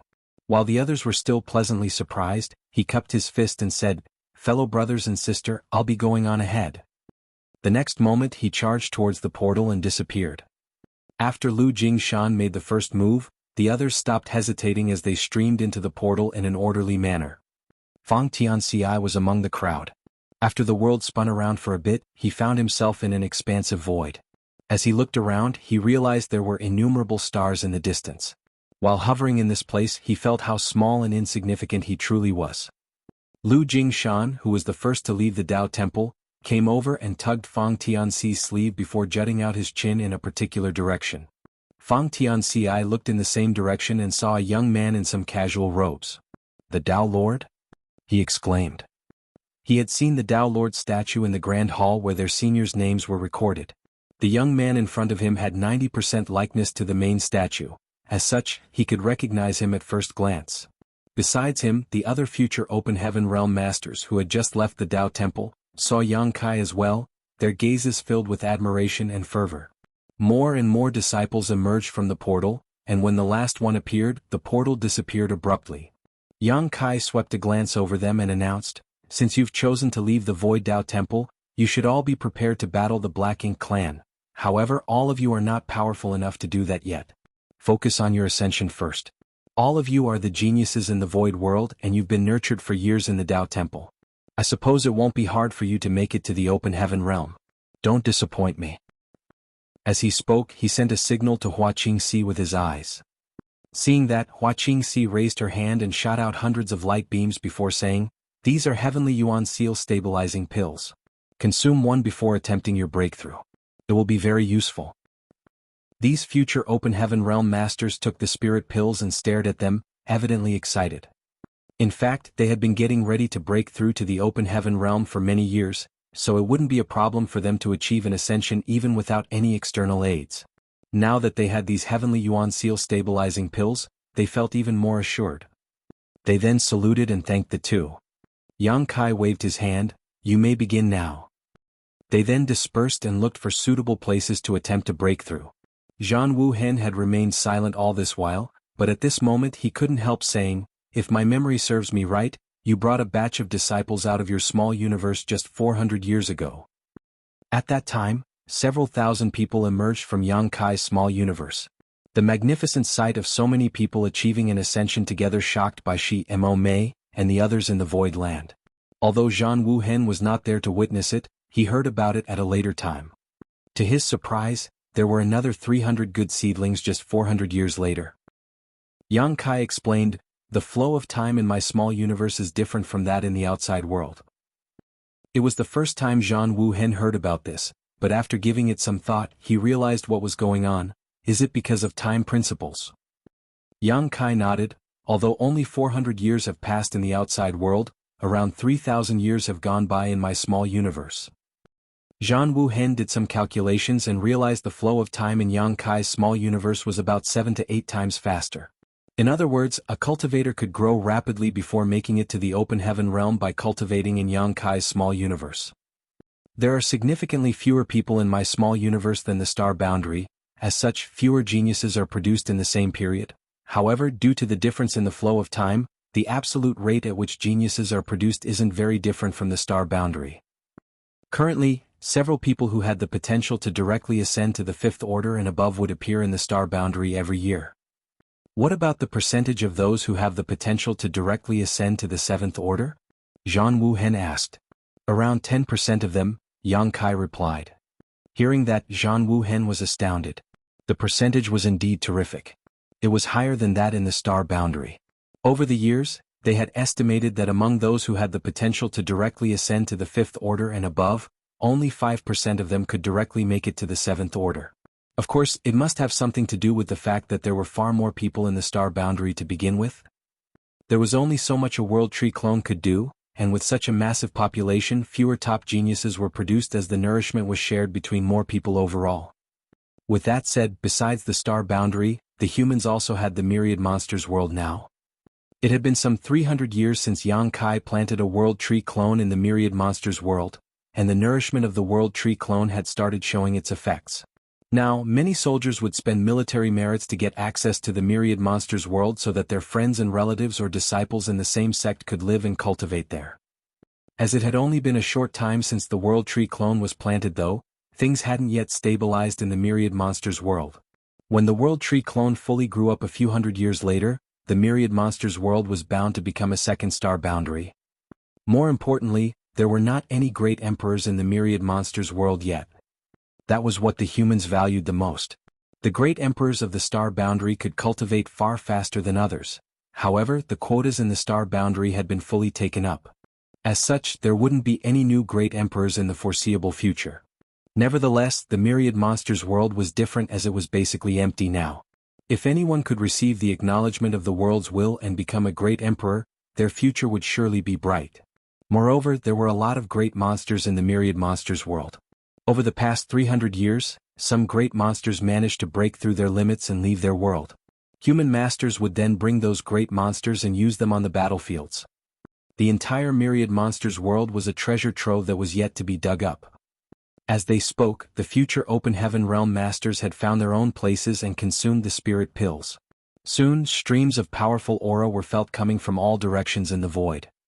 The sight of nearly 300 people achieving an ascension together was magnificent. However, compared to the several thousand people who had done so at the same time back then in Void Land, what was going on now was less remarkable. It might take the average cultivator some effort to achieve an ascension, but it had been smooth sailing for these cultivators who came from the Void Dao Temple. That was because most had refined the powers of Yin, Yang and 5 elements a long time ago, and they were fully ready to achieve a breakthrough. Due to the void world suppression, they were unable to explore the secrets of the open heaven realm, so all they could do was further consolidate their cultivation. Now that they had left the void world, there were no more restraints, and with the help of heavenly yuan seal stabilizing pills, they certainly wouldn't dawdle. People like Lu Jingshan had been waiting for this day for 3,000 years, and they had imagined themselves achieving an ascension on countless occasions. As these streams of aura expanded, these disciples from the Tao Temple subsequently achieved their breakthroughs. A lot of them made it to the 5th order and 6th order, but it was the 7th order masters who caught the most attention. Zhan Wuhen soon confirmed that 10% of the disciples who came from Yang Kai's small universe indeed made it to the 7th order. In other words, there was one 7th order master in every 10 people. That was a staggering ratio. For the rest, about 30% of them were 6th order masters while 60% of them were 5th order masters. Given enough time, these people would reach their own limits and become high-rank open heaven realm masters one day. More and more people broke through to the open heaven realm. Only over 10 people among 300 of them still hadn't achieved a breakthrough, while presently, there were 26 7th order masters. Supposedly, one of these people who was still attempting an ascension would become a 7th order master.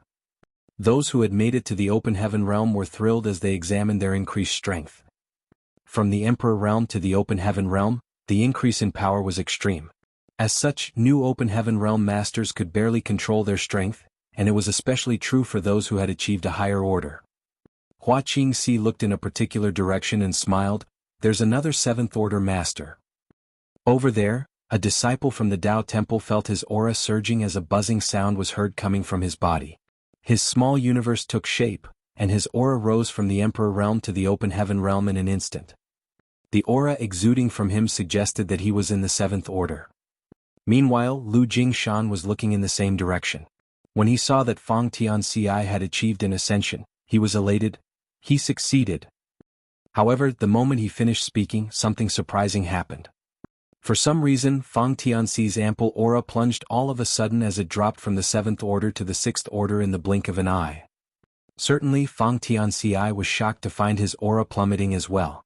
He couldn't help grunting as his power became a mess. Junior brother Fang. Lu Jingshan exclaimed as he charged towards Fang Tianxi. However, the instant he started moving, he felt an immense force pinning him to the spot. Realizing the source of the force, he hunched his back and wouldn't dare to move a muscle. It was apparent to him that the Tao Lord had made a move. At that instant he was relieved. Since the Tao Lord had decided to help, there shouldn't be a problem with Fang Tianxi's ascension, though he appeared to be in a perilous situation. At this moment, Yang Kai was paying close attention to Fang Tianxi. Initially he was surprised to see Fang Tianxi ascending to the 7th order, but when he felt that aura plunging to the 6th order, he knew that he had been too naive.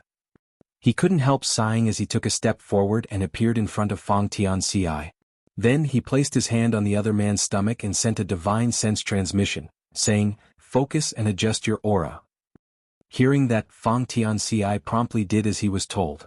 He had gone through the vicissitudes of life, and it had taken him 2,000 years to become who he was today. As such, he was more sedate than most new open heaven realm masters.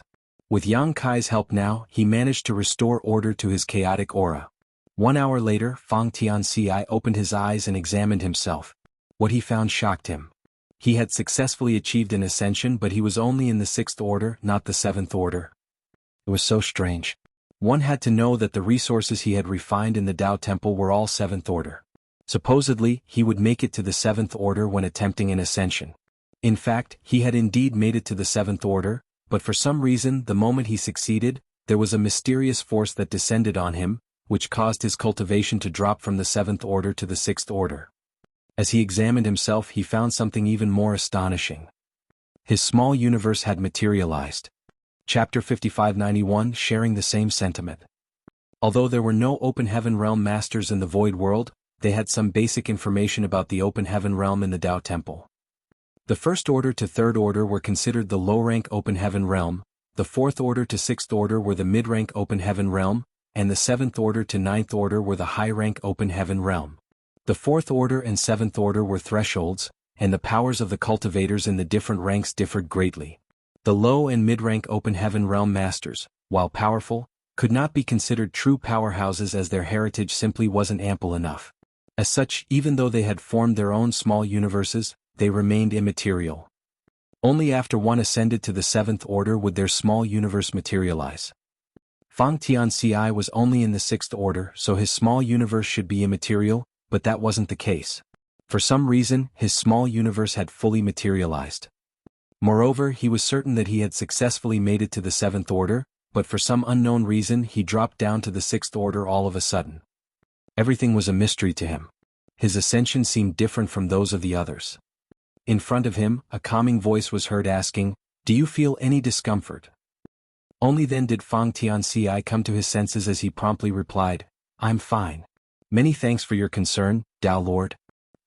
Yang Kai nodded and placed his hands behind his back. After pondering for a moment, Fang Tianxi cupped his fist and said, "Tao Lord, I have a question." Hearing this, Yang Kai turned to him and nodded, "Go ahead." Fang Tianxi went on to say, "I think my small universe has materialized, but I'm only in the sixth order. How is that possible?" Hearing that, the people around him were surprised. It went against common sense for a sixth order master's small universe to materialize. Furthermore, they had seen Fang Tianxi's order plunging earlier. As such, his friends and juniors appeared worried. Yang Kai looked at him and replied calmly, "There were not many instances where a sixth order master's small universe materializes, but it's not unprecedented." Hearing that, Fang Tianxi was shocked. There were such instances in the past. Yang Kai replied, "And I am one such case. I suppose your mastery of the Tao of space is quite high." Fang Tianxi replied respectfully, "I only know a thing or two. Tao Lord, do you mean that the transformation in my small universe has something to do with the fact that I've cultivated the Tao of space?" "I didn't say that." Yang Kai thought. However, there wasn't a better explanation now, so he could only nod. "When I ascended to the open heaven realm, I didn't make it to the high rank. Nonetheless, the same thing happened to my small universe." Fang Tianxi fell into his thoughts, but he was evidently relieved. It was reassuring to know that there were similar instances in the past, and the same thing had happened to the Tao Lord. As such, it didn't seem to be a serious issue. Just as he wanted to ask why his cultivation had dropped from the seventh order to the sixth order, Yang Kai beckoned to Hua Qingxi. She came over and called out, "Palace Master." Yang Kai ordered, "Bring them to the star boundary. After they manage to stabilize their cultivation, send them to profound nether territory to receive some training." Presently there were a lot of third order and fourth order masters on the different battlefields, and in profound nether territory, there were even first order and second order masters. On the other hand, the weakest disciples from the Tao Temple were in the fifth order. Therefore they had to go through some tempering. However, profound nether territory was no longer sufficient to meet the needs of training the human soldiers. That was because too many people had headed to profound nether territory in the past 300 years. Yang Kai was now preparing to open several similar training grounds. Only by having more great territories that could be used to train the next generation would they be able to meet the human race's growing needs. Having made up his mind, Yang Kai cupped his fist at Zhan Wu Hen, "Senior Ironblood, I'll take my leave now." Zhan Wu Hen nodded in response. The next moment, Yang Kai disappeared from the spot. The disciples who had cultivated the Tao of space were awestruck by this display. There was no denying the Tao Lord was a true master of the Tao of space. It was thanks to the Tao Lord's blessing that these disciples had a chance to cultivate the Tao of space, but none of them were able to see how Yang Kai disappeared just now. Hua Qingxi then gathered these disciples together and introduced herself before leading them to the star boundary. Lu Jingshan approached Fang Tianxi and gently nudged him with his elbow before saying smilingly, "Don't feel dejected, junior brother Fang. The sixth order open heaven realm is good as well. Didn't you hear the Tao Lord say that he didn't directly make it to the high rank when he first ascended? Given enough time, we can still become as powerful as him." He was worried that Fang Tianxi would feel downcast over the fact that his order had dropped inexplicably, so he came over and consoled him. Fang Tianxi nodded lightly, "You have a point, senior brother. I just don't understand why I failed to make it to the seventh order." In fact, he didn't fail. He could feel that he had succeeded, but the moment he achieved his ascension, there seemed to be a force suppressing his cultivation, causing it to drop from the seventh order to the sixth order. Regardless, he wasn't dejected, nor was he dissatisfied. In the past, he was someone with terrible aptitude, and in what he believed to be his final years, he just wanted to take in the wonderful sights of the void world before passing on. It was for such a simple reason that he left the Fang family village. It had been more than 2,000 years since then, and he had grown from an immortal ascension boundary cultivator all the way to the sixth order open heaven realm. There was still a broad and bright future ahead of him, so he was more than content. Lu Jingshan said, "I'm glad that you've come to accept it. By the way, that tree is enormous. What do you suppose it is?" Fang Tianci looked in the direction Lu Jingshan pointed and saw the colossal tree in the center of the star boundary. All the disciples from the Tao Temple were amazed as they had never seen a tree of such enormity before. In fact, there was a similar tree in the void world, but no one had seen it before. Even in one of the newly formed small universes here, there was a similar sapling that swayed in the wind. However, the owner of this small universe was troubled by other matters and as such, hadn't examined himself carefully yet. Otherwise, he would have discovered this sapling's presence. After these disciples from the Tao Temple followed Hua Qingxi and landed on the star boundary, they dispersed to enter seclusion and consolidate their new cultivation. On the other hand, Yang Kai headed to the great territory adjacent to the star boundary. Although there wasn't any war in this great territory, it was extremely bustling. That was because many human soldiers would gather together in this place to await the Supreme Headquarters deployments. Many alchemy and artifact refining bases had also been set up here. This was the Supreme Headquarters territory, and it served a similar purpose to that of the no-return pass back then. When Yang Kai arrived at this place, he made sure not to alert too many people and soon found Mi Jingluan in one of the grand halls. When they met up, Mi Jingluan appeared rather haggard. He was one of the top 8th Order masters, so it was rare to see him looking so exhausted. It was apparent that the affairs in this place had drained his energy greatly. Seeing the man, Mi Jingluan was surprised. "You finally stopped cultivating in seclusion." Yang Kai nodded. "I've just returned from the star boundary." Mi Jingluan raised a brow and asked probingly, "What's your plan?" Yang Kai glanced at him and laughed. "What kind of plan do you want me to have, senior brother Mi?" Mi Jingluan let out a sigh. "It seems that we share the same sentiment. We should cut to the chase then. Which great territory is in the most perilous situation right now?" With a solemn expression, Mi Jingluan replied, "Twin Poles territory. The Black Ink clan have been sending increasing numbers of troops to that place. It seems that they're determined to occupy Twin Poles territory.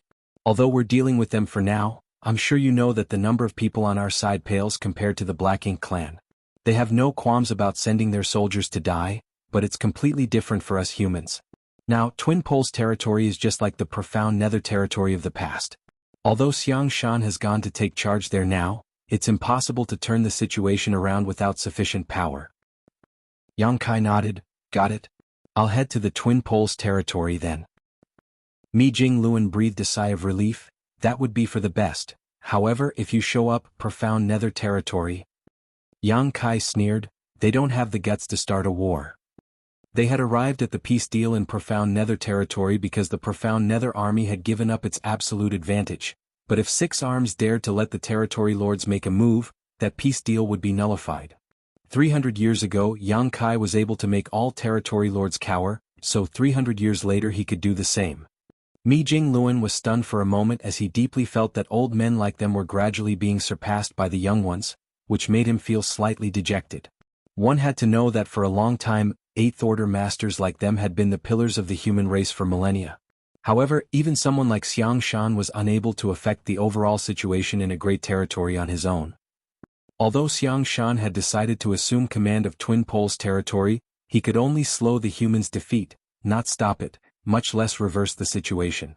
However, this newly promoted 8th Order master named Yang Kai, who was thousands of years younger than them, was confident to the point that he showed no regard for those powerful innate territory lords whatsoever.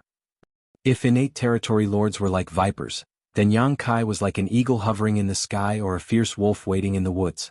Be it an eagle or a wolf, his presence alone was highly intimidating to the enemy. While Mi Jingluan was dejected, he also felt gratified. It was because the rising stars in each new generation were able to cast a light into the darkness and illuminate a path for the human race to move forward upon. They only had Yang Kai now, but there were bound to be more talented people in the future. On the profound nether territory battlefield, the new open heaven realm masters had started showcasing their strength as they made a name for themselves through the blood and lives of the enemy. They were growing stronger by the day, and they would certainly be important figures in the fights against the Black Ink clan in the future. Nonetheless, there was only one profound nether territory, and over the past few hundred years as more and more soldiers streamed into this place, the originally spacious battlefield now appeared cramped. If Yang Kai could see this, there was no way Mi Jingluan and Xiang Shan hadn't. The humans needed more training grounds. Previously, Mi Jingluan had wanted to ask Yang Kai to create another profound nether territory. However, after the peace deal was reached, Yang Kai went into seclusion for 300 years. Before that, Yang Kai had ordered that unless there was an emergency that absolutely required his assistance, no one should disturb him. Although no one knew what Yang Kai was doing, he must have had a very important reason to issue such a command. As such, Mi Jingluan didn't dare to disturb him lightly. Fortunately, Yang Kai headed to the supreme headquarters right after he left seclusion, and he shared the same sentiment as Mi Jingluan, which allowed the latter to relax slightly. This young 8th Order master wasn't only powerful, but he could also see the bigger picture. It was delightful to work with people like him. If it's possible, please create several more training grounds. I'm sure the Black Ink clansmen wouldn't dare to make a fuss if you're the one proposing, Mi Jingluan urged. Yang Kai guffawed, that was my plan from the start. Chapter 5592 Twin Poles Territory. The war in Twin Poles Territory was at a stalemate. Around 300 years ago, the Black Ink clan was in a disadvantageous position in profound nether territory, and many of their territory lords were killed. Although they arrived at a peace deal with the humans later, that didn't mean those fallen territory lords returned from the grave. As though trying to boost their morale and restore their dignity, the Black Ink clan had intensified their offensives in several great territories, and the one where they were the most aggressive was Twin Poles territory. Apparently, the Black Ink clan had made this great territory their primary target. Over the years, they had been continuously sending more soldiers here in an effort to use their advantage in numbers to suppress the humans. In the past, if the humans were faced with attacks of such intensity, they would have lost Twin Poles territory to the enemy already. Nevertheless, with the continuous production of evil purging divine spears over the years, the humans were not without the means to resist. After the evil purging divine spears were crafted by the artifact refiners, the divine spirits who were able to use the great sun and moon marks would seal purifying light into them. Then, the evil purging divine spears would be distributed to the human masters who would put them to good use on the battlefields. For this reason, half of the evil purging divine spears originally allocated to profound nether territory had been diverted to Twin Poles territory. In any case, the territory lords in profound nether territory wouldn't dare to make a move. As such, those in profound nether territory didn't need as many evil purging divine spears as those in the other great territories. In every great battle, the things that shone the brightest were the evil purging divine spears when they exploded. These miniature suns lit up the endless darkness and helped the humans persevere in battle. When Yang Kai arrived at Twin Poles territory, the two races were already locked in an intense battle. The innumerable Black Ink clan soldiers hovered in the void, as though trying to announce to the humans that they were the owners of this place. On the other hand, the humans could only use the fortresses they had built over the years to fend off the enemies. The humans in Twin Poles territory were no longer able to confront the Black Ink clan in the open, but even the strongest defense would be broken through one day if it was constantly under assault. On the battlefield, human warships moved around in a narrow range and rained down secret techniques and artifact strikes on the enemy. At the same time, the 8th Order masters were soaked in blood as they fought back against the territory lords. Yang Kai concealed his aura and flew towards the battlefield like a phantom.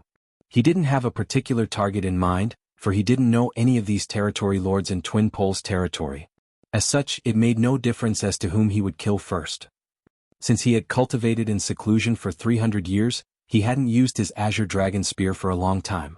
It was time he let these Black Ink clansmen know what it felt like to be overwhelmed by fear. Somewhere on the battlefield, an 8th Order master was in a perilous situation as he was dealing with two enemies at once. The 8th Order masters were used to such situations by now, and despite being in a tight spot, this one was able to persevere for now. Furthermore, he still hadn't used his evil purging divine spears. For this reason, the territory lords remained somewhat wary and didn't dare to go all out, preferring to keep some distance and wear down their opponent. During the intense battle, World Force and Black Ink strength clashed as the void trembled. The Black Ink clansmen who didn't manage to dodge were either killed or injured by the fallout from this clash. At this moment, the 8th Order master was focused on dealing with the territory lords. He pondered on the feasibility of severely injuring one territory lord despite knowing that he would be wounded as well. When Eighth Order Masters and Territory Lords traded injuries, there was no doubt the humans gained the advantage. That was because when an Eighth Order Master was wounded, they could recuperate by consuming spirit pills and meditate to restore their strength. However, a Territory Lord couldn't do that. They could endure the pain if it wasn't severe, but if a Territory Lord was badly injured, they had to return to a black ink nest and hibernate to heal. There were not many mid-rank black ink nests in Twin Poles territory, and all of them were currently occupied by wounded Territory Lords.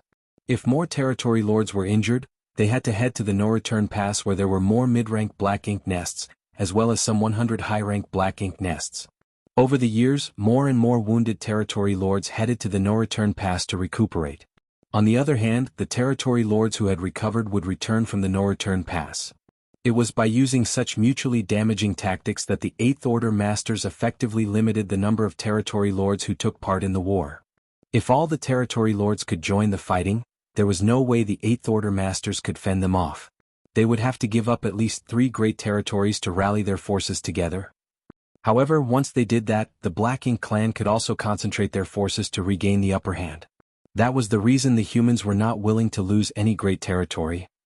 This Eighth Order Master soon made up his mind as was preparing to expose an opening at the right moment so that one of the Territory Lords would make a move. He was putting his life on the line, but as long as he didn't die, he would be able to achieve his goal. Nonetheless, before he could do anything, a divine sense transmission suddenly reached his ear. He was startled for a moment before becoming elated.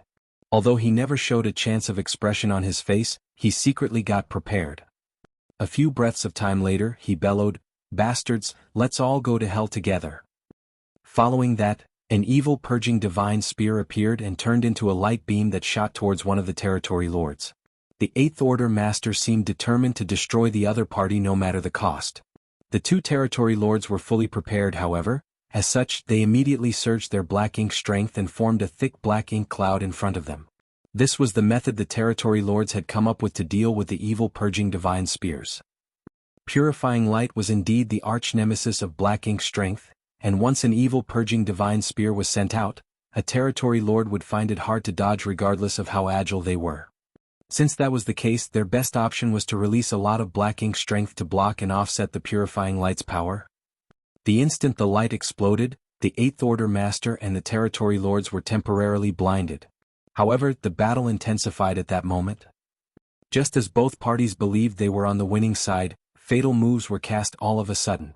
The thick black ink strength was dispersed in the blink of an eye.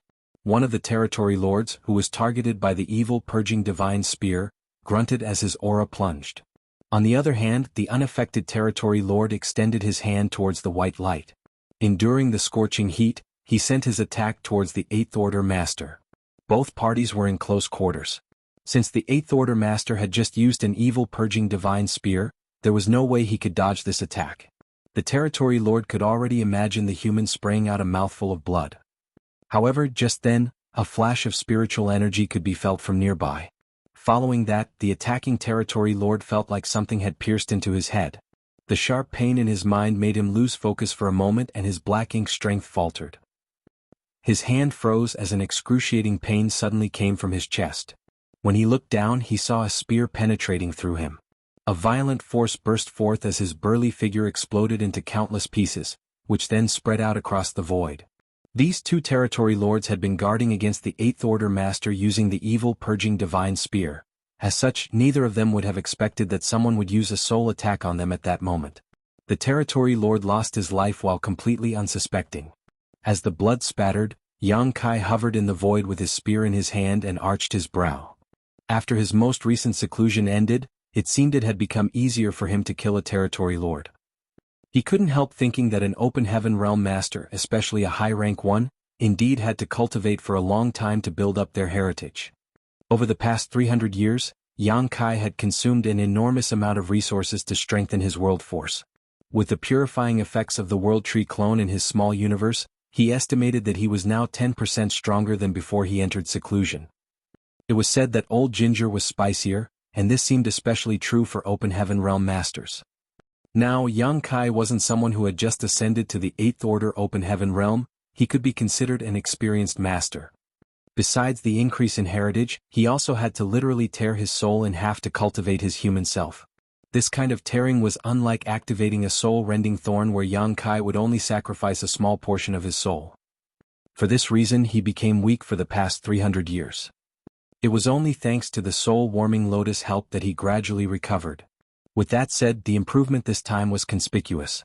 Before, whenever Yang Kai activated a soul-rending thorn, he would feel a sharp pain in his head, which he could somewhat endure thanks to many repeated experiences. However, when he used a soul-rending thorn today, the pain he felt was less aggravating. It went to show that his soul had strengthened. Many thoughts flashed across Yang Kai's mind as the pieces of the dead territory lord floated past him. On the other hand, the Eighth Order Master, who received the warning from Yang Kai earlier, forcefully struck out at the territory lord who had been affected by the evil purging divine spear. The turn of events had stunned the territory lord as he had no idea why his companion was killed all of a sudden. While in a dazed state, he turned to stare at Yang Kai. According to their original plan, he would get hit by the evil purging divine spear and offset the purifying light with the gathered black ink strength from earlier on. Then he would join forces with his unaffected companion. He was confident that they could injure or even kill this Eighth Order Master. Nonetheless, his companion was killed in the blink of an eye. Following that, he saw a spear-holding young man with a dispassionate expression standing beside him. He found the young man familiar, as though he had seen him before. Yang Kai.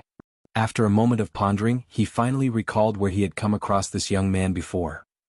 This guy was Yang Kai, the one who had managed to completely suppress the territory lords in profound nether territory. He was also the one who had kicked up a storm in the no-return pass and even escaped from the royal lord's pursuit. All the Black Ink clan's top masters had seen Yang Kai's image before. It was rumored that this human had some mysterious method he could use to kill innate territory lords in an instant. Some 30 territory lords were directly or indirectly killed by him in profound nether territory within just 30 years. The royal lord was so enraged by this that he had repeatedly reprimanded Six Arms, who was in charge of that place. Left with no other choice, the Black Ink clansmen in profound nether territory were forced to accept a peace deal Yang Kai had come up with. As such, the territory lords there couldn't have a hand in the war. When word got out, the Black Ink clan masters in the other great territories were both shocked and doubtful. Many of them felt that their comrades in profound nether territory were exaggerating Yang Kai's abilities. This human was only in the Eighth Order after all. Therefore, how was he supposed to suppress all the Black Ink clan masters in profound nether territory on his own? Even Xiang Shan was unable to achieve that. This territory lord had thought much the same, feeling that Six Arms and the others in profound nether territory were too weak and had simply let Yang Kai run rampant. If this Yang Kai had the guts to come to Twin Poles territory, he would certainly teach this arrogant human a lesson. Now Yang Kai had really come, and it wasn't until this moment that the territory lord realized how naive he had been. It was said that Yang Kai was able to cow and intimidate all the Black Ink clan masters of an entire great territory on his own. Even if there was a bit of exaggeration, there was no denying Yang Kai was powerful, but up until now the territory lord still had no idea how his companion was killed. There wasn't any time left for him to ponder though. While he was still in a daze, the Eighth Order Master struck him with his fist. As the violent world force exploded, an indent formed on the territory lord's chest, which caused him to spray out a mouthful of black blood. Chapter 5593. No one seems happy. The Eighth Order Master was surprised that he had succeeded. It never crossed his mind that the territory lord would fall into a dazed state because of his companion's death. Certainly, he wouldn't let him off while the other party was beside himself. He quickly called out to Yang Kai, "Kill him." Following that, he charged towards the territory lord again.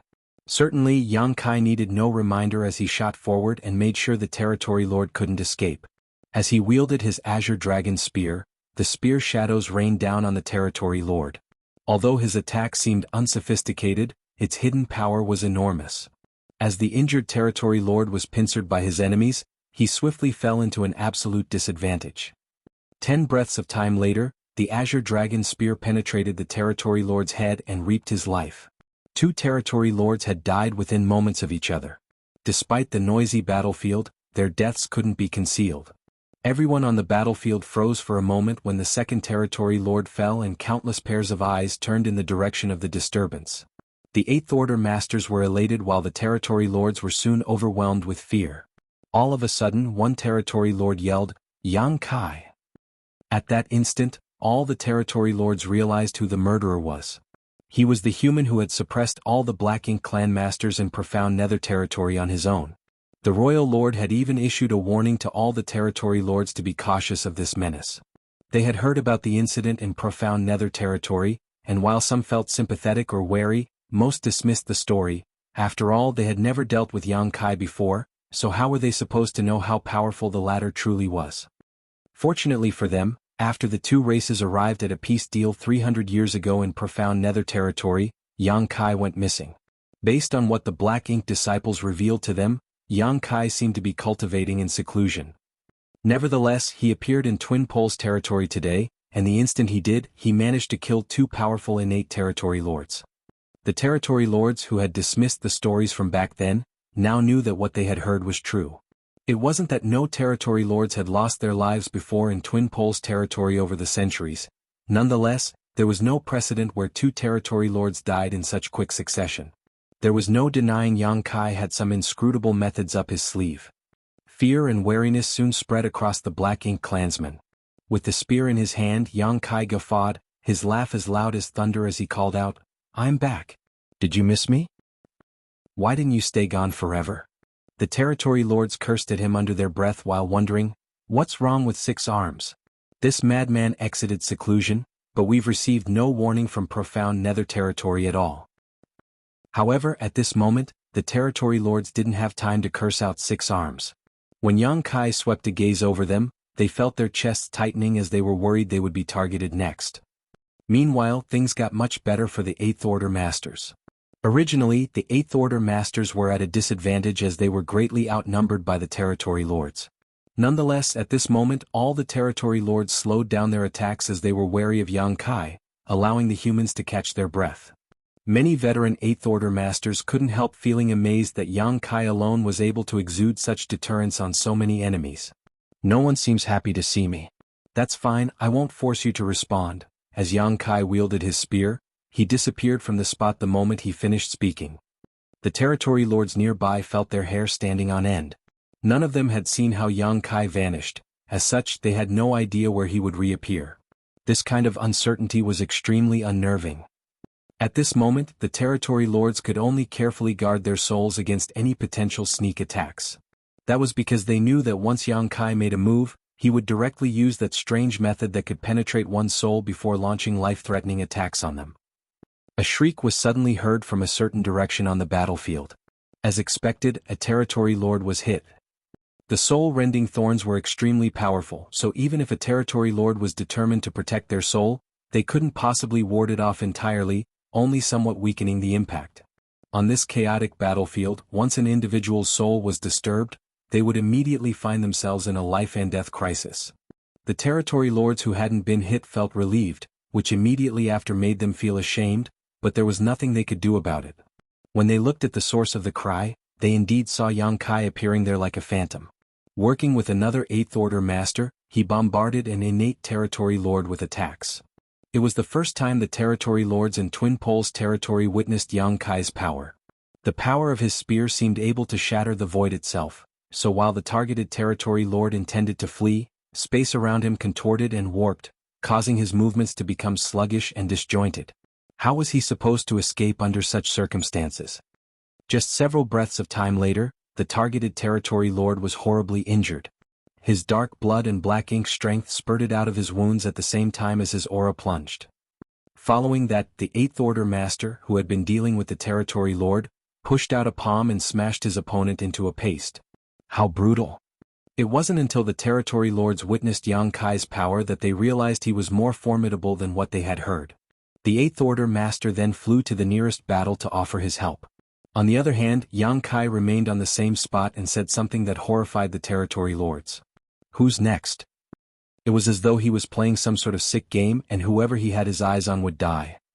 Naturally, no territory lord volunteered to be the next victim. 3 territory lords had lost their lives in a very short period.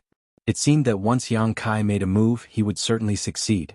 It was only natural that nobody wanted to be targeted by him. The territory lords who originally had the upper hand on the battlefield, started retreating. On the other hand, the 8th Order Masters were relentless. They had been suppressed by the territory lords for years, so now that the tables had turned, they ecstatically attacked the enemies while the territory lords grumbled in annoyance. Just as the territory lords were feeling anxious, another one of them suffered tragedy. Spirit energy fluctuations flared up momentarily, then a violent force exploded as a territory lord lost his life. In one of the battles, a brawny innate territory lord with purple skin and hair roared, "He can only use the same move 3 times. There's no need to be afraid of him now that he's used up all his chances." There were over 100 territory lords who were involved in this battle in Twin Poles territory. However, this purple-haired territory lord was apparently one of the strongest. In fact, he was the territory lord who was in charge of Twin Poles territory, his status equivalent to that of 6 arms in profound nether territory. He had been vigilant after he realized Yang Kai's presence, but he never said a word. It wasn't until he was certain that Yang Kai had used the soul-rending thorns 3 times that he reminded the other territory lords. There had been 3 territory lords who got struck by the strange soul attacks, and now that Yang Kai was no longer able to use this trump card again, he became just a slightly more powerful 8th Order master. Therefore, the territory lords wouldn't need to be as wary of him. Hearing that, the territory lords finally came to their senses. That's right. Yang Kai has used that move 3 times already, why should we be afraid of him? The territory lords who had been retreating, immediately turned around and this time, it was the 8th Order masters who suffered. "You like running your mouth, don't you?" Across from the purple-haired territory lord, Xiang Shan wielded his saber as the dazzling saber light formed a crack in the void. For the past 100 years, Xiang Shan had been stationed in Twin Poles territory, and he had exchanged moves with this purple-haired territory lord dozens of times. Since both of them were equally matched, neither could destroy the other. Despite facing this imposing attack, the territory lord easily dodged it. However, the next instant, the purple-haired territory lord's expression turned solemn, for he realized that an aura had locked onto him. From the corner of his eye, he could see that Yang Kai, who was over 1,000,000 kilometers away just a moment ago, had appeared right beside him. A spear quietly extended towards him and was about to strike its mark. Instinctively, the purple-haired territory lord leaned backwards to avoid the attack. Nevertheless, when he detected the familiar spiritual energy fluctuation and was flabbergasted. He can still use his soul attack. Impossible. Yang Kai had used the same move in profound nether territory many times before, but in every battle, he only ever used it 3 times before he became powerless to fight. Why was it different now when he was in Twin Poles territory? It was only then that the purple-haired territory lord recalled that Yang Kai had been cultivating in seclusion for 300 years, so it was unlikely that his power hadn't increased at least a bit. His 3-time limit was information the Black Ink clan had gathered 300 years ago. Now, Yang Kai could probably use the same move 4 times, maybe even 5 times. Upon that realization, the purple-haired territory lord regretted opening his mouth. If he had known this would be the outcome, he wouldn't have called out and attracted Yang Kai's attention. Unbeknownst to him, even if he said nothing, Yang Kai had already saved his last soul-rending thorn for him. Xiang Shan was locked in an intense battle with this guy, so it was apparent that the purple-haired territory lord was an important figure in Twin Poles territory, most likely the commander of the Black Ink clan's forces. If Yang Kai could kill him, he could deal a heavy blow to the Black Ink clan's morale in Twin Poles territory. Certainly, Yang Kai could recognize such a tempting target. Around 300 years ago, he could only activate 3 soul-rending thorns in succession. Now that his soul had become more robust, he could easily use the same move for a 4th time. As his spiritual energy flared, the soul-rending thorn was silently sent. The purple-haired territory lord's soul was torn open, and the sharp pain in his mind caused him to roar. At the same time, all his Black Ink strength undulated violently. Yang Kai's spear brushed past the territory lord's face, the intense weave of Tao strength scraping off a large piece of flesh, drawing an even more pitiful wail from the latter's lips. Since his attack was unsuccessful though, Yang Kai swept his spear down like a whip, forcing the territory lord back. At the same time, Xiang Shan swung his saber, sending out a burst of saber lights that formed a cage, covering the section of the void around the territory lord. Xiang Shan was a veteran of thousands of battles, so he naturally wouldn't miss such an opportunity. The saber-light cage swiftly contracted towards the center, and when they dissipated, the purple-haired territory lord's battered figure was revealed. His brawny figure was covered in wounds which were so deep that one could see his bones. There was no denying he was in a sorry state. All the same, he hadn't lost his life. As his thick Black Ink strength undulated, a fire seemed to ignite in his eyes as he charged towards Yang Kai instead of backing down. Now that he was so badly injured and both Xiang Shan and Yang Kai, two of the most powerful 8th Order masters in the entire human race, were targeting him, this territory lord had no doubt he would die here today. As such, he abandoned all thoughts of escape and instead was determined to drag one of them down with him in death. Naturally, Yang Kai was his target. As long as he could kill Yang Kai, his death would be meaningful. The innate territory lord unleashed every last bit of his power, causing even more dark blood and black ink strength to spurt from his wounds. At that moment, the purple-haired territory lord was like a fierce god who emerged from the primordial chaos, his majestic presence causing the universe around him to tremble. Chapter 5594 My Head is Harder. Since his return from the black ink battlefield, Yang Kai had dealt with a lot of innate territory lords and even killed many of them. His impression of these innate territory lords was that, even though they were powerful and overbearing, they were also extremely afraid of death. Bravery was something that had nothing to do with them, however he finally met an exception today. It seemed that not all innate territory lords were the same and that some of them were indeed not scared of dying. Perhaps it had something to do with their situation as well. The purple-haired territory lord knew that he was unable to leave this place alive, as such, his fighting spirit had been ignited. Xiang Shan moved forward to intercept the enemy, wielding his saber as he sent out a stream of saber lights to engulf the purple-haired territory lord. Nevertheless, the other party did not even attempt to dodge this flurry of attacks. Although the saber lights opened even more wounds on his body, the territory lord still steadfastly charged towards Yang Kai. The next instant he was faced with a spear. The purple-haired territory lord jerked his head to the side, causing the spear to graze his neck. The fresh wound on his neck exploded as his dark blood spurted out, but despite that, he relentlessly approached Yang Kai. Yang Kai tried to retract his spear, but his attempt failed. That was because the other party had already clenched the Azure Dragon spear and exerted an immense amount of force with his hand, ensuring that Yang Kai couldn't retrieve his weapon. Get over here. Determination was written all over the purple-haired territory lord's hideous face as he thrust his free hand towards Yang Kai.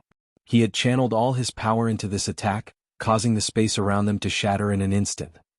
Initially, Yang Kai wanted to use space principles to dodge using instantaneous movement, but to his surprise the other party had anticipated this move and preempted him.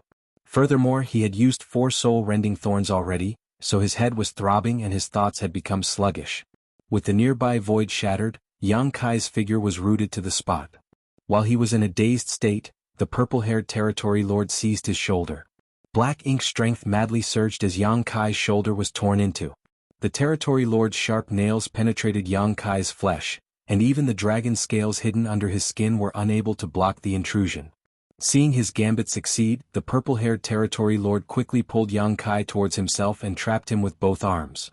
His face was covered with dark blood, so his original facial features were barely visible. When Yang Kai looked up, all he saw was the territory lord looking hideous and smug. "Let's see how you run away now." The purple-haired territory lord grinned while ignoring Xiang Shan, who was coming at him from behind. Then he tilted his head back and brought it forward at a remarkable speed. He was trying to headbutt Yang Kai. Following a loud crash with the 2 tangled-up figures at the center, a violent shockwave propagated out. Even Xiang Shan found himself staggering back as he had no choice but to retract his weapon for fear of hitting Yang Kai by accident. Kong. Star. The purple-haired territory lord repeatedly struck Yang Kai with his head. At this moment, he looked nothing like a powerful innate territory lord with astonishing cultivation. Instead, he was more like a common thug engaging in a backstreet brawl. There were no sophisticated moves to speak of as he seemed determined to destroy the other party by smashing his head open with his own. The sight stunned all the other territory lords and 8th Order masters. No one had ever seen a territory lord acting so brutal. Yang Kai started seeing stars from the first clash. He had already used a massive amount of spiritual energy on top of sacrificing a significant portion of his soul, which was why he was no longer able to keep fighting at full strength. Now that he was repeatedly struck by the opponent's head, he found himself in a passive position. Any other 8th Order master would have lost his life by now. Since his ascension to the 8th Order, Yang Kai had never suffered such a setback because of a lone territory lord before. Even though he was struck dizzy, he only turned more furious and aggressive. Yang Kai let go of his spear and grasped the purple-haired territory lord's arms. His face, which was covered with golden blood, became hideous as fire burned in his eyes. As the other party tilted his head back, he mirrored the action. A hint of surprise flashed across the territory lord's eyes, for he thought that Yang Kai had lost all his strength before now. The next moment an even louder crash was heard. Xiang Shan, who was hovering nearby waiting for a chance to strike, was dumbfounded as he felt a violent shockwave rush towards him and push him back even further. When he looked up, Xiang Shan felt his face twitching as a single thought flashed across his mind: this brat is crazy. The headbutt of a powerful master was no laughing matter, and now both parties were doing the same thing to each other, so the power of the clash was naturally astonishing. Xiang Shan even thought he heard the sounds of bones cracking. Hong hong hong. Several booms were then heard, and with the purple-haired territory lord and Yang Kai as the center, the countless limbs, black ink clouds and black ink strength drifting in the void were all swept away. Every time their heads smashed, it was as though two universe worlds were colliding, sending shockwave after shockwave across the battlefield. A moment later, both Yang Kai and the purple-haired territory lord saw stars and were close to blacking out, their blood-soaked faces looking more menacing than ever. Nonetheless, Yang Kai could sense that the other party's grip had weakened. As such, he exerted more force with his hands while grasping the other party's arms. The purple-haired territory lord's eyes shook as his maddened determination turned to shock and disbelief. He had taken such an aggressive stance because he had been pushed over the edge, but for some reason his final desperate struggle had only caused this eighth-order master to become even more ferocious than him. Following another headbutt, the sounds of bones breaking became audible and the territory lord's arms lost all strength. Yang Kai roared, "All you bastards will never understand what it means to fight for the ones you love." They were in the 3,000 worlds, and this great territory was one of the last lines of defense for the human race. If they allowed the Black Ink clan to advance further, their very existence would be threatened. In this place, all the human soldiers who had been battling the Black Ink clan were fighting to protect those who huddled behind them. Unlike these evil invaders, the humans did not have a choice to retreat. Since the enemies were brutal and ruthless, they had to be even more savage. After another headbutt, a clear indent was formed on the purple-haired territory lord's head. His eyes had completely rolled back and his aura was weakening by the breath like a ball leaking air. All of a sudden, Yang Kai appeared bored as he said dispassionately, "It seems my head is harder than yours." Then he sent out one last headbutt, knocking the purple-haired territory lord's head off while sending a headless corpse flying away. Yang Kai hovered in the void alone. The pain in his body and soul almost made him lose his mind. However, his ferocity and murderous intent did not wane in the slightest after he killed his opponent. Instead, he became even more bloodthirsty. As a high-pitched dragon roar sounded as a golden light exploded into existence. Following a series of crackling sounds, a 70,000-meter-long behemoth manifested in the void. "Kill?" The ancient dragon roared as his dragon form whirled around and charged towards a place where many Black Ink clansmen gathered together. Wherever he went, a trail of bodies formed in the void. "Kill?" More roars were heard coming from all directions in Twin Poles territory. Following the purple-haired territory lord's death and the advent of the golden ancient dragon, the human soldiers, who had been suppressed for almost 400 years in Twin Poles territory, charged towards the enemies like maddened beasts. In the blink of an eye, the Black Ink clan found themselves on the wrong side of a raging slaughter. 5 territory lords had lost their lives in less than an incense stick's worth of time, which horrified the ones still alive. They finally realized the terror the territory lords in profound nether territory must have felt 300 years ago. The deaths of the first 4 territory lords had already caused a storm to rumble in their hearts, but it was the sheer brutality of the 5th territory lord's demise that finally collapsed their will to fight. It was said that Yang Kai was only able to use his special soul attack 3 times before becoming powerless to fight on, but that was no longer the case. The purple-haired territory lord, who was their commander, was dead. On the other hand, Yang Kai had transformed into a 70,000-meter-long ancient dragon and charged straight into the center of their lines, his majestic presence causing the entire Twin Poles territory to shake. At this moment, none of the territory lords was willing to deal with Yang Kai, worried that once they were targeted they would not be able to survive. Hence, they decided to run as far away as possible. Back then in profound nether territory, Yang Kai had to fight over a dozen battles for 30 years before he fully intimidated the Black Ink clan there. In Twin Poles territory, he still carried his imposing reputation from 300 years ago, and after this one war, the spines of the Black Ink clansmen in Twin Poles territory would be shattered and never heal again. Half a day later, the human soldiers ceased their attacks. All of them were elated, feeling that they had finally vented out the fury that had been accumulating in their hearts over several hundreds of years. As they returned to their bases and camps, all of them smiled brightly as though they were celebrating some kind of festivity. Killing 5 territory lords couldn't be considered a war-ending achievement. However, in their follow-up pursuit of the enemy, the human army managed to slaughter over 1 million Black Ink clansmen, which was a huge strategic victory. All this had been brought about by Yang Kai alone. While the soldiers were counting their kills, they realized that the biggest contributor, Yang Kai, was nowhere to be found. They speculated that he must be recuperating. After all, he seemed to be badly injured. In fact, Yang Kai wasn't just badly injured, he had almost lost his life. Other than the drawbacks of using 4 soul-rending thorns in quick succession, his clash with the purple-haired territory lord later had left him half dead. Although his body was robust as he had a dragon vein, the series of headbutts still cracked his skull. It would probably take him several years to heal these injuries. With that said, it was not like he hadn't gained something after this battle. After attacking so many territory lords using his soul-rending thorns, Yang Kai had become confident he could easily kill them, which caused him to underestimate those innate territory lords as he thought that they were too cowardly to use their strength. Now he realized he had overestimated himself and underestimated the enemy. The simple truth was no innate territory lord was easy to deal with. It was only because of his unique methods and great infamy that most territory lords simply lost the will to fight when they were confronted by him. As such, he could easily kill many territory lords. However, if every territory lord was like the purple-haired territory lord he met today, who was willing to sacrifice his life to drag him down with him, things would become far thornier.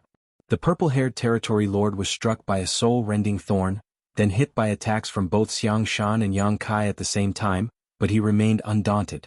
If this territory lord had been at his peak, Yang Kai wouldn't have the confidence to defeat him without using a soul-rending thorn. He was still an innate territory lord, and as such, significantly more powerful than those acquired territory lords. Yang Kai was secretly glad that these innate territory lords were unable to become royal lords.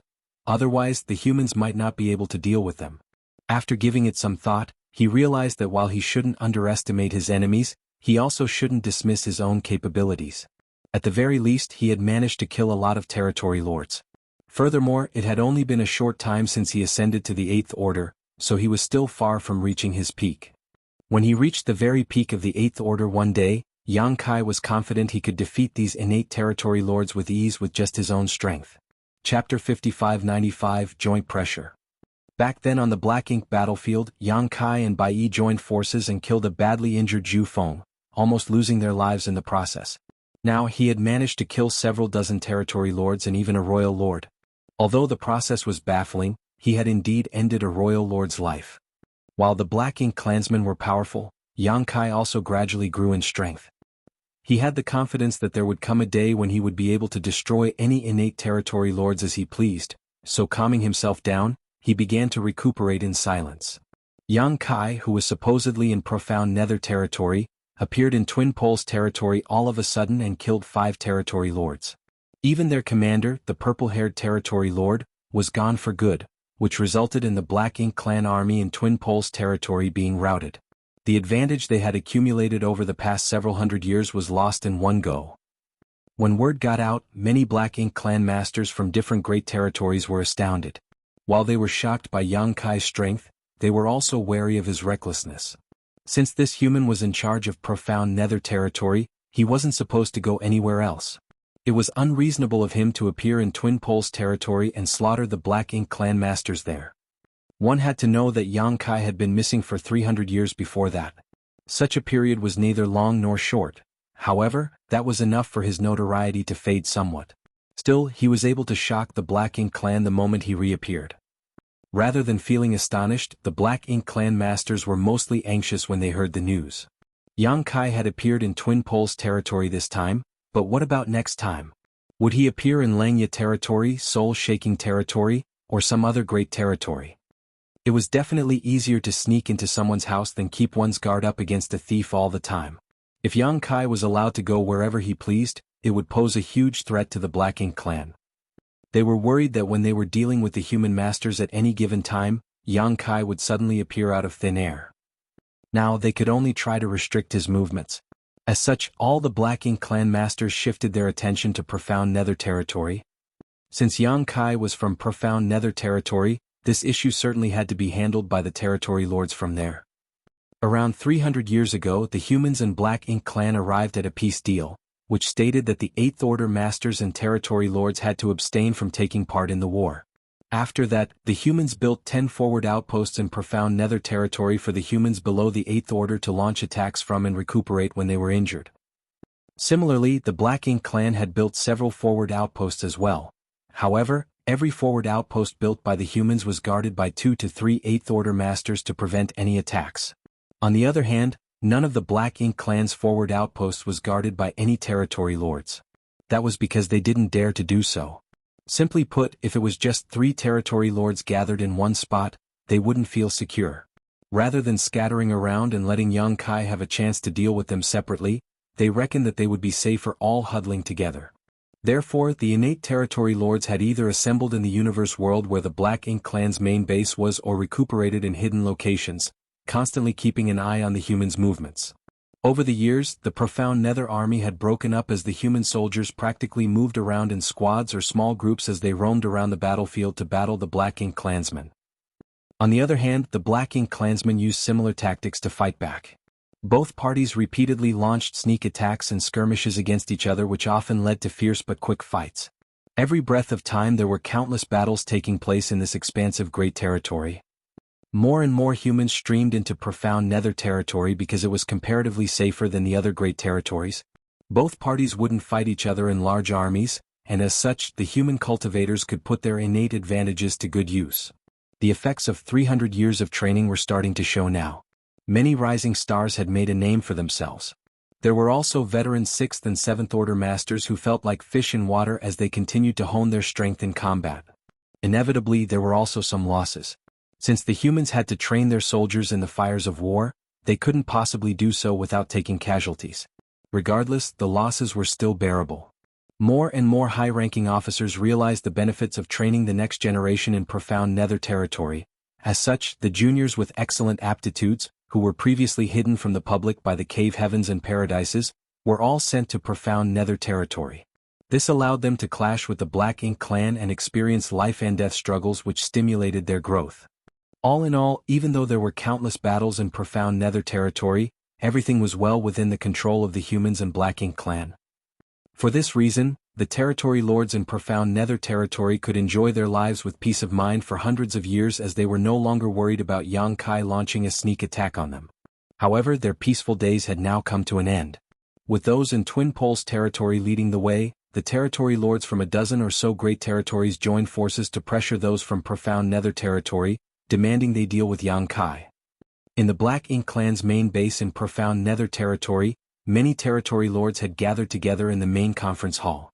The atmosphere was rather gloomy. Six Arms was seated at the head of the hall as he swept a glance over them before solemnly declaring, "Let's discuss how we should deal with this matter." However, no one said a word. With a grim expression, Six Arms snapped, "Are you all dumb?"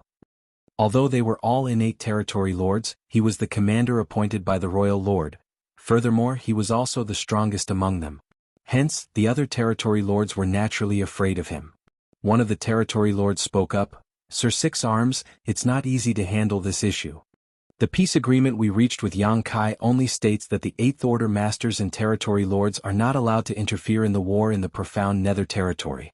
He hasn't broken his promise, so what can we do?" Another territory lord nodded in agreement and said, "He has a point. Over the past 300 years, the Eighth Order humans have never made a move. It is not an exaggeration to say they have rigidly stuck to the agreement. If we make a rash move, Yang Kai might retaliate by slaughtering us." Then a snort was heard. "That's what those blockheads from the other great territories are trying to achieve. Only when we make a move will Yang Kai be forced to return. That way they'll have no more worries while we will be the ones suffering." A clever plot indeed. Just because they fear death, they want us to sacrifice ourselves in their stead? Sir Six Arms, you cannot agree to this. If a total war breaks out in Profound Nether territory again, what happened 300 years ago will simply repeat itself. The territory lords started talking incessantly as they cursed at the territory lords from the other great territories for being selfish, but as Six Arms listened to them bicker, he only felt dispirited. Certainly, he knew what was on these territory lords' minds. They were worried that if Yang Kai returned, they would be butchered by him. Although he was mad at these territory lords for being cowardly, he couldn't really blame them. Forget the other territory lords, even Six Arms himself was wary of Yang Kai. Around 300 years ago, he was confident that even if he was ambushed by Yang Kai, he still stood a chance to escape. Nonetheless, after what happened to the purple-haired territory lord in Twin Poles territory, his confidence had been smashed to pieces. He knew the purple-haired territory lord was just as powerful as him, but even he was killed by Yang Kai. It was even reported that Yang Kai was extremely brutal in that fight as he literally smashed the other party's head to pieces by repeatedly head-butting him. Six Arms would feel a chill running down his spine just by imagining this kind of savage fight. At the same time, he was furious at the territory lords from the other great territories for being so indifferent. They wanted those in profound nether territory to do something to lure Yang Kai back. However, if the territory lords in profound nether territory really did that, they would suffer miserably. The territory lords were still arguing and expressing their complaints when Six Arms raised his hand and turned to a particular person. Emonayi, what do you think? Among the territory lords, Emonayi was undoubtedly the most meticulous. Although what happened in Acacia territory back then was a huge failure and humiliation to him, it wasn't really Emonayi's fault. In fact, up until this day the Black Ink clan still hadn't figured out how Yang Kai managed to flee even though the territory gates had all been sealed off. Furthermore, he had even taken a large number of human refugees away with him. It was an unresolved mystery. Emonayi had been silent all along, and it wasn't until Six Arms called out to him that he stopped pondering and replied, "Sir Six Arms, have you ever thought about why Yang Kai headed to Twin Poles territory to raise chaos after cultivating in seclusion for 300 years? Six Arms frowned. Among all the great territories, the humans in Twin Poles territory were in the most perilous situation. It was said that Xiang Shan had assumed command of their forces there for the past 100 years, but it still wouldn't take long before the humans in Twin Poles territory would be defeated." Emonayi nodded. "I think that's just one of the reasons. Is there another?" Emonayi shook his head. "I have no idea. All I know is that Yang Kai only made a move in Twin Poles territory at a critical moment. If he had wanted to lend a hand to the humans in Twin Poles territory, he would have done so a long time ago. Wasn't he cultivating in seclusion? Humans can interrupt their cultivation fairly easily. Over the years, the humans in Twin Poles territory have increasingly been at a disadvantage, so I'm sure they asked for help on several occasions. If Yang Kai had received such a request, he would have made a move early on. However, he only headed to Twin Poles territory recently." After giving it some thought, Six Arms realized Emonayi was right. Still puzzled, however, he asked, "What does that have to do with what happened today?" Emonayi replied, "It has everything to do with it. First of all, we have to figure out Yang Kai's intentions, or to be precise, the humans' intentions." The territory lords were perplexed. Emonayi went on to say with a smile, 300 years ago, Yang Kai acted extremely overbearing, like he couldn't wait to slaughter us all, but then all of a sudden he came over on his own to propose a peace deal with us. There's no denying it was good news to the Black Ink clan, but what benefits would the humans get out of it? Do you all remember what he said at that time?" Many territory lords fell into their thoughts. One of them eventually replied, "At that time he said that he was worried the weaker humans would be injured or killed from the fallout of the fights between territory lords and Eighth Order masters. Moreover, there were significantly more territory lords than the Eighth Order masters, so most of the time, without the Eighth Order masters' restraint, the territory lords could butcher the humans to their heart's content." Emonayi nodded. "Yes, that was what he said." "Was that a mere deception?" Six Arms' face fell. "Not exactly," Emonayi shook his head. "However, over the past 300 years, I've been observing what's going on in profound nether territory, and I've noticed that even though the excuse Yang Kai gave us wasn't a lie, he was still hiding his true motive. For the last 300 years, more and more humans have appeared in profound nether territory, especially Open Heaven Realm Masters in the Fifth Order and above. There have also been a lot of Seventh Order Masters we have never seen before. Many of those newly appeared Open Heaven Realm Masters weren't as powerful as the others in the same order and did not have as stable foundations. It is likely that they only ascended to the Open Heaven Realm recently." Six Arms furrowed his brows. So what? Yi shook his head with a wry smile as he decided to cut to the chase, saying, the reason Yang Kai wanted a peace deal with us back then was that he intended to train those soldiers. Chapter 5596, Leaving the Secret Room? Training? Many territory lords frowned and wondered, what does that mean? However, some of the territory lords fell into contemplation upon hearing these words. After pondering for a moment, Six Arms said, you mean? Yi continued, although all of you have always stayed in profound nether territory, I'm sure you've heard about the star boundary and the world tree before. All of them nodded. Even though they rarely stepped out of profound nether territory, they had their own ways of gathering information.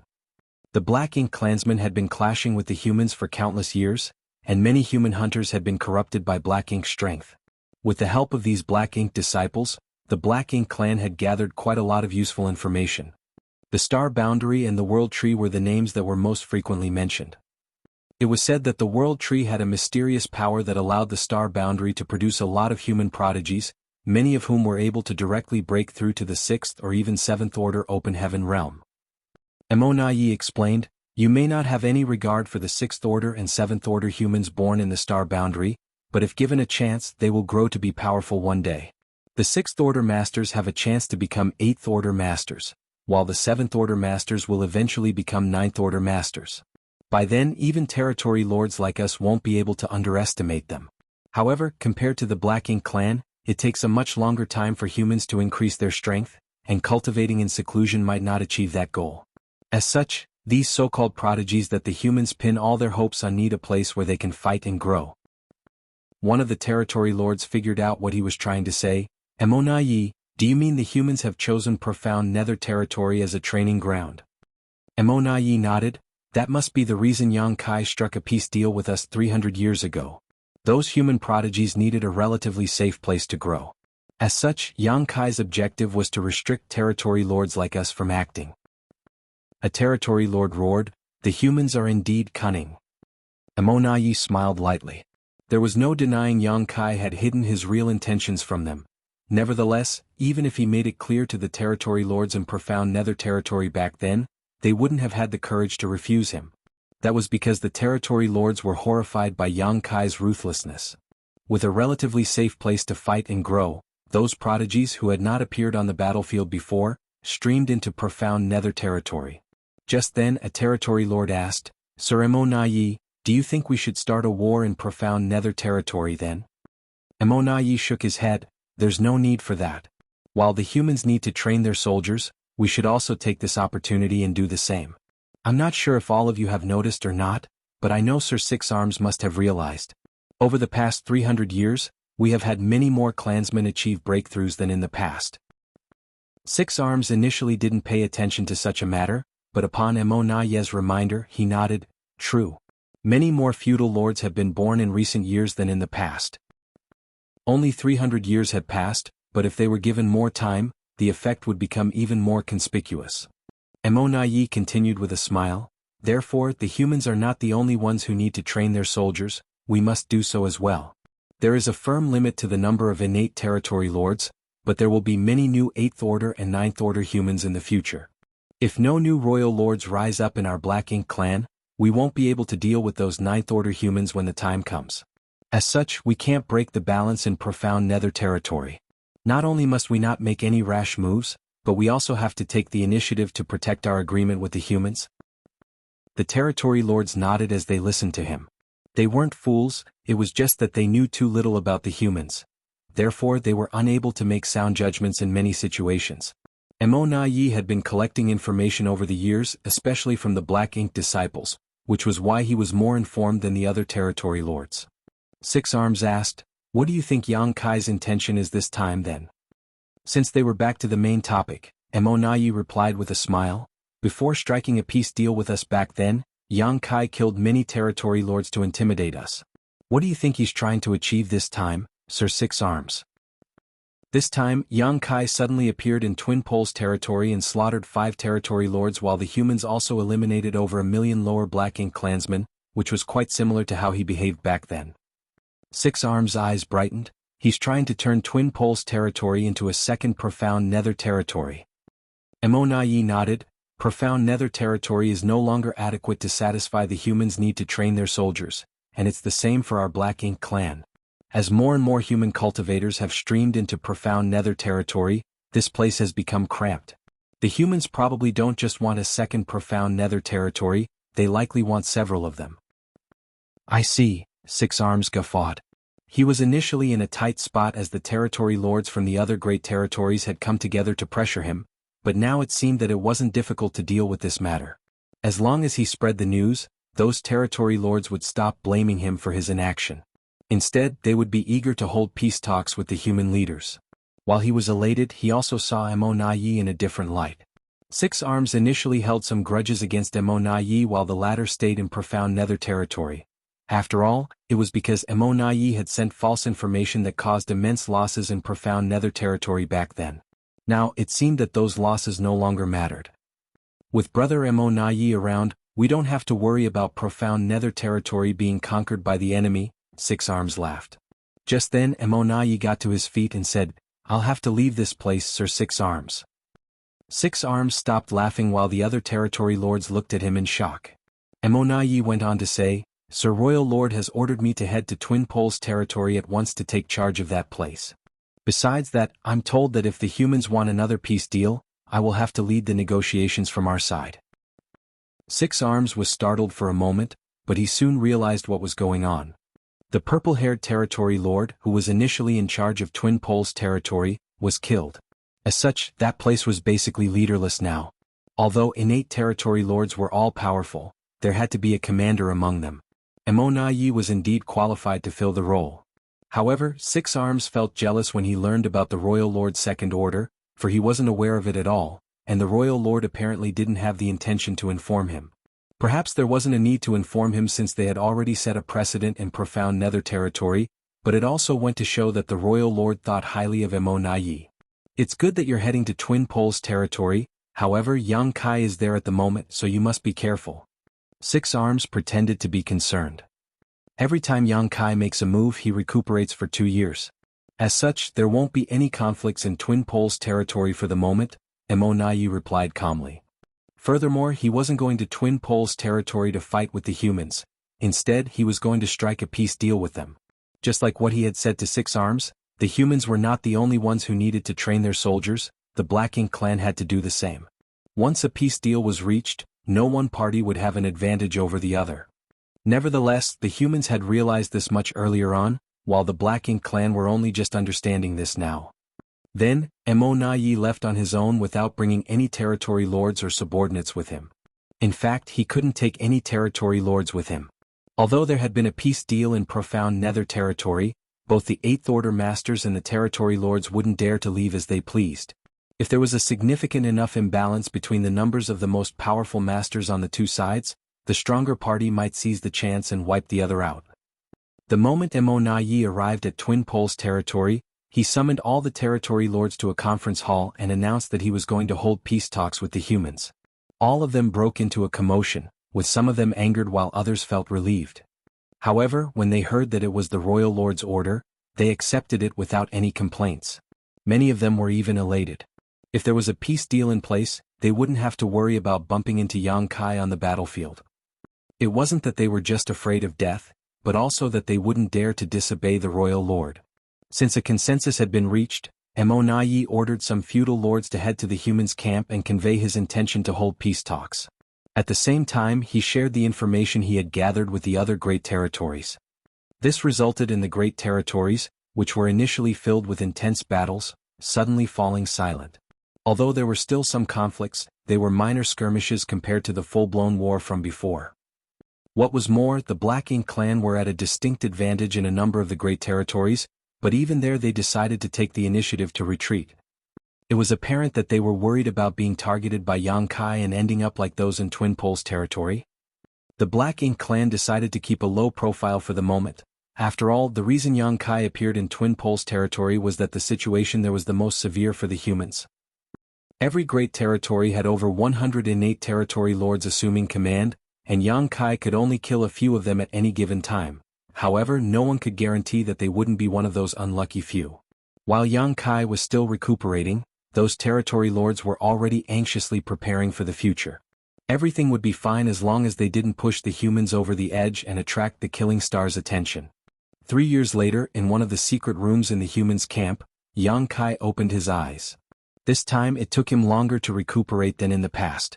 Besides the fact that his soul had been torn apart, he was also left with many physical wounds from his battle with the purple-haired territory lord. At that time he repeatedly headbutted the territory lord and shattered the latter's head. As a result, many cracks also formed on his own skull. After the battle, Yang Kai also stopped underestimating the territory lords. He came to realize that it wasn't easy to deal with any of them if they suddenly rose up without fear of death. He had a right to comment on this topic, for he had defeated many who were much stronger than him in the past. His ferocity and fearlessness played a crucial part in those victories. The innate territory lords who were struck by the soul-rending thorns and subsequently killed due to their own fear, couldn't represent all of the most powerful Black Ink clansmen. Nonetheless, Yang Kai wouldn't underestimate himself either. Regardless of how powerful the territory lords were, he had killed many of them, which went to show that he was a capable person, and he would kill even more of them in the future. In any case, he had to settle the issue in Twin Poles territory first.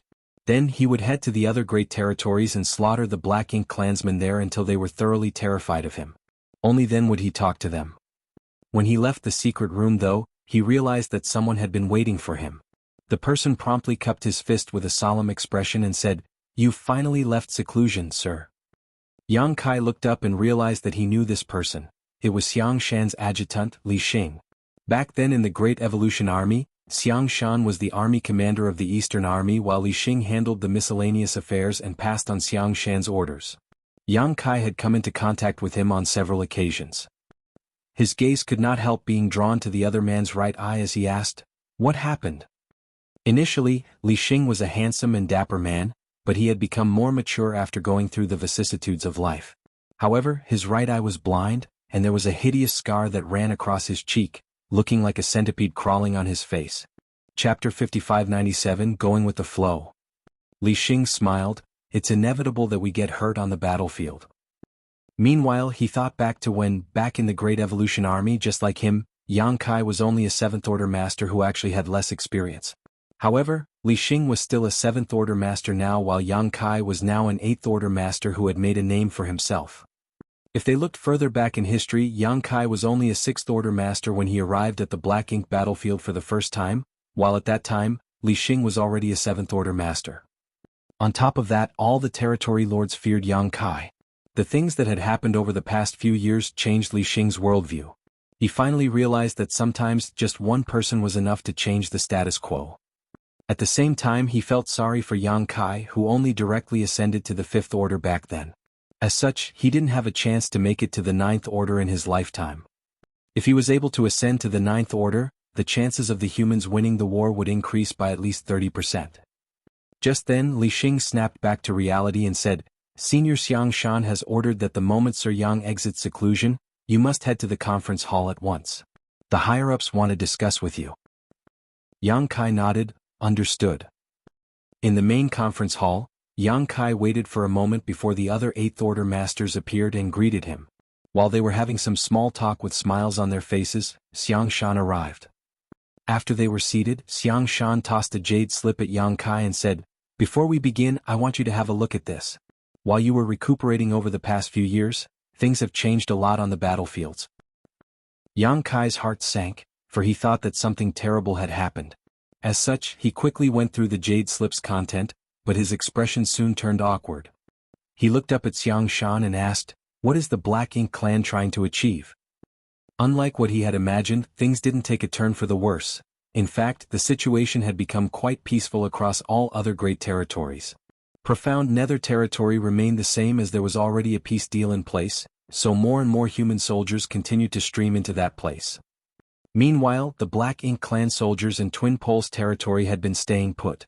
They still clashed with the humans from time to time, but those were minor skirmishes at best. What made Yang Kai speechless was the situation in all the other great territories.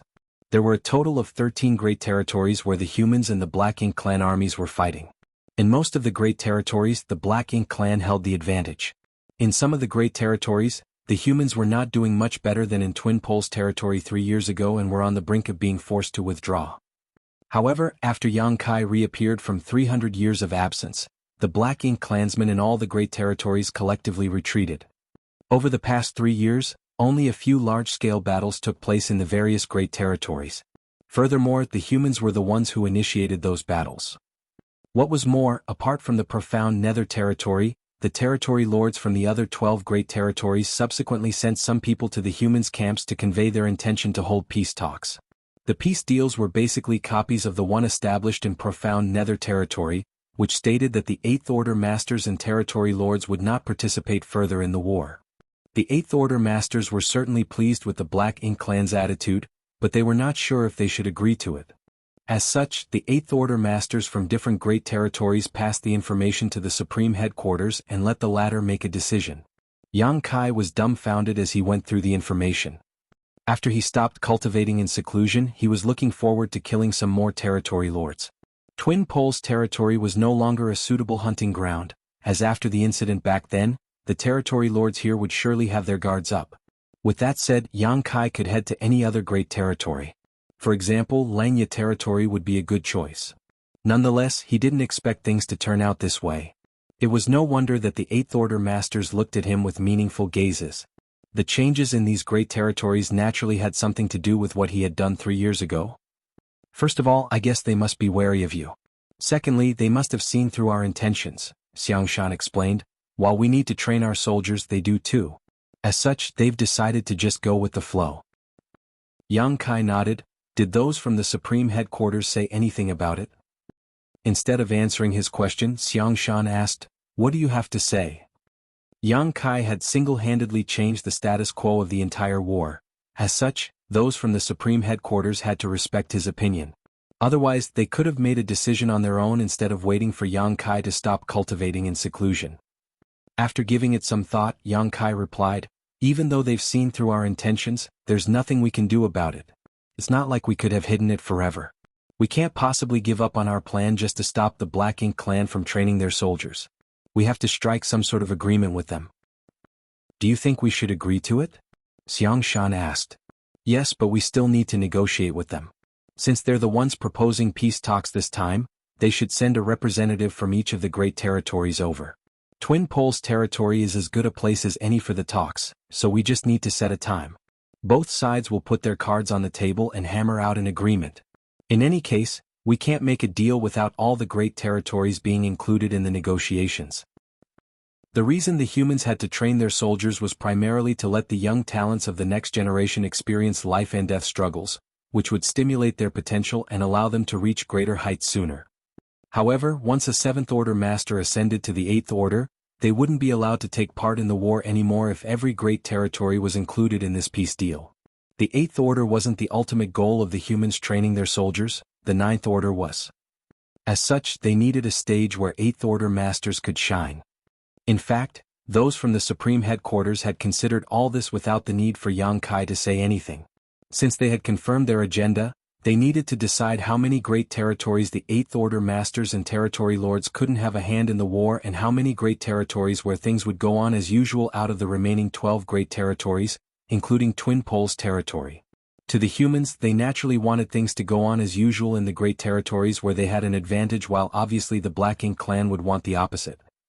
It was expected that there were bound to be disagreements over the details of this peace deal. These arguments were not only between the humans and Black Ink clan though, perhaps there would be some disagreement within the Black Ink clan as well. After all, none of the territory lords hoped that the situation in the great territories they were responsible for would go on as usual. Knowing what Yang Kai meant, Xiangshan nodded. "We'll assemble representatives from our side and hold the conference in 2 months, then. Those from the Supreme Headquarters can just make the arrangements. I'm fine with anything. You mustn't go anywhere else these 2 months. We'll need you to be there during the peace talk," Xiangshan reminded him. He was worried that Yang Kai would disappear when he wasn't paying attention. Yang Kai was an expert in the Tao of space and was always elusive. If he wasn't present during the peace talks though, the humans would be far less intimidating to their enemies. "I know," Yang Kai replied.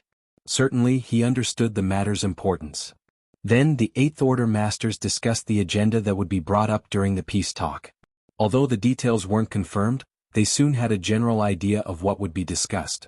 To the humans, it was necessary to gain several battlefields that were relatively safe. The Black Ink clan must have realized the humans' intention, which was why they proposed having a peace talk.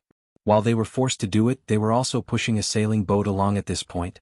To them, by killing the Open Heaven Realm Masters on the battlefields, they could strengthen their powers by absorbing the world force from the human corpses. They were able to directly grow stronger in battle, which was an advantage that the humans didn't have. Both parties seemed to pin their hopes on the growth of their respective rising stars, who were the key to their success or failure in this war.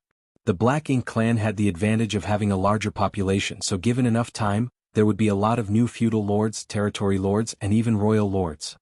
On the other hand, the humans had the advantage of having the Star Boundary, Myriad Monsters world, and Yang Kai's small universe. As time passed, there would be quite a number of 8th Order and 9th Order masters rising up from these places. Perhaps the Black Ink clan was also trying to avoid a thorny issue. To the Black Ink clan presently, Yang Kai was the most difficult problem to deal with as he had managed to kill several dozen territory lords. However, once more and more royal lords were born, Yang Kai, regardless of how powerful he was, would no longer be a deciding factor in the war. Naturally, the Black Ink clan wanted to see the humans giving up on their biggest trump card. Despite it being called a peace talk on the surface, both sides were secretly waging a battle of wits. Both parties were preparing for the deciding clashes in the future where one party would emerge as the inheritors of the universe. For the next 2 months, Yang Kai focused on cultivating and did nothing else. He refined sets of cultivation resources and gulped down open heaven pills by the handful. To him, the most important thing now was to increase his strength and reach the peak of the 8th Order as soon as possible. If he wanted to have an impact on the war in the future, he had to strengthen himself first. Given his heritage, it wouldn't be difficult for Yang Kai to reach the peak of the 8th Order. At that point, even if he couldn't make it to the 9th Order, he wouldn't be powerless when he came across a royal lord. It was his forte to defeat enemies above his realm after all. During this period, many 8th Order masters and territory lords from the other great territories arrived at Twin Poles territory. They had already chosen Twin Poles territory to be the place where the peace talk would be held, which was because Yang Kai was there. To the Black Ink clan, what they wanted to restrict the most was Yang Kai. As such, he had to be present during the peace talks. As the date of the peace talks was just around the corner, both parties frequently mobilized their soldiers in Twin Poles territory. Although they believed that there wouldn't be any problem with the conference, they still had to be prepared. If the discussion fell apart, a war might break out. Meanwhile, Yang Kai didn't cultivate in absolute seclusion this time. In other words, he could exit at any time. One day, while he was refining resources in his room, Yang Kai realized that the restriction outside had been triggered. When he looked up, he saw a curvy figure stepping towards him. Ahem, the corners of Yang Kai's brow twitched. I'm cultivating. The person guffawed. I know, so I was just giving it a try. I didn't expect that I could really just walk in like this. That's because I didn't turn on all the restrictions so that people outside could contact me at any moment, or else I might have missed the peace talks. Do you need something, Senior Sister Luo? Yang Kai asked. The person was none other than Luo Tinghe, who was an 8th Order master from Inyang Heaven. Now she was the army commander of Azure Sun Territory. Out of all 13 armies in the Great Territories, she was the only female army commander. She and Yang Kai could be considered close friends. When he went to Inyang Heaven to look for Chu Huashang in the past, the latter had entered the Samsara Pavilion to avoid pressure from the higher-ups of her sect. Yang Kai entered the Samsara Pavilion and went through 9 reincarnations with her before he managed to restore her memory. After that, he brought Chu Huashang out.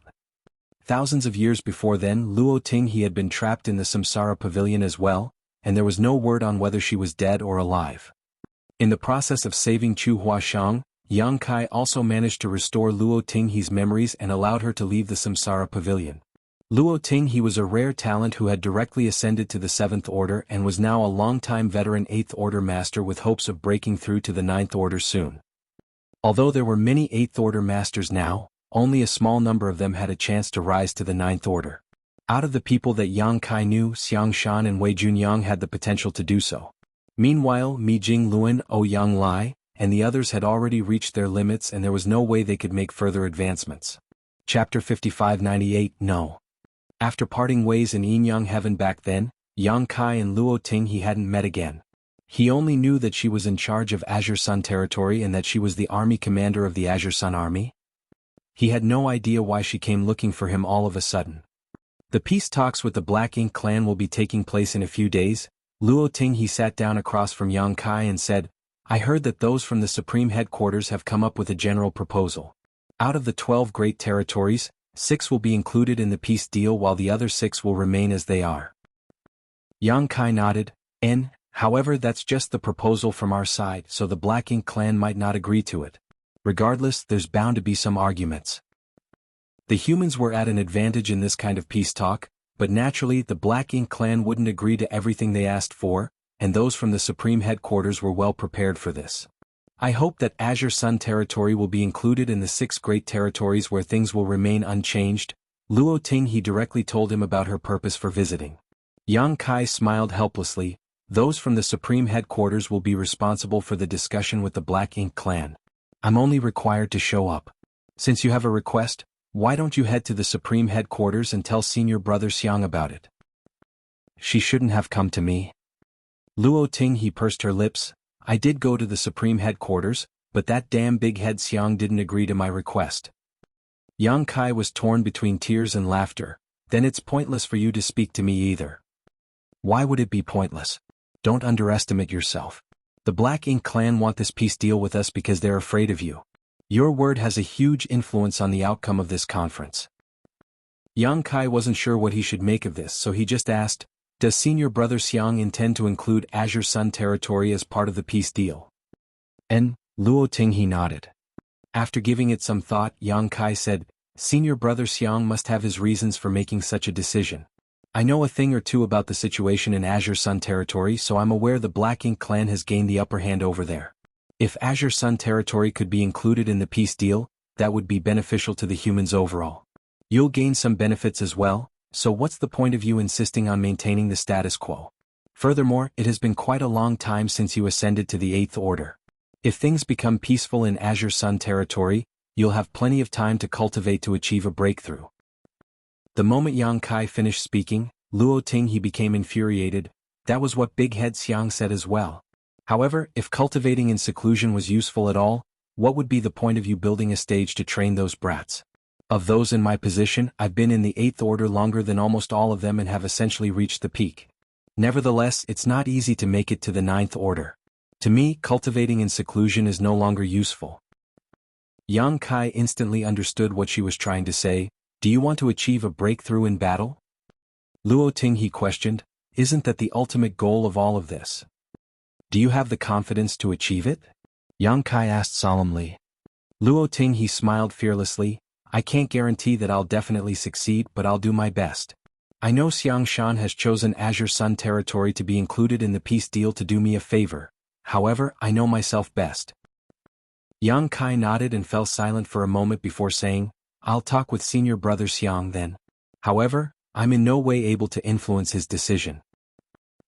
Luo Ting he beamed at him, many thanks, Junior Brother. After Luo Ting he left, Yang Kai didn't continue cultivating. There were only a small number of 8th Order masters who had the right to ascend to the 9th Order currently, because very few people managed to directly ascend to the 7th Order in the past. Such a person only appeared on average once every 1,000 years, and many of them died in battle with the Black Ink clan over the years.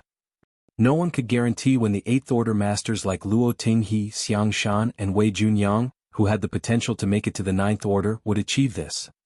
Nonetheless, given the situation that the humans were in, just 1 or 2 9th Order masters wouldn't be enough to turn things around.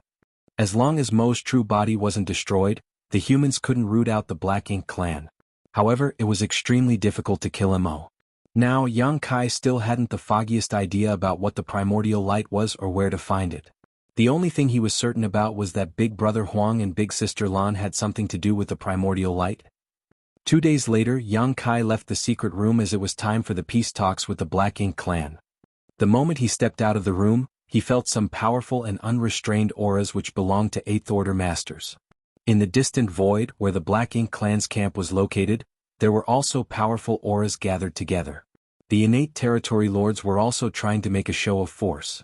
Before the discussion even started, the two sides were already clashing from a distance. When Xiang Shan registered Yang Kai's presence, he turned to look at him and nodded. After giving it some thought, Yang Kai sent him a divine sense transmission and brought up Luo Tinghe's request, after which Xiang Shan nodded. "It's time, let's go." As a roar reverberated across the place, Xiang Shan took the initiative to soar into the void, and he was immediately followed by a dozen or so others. Noticing the humans' movements, the innate territory lords started leaving the Black Ink clan's camp as well. The armies of both races were well prepared for any possible accidents, and the entire Twin Poles territory was engulfed in a dense murderous atmosphere as a sense of unease spread everywhere. It was as though a little spark would blow everything up. The location of the peace talk had already been chosen a while back. It was right in the middle of the humans and the Black Ink clan's camps. The Black Ink clan had even brought a universe fragment over from their own camp to use as a platform. There was a huge table set on the platform and rough-looking wooden chairs were placed on either side. The masters from both parties almost arrived at the same time. It might have been a coincidence or an agreement, but both parties had respectively sent exactly 13 masters to this place, one representative from each of the 13 great territory battlefields. They were supposed to be archenemies that could never coexist. Nevertheless, due to various reasons, they had no choice but to come together today, which was quite ironic. The Black Ink clan masters were mostly nervous and uneasy, as although they had the same number on their side as the humans, if a fight broke out, some of them would undoubtedly lose their lives today. This couldn't be helped, as Yang Kai was present and had proven he could kill territory lords like them with ease. Nonetheless, they couldn't exclude him from the discussion. After all, he was the mastermind behind the initial peace deal. As such, these talks would be meaningless without him.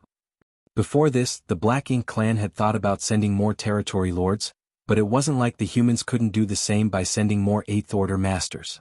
In the end, they could only accept this arrangement. They only dared to steal glances at Yang Kai without looking at him for too long, for they were worried they would be targeted. These powerful innate territory lords were as timid as mice in a cat's presence. Although they still pretended to be unperturbed, they were terrified deep down. In comparison, the 8th Order masters appeared calm and collected. Yang Kai swept a glance over the territory lords and realized he didn't know most of them. Nevertheless, he did recognize two. He had met them in Acacia territory back then. In fact, they had appeared in Profound Nether territory before as well, but for some reason they were all now in Twin Poles territory. The purple-haired territory lord, who was originally in charge of Twin Poles territory, had been killed by Yang Kai, so Mo was tasked by the royal lord to take over. Since the peace talk was held in this great territory, he naturally had to show up. Meanwhile, Yugong was actually the representative from Profound Nether territory. A peace deal had already been established in Profound Nether territory for over 300 years, and the 8th Order masters and territory lords had stayed out of the war as agreed. However, since this was a peace talk that encompassed all the great territory battlefields, Profound Nether territory couldn't just stay out of it. Six Arms didn't want to meet up with Yang Kai. Therefore he only sent Yugong to this place so that the latter could report to him about the outcome later. Naturally, Yugong didn't want to come, but he had no other choice as he couldn't disobey Six Arms' orders. As Yang Kai swept a glance over them, Yugong hurriedly hung his head low.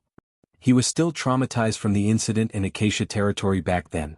Therefore, Yang Kai's presence here was like a waking nightmare to him. As Mo observed the territory lord's expressions, he couldn't help but think that they were all useless.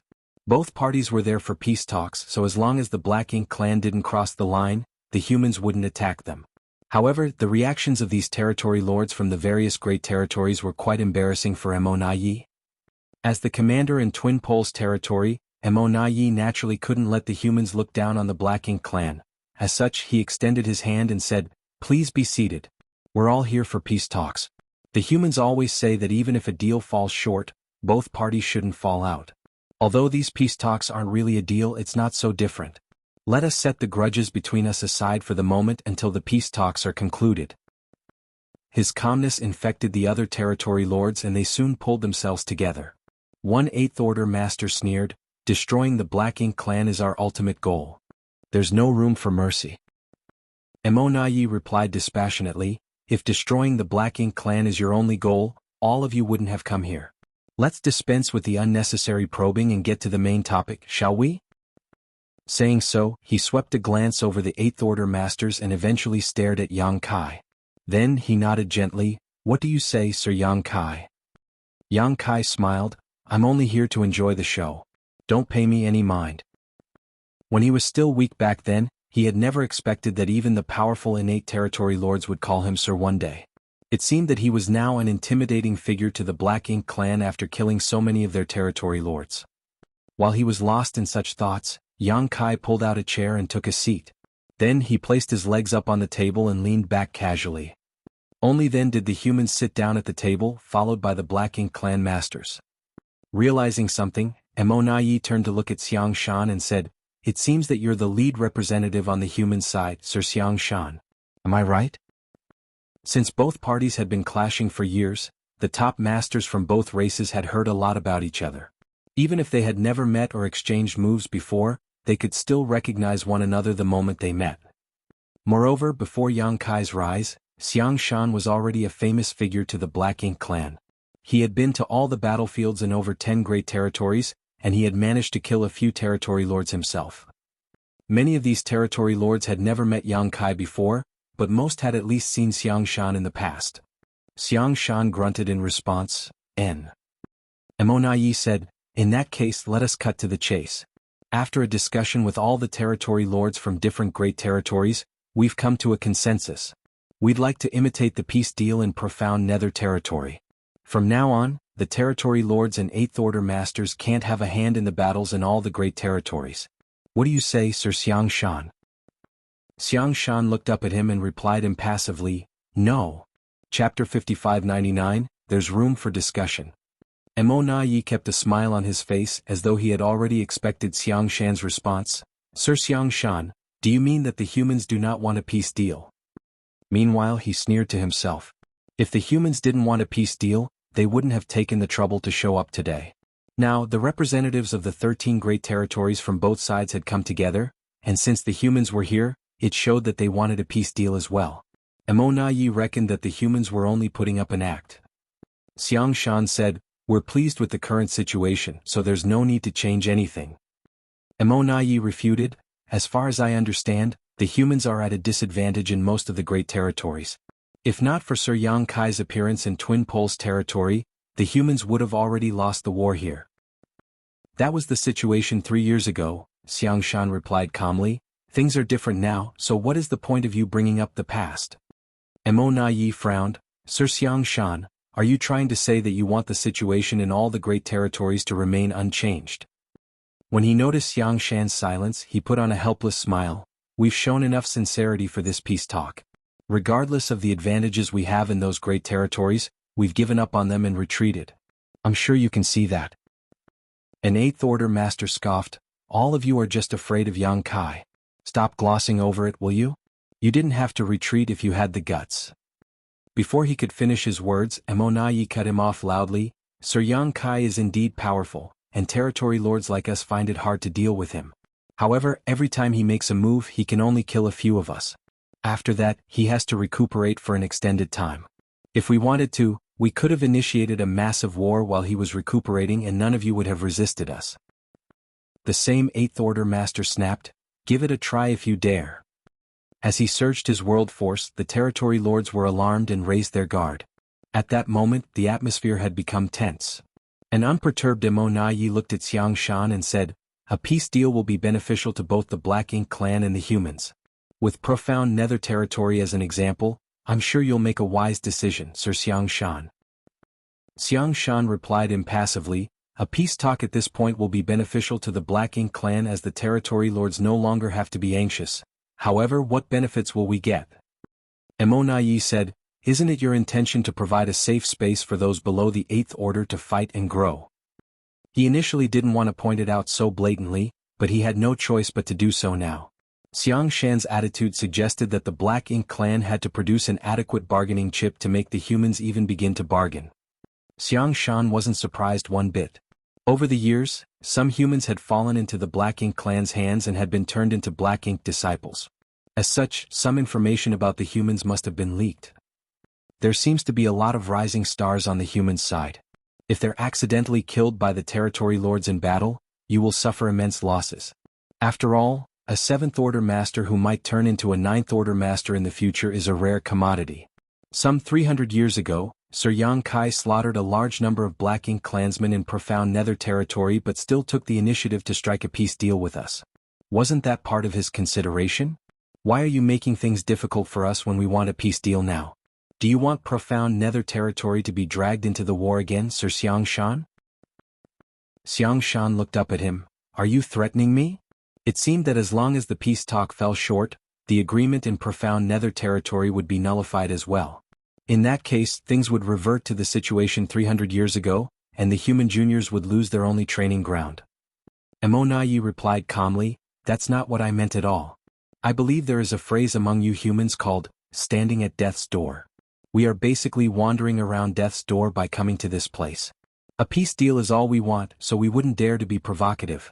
After all, if Sir Yang Kai suddenly decides to act out, half of us will likely have to remain here forever. Despite knowing that Emonaye's words were insincere, Yang Kai was still pleased. It felt good to have someone flattering him, especially when that person was a powerful innate territory lord. It was an enjoyable sensation on another level. Emonaye went on to say, as for the benefits you've mentioned, Sir Xiang Shan, I have to admit that the peace deal will be beneficial to the Black Ink clan. As such, we're willing to offer some compensation. What kind of compensation? What about some resources? Emonaye asked inquisitively. The humans need resources to cultivate.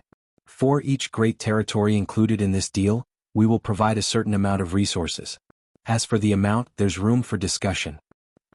Seeing that Emonaye appeared sincere, the Eighth Order masters were tempted. No one had expected that the Black Ink clan would be willing to make such a huge concession to secure a peace deal.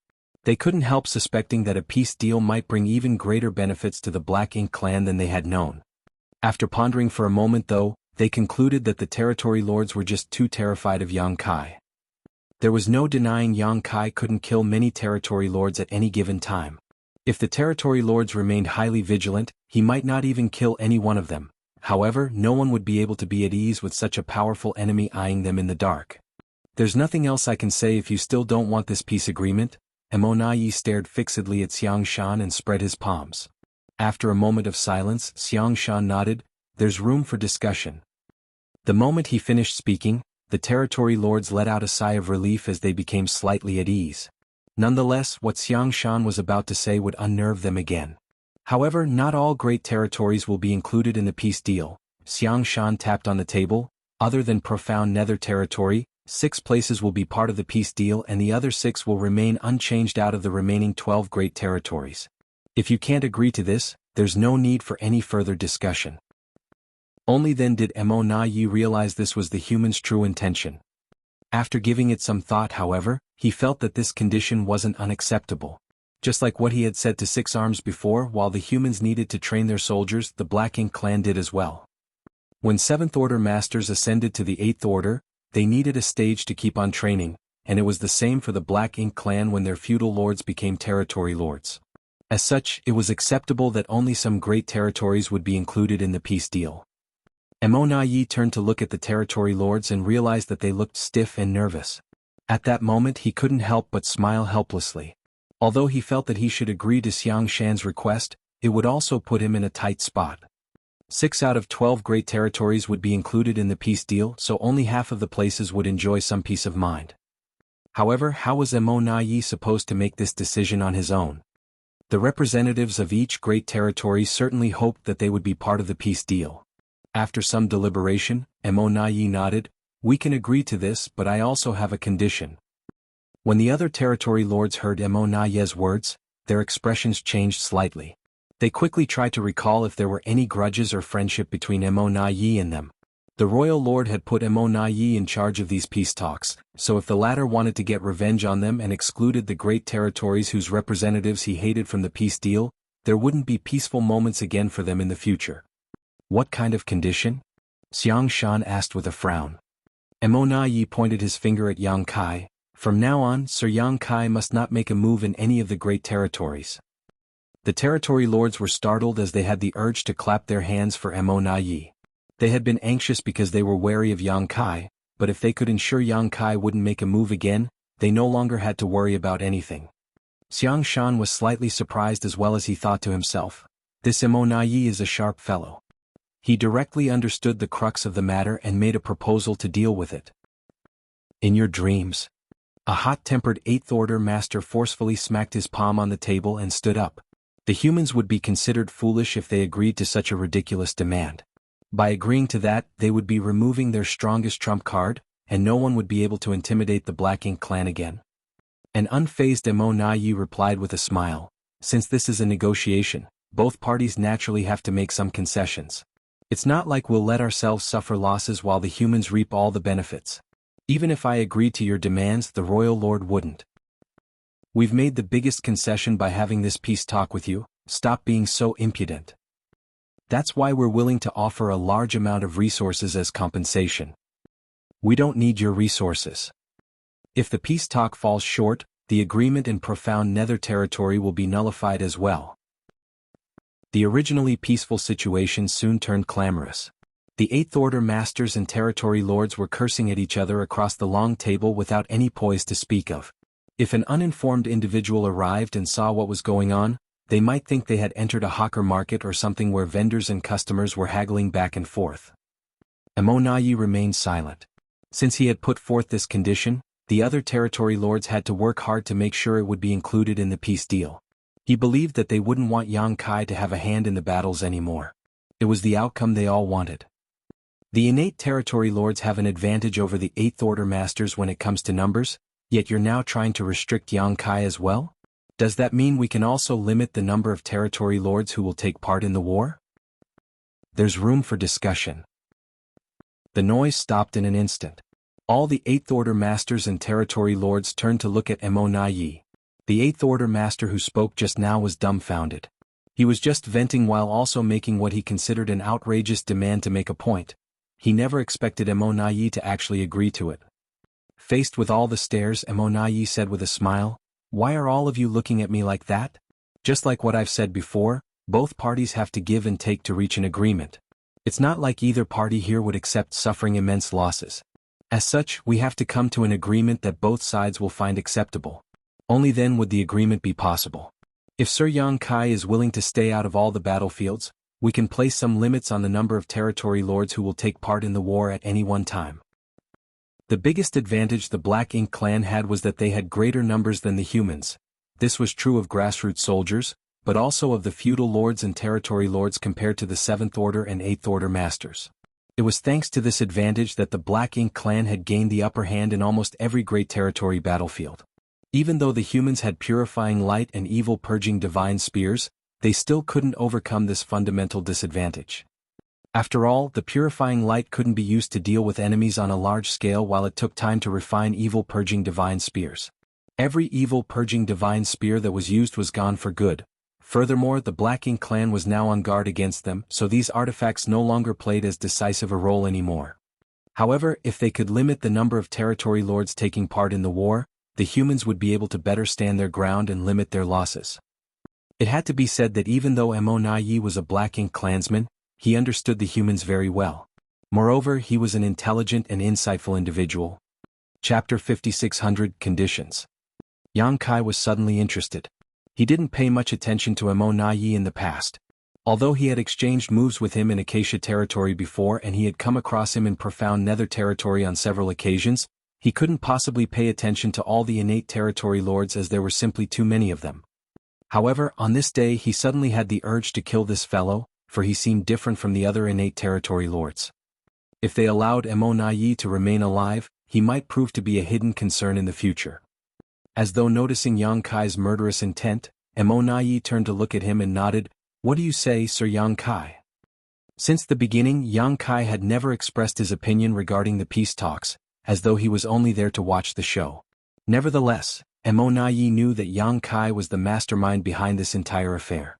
Although Xiang Shan was in charge of the negotiations, both the humans and the Black Ink clan had to give serious weight to Yang Kai's thoughts. Yang Kai smiled and reined in his murderous intent. Although Emo-Na-Yi was a powerful innate territory lord, he was unable to make any further advancements in the future, just like Yang Kai. While Yang Kai had the chance to kill him today, he reckoned that he should prioritize the peace talk for now. The conditions we've mentioned aren't sufficient, then? Since Yang Kai had been asked to speak, he couldn't remain silent. Emo-Na-Yi said, there's room for discussion about anything. If you have any conditions, please state them. We won't turn you down if they are acceptable. Yang Kai replied, apart from the 6 great territories we have agreed upon where things will remain unchanged from the current situation, all other great territories will be part of the peace deal. If you agree to this, I'll remove myself from all further battles.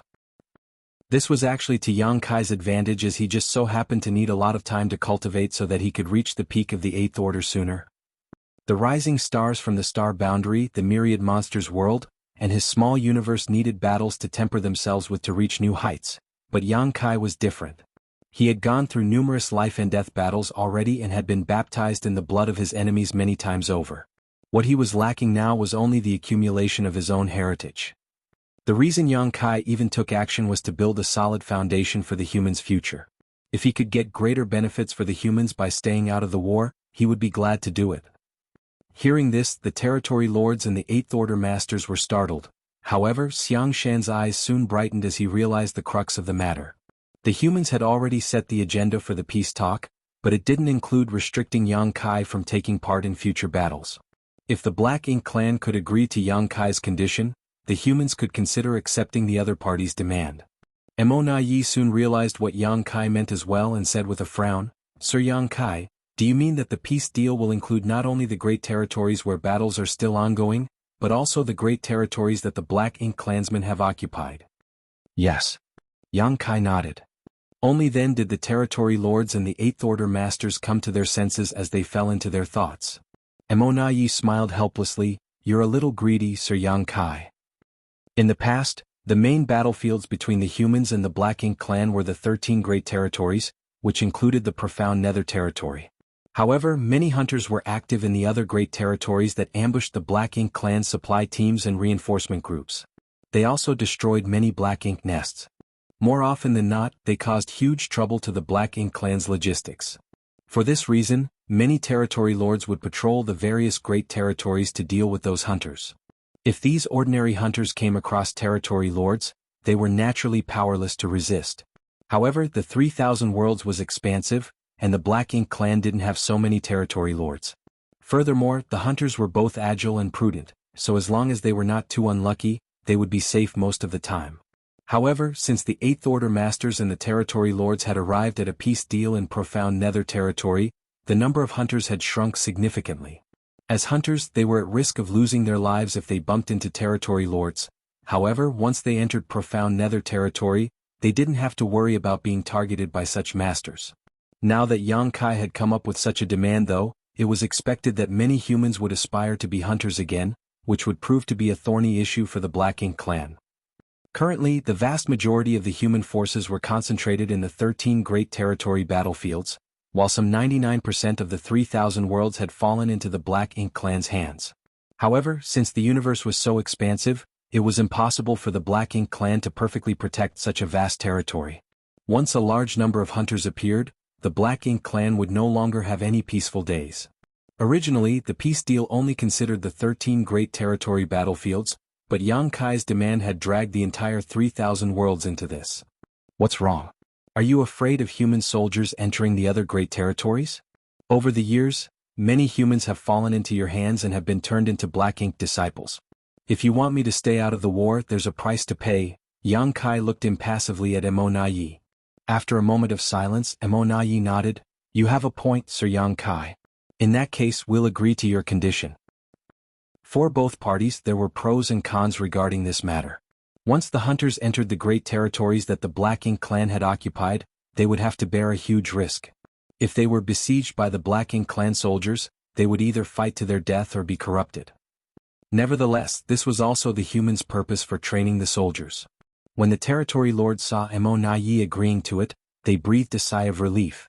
Everything would be fine to them as long as they could restrict Yang Kai's movements. As for whether agreeing to this condition would bring about any terrible consequences, it was none of their business, for Yi was responsible for the peace talks today. If anything went wrong, the royal lord would punish him first. At this point, they'd finally built a foundation for an agreement.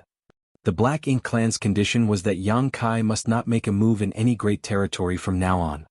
On the other hand, the humans had gained quite a few benefits. Apart from the 6 great territories where things would remain unchanged, All other great territories would be included in the new peace deal. The Eighth Order masters and territory lords were not allowed to have a hand in the war, and as a price to pay for restricting Yang Kai, the number of territory lords would be limited in the great territories where things would go on as usual. Moreover, the Black Ink clansmen were the ones who initiated the peace talk, so they would give the humans a certain amount of cultivation resources as compensation. The conditions were discussed one by one, and from the looks of it, the humans were at an advantage.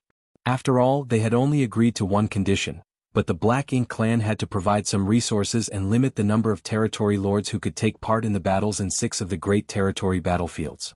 However, in truth, the territory lord's ultimate goal was to restrict Yang Kai, as only this condition would allow them to be at ease when roaming around the battlefields. Since the general direction had been confirmed, it was time for some bargaining. Both parties were red-faced as they discussed the amount of resources that the Black Ink clan had to give the humans. Black Ink's strength and world force kept clashing, as though a fight would break out at any moment. Nonetheless, they knew that since the peace talks had come this far, there was no way they would fight. The initially cautious territory lords could now argue with the humans as fiercely as they pleased.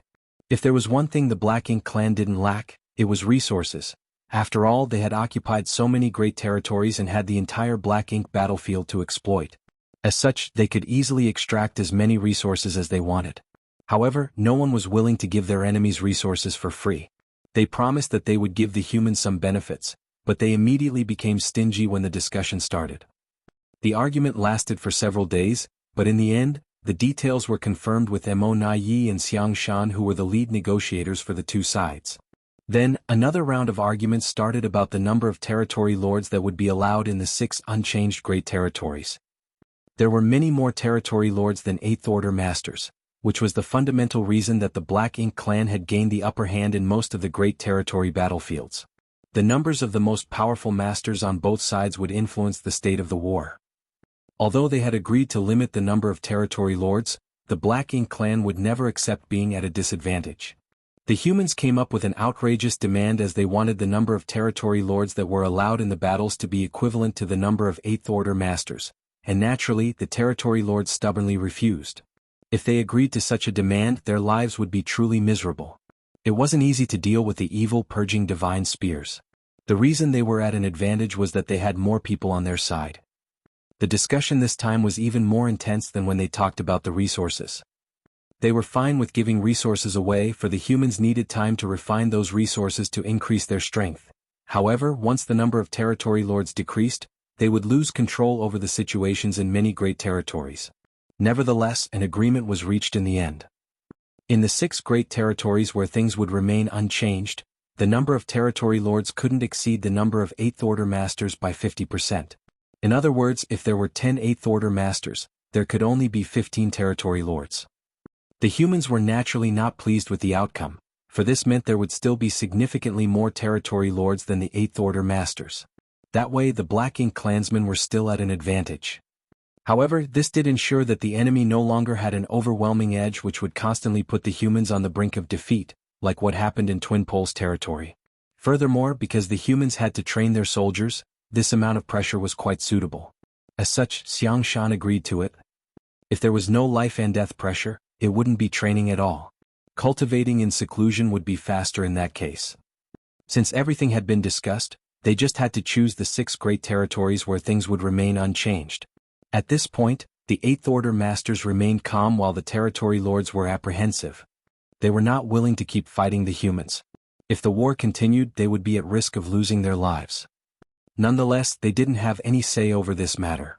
Xiang Shan and Mo Yi took turns to select the 6 great territories where things would remain unchanged. When it was time for Xiang Shan to choose the last great territory, he hesitated for a bit before finally choosing Azure Sun territory. He didn't agree to Luo Tinghe's request back then because things were not looking good in Azure Sun territory. As such, it would be beneficial to the humans if it could be included in the peace deal.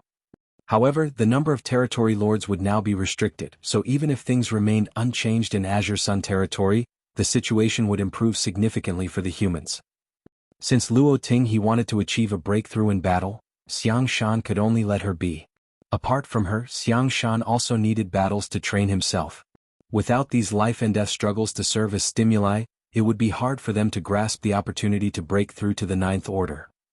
In the past, around 80% of Ninth Order old ancestors achieved a breakthrough on the Black Ink battlefield, while just 20% of them made it to the peak while cultivating in seclusion. Chapter 5601 Retreat. Before the star boundary became an open heaven realm cradle, though it was very rare, there were still a small number of people who directly ascended to the Seventh Order. After countless years of accumulation, the cave heavens and paradises had a number of such gifted people. However, only 100 or so managed to break through that final barrier and ascend to the Ninth Order. Some of them were still growing their powers like Xiang Shan, Luo Tinghe, and a few others. Nonetheless, many more had been killed on the Black Ink battlefield. Most Ninth Order masters achieved the required enlightenment while battling the Black Ink clan masters on the Black Ink battlefield. Only by killing the enemies would they stand a chance to achieve a breakthrough. Yang Kai didn't know any of this, for he didn't come from one of the cave heavens or paradises. He just instinctively wanted to secure a better future for humans by using his experiences. That was why he decided to strike a peace deal with the territory lords in profound Nether territory. It was just an experiment. The experiment turned out to be useful and feasible. Therefore, when the Black Ink clan wanted a peace deal 300 years later, those from the Supreme Headquarters were willing to agree. Otherwise, it wouldn't have been easy for the two races to discuss a peace deal given the blood feud between them.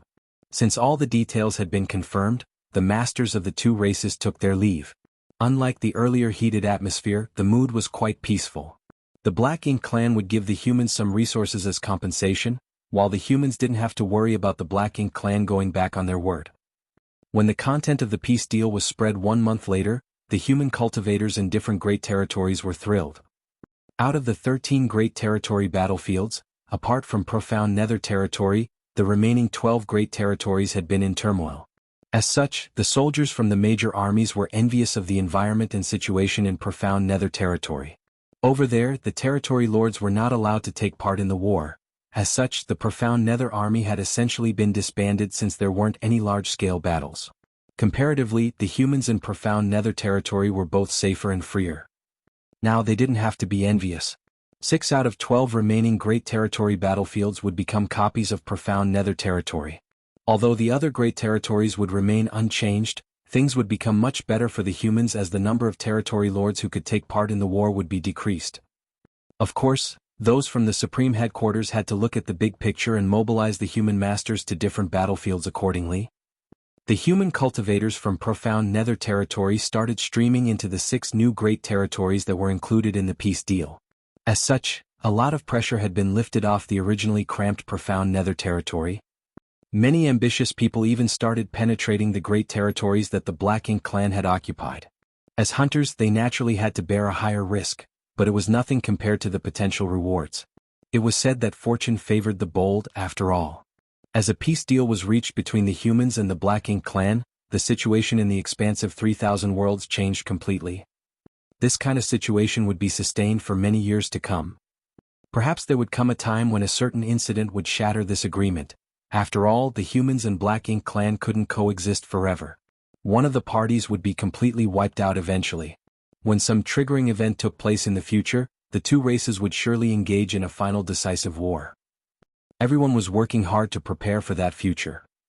It had been 300 years since Yang Kai first visited the Myriad Monsters world. The sapling he had planted back then had grown into an enormous tree, its gigantic crown like a green cloud that covered the entire sky. A lot had changed in the Myriad Monsters world. Compared to 300 years ago, the world energy was undoubtedly richer and the grand Daos and principles were more perfect as well. More and more humans appeared in this wild world as cities and towns of different sizes popped up everywhere. This world, which was originally fully occupied by the monster race, now had many human residents. Most humans living in this place had ancestors who had made contributions on the various battlefields. They used their military merits to exchange for a right to let their juniors or disciples reside in the Myriad Monsters world. Of course, there were also some open heaven realm masters responsible for standing guard over this world. As such, even though the humans and monster race weren't exactly compatible, the situation had been peaceful. There hadn't been any incident where the humans recklessly hunted the monster race or vice versa. In fact, many great monsters chose a different path forward, broke through their shackles and gained human form.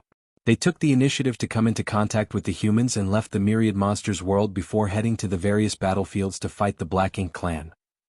The World Tree clone's nourishment had started showing its effects. Although the quality and quantity of prodigies born in this world were not comparable to the star boundary yet, some impressively gifted people had already begun to appear.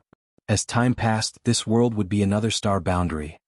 Everything was right on track, just as Yang Kai had planned. Yang Kai didn't inform anyone about his arrival here. Even the Open Heaven Realm Masters responsible for monitoring this world were unable to detect Yang Kai's presence, as they were mostly in the 4th Order and 5th Order. It wasn't until 2 years later that Yang Kai left the Myriad Monsters world. He didn't return to Profound Nether territory though. Since they had struck a peace deal with the Black Ink clan, he couldn't make a move as he pleased, unless the Black Ink clan went back on their word first. The human race's future did not hinge on him alone, but rather on all the juniors who were now battling the Black Ink clan. Yang Kai was unable to bear the weight of saving an entire race. All the same, he had done his best. As for whether the future was bright or dark, that would be up to all humans to decide. Yang Kai thus returned to the star boundary and arrived at the place where the World Tree clone was located. After giving it some thought, he landed on a branch and directly opened a tree cave in its trunk before sitting down inside. The noise he made naturally alerted the Open Heaven Realm Masters who were recuperating or cultivating in this place. The World Tree clone was the very foundation of the star boundary and the most valuable asset for the entire human race. It could be said that without this clone, the star boundary wouldn't have become what it was today, and the humans' future would have been extremely bleak. As such, there were always at least 5 8th Order Masters on guard here who were tasked with preventing any accidents from happening. What's more, due to the clone's mysterious powers, one would gain some benefits by recuperating or cultivating here. Therefore, there were many Open Heaven Realm Masters in this place who had to use a lot of military merits to obtain a quota. However, these masters only occupied a branch or sat down somewhere on the tree crown. They treasured the World Tree clone and wouldn't dare to damage it one bit. With 5 8th Order Masters monitoring this place, no one had the guts to do so either. Hence, it was shocking that Yang Kai directly carved a hole in the trunk. The 5 8th Order Masters widened their eyes in disbelief and quickly investigated. If anyone else had done this, they would have dealt with him like he was a Black Ink disciple. However, when they realized the responsible party was Yang Kai, they all turned a blind eye to his behavior. This couldn't be helped. Although the World Tree clone was said to be a treasure of all humanity, it was Yang Kai who actually brought it out from the Grand Ancient Ruins boundary and planted it here. Even if he wanted to uproot the entire clone, the humans could only try to dissuade him from doing so, not to mention that he only opened a tree cave for himself. There was no way they could forcefully stop him. Furthermore, they were probably no match for Yang Kai to begin with. These 8th Order Masters exchanged glances and communicated with each other using their divine senses. It seems that junior brother Yang is injured. His aura is quite weak. Since a peace deal has been struck, he can't make a move as he pleases, so how did he get injured? Did he go to the no-return pass and pick a fight with the Royal Lord? Since he knows he isn't a match for the Royal Lord, why would he invite trouble to himself? Moreover, I think he just returned from the new Great Territory. These 8th Order Masters were puzzled as they had no idea what happened to Yang Kai that caused his aura to plunge and made him look so frail. Nonetheless, it was apparent that Yang Kai had made a cave mansion in the trunk to recuperate. As such, they didn't dare to say anything or disturb him. Yang Kai used to be a little brat who had to call them seniors, but now he was significantly more powerful than they were.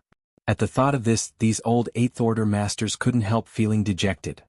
However, it was thanks to these talented young people that they had a chance to oppose the Black Ink clan. If the next generation was weaker than the previous one, there wouldn't be a future for humans. Inside the clone, Yang Kai bore the excruciating pain in his soul and looked around, feeling pleased with this simple tree cave. He then began cultivating in seclusion in this place. He figured he had to cultivate for many years this time and only hoped he had the patience for it. At any rate, he knew that he had to grow strong so that he would have the power to protect himself when war broke out in the future. Now, he was one of the most formidable masters in the human race, but when a new batch of 9th Order Masters and Royal Lords appeared in the future, he would become far less useful. It would be best if he could make it to the 9th Order, but even if he failed to do so, the peak of the 8th Order would have to do. As he sat down with his legs crossed, Yang Kai refined sets of materials as he stimulated the soul-warming lotus to repair his soul. The 3-self source reconstitution art was indeed savage. Although Yang Kai had already used it once 300 years ago, he still almost couldn't bear the pain of doing so again. The pain of literally tearing his soul in half was several times more intense than using soul-rending thorns. Wu Kuang knew that Yang Kai had the soul-warming lotus, which was why he taught him this secret technique. If Yang Kai didn't have the soul-warming lotus, it would have been pointless for him to acquire this technique, for he would have perished the first time he tried to use it. Just like the soul-rending thorns, only Yang Kai could fully utilize this secret technique. Yang Kai was glad that he had acquired this supreme treasure when he was still a budding cultivator. Without the soul-warming lotus, he wouldn't have become who he was today. As a cool sensation spread across his mind, the pain gradually subsided. Time went by slowly. Several years later, a man got to his feet in a secret room in High Heaven Palace. His aura was restrained and he appeared calm and collected.